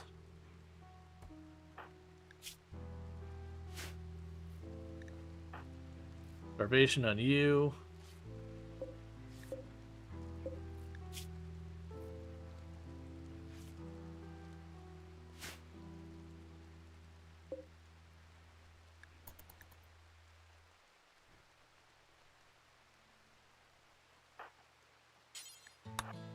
Okay, what do you got for me? If you could go ahead and take all these crappy melee weapons I'm not going to use, take the revolvers, take the random bows, take that. All these junk tier guns. Go ahead and grab them all. Take that. There you go. There's a mod you found that secures the thruster and prevents them from being stolen. One would expect it to take much longer for raiders to dismantle thrusters. Yeah, no, it's fine. Like, you could just kind of fill them in. It wastes a couple of tiles of stuff, but there's definitely ways you can handle to keep the engines internal and stuff like that.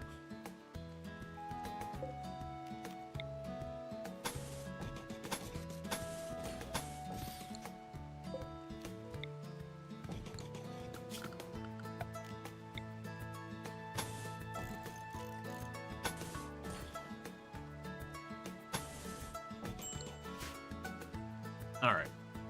Oh, schedule unrestrict.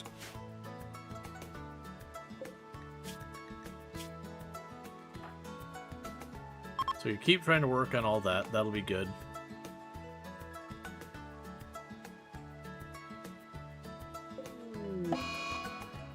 Hide in room. That's fine.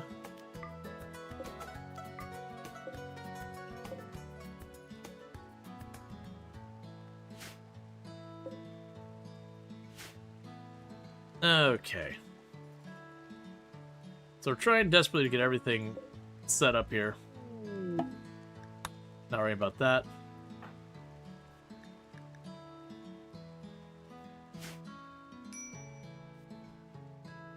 We've already got places for all the lights to be placed. They just on the list of things to do.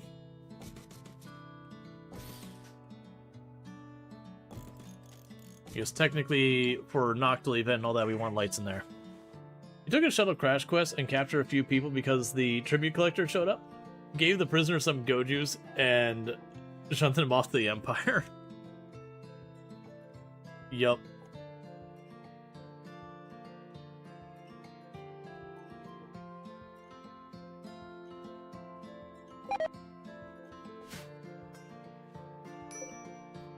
Luciferum's taken a bit of damage already, which is deeply concerning because we need that to live on one of our colonists. So we can cancel those. You've already got your benches. Cancel the butcher spot. Cancel that. I'm gonna go ahead and have you drop the conversion on Benny. We're gonna go to production. We'll do electric stove over here. Electric tailing bench over here.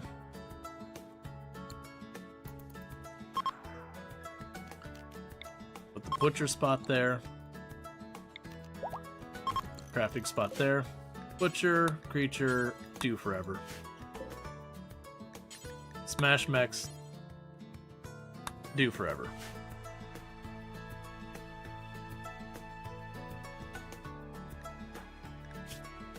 Serious pain, sick. Alright, conversion already. So let's go to Benny, prisoner, recruit. Yeah, we're only relying on a thing with geothermal. Let's see, it used to be you'd feed them Luciferum before selling them off and then show back up with some in their pockets. Yeah, that used to be a thing. I mean, technically it still is, but the issue you run into is RimWorld used to kind of have like a lot of the people would come back way more frequently. But now there's a process where we'll cull people from the list of, you know, colonists that could show up or whatever, people who could show up, and it culls them far more often now. So it does have the problem of you'll give them Luciferum and then it just won't show back up. It'll get purged from the list of people who can show up. So yeah, where it used to be a very, very viable strategy to deliberately early game get your Luciferum and just start giving it out like candy to people. You know, just addicting people constantly and either sell them off or let them run off the map or whatever. And then when they showed back up because they're addicted, they'd have a stack of like 12 in their pocket or whatever it was. And then you'd give it out and you do a couple cycles of that. And you could get pretty significant amounts of Luciferum going on. You know, and then you'd stop gifting it out quite as much and start using it yourself. But yeah, nowadays with how often the people who leave your colony get removed from the list and all that, it's just not really a viable strategy like it used to be. Catatonic because you observed a corpse. Oh no, we really need to get this room nicer. I'm trying to get all this stuff built so we can get out of here if we need to, but I do need to decorate some of these rooms so they stop melting down constantly.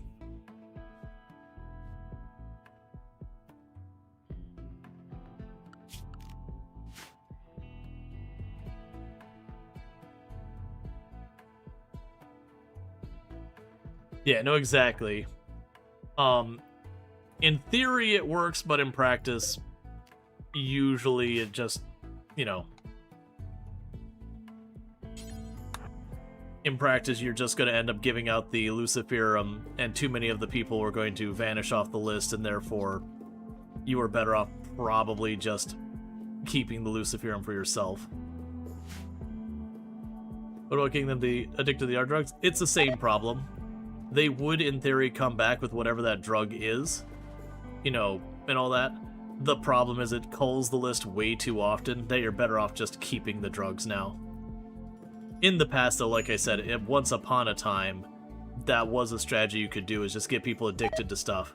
And in a lot of the other drugs, it's not a guarantee you get them addicted, so you might have to give them like 8 or 9 or 10 different doses to get them addicted.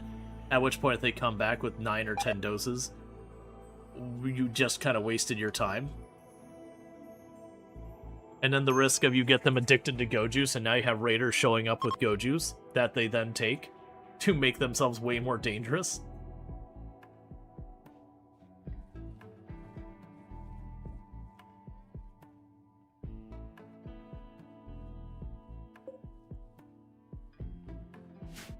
The components. Where did those go?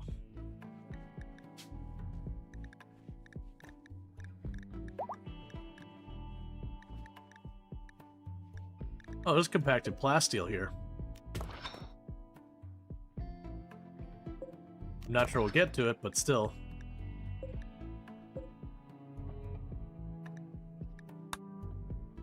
I mean, they'll just keep mining. We need both the steel knot.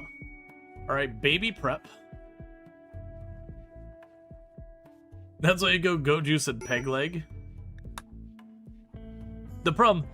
Well, the memes are still there. The problem still kind of remains the same. RimWorld culls the list of people too often.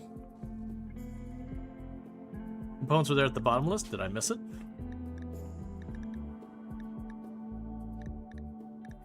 Yep.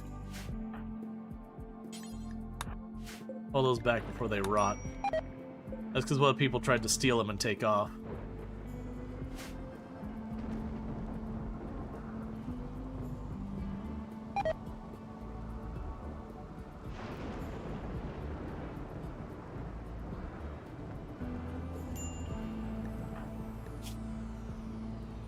Please, for the love of everything, get them through those gut worms.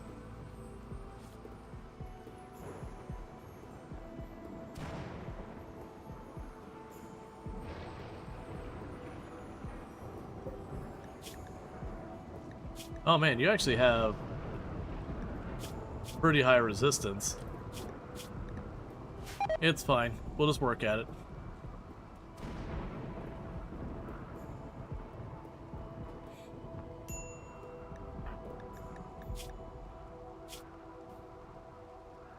Aw, man.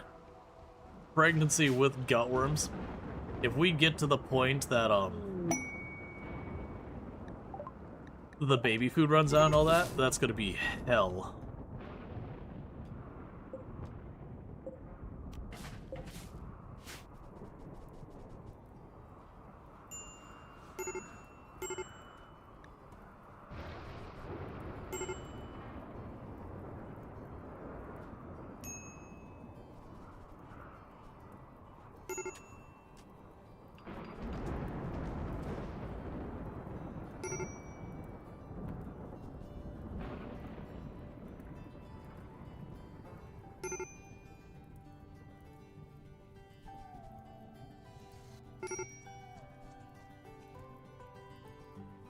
That tree should go away soon. And then there won't be something to burn on this side.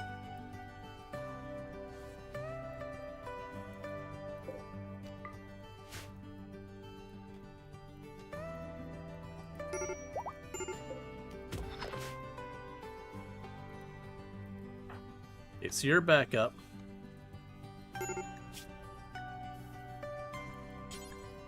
Go grab your mace. And I see my crops are under threat again.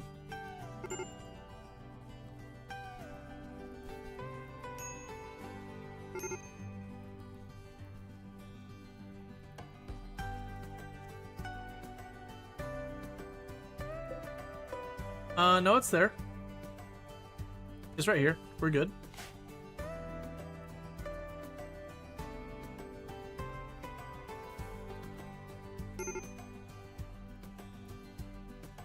Alright. Mostly what got destroyed was the stuff in our production room. And so the problem with that there is I do need to, Yeah, and I started moving everything a little while ago. So the big thing is I need to get these benches and all that back up and running. But that again just boils down to I need people to have time to mine steel and components and yada yada. Okay, there's the rain so we can stop with this nonsense of fire every 30 seconds.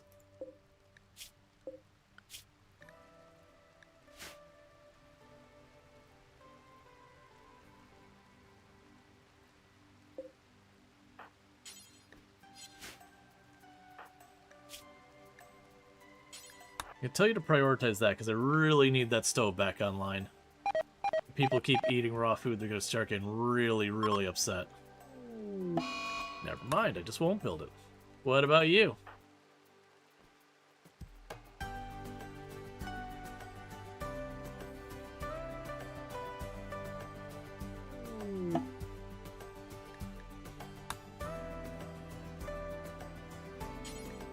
Okay, you prioritize building it.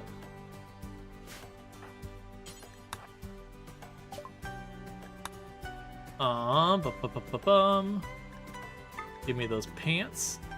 Or give me, not pants, medicine. I was reading that and going there. I'll take your little bit of penioxylin, because why not?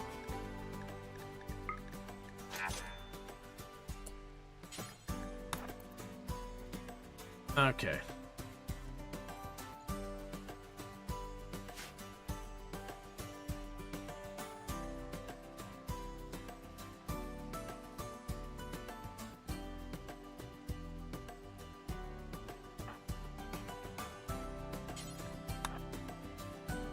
Please keep working on the stove. I desperately need the stove back online.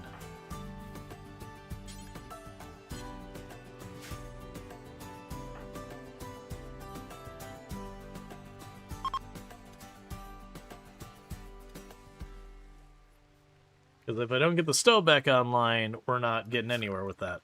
We'll want to make sure to build a roof over it so it doesn't short circuit.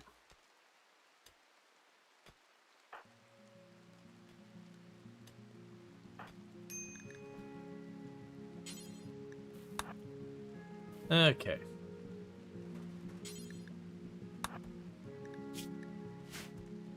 I need that stove online.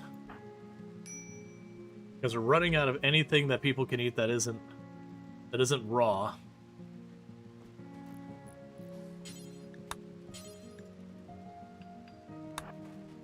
Okay, so we got that. So bills, add baby food.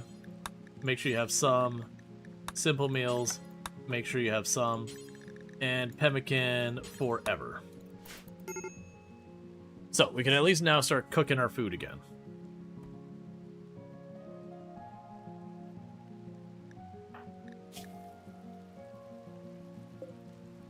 We need to get the barracks to be nicer.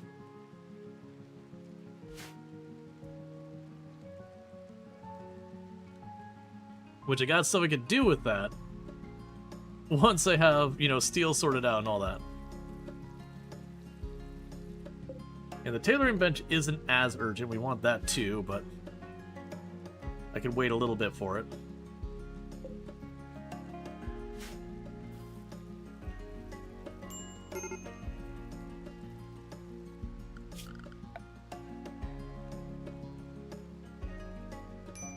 And we'll be able to do stuff like add machining tables and all that in here. When this is enclosed, we can tell it to put like the meals and raw food in this spot for just now.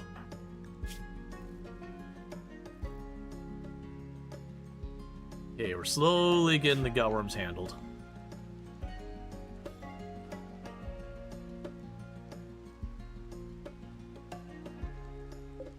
On the plus side, considering that person is at 20-something, they're going down almost 2 full ticks per time being talked to. At least something.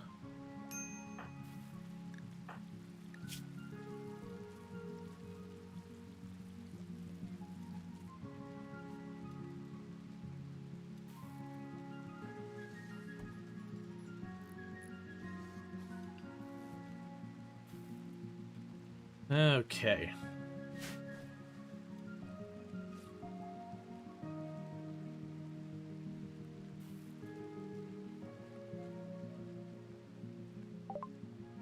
Hydroponics. Wake up production is what I got next on the random queue.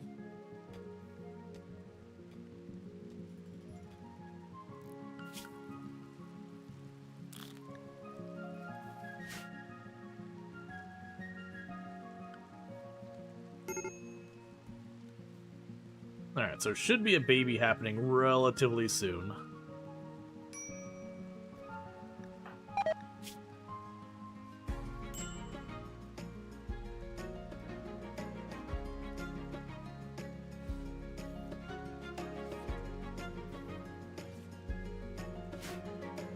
%10 tent is not going to help that gutworm situation.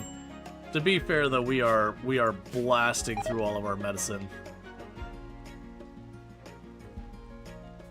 We have all our food is just rotting one after the other.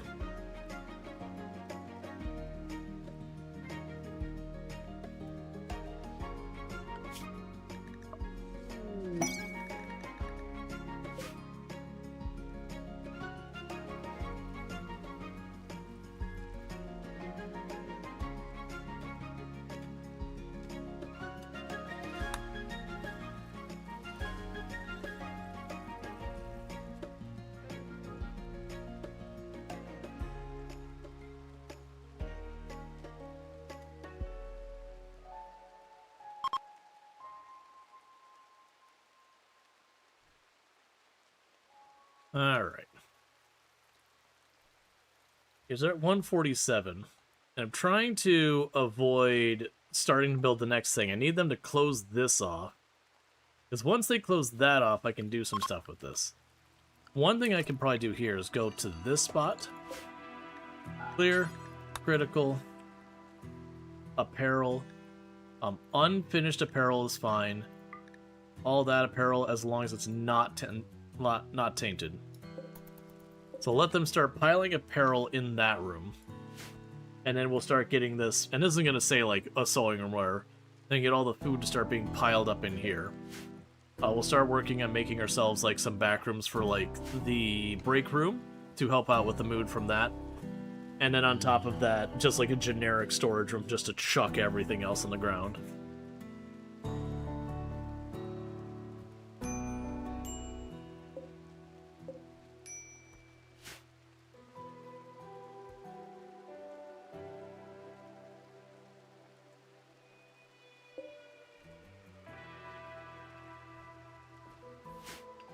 Okay.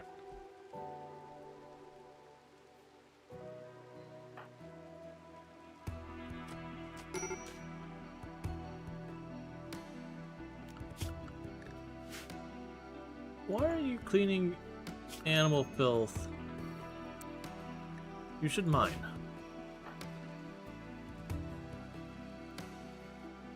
Because I need you to get that steel so we can keep things moving. A lot of people are just hauling the random junk all over the place.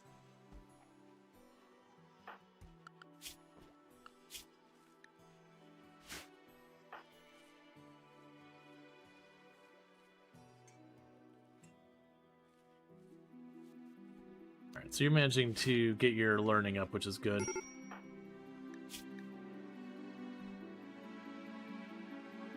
I need you to stop hitting on Annabelle. Feinstein, I need you to stop hitting on Annabelle.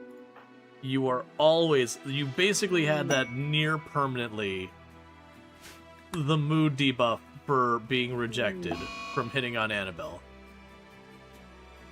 I need that to stop. It is not helping anybody. And the worst thing is, Annabelle doesn't have, like, pretty or beautiful that usually causes that, whereas Teddy does. Because that's one of the reasons I consider pretty and beautiful to be negative traits, is because people always hit on them. It just ends up making drama.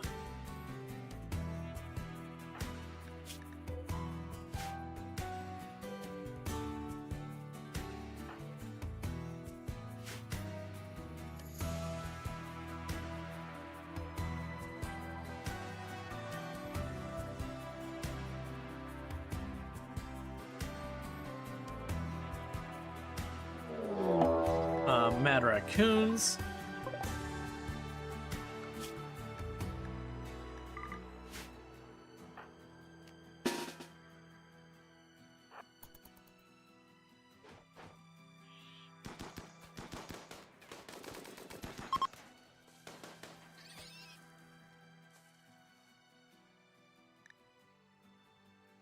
Get the other two down here. Oh, they're just gonna keep being there because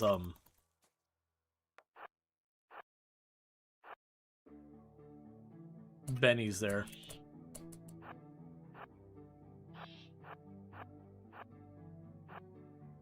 You can run over here and hit them from when they come around the corner.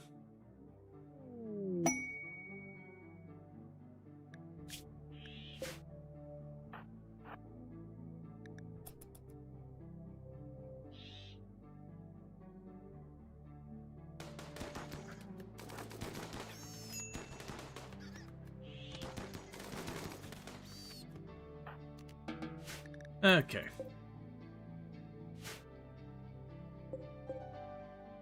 I just really hope we can get this assembled here. Because then we get the tailoring bench and get them back to crafting clothes before everyone's clothes disintegrate.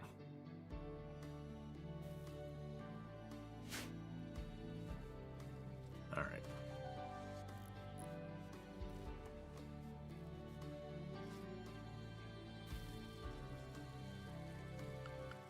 I mean, we're getting a lot of doctoring on people who are terrible at doctoring, so, you know. Honestly, we could take you two off doctoring it. Well, no, you're actually pretty okay. It's mostly just not Zotero. Okay, so with this, we can go ahead and get our next zone. Stockpile, do this, clear, critical, and then we can go to...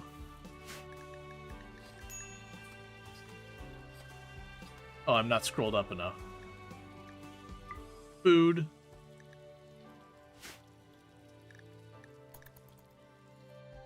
Okay. So that'll bring the food up here. That'll help a lot. Alright, so now I got 147 more tiles I can work with. Okay, that's already too big. So I can't go all the way back there. It's 120. 121.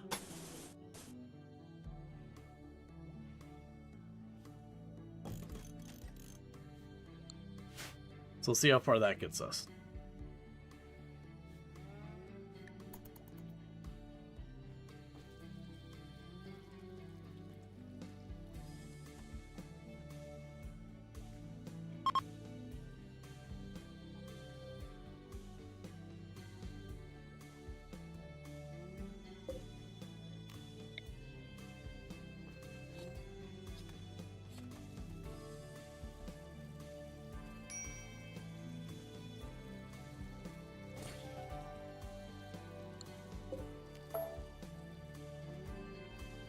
Let's figure all that out. Yeah, I haven't gotten that built either. Oh, because we're out of wood again.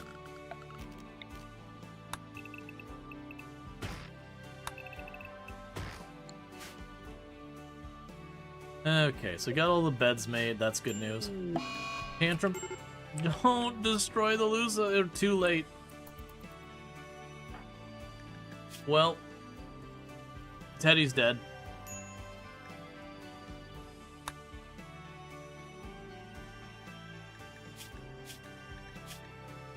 Because without Luciferum, Teddy will ultimately die.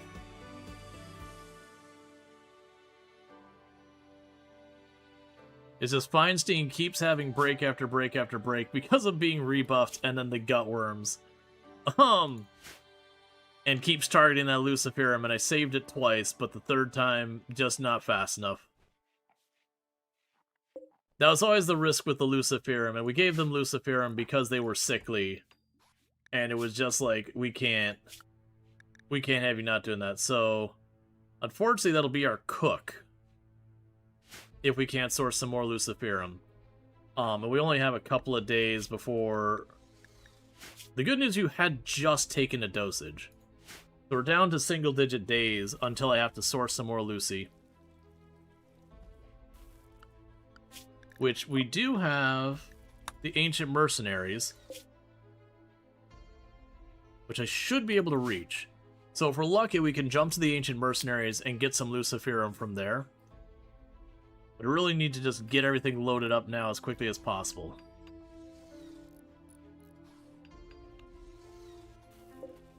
Let's also go components. Plasteel.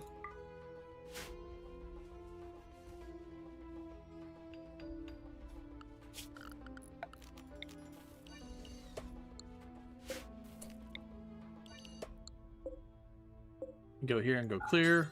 Critical. Medicine.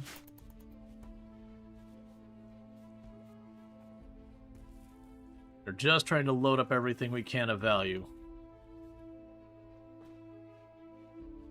But we're going to be running lean because I don't really have the means of carrying a whole lot.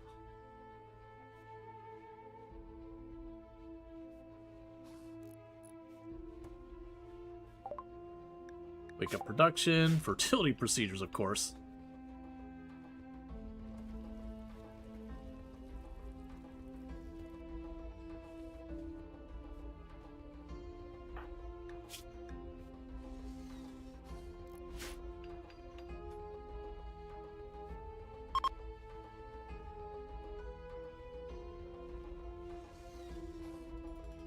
We don't have shelves.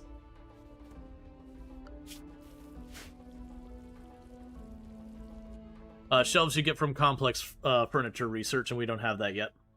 We are doing the semi-random research, so we are at the mercy of what the game giveth. But yeah, no, if we put the shelves in here, these two tiles, instead of holding only 2 items, could hold 6 stacks of items. So it is substantially more efficient. It's 3 times more efficient to carry stuff. Alright, so we're going to be attacked. Full melee group. I need you to not have your baby for a couple minutes, okay?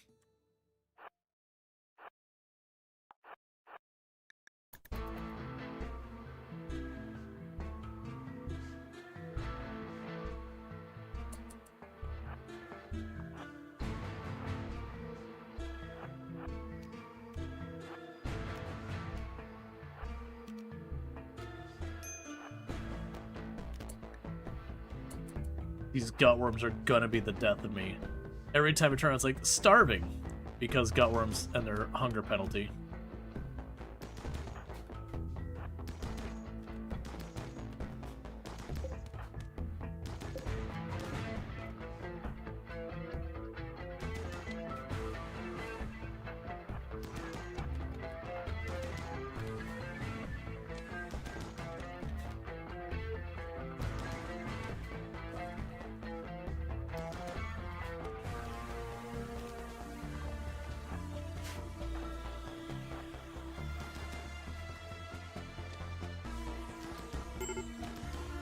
I know, you're upset, you're starving.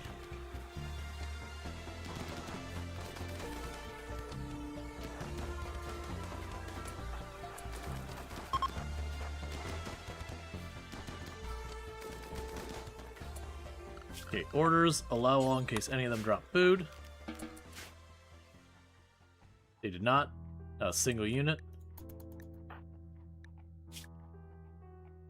I mean, it's also gutworms and you're about to have a baby. Which certainly is not helping anyone's cause. I'm not dealing with another beautiful pawn in our colony. I can't have more people hitting on each other constantly. It's not going to end well.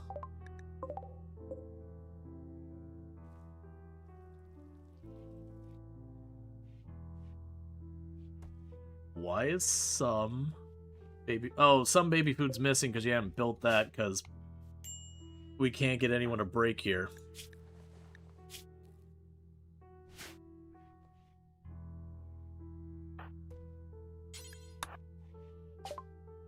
Alright, so let's see what we got here. Sell all the mostly ruined things here. Sell all that junk here. Sell the go juice. Give me your pemmican.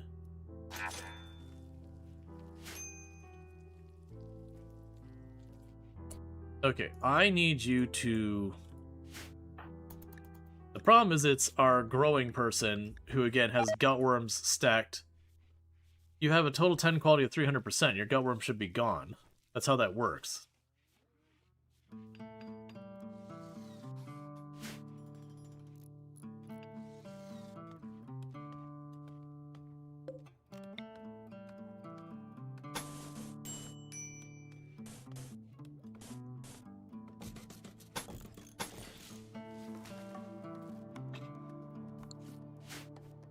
I mistook where it said steel for the plates.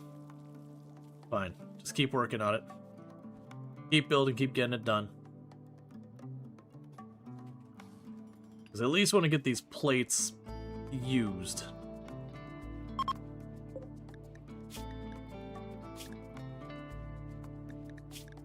You're almost over here. How are you doing before... Okay, your Luciferum's holding up so far. We got 16 days on the Ancient Mercenaries. Because I think they'll be our best bet. Why are you throwing up gutworms? Yes, because everyone in existence has gutworms. It's actually only like 3 of them, but it is causing us a lot of problems.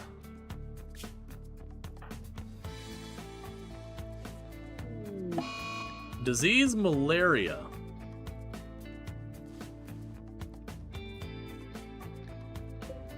Cool. So one person was protected. Luckily, the one with the kid. But you were not protected, and you can't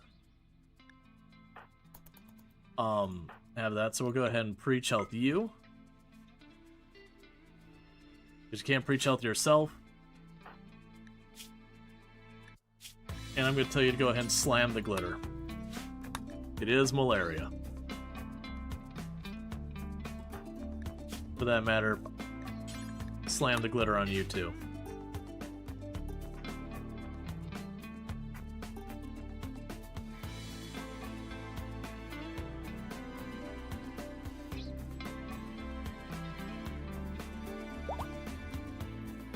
Cool, so Benny's about to be recruited, so at least that'll be one less thing I need someone working on. Instead, that'll be someone taking care of things.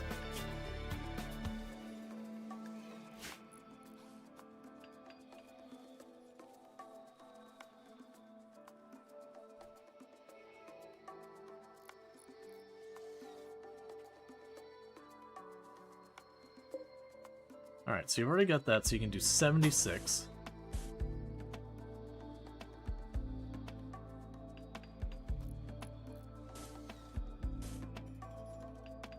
That's 50. 62. You'll probably be slightly shy. Alright, you are in labor. Make baby happen.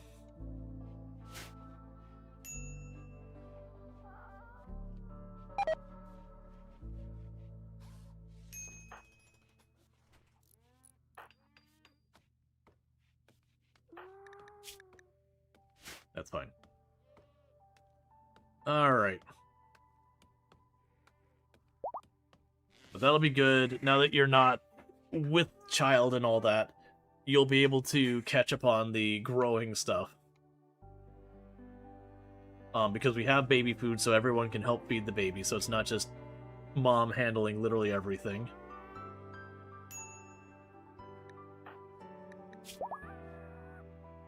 And our doctor is currently helping with the baby with their malaria.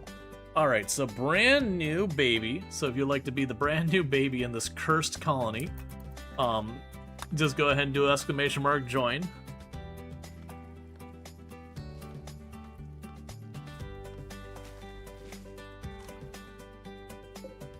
Am I out of Glitter World? Is that what's happened here?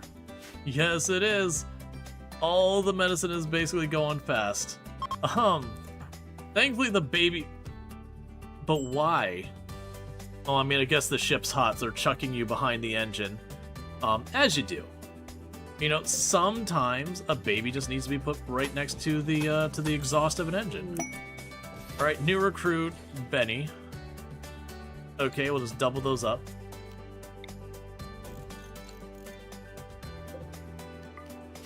Alright. So we got 2 names coming in. We've got the baby. We also have our genie, Benny. Which might end up being very important because our current cook might be coming unavailable soon. This genie can do just about everything we might need here. It's really kind of hard to decide your priorities. So you don't have a passion for crafting, but we do have you doing that. I could have you take over mining as your main responsibility. And then Benny becomes the one doing that. So let's move you over. Go grab whatever weapon. That was all melee down there. Oh, I think we must have traded away all the bolt actions. You know, it's bio-coated. Well, that's certainly a thing. So I traded away all the weapons, so you don't actually have a weapon available for you. But that's okay. Alright, let's go ahead and get some people named here. So first contestant is the Bobby. And the Bobby's name is going to be Treacle. Welcome to the colony, Treacle. And then the Genie's name... The Genie's name is going to be... a Bolero. Welcome to the colony. And then with that, we've got everyone named. And let's go to you, feeding. Urgent on everyone except mom. Medical treatment needed on Annabelle, because malaria. Which we're down to using really crappy medicine and just doing our best. Feinstein is not keeping up. Look, desire change on Bolero. We can't help you with that right now. Yeah, so unfortunately the combination of the gutworms and all that, Feinstein's not going to make it. Teddy's probably not going to make it because of the Luciferum. Annabelle's only leading by a little bit, so we might be losing a bunch of people to malaria.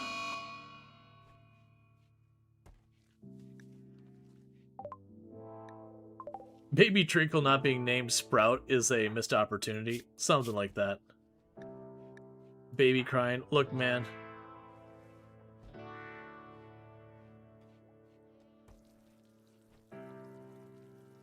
We're gonna be taking losses here. We're out of the good medicine. I mean, we're out of all medicine.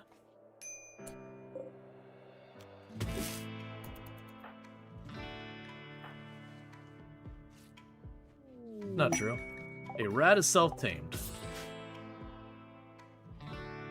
Oh yeah, we got a couple units of medicine left. And we're just doing our best. Oh, thank you. Oh, it's an 82% tend on the gut. Well, I mean, you had 100% on the malaria. So at least the gutworms are finally falling off.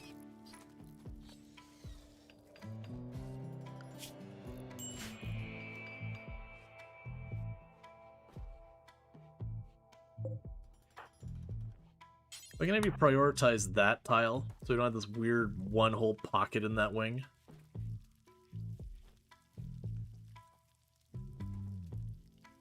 People had messing on them? Yeah, no, I forgot. They're hauling it up. Keep in mind, I've got multiple dedicated haulers, or multiple people who haul as a priority. So generally, almost as fast stuff hits the ground, it ends up getting dragged back up here.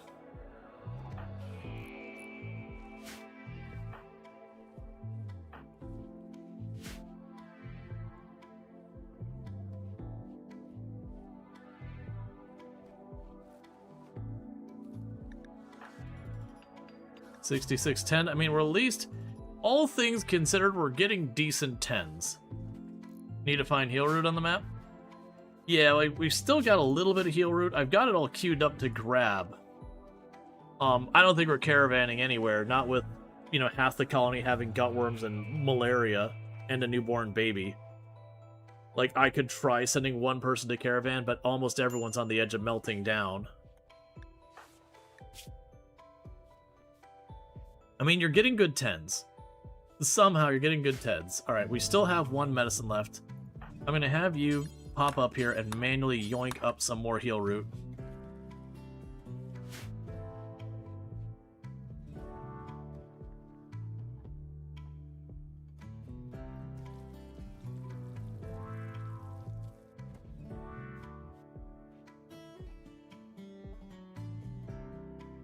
Yep, it's all good.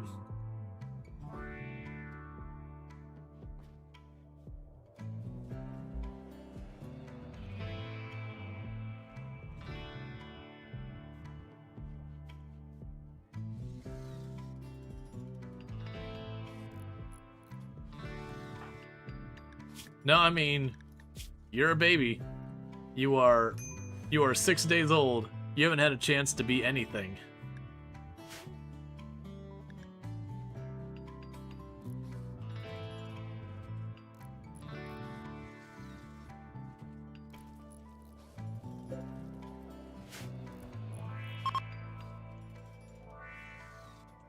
All right.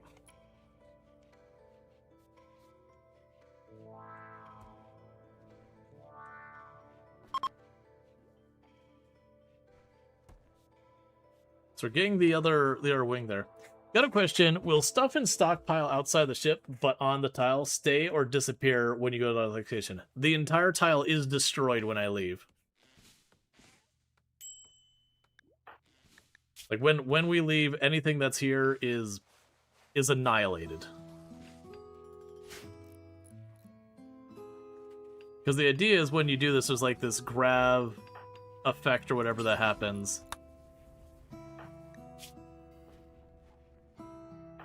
You might both barely make it. Yeah, you can build a grav ship. But in this particular case, because we are going to be moving around and leaving the tile behind. Oh, I'm sorry, did you say grav panel floor? Yeah, if it's on a grav panel floor, then yeah, it'll stay. Basically, we bring anything that's grav panel with us. Inside, outside, whatever. It's not like the idea where like the wind blows it off or anything like that. There's no mechanics around any of that. It's effectively like this ship is kind of like a miniature map that I'm bringing with me. I appreciate your dedication to taking care of your... I mean, you're far enough ahead. You'll be okay.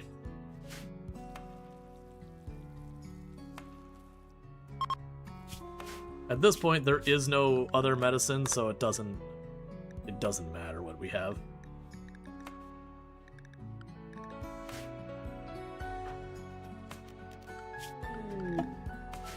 Drifter, what do we got here? Dead life dust. I don't need someone who's got regular medical problems.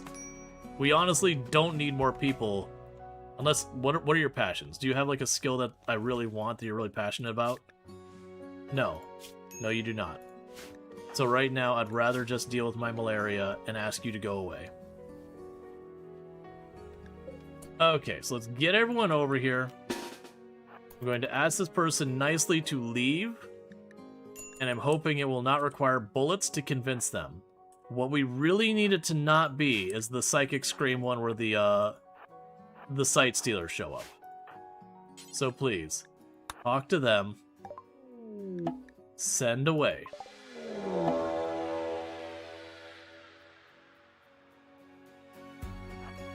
Scream Siren.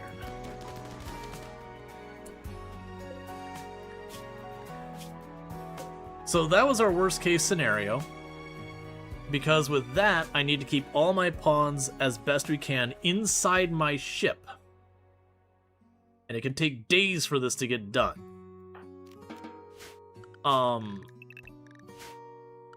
Because otherwise the poor people out and about can get utterly overwhelmed. So manage, new, inside, okay.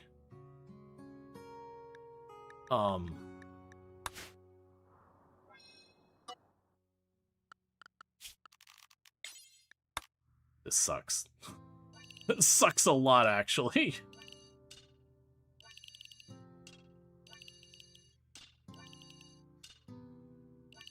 Because the problem is it can do up to 3 waves.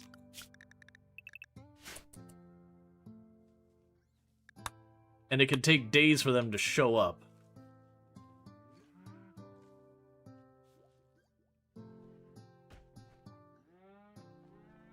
I'm going to take chances with this a little bit.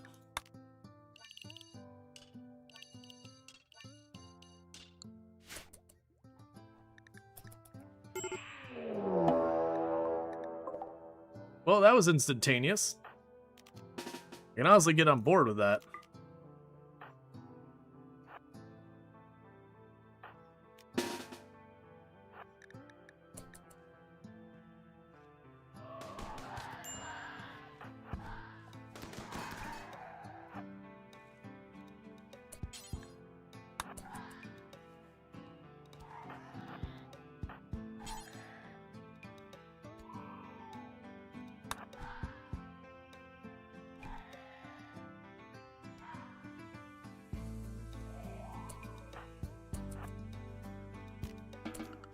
That might have just been...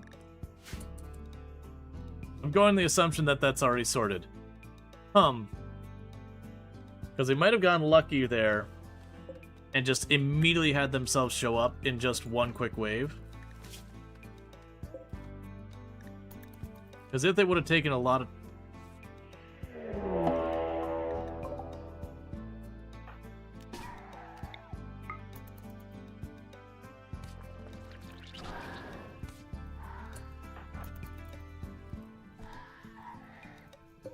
You're on fire.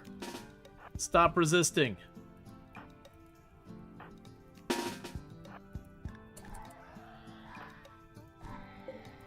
You're actively on fire.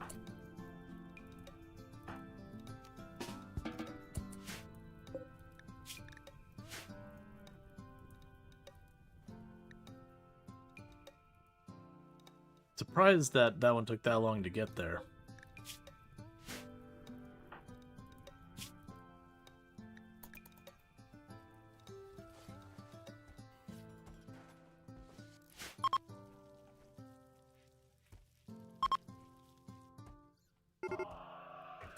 What? Why are you coming in like onesie twosies?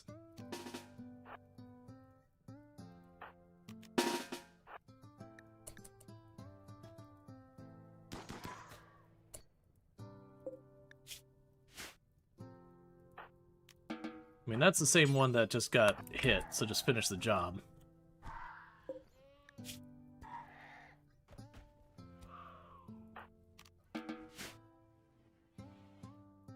I just need to not Psychic Scream again. Be it just a one wave and immediately, because that's the only way we get out of here where Teddy doesn't die from Luciferum withdrawal, because you're getting dangerously low.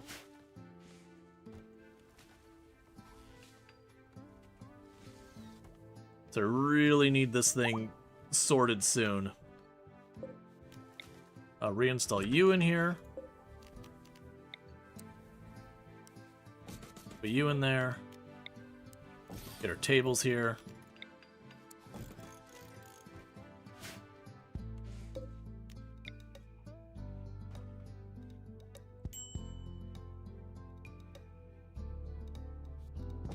I'll leave that just in there for now. It's not going to work, but...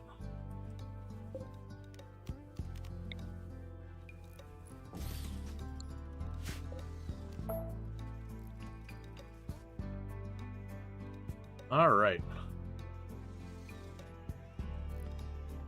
And he had one spare tile, which I'll put right here.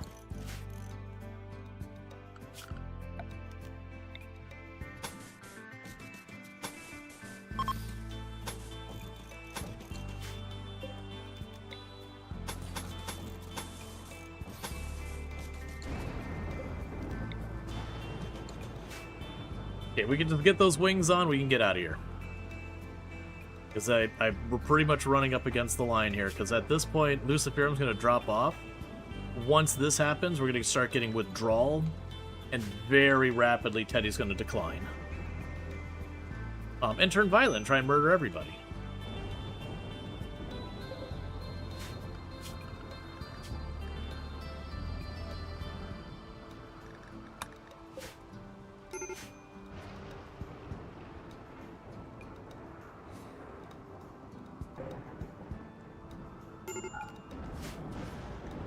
Medical emergency on Teddy.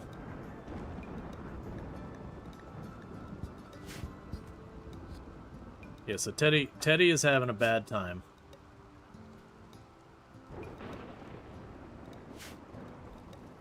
Have Freezer throw him in? No. Because, yeah, you've gone berserk. Oh, you're right next to the child.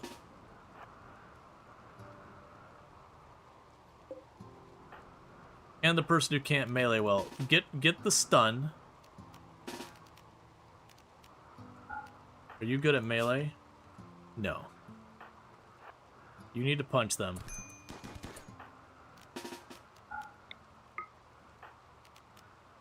I said don't free fire. Oh, I see, that's on me. Yeah, small child run.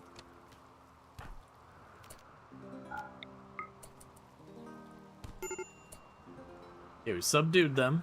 And that's going to keep happening.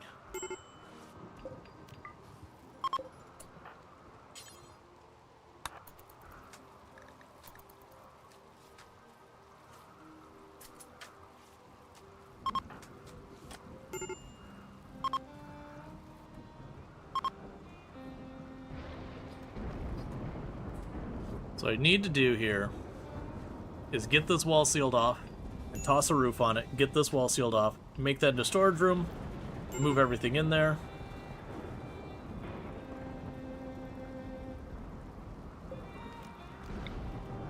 And just really hope we can clear the mercenaries and get Luciferum before all hell breaks loose.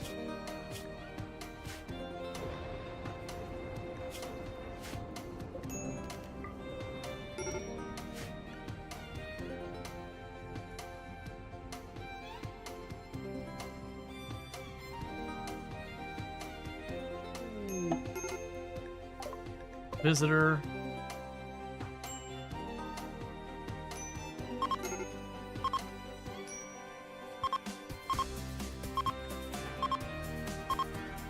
Stop it. Stop it. Stop it.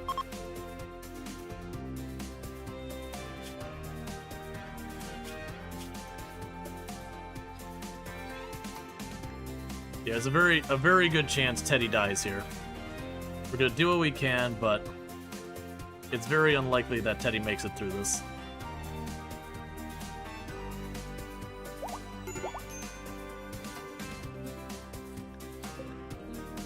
That's fine.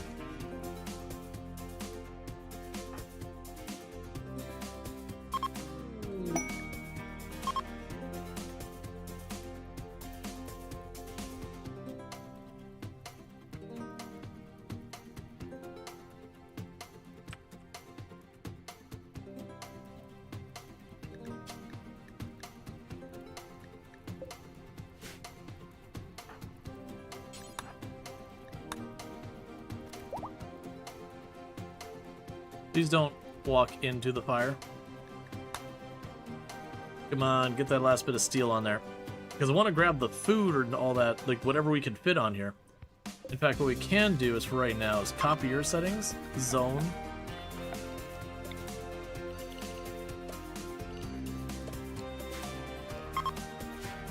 Just drag it over there anyways. Oh, also silver. And jade.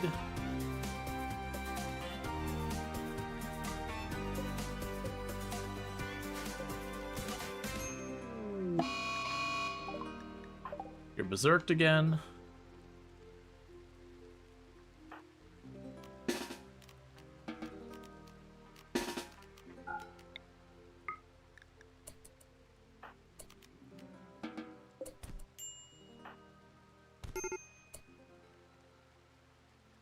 Yeah, but as you can see, they're just going to keep berserking again and again and again.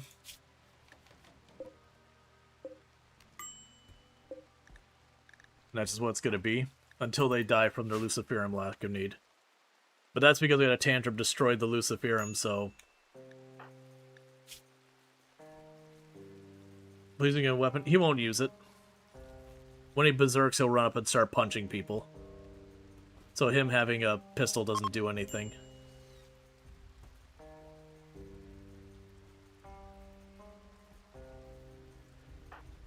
Come on, Pulverizer, I need you to close that area off.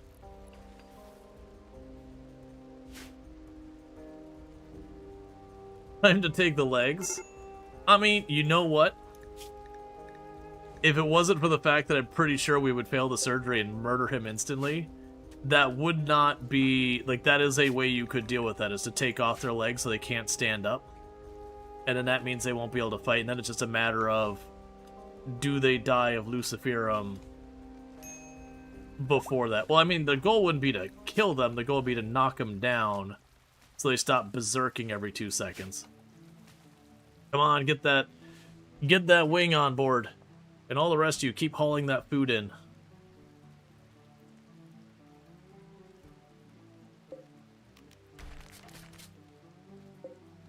How are you still alive? Oh, it's because it's... Look, man. I can get some Lucy somehow. We have a mercenary thing. I'm just trying to get this closed off so I can load up some food real fast. So we're going to jump over the mercenaries and try and make it happen. And that's just a matter of, if we roll and we get it, great, they live. If we roll and they don't get it, then they die. Simple as that. We go get a shout out for FG, who's an absolutely fantastic content creator and a fellow member of the Halcyon Frequency stream team. The stream team that I am on also plays a lot of RimWorld and all that good stuff. Been doing kind of a magic run, also been doing Assassin's Creed, apparently. But, yeah, I don't have high hopes for Teddy. I just need a little bit more steel. I need people to haul this food in.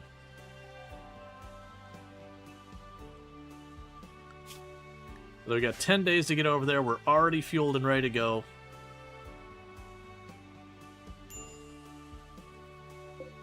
We have, of course, left the muffalo meat in the door. Could have been anywhere, but the door is where it goes. Wouldn't want the door to be able to close after all.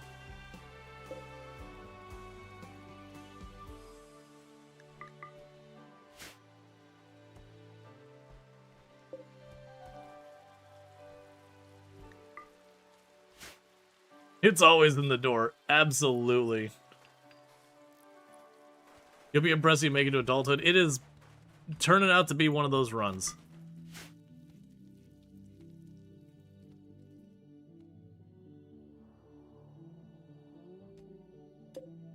Okay, forget mining.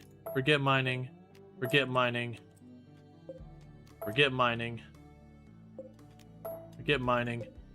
Don't do it. It's not worth it.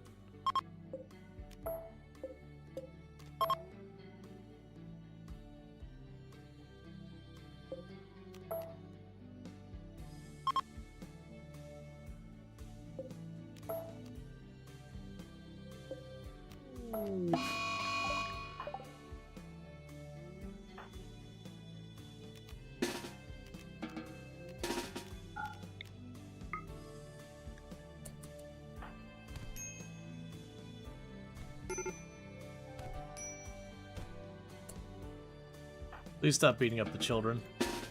It's not cool, man.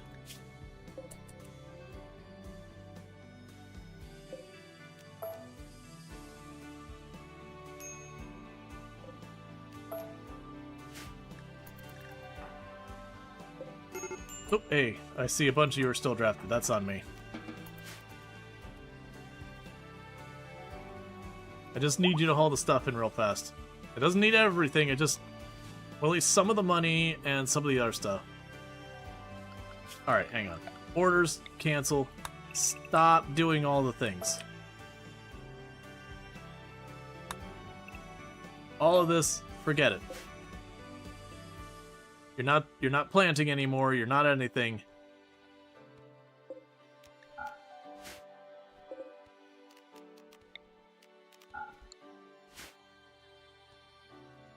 Just as fast as you can haul junk in here, get it in here.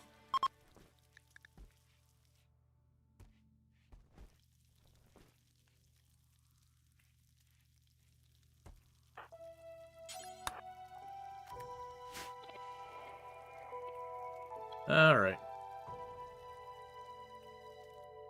Yeah, I do hope you you recover quickly. Now, you know, everything goes well with all the recovery and whatnot. Okay. Also, zones, home zone. That's not the home zone anymore. That's not. That's not. Yep. Oh, put you back in.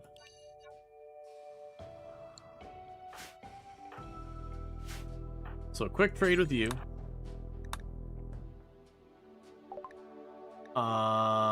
Let's see. There's a heavy... Oh, that's a heavy SMG from the child. Hold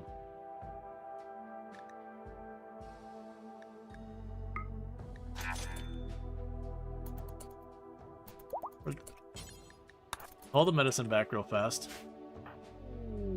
Oh my god, Teddy, calm down, buddy. I need you to go 2 seconds without doing it. I'm honestly amazed we have not accidentally killed you yet.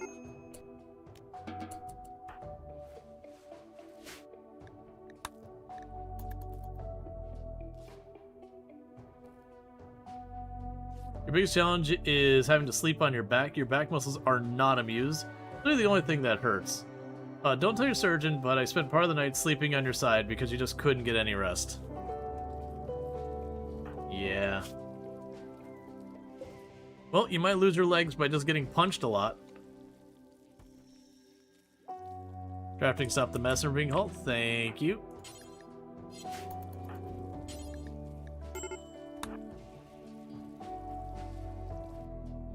Okay, so got the medicine back. Got the loosey-gooseys? Yes, he does.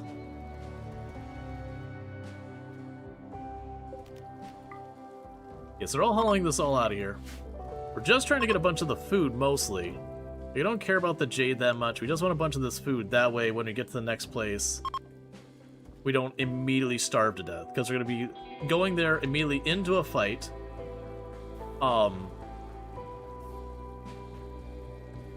There's so much thing. What about the gold? Honestly, I'm not even that... I mean, actually, that's a lot of gold. I was going to say I'm not that fussed, but that is actually a decent amount of gold.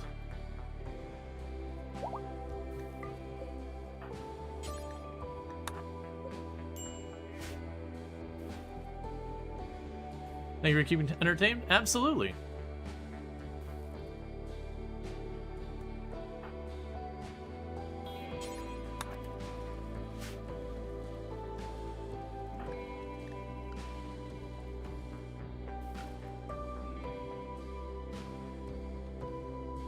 You know what? That's good enough.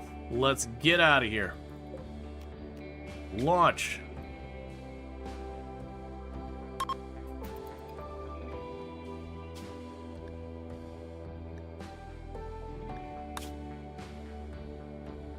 They're not in range. That's not the plan. They're supposed to be in range. Ancient smoke vent. Valley Caves, Archipelago, Fjord, ruins. The chances of random ruins having it is so close to 0. They were supposed to be in range. I was really actually counting on that. I'm sorry. I don't see a path where you survive.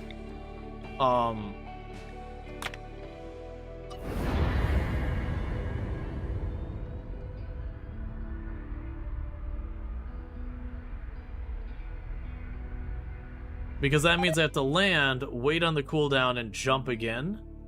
I don't see that happening. I do not reasonably see that happening. I think the reality is we're going to land, I'm going to banish you, because then there's at least a chance maybe you show up again later. But, well, there's an Ancient Danger right there.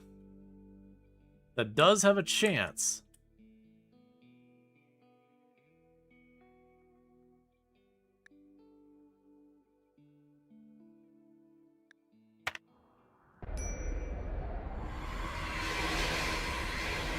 So it's taking on a pretty big risk.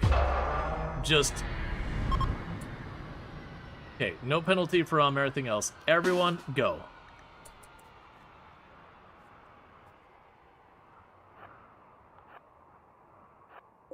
And Teddy, it's you who needs the drug. Start smashing.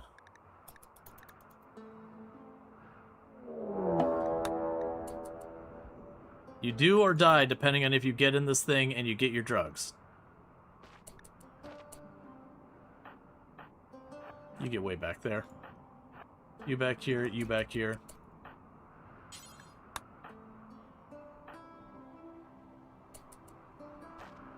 You in position. Open fire in that spot.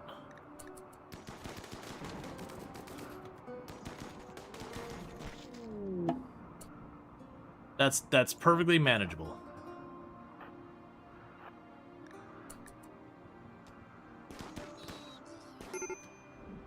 I know, major break risk.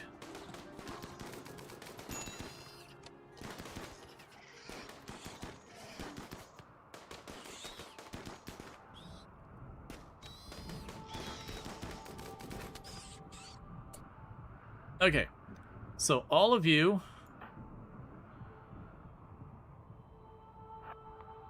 This is...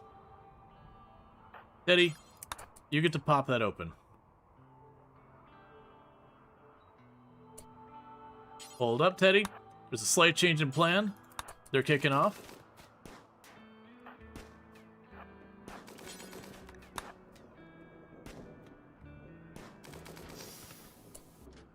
Cool. So that's at least something. Alright. So most of you... So you open that container. The rest of you get in here and start destroying all this. Yes! Teddy, take the drugs. Take them now.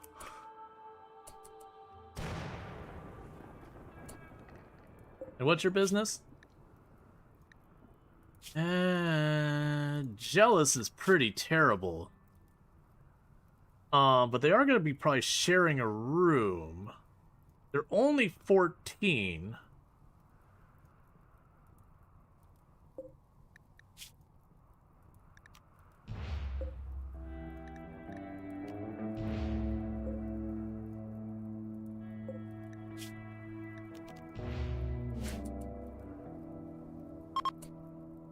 Okay.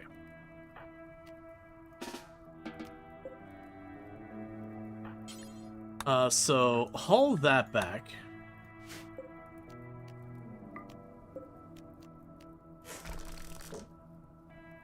Alright, first orders allow all this. That's fine.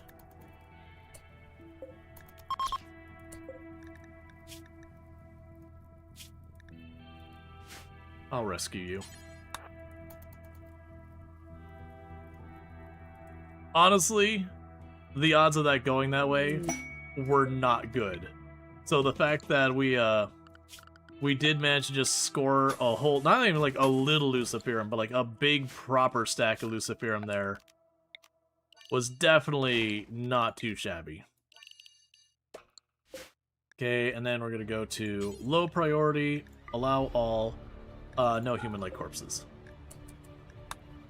Alright. But with that said though, chat, I've already gone over more than an hour.